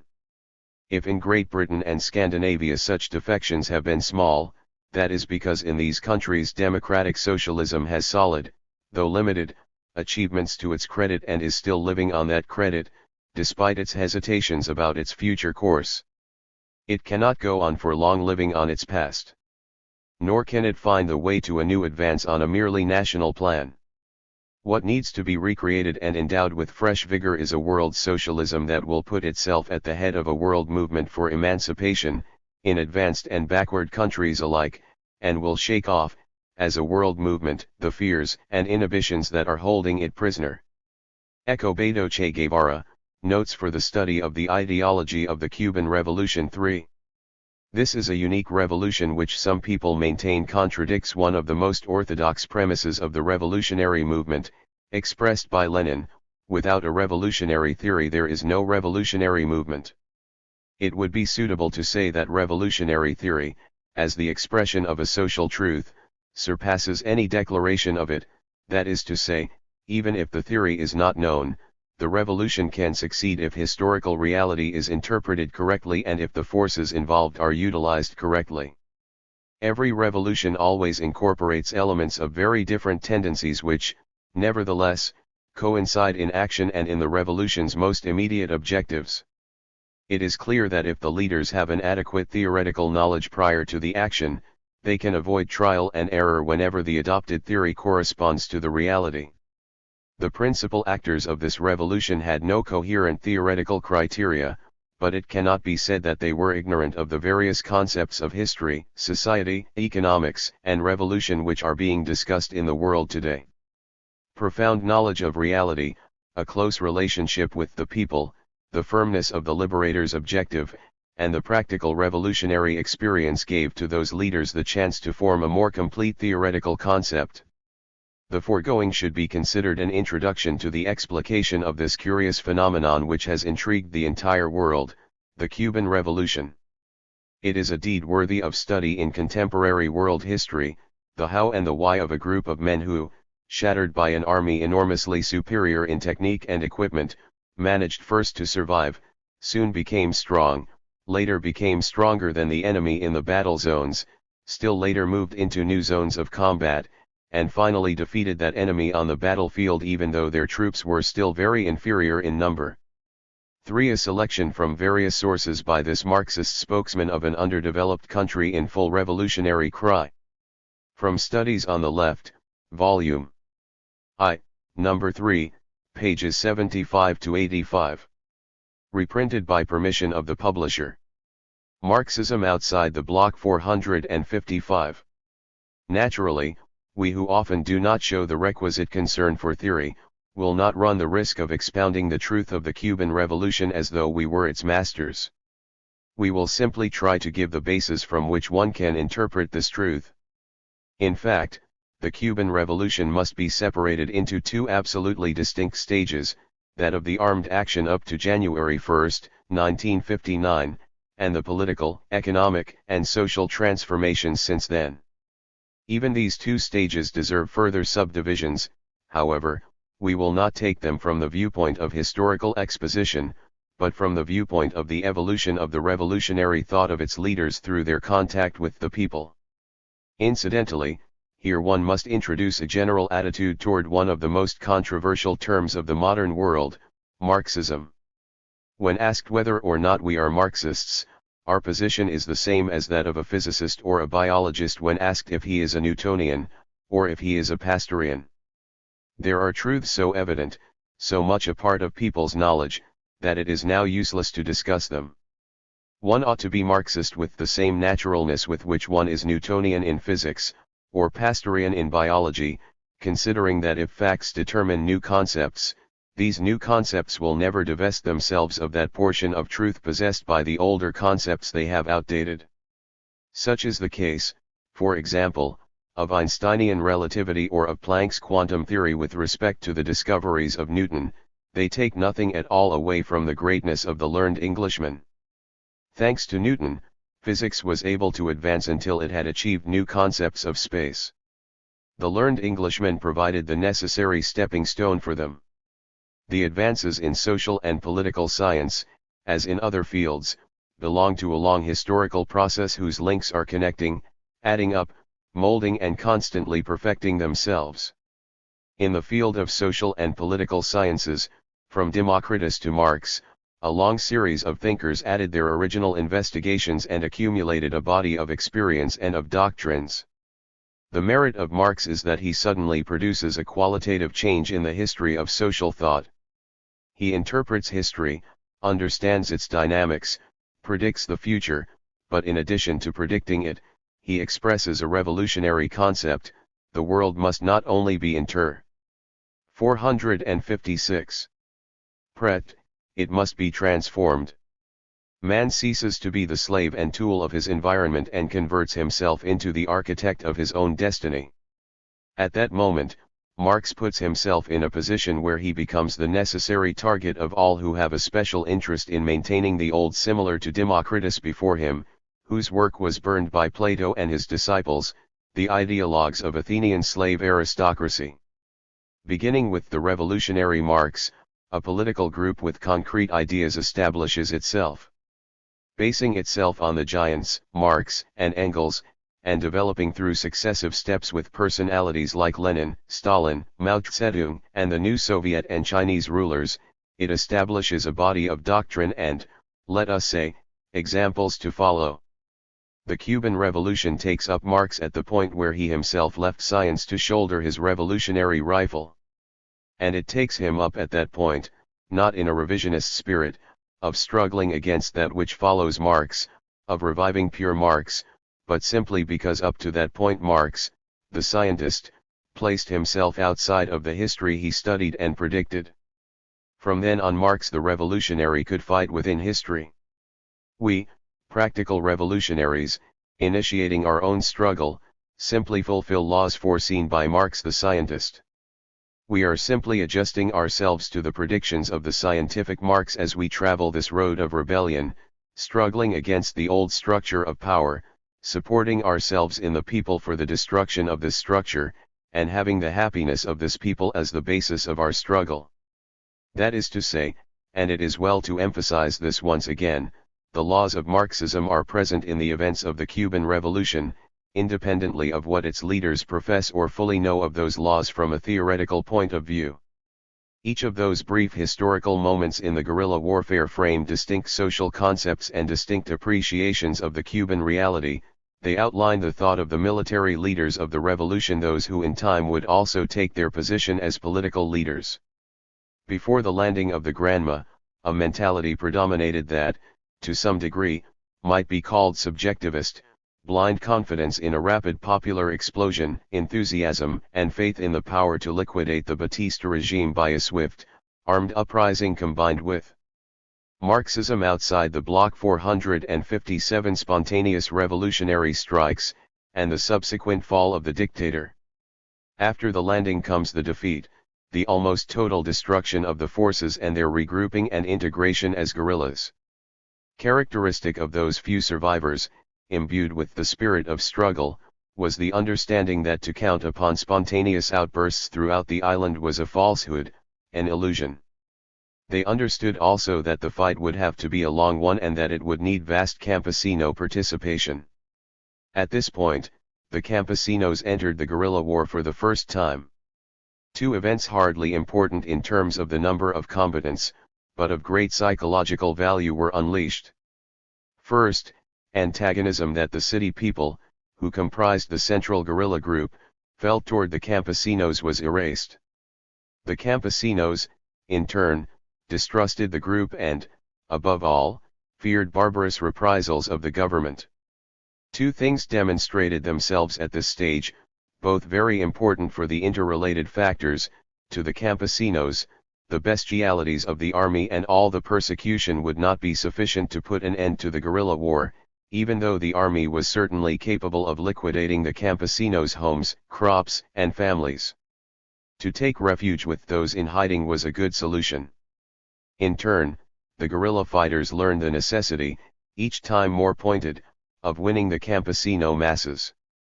The war shows a new characteristic: the correlation of forces turns toward the revolution.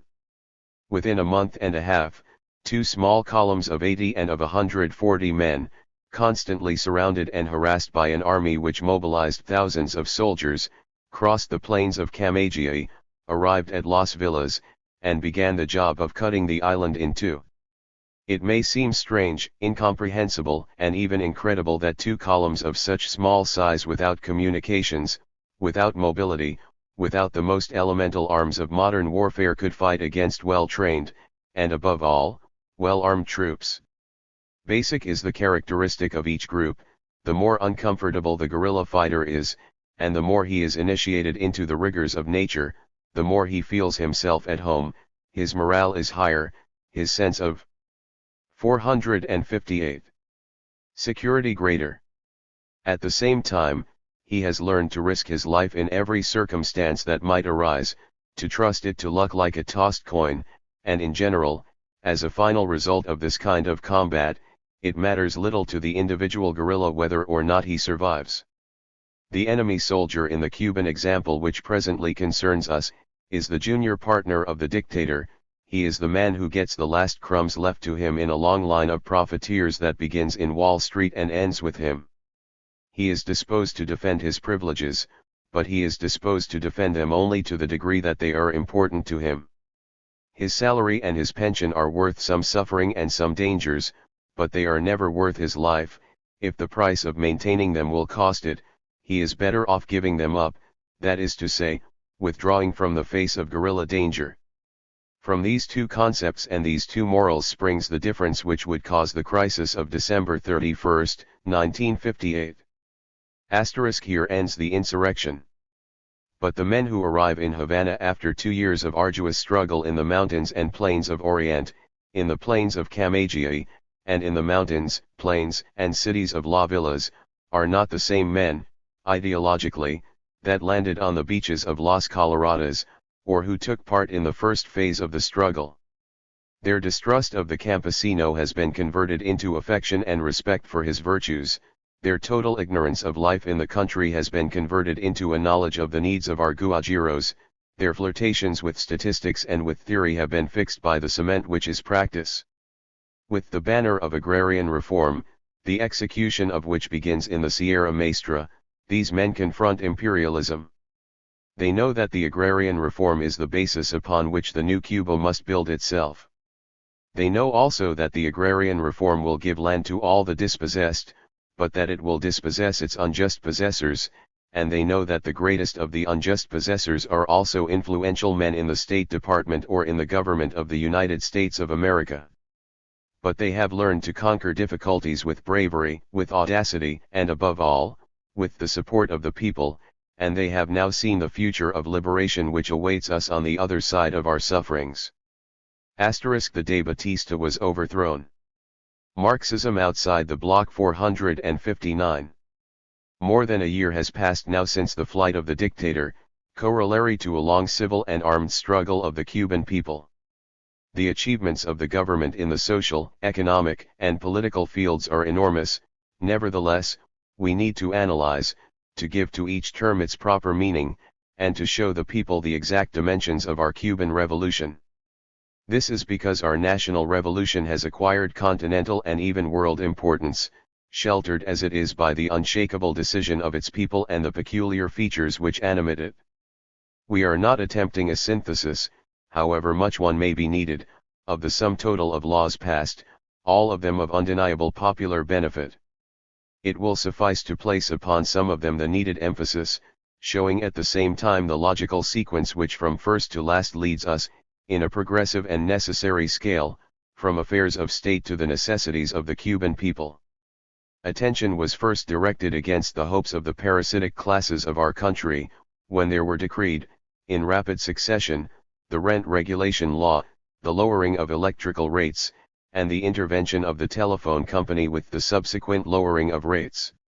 Those who hoped to see in Fidel Castro and in the men who made this revolution only some politicians of the old school, or some manageable dolts whose beards were their only distinctive trait, began to suspect that there was something deeper emerging from the depths of the Cuban people and that their prerogatives were in danger of disappearing. The word communism began to hover about the figures of the leaders, the figures of the triumphant guerrillas, and as a consequence, the word anti-communism as the dialectically contrary position began to nuclearize all those whose unjust sinecures were hampered or taken away. The INRA advanced like a tractor or a tank of war, since it is both tractor and tank, breaking down in its passage the barriers of the latifundia and creating new social relationships out of land tenure. This Cuban agrarian reform has emerged with several characteristics important in America. It was indeed anti-feudal, for besides eliminating the latifundia under Cuban conditions, it suppressed all contracts which required that land rent be paid in SPE 460 CIE, and liquidated the conditions of serfdom which were primarily maintained among our great agricultural products of coffee and tobacco. But this was also an agrarian reform which was made in a capitalist environment in order to destroy the pressures of monopoly which work against the potentialities of human beings, isolated or collectively, to work their land honorably and to be productive without fear of creditor or master. It had the characteristic from the very first of assuring the campesinos and agricultural workers, those to whom the land was given, of necessary technical support, capable personnel and machinery, as well as financial support by means of credits granted by INRA or sympathetic banks, and the great support of the Association of Stores of the People, which has developed extensively in Orient Province and is in the process of developing in other provinces, where state granaries are replacing the ancient garrotero, paying a just price for crops and giving a fair return as well. Of all the characteristics which differentiate the Cuban from the other three great agrarian reforms in America, that which appears most important is the decision to carry it through to the end, without leniencies or concessions of any sort. This integral agrarian reform respects no right which is not the right of the people, nor is it directed against any particular class or nationality. The scales of the law tip alike for the United Fruit Company or the King Ranch, and for the Creole latifundistas.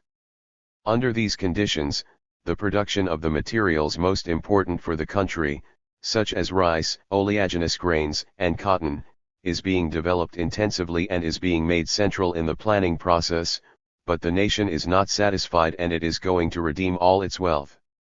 Its rich subsoil, the site of monopolists' struggle and pasture for their voracity, has for all practical purposes been rescued by the petroleum law. This law, like the agrarian reform and all the others dictated by the revolution, responds to the undeniable needs of Cuba, to the inescapable urgencies of a people which wants to be free, which wants to be master of its economy, which wants to prosper and to achieve progressively higher goals of social development. But for this very reason it is a continental example which is feared by the petroleum monopolies. It is not that Cuba harms the petroleum. Marxism outside the Bloc 461 monopoly substantially or directly, for there is no reason to consider our country an emporium of that precious combustible, although there are reasonable hopes of obtaining a sufficient amount to satisfy internal needs. On the other hand, the palpable example of Cuba's law is seen by the sister nations of America, many of whom are the grazing land of those monopolies, while others are impelled to internal wars in order to satisfy the necessities or appetites of competing trusts. It shows to them what is possible, indicating likewise the exact hour when one may think of carrying it out. By a simple law of gravity, the small island of 114,000 square kilometers and 6,500,000 inhabitants is assuming the leadership of the anti-colonial struggle in America, for there are important conditions which permit it to take the glorious, heroic, and dangerous lead. The nations of colonial America which are economically less weak, those which are developing their national capitalism by fits and starts in a continual struggle, at times violent and without quarter, against the foreign monopolies, are gradually relinquishing their place to this small new power for liberty, since their governments do not find themselves with sufficient strength to carry the struggle to the finish. This is because the struggle is no simple matter, nor is it free of dangers nor exempt from difficulties. It is essential to have the backing of an entire people, and an enormous amount of idealism and the spirit of sacrifice, to carry it out to the end under the almost isolated conditions in which we are doing it in America. Small countries have previously tried to maintain this position.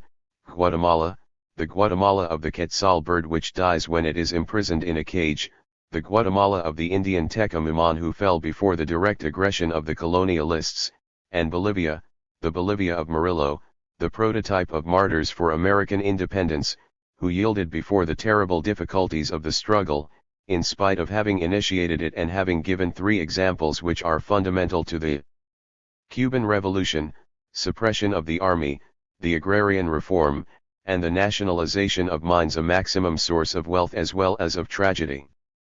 Cuba knows the previous examples, it knows the failures and the difficulties, but it knows also that it stands at the dawn of a new era in the world. The colonial pillars have been swept away before the impulse of the national end. 462. Popular struggle, in Asia as in Africa. Now the tendencies to unification of the peoples are no longer given by their religions, by their customs, by their appetites, by their racial affinities or lack of them. It is given by the economic similarities of their social conditions and by the similarity of their desire for progress and recovery. Asia and Africa have shaken hands at Bandung. Asia and Africa are coming to shake hands with colonial and indigenous America by means of Cuba, here in Havana. On the other hand, the great colonial powers have given ground before the struggle of the peoples. Belgium and Holland are but two caricatures of empire. Germany and Italy have lost their colonies. France debates in the midst of a war she has lost, and England, diplomatic and skilled, liquidates her political power while maintaining economic connections. North American capitalism has replaced some of the old colonial capitalisms in those countries which have initiated their independent life, but it knows that this is transitory and that there is no real rest to be found in the new territory of its financial speculations. The claws of the imperial eagle have been blunted. Colonialism has died in all those places of the world or is in process of natural death. America is another matter. It was some time ago that the English lion removed his greedy paws from our America, and the nice young Yankee capitalists installed the democratic version of the English clubs and imposed their sovereign domination in every one of the 20 republics. These nations are the colonial feudal estate of North American monopoly, right in its own backyard. At the present moment this is their raison d'etre and the only possibility they have. If all the Latin American peoples were to raise the banner of dignity, as has Cuba, monopoly would tremble. It would have to accommodate itself to a new politico-economic situation and to substantial cuts in its profits. But monopoly does not like to cut its profits, and the Cuban example, this bad example of national and international dignity, is spreading among the American countries. Every time that an upstart people sets up a cry of liberation, Cuba is accused. Somehow or other Cuba is guilty because it has shown a way, the way of armed popular struggle against the supposedly invincible armies, the way of struggle in difficult terrain in order to Marxism outside the block 463 housed and destroy the enemy away from his bases, in short, the way of dignity.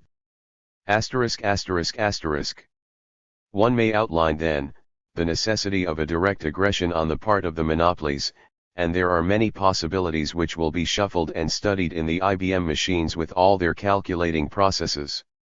It occurs to us at this moment that one possibility is the Spanish variation.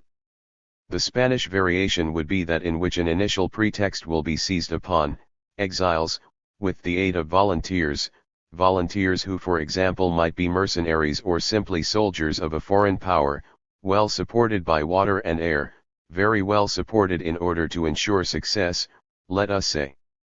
It might be also the direct aggression of a state, such as Santo Domingo, which will ask some of its people, our brothers and many mercenaries, to die on these beaches in order to provoke the act of war, the act which will obligate the candid fathers of monopoly to declare that they do not wish to intervene in this disastrous struggle between brothers, that they will concentrate on freezing and limiting it to its present dimensions, that their battleships, cruisers, destroyers, aircraft, Carriers, submarines, minesweepers, torpedo boats, and airplanes as well will keep guard over the seas and skies of this part of America.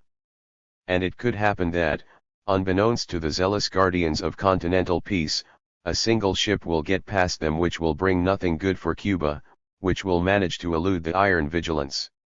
Also intervention might take place through some prestige organ of the Americas, in order to put an end to the crazy war which communism will unleash in our island, or, if this mechanism of this American prestige organ will not suffice, there might be direct intervention in its name in order to bring peace and to protect the interest of citizens, creating the variant of Korea.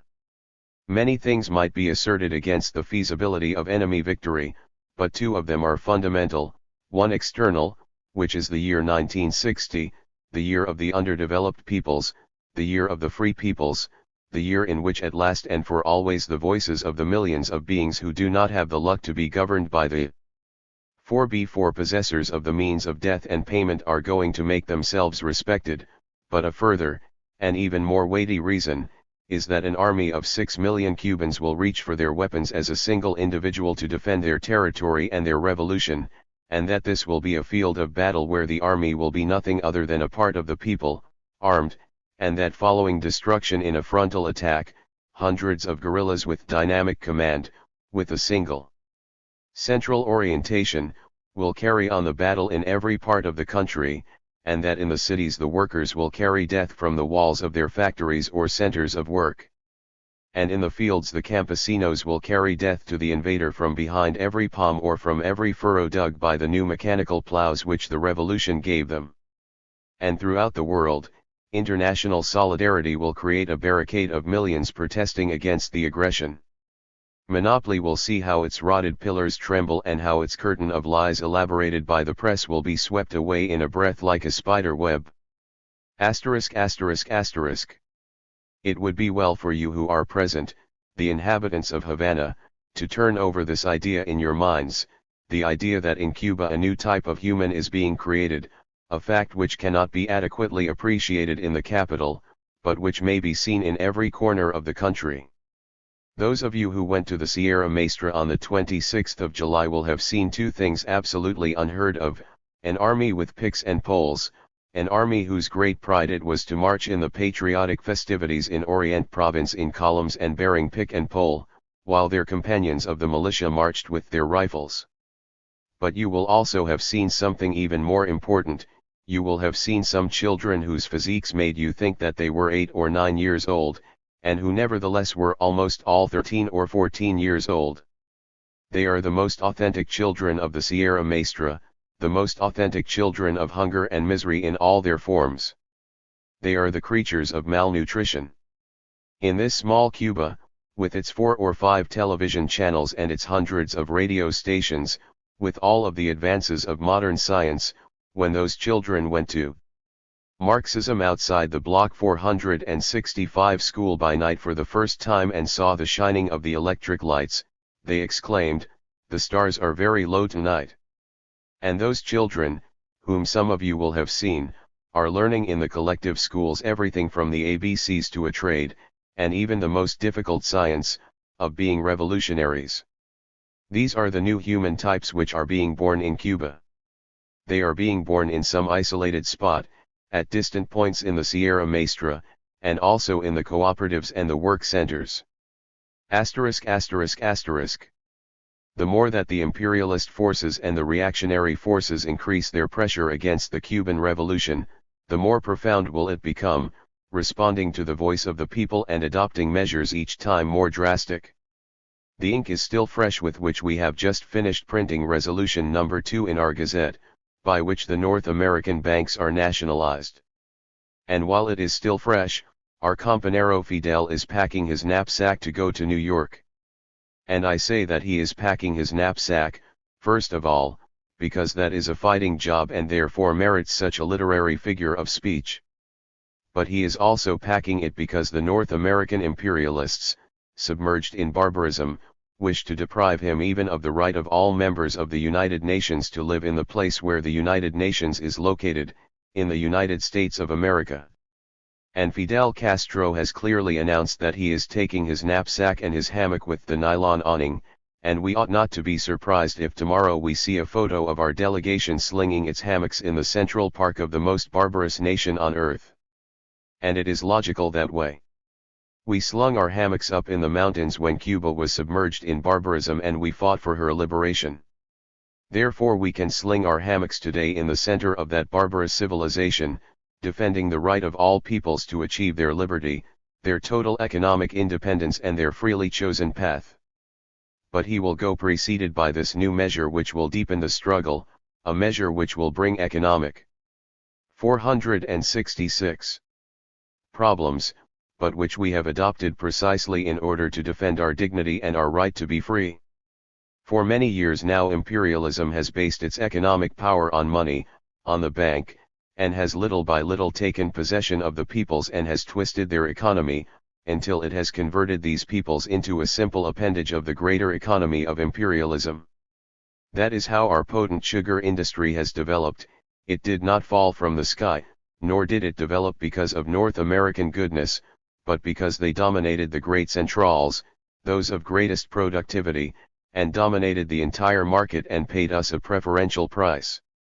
This last they did because, sheltered by these prices, they would introduce into our country, by means of a law falsely called the law of reciprocity, all of the manufactured consumers' articles used by this people.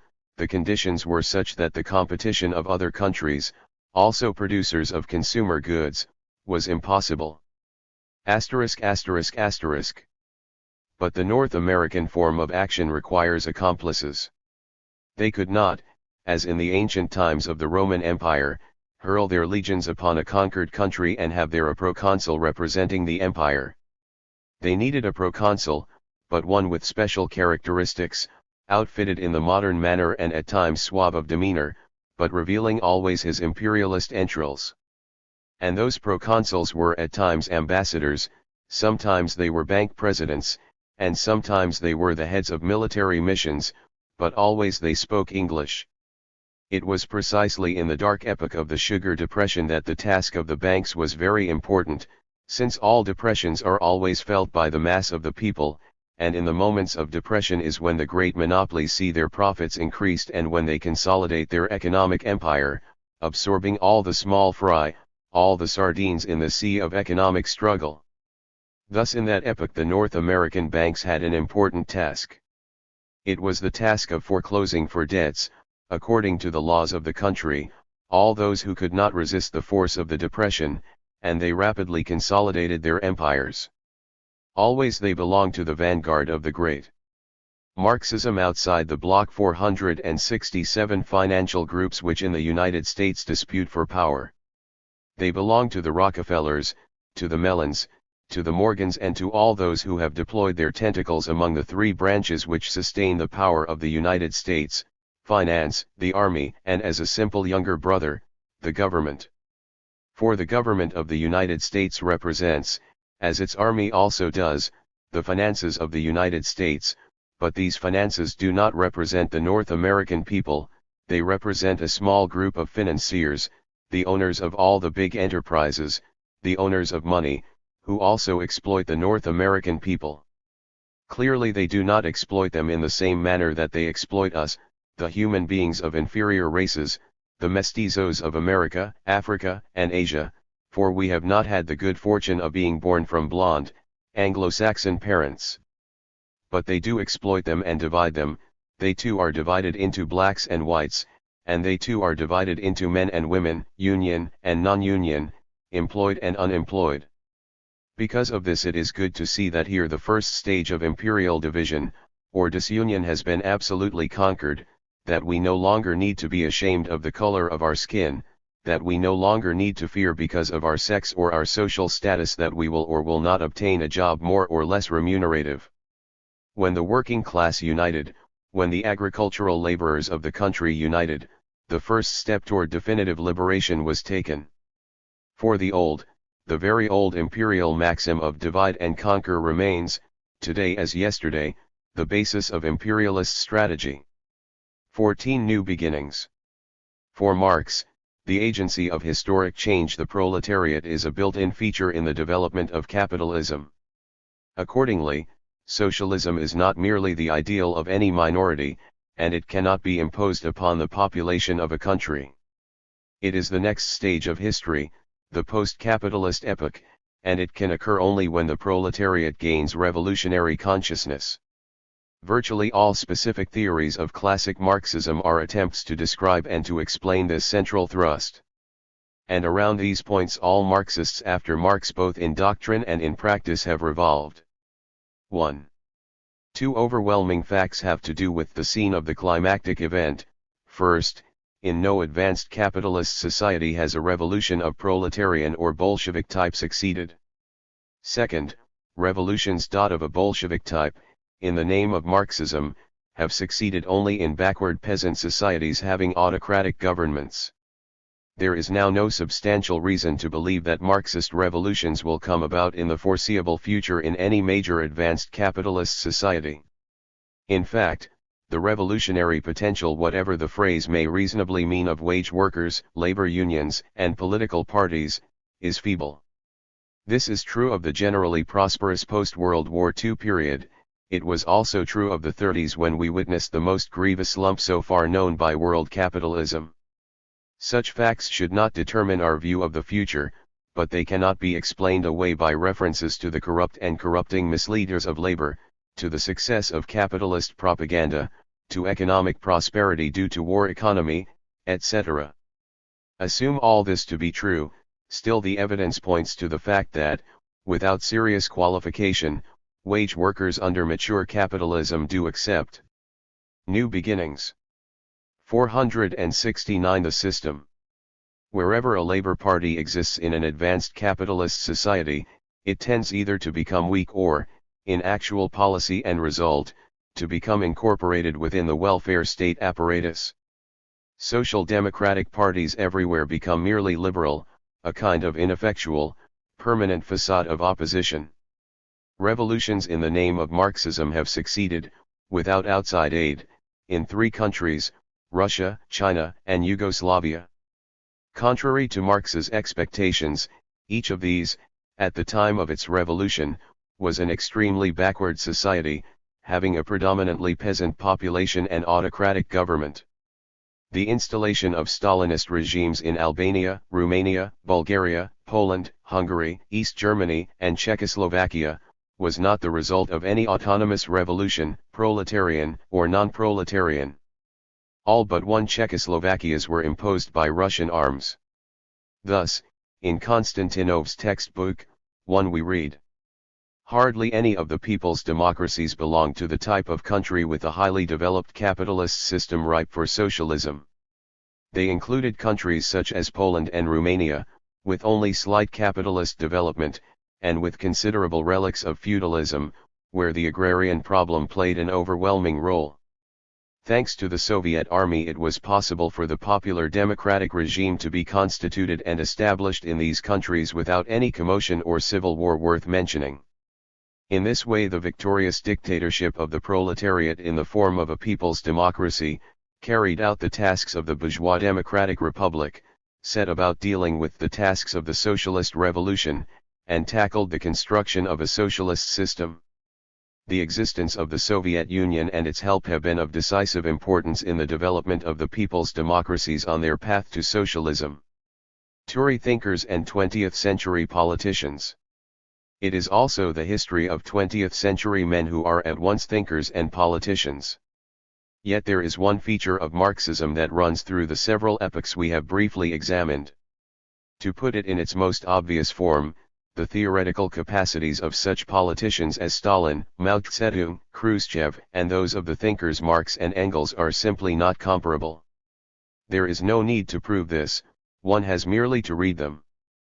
But to understand why this is so, we must keep in mind 3 things.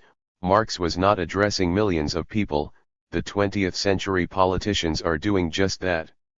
Marx was without political power. These men hold in their hands enormous power of party and state, army, and science. Marx wrote in a world situation in which there were no post-capitalist societies, these politicians are in the middle of a kind of socialist construction about which Marx had very little or nothing to say. So it is little wonder that these politicians are more tightly ideological and less freely theoretical, that they are less abstract and more practical, that their theoretical or verbocratic work has to do, first of all, with policy, with decision, with justification. With respect to these differences, Lenin and Trotsky stand between the 19th century thinkers and the 20th century politicians. Both are thinkers of high quality, and both are among the most accomplished politicians of the last 100 years. That is why today so many Soviet intellectuals, and the party generally, find in Lenin their image of the ideal man.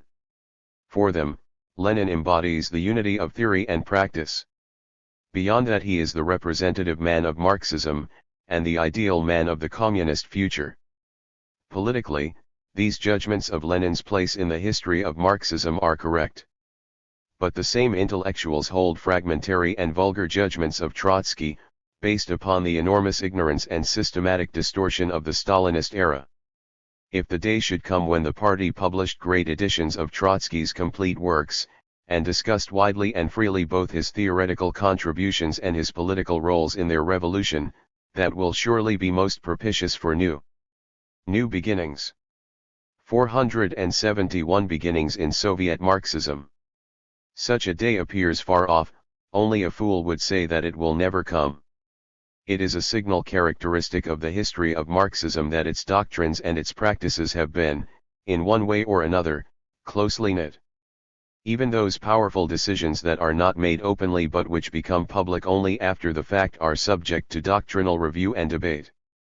My opinion, already suggested, is that Marxism is probably more of a guide in these ways in the Soviet Union than is liberalism in the United States. First, the political facts of power make it so. The Soviet elite are in a position of power, making it more possible for them to be guided by theory than are the American elite.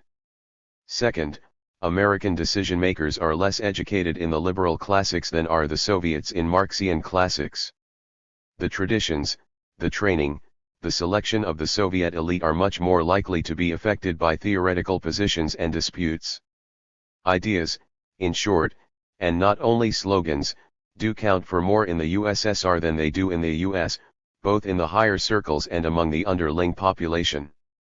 Third, the distortions and illusions of Soviet Marxism today should not blind us to the fact that many Marxist classics occupy an official place in educational routines and in political ideology. Despite the double talk and obfuscation characteristic of Soviet ideology, its genuine Marxist elements do contain more of value for understanding the social realities of the world today than do the abstractions, the slogans, and the fetishes of liberalism. 3. In 1939, Joseph Stalin said, "We have no right to expect of the classical Marxist writers, separated as they were from our day by a period of 45 or 55 years, that they should have foreseen each and every zigzag of history in the distant future in every country." In 1960, Nikita Khrushchev said, more boldly, "We live in a time when we have neither Marx nor Engels nor Lenin with us. If we act like children who, studying the alphabet, compile words from letters, we shall not go very far. Based on Marxist-Leninist teaching, we must think." 472.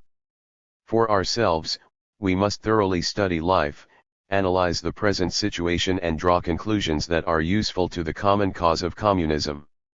2. There are great differences between Stalin's position in the 1930s and Khrushchev's in the 1960s.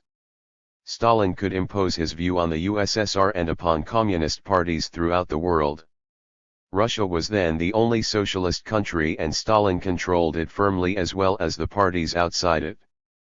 But Khrushchev's Russia is not the only socialist country, and his control, even inside Russia, is certainly more political and less dictatorial than Stalin's. Alongside the Soviet Union, there is now China, geographically smaller but in population much larger and in a different phase and level of development. China today is in a stage of development somewhat similar to Russia's in the early 30s. Her ideologists interpret Leninism in a different way than do those of the Soviet Union. Those who think hopefully about the future of the Soviet bloc point out that the standards of living and of education there are rising, that the international situation may well ease, and that the military security of the Soviet countries are reaching the point of invulnerability. As these developments occur, these optimists hold, the people will make more fully legitimate the ruling system, thus democratic liberties and practices can increasingly prevail. Indeed, they say, a more genuine freedom will prevail, because it will include economic as well as political life. Whether or not types of institutions like those existing in Western democracies will come about seems to those who hold this view less important than the hope that a democratic content will prevail. Since the death of Stalin, we have been reminded by events that Marxism, however monolithic, irrational, and dogmatic a creed under Stalin is, after all, an explosive and liberating creed, and that the ends for which Marx hoped, and which are built into his thought, are liberating ends. The most serious error we can make in our effort to understand communism is to lump all the countries and doctrines that go by the name Marxist or Marxism-Leninism together under some consistent evil called communism. Although the bloc is not splitting up, it is far from homogeneous. It is neither immutable nor monolithic. The changes within it indicate neither the advent of new beginnings, 473 communist society, nor its disintegration. The major changes include the following. First, within the Soviet Union, Khrushchevism means the resuscitation of the party as the agency of rule.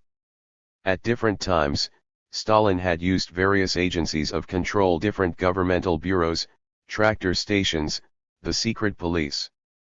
The importance of Khrushchev lies in the revitalization of the party as the prime agency. Second, the bloc is no longer run as it was, by one communist party, the party of the Soviet Union. Other parties of other national units have more voice in the general line of the socialist camp and more room for maneuver and divergence. There is greater variety in their relationships with the Soviet Union, and certainly not merely unilateral subordination to it. The growing power of China has had much to do with this change, but the very scale of the bloc itself tends to move its members in this direction.